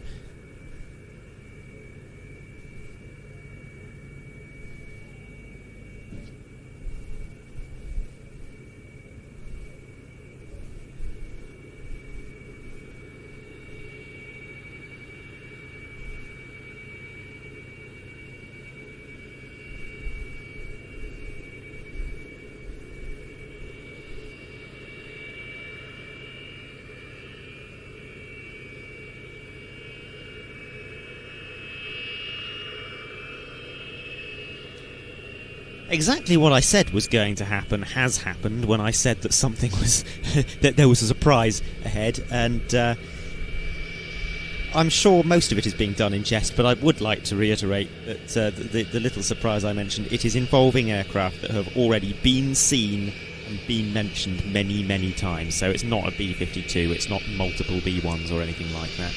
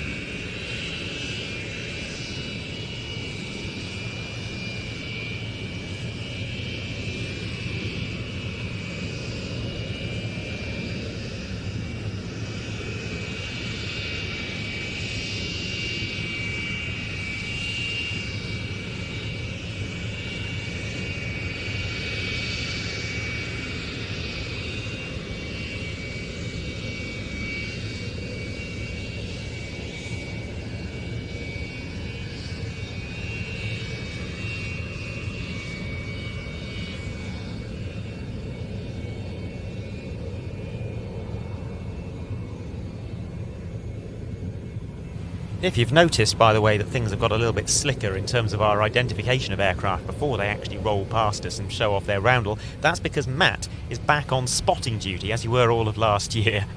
Yeah, just using those AirX skills that for something more than just sat at home looking out the window.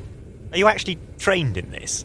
I ain't got any training in this, it's just something you pick up over years and years of air shows, watching videos, sitting around watching flight radar when there's not much else to do.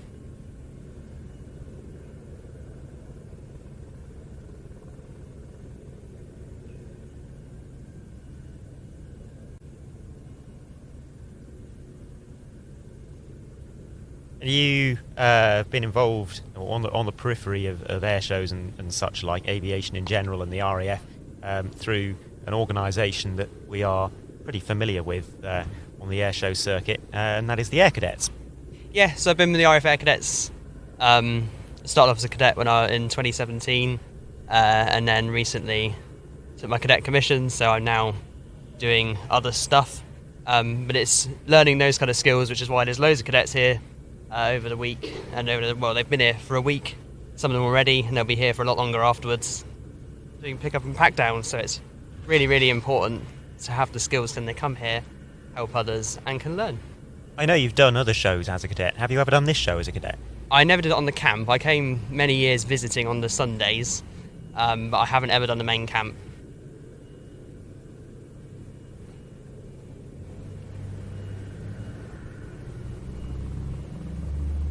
I'll let you get back to your spotting duties because, actually, no, you're not that important anymore. For the next half hour, we've got validations, and we sort of understand that because that's in our wheelhouse. But after that, we go back to another, at least half an hour of arrivals before we finish for the day. Probably closer to a whole hour, actually.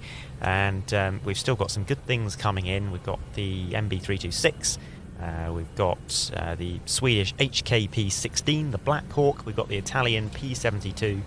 So even though it is now 6 o'clock in the evening, we've still got quite a bit more aviation activity to come. I've probably slightly overestimated the amount of time remaining there.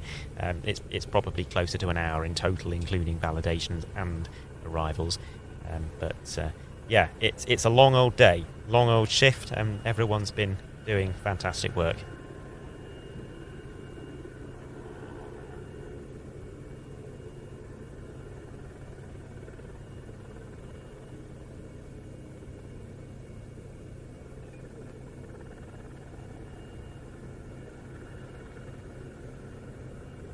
So people don't know, but one of the most important parts of this is the fact I morally beat Adam in a game of tennis. Don't say that. I told them I won. Well, that's not. No. It was definitely close in terms of the amount of balls out of where they should have been. But I say I got the best serves, and that means I won. He did have the best serves. He was also the best at hitting the balls into the net at the back of the court. I suppose the yours don't even make it over the net at the beginning, so yeah. Oh, I don't like him anymore. Go back and be a spotter again. I'm going to do solo commentary now.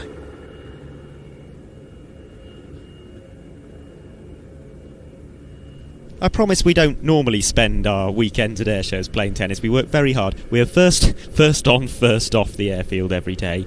But yesterday we just happened to get back to the house and there was still a bit of light in the sky. And yes, the house did have a tennis court.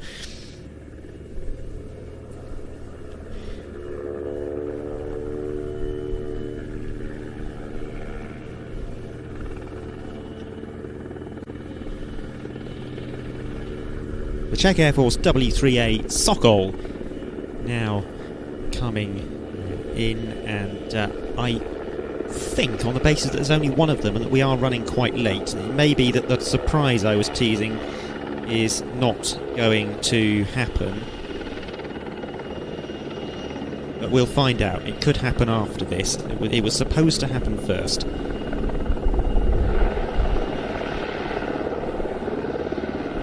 It's only the second time that we've seen a Sokol in the flying display at RIAT. The first occasion was back in 2022, and if you haven't seen this display before, then you may well be surprised, because this is a very dynamic performance. There's also a very nice party trick with the hoist, which I've not seen done by any other helicopter display team. That's coming up in a little while. But here it is from the 243rd Helicopter Squadron of the Czech Air Force, the W3A Sokol.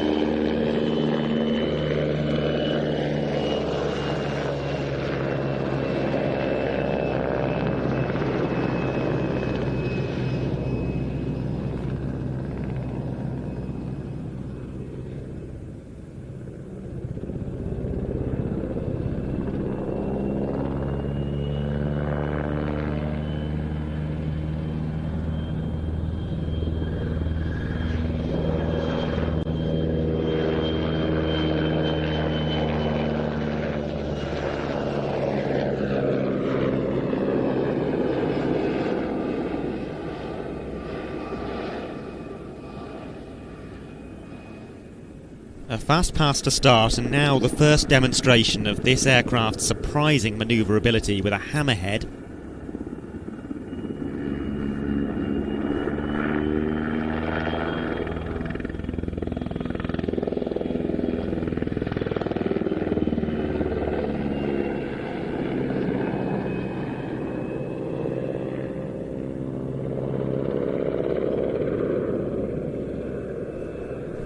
after this second hammerhead, the helicopter will perform a 360-degree quick stop manoeuvre to bring the aircraft into the hover at show centre.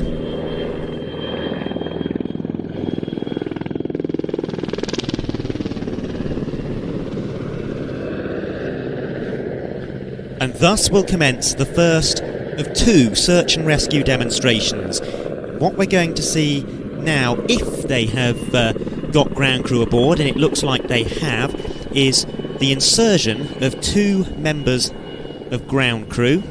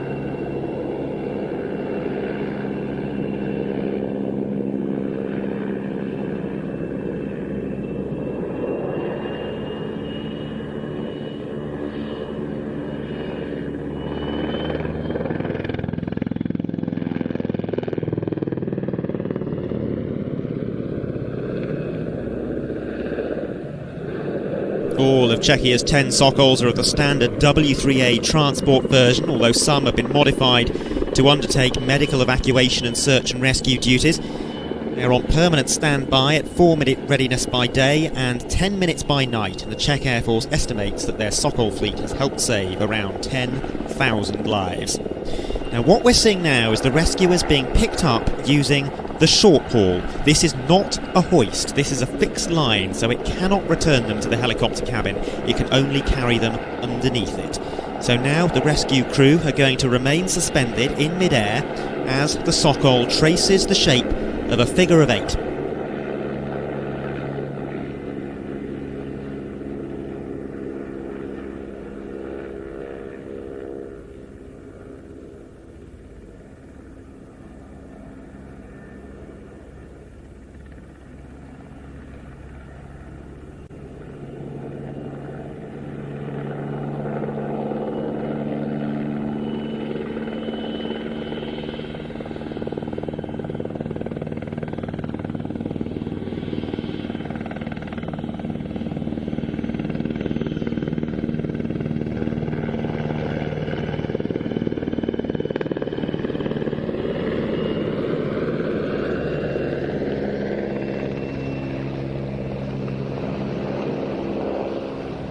Helicopter will now return to the hover at show centre. The rescuers will be deposited once again, and the helicopter will have to ascend very carefully indeed here, because those 2 rescue workers are suspended at a constant distance underneath it. There's no way for a winch operator to slow down their descent in the final few metres, but that was very nicely done. And that leaves the Sokol free to climb and commence a very dramatic handling demonstration. So a vertical spiral climb initially to between 600 and 1,200 feet.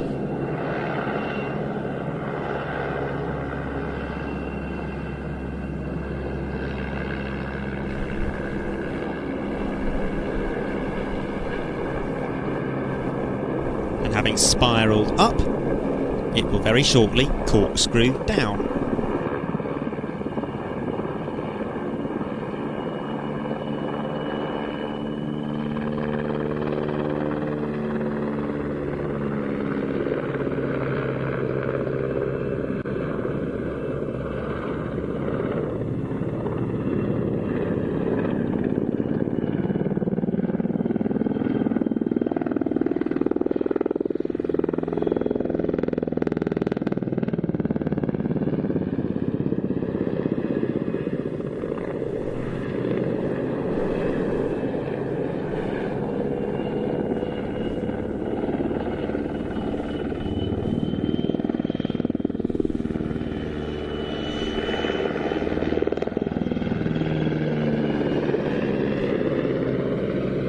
The W3 is a Polish-designed multi-purpose helicopter very loosely based on the Milmai 2 and produced by PZL Swidnik, and it was the first helicopter to be entirely designed and built in Poland.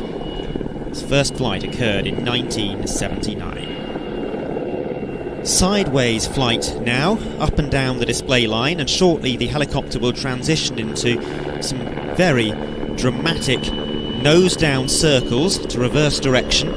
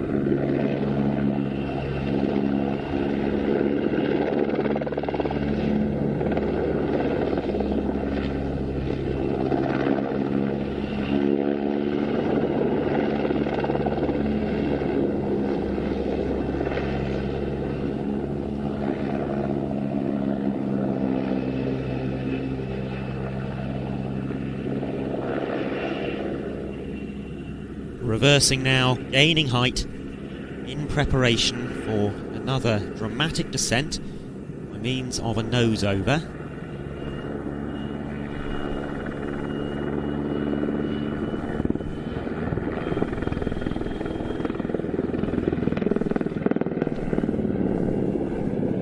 It was expected that the Soviet Union would become a major operator of the Sokol, but it never saw the Eastern Bloc sales success that the manufacturer had anticipated.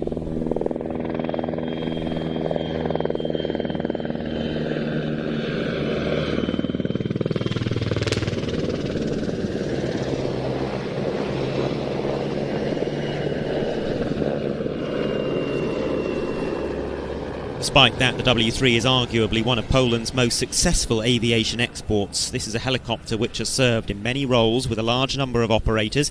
It's in military service with 8 nations and flies for non-military government operators in many more. And its roles range from light transport to VIP conveyance, medical evacuation, air ambulance duties, search and rescue, either at land or at sea, firefighting, command and control, artillery fire control, electronic reconnaissance and more. Now, another of these running landings. This is a real technique used by helicopter pilots. It's particularly useful if one of the engines has failed, because then the aircraft may not have enough power to conduct a vertical landing, so a running landing is a good alternative.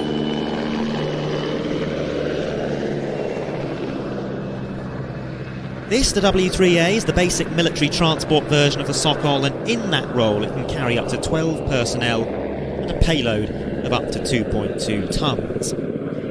Czechia came to acquire its W3As in slightly unusual circumstances. They were in need of some light multi-purpose helicopters but had a surplus of fighters, so they organised a swap with the Polish military, trading 10 MiG-29s for 10 of these Sokols. Now for the second part of the search and rescue demonstration, and this time a critical difference between the previous pickup that we saw and this one. The rescue workers are being collected using the hoist rather than the short haul, and this means that they can be winched up and down while the helicopter is in flight. And this is a very fine party trick. The helicopter shall climb and descend, but the winch operator will be using the hoist to keep the rescue workers at exactly level altitude. This, very appropriately, is called the Yo-Yo.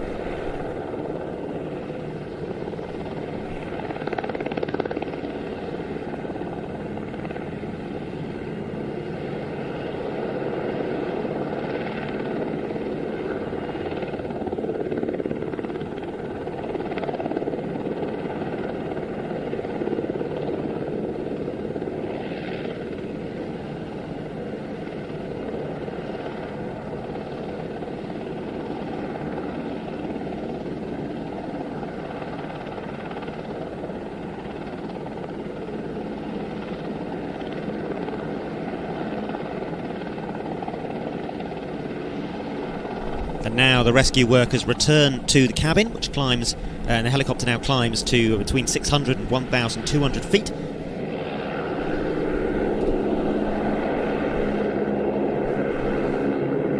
And those personnel had better find something to hold on to, because the helicopter is shortly to enter another of those very dramatic descending spirals.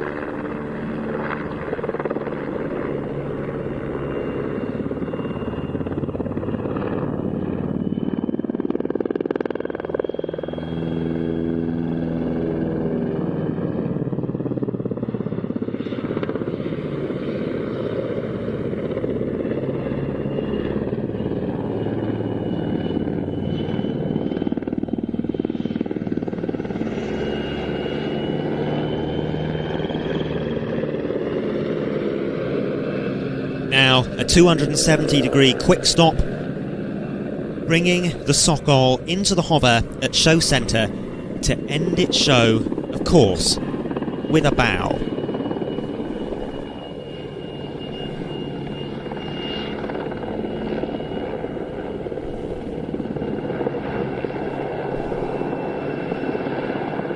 From the 243rd Helicopter Squadron of the Czech Air Force, that was the W3A Sokol.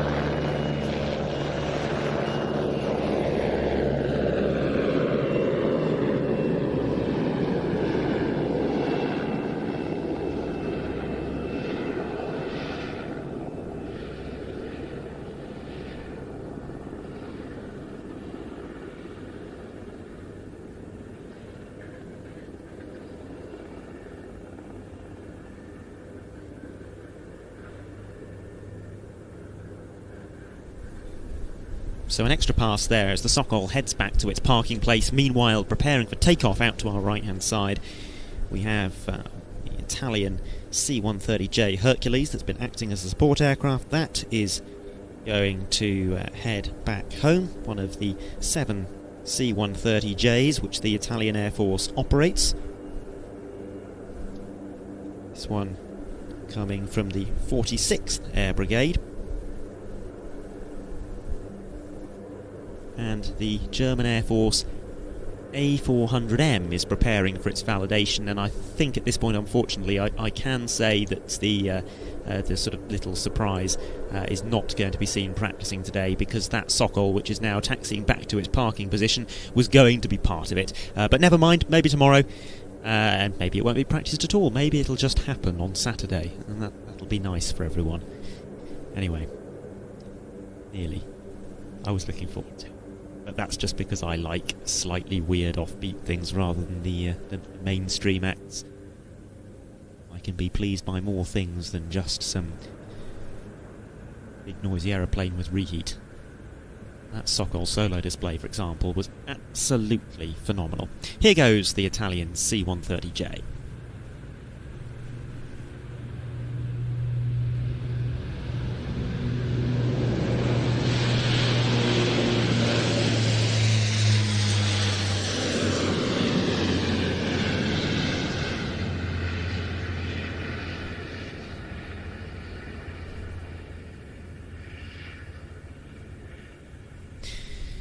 I see that Petter from the Pardubice show has just furnished me with some extra information in the live chat, and he says that this Sokol display won the Flight Director Award for the best display in Pardubice. And actually, I think Ian gave out that award. He presented it. So that's a nice little factoid.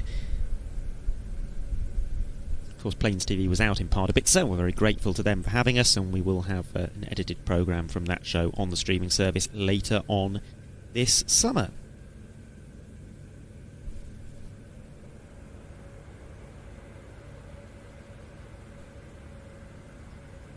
German Air Force A400M is now making its way down the runway, and I suspect the reason for it doing this is maybe it's going to start its takeoff roll from a little way down the runway so that it pitches up in front of show centre rather than long before it reaches us.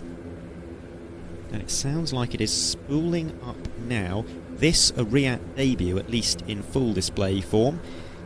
We saw it conducting some flypasts last year, but the display crew unfortunately were unavailable. And here it is, on the roll. German Air Force A400M.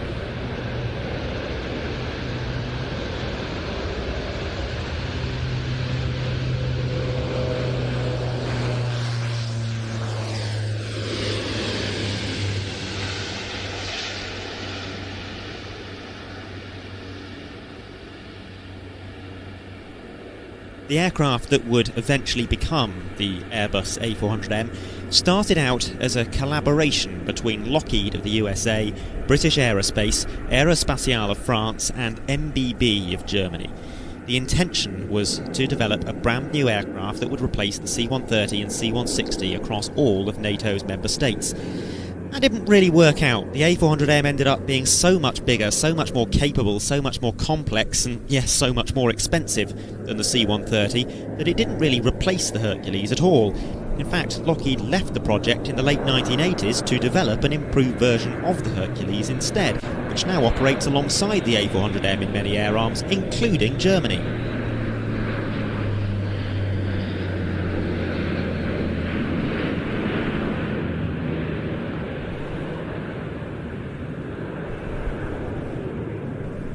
After the departure of Lockheed from the programme, further European manufacturers joined, CASA of Spain and Alenia of Italy. The project came to be spearheaded by Airbus Military, the pan-European defence conglomerate that would in the end acquire several of the other participating companies. And the resulting aircraft flew for the first time in 2009, christened the A400M Grizzly. The production variant, known as the Atlas, entered service in 2013, initially with the French Air Force.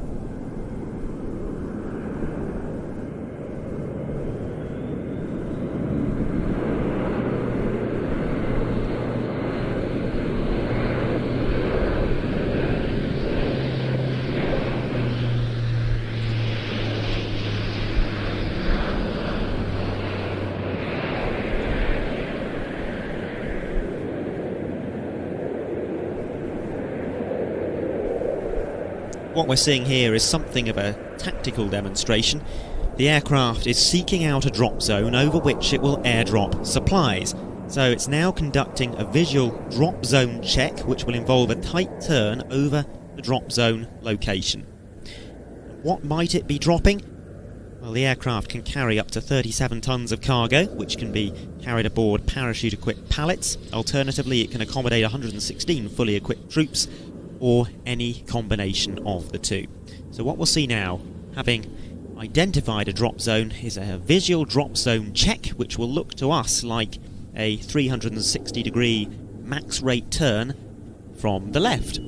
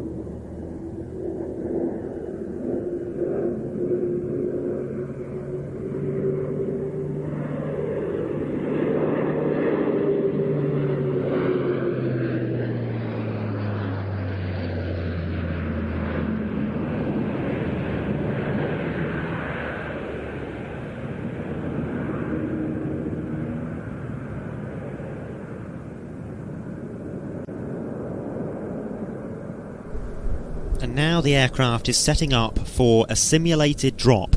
It will fly along the runway at 500 feet and a maximum speed of 200 knots. Flap 3, air deflector open and rear ramp lowered.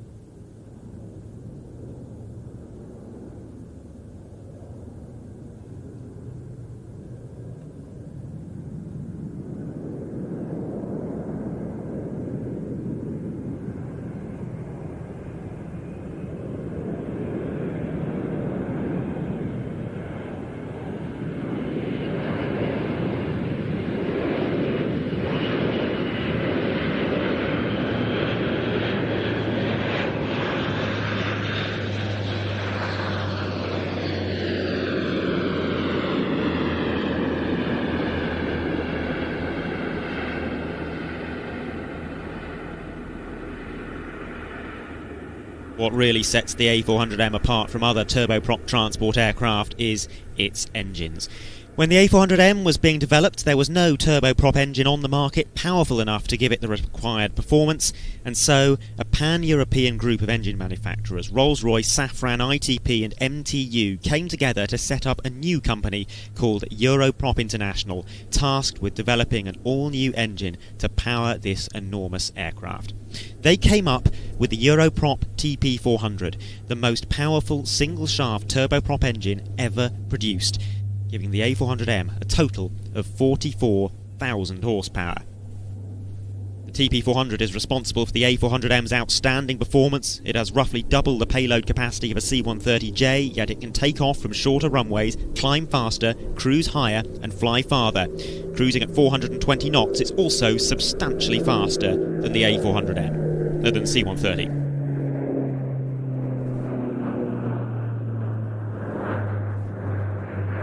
A zoom climb from 500 to 2,000 feet with a steep wing over at the top. Very impressive indeed. 10 nations operate the A400M. 7 European partner nations, as well as Kazakhstan, Malaysia and Indonesia. Germany, though, is the largest operator with 53 A400Ms on order, most of which have now been delivered. As well as providing transport capability, Germany's A400Ms also fly in the aerial refuelling role via 2 hose and drogue pods installed under the wings, allowing up to 2 probe-equipped aircraft to be refueled simultaneously. This particular aircraft, which is now setting up for, I believe, its final pass, comes from Lufttransportgeschwader 62 at Wunstorf near Hanover. That unit consists of 4 individual flying squadrons, one primarily tasked with strategic transport, one with tactical transport, one with special operations and humanitarian missions, and one with type-specific conversion training. A curved tactical approach. This displays final manoeuvre. That is very dramatic as the aircraft comes into land almost halfway down the runway.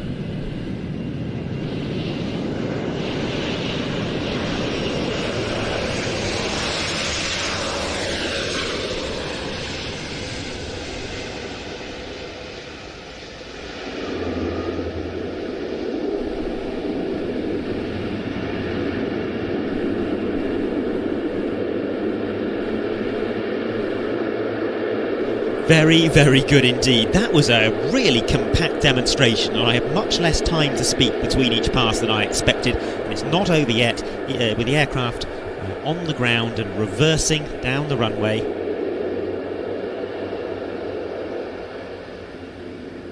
Yes, this is an aircraft that can display just as effectively on the ground as it can in the air.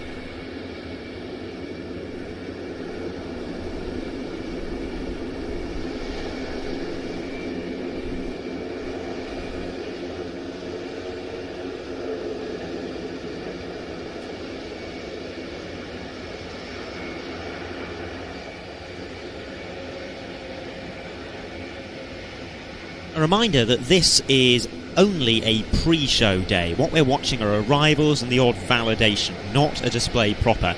And if you want to watch the air show itself on Friday, Saturday and Sunday, then you will need to be a paying member of watch.planestv.com, because we are broadcasting exclusively on our streaming service on those 3 days, not on YouTube.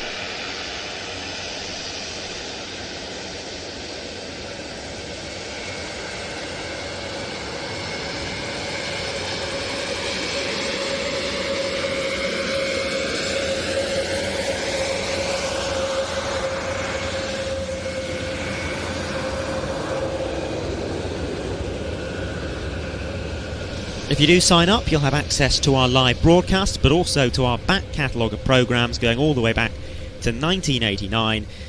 And let's take a look now at some excerpts of those programmes, just to give you a little idea of the sort of thing that you can expect to find over at watch.planestv.com.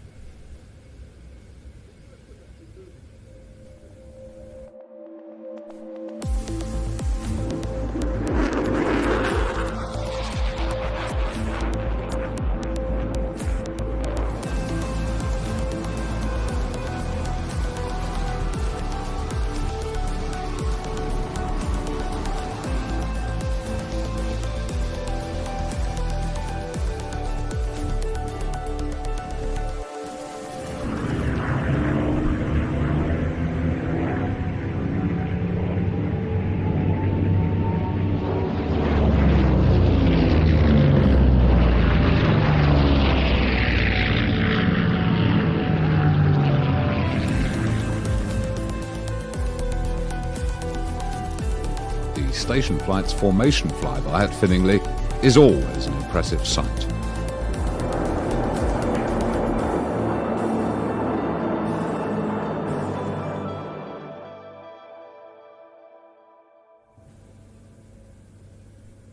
That's just a little taste of the sort of thing that you'll find on the Plains TV streaming service. Over 150 titles, and we are adding more frequently, plus our live broadcasts have a home there as well. RIAT is not the only live broadcast we're doing this year. We've got quite a few more coming up in the second half of the summer, but most of them are still in the planning phase, so I'm not going to name any shows apart from the International Air Show Festival of Flight, because I know that is definitely happening and that travel has been booked and so on and so forth. We are doing the International Air Show Festival of Flight and others. Now, if you would like to sign up, there's no time like the present, because we have a discount code available until midnight tomorrow, and that code is RIAT 2025, one word, all capitals, RIAT 2025, and that will get you 20% off your first 3-month subscription to watch.planestv.com. When that elapses, you'll just be billed at the normal price, but you can cancel at any time. Nonetheless, we very much hope that you will stay with us for the long term to enjoy all of the live broadcasts that we have planned, in addition to the very many archive programmes. Plenty of shows that we're covering this year, only in the form of highlights films on the streaming service, by the way, that won't have live broadcasts. Those are additional to what we would normally be doing. IRA25, Pardubice, Hahnweide, Roskilde, Dubai. We're doing the Dubai Air Show. I've been reeling things off all day. I've completely forgotten I'm going to Dubai in November. We always see some really interesting types out in Dubai. So that will be quite an interesting programme, I would think.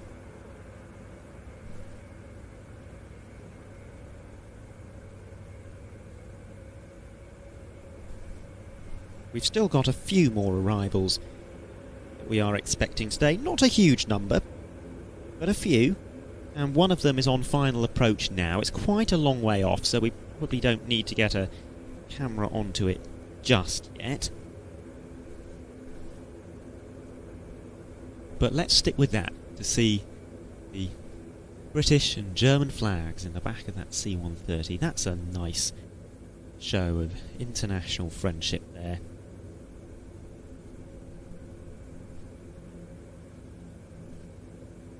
But that is an unusual formation, isn't it?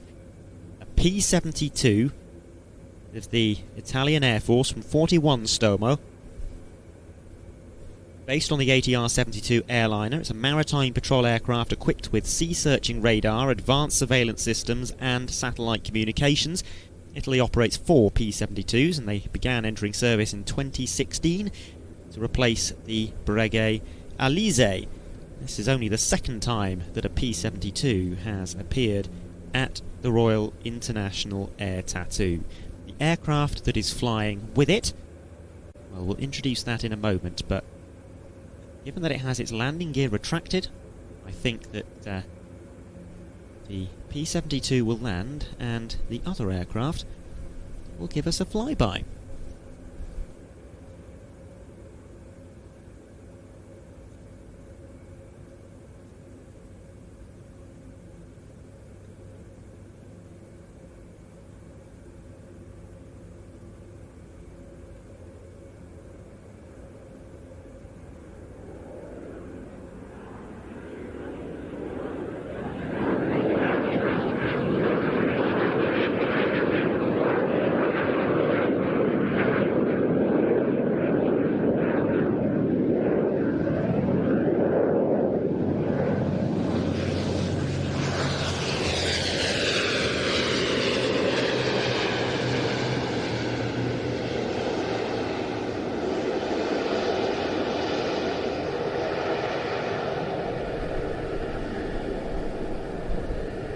P-72 is down, the other aircraft now turning onto final approach.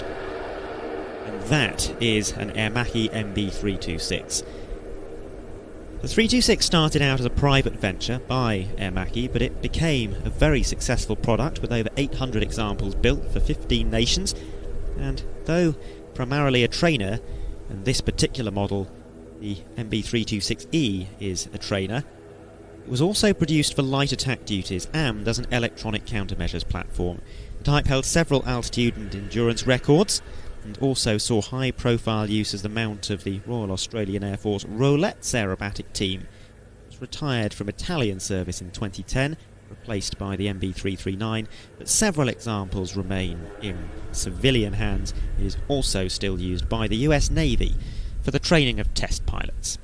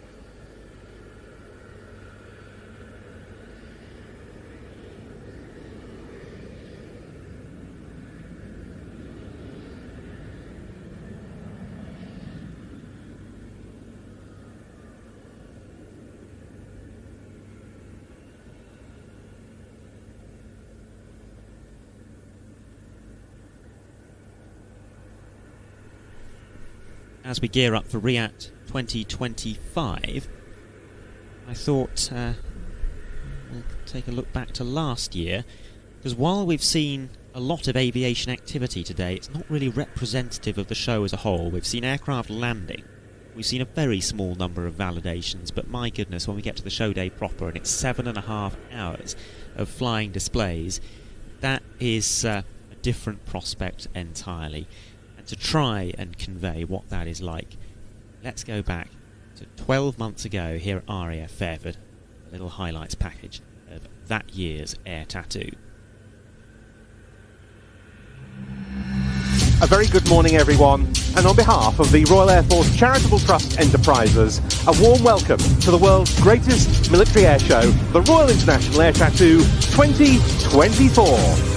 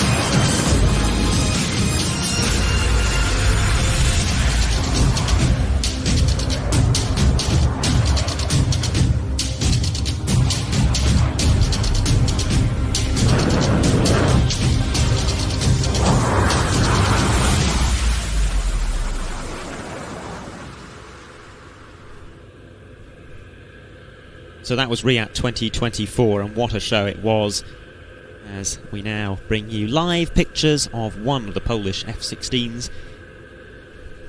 being towed over to the static display. This is the static display example with the special colour scheme. The two jets with conformal fuel tanks will be used for the flying display. One of them as the primary and one of them as the spare, of course. It is just a solo display. And seeing as we've just looked back to RIAT 2024, let's now look ahead to what's coming up on Friday, Saturday and Sunday.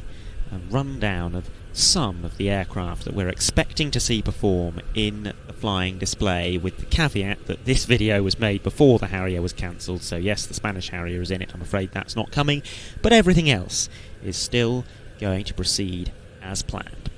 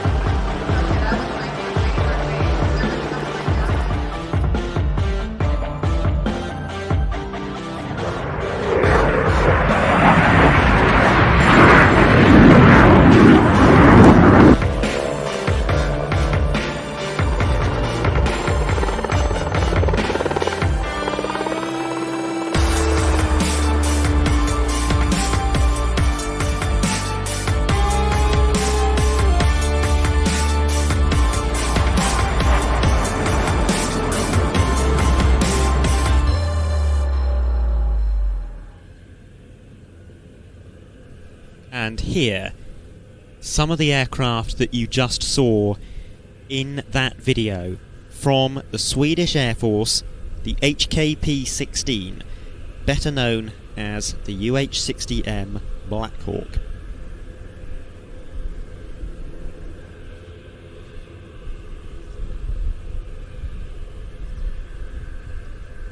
Absolutely incredible to think that a Blackhawk has never appeared in a RIAT flying display before. Well, that's all about to change.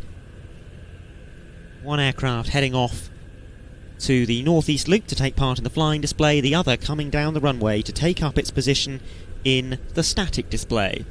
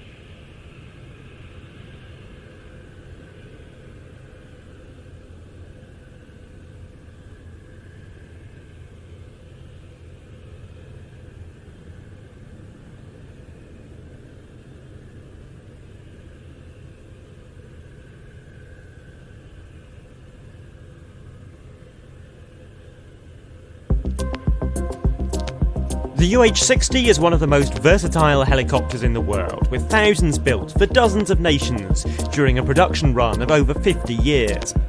Yet somehow, this helicopter type, which is nothing if not commonplace, has never appeared in a RIAT flying display before. This year, that's being rectified by the Swedish Air Force, which is bringing an HKP-60, their name for the UH-60M. This display is relatively new to the airshow circuit, but it's already caught much attention as a dynamic and aggressive performer.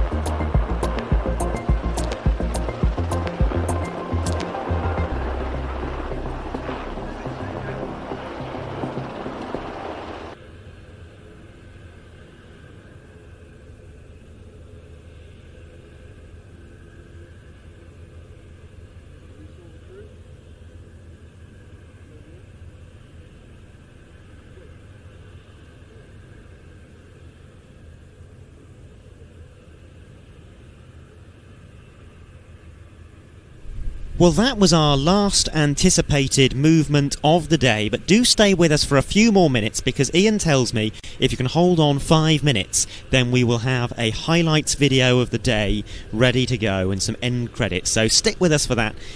But that is the last movement, the arrival of that UH-60 Blackhawk. It's the end of a very long day. It has been an 11-hour live broadcast for all of us. A long old shift of commentary, and yeah, we're looking forward to wrapping that up. But a reminder that we are free to view again tomorrow on YouTube, another 11-hour broadcast from 9 in the morning all the way through until 7 o'clock in the evening. Following that, we're moving over to our streaming service, watch.planestv.com, and that is where we'll be broadcasting on Friday, Saturday and Sunday. Then we're back over on YouTube again on Monday for the departures session. If you would like to watch the airshow proper, you will need to be a fully paid up member of the streaming service. We have a discount code available. Watch.planestv.com is the place to go. Subscribe and put in the discount code RIAT2025. One word, all capitals. That will get you 20% off your first 3 months, and you can cancel at any time. You won't just have access to the forthcoming live broadcast from RIAT, you'll also get access to all of our other live broadcasts and to our back catalogue of programmes going all the way back to 1989. A vast archive, about 150 titles currently available, but that will increase as time goes by. We've recorded about 300 and there's more being made all the time. Let's take one last look, one last dip into the archive, 3 random clips from some of our past programmes and discover some of the gems that you'll find on the streaming service. Making only its second ever appearance at a UK air show is the Lockheed F117A Nighthawk, so-called stealth fighter.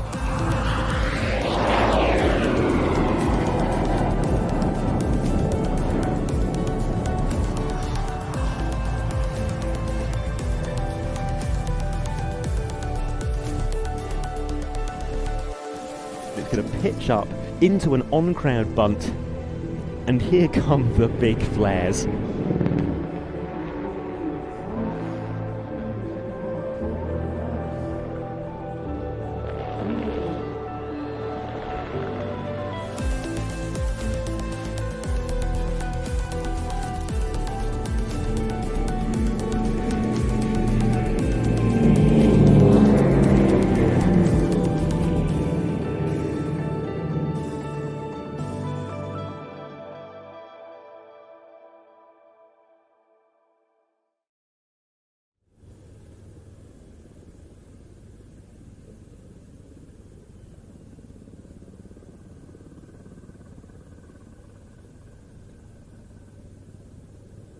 One last shot of the B1 parked over on the far side of the airfield. Of course, we very much hope to see another one landing here at some point tomorrow, and then participation in the flying display on Saturday. What a treat that will be, should it happen. This has been just day 1 of 6 here at the Royal International Air Tattoo. Join us again tomorrow for more of the same. We'll be live from 9 AM. Until then, from all of us at the very knackered Plains TV team, thanks for your company, and goodbye for now.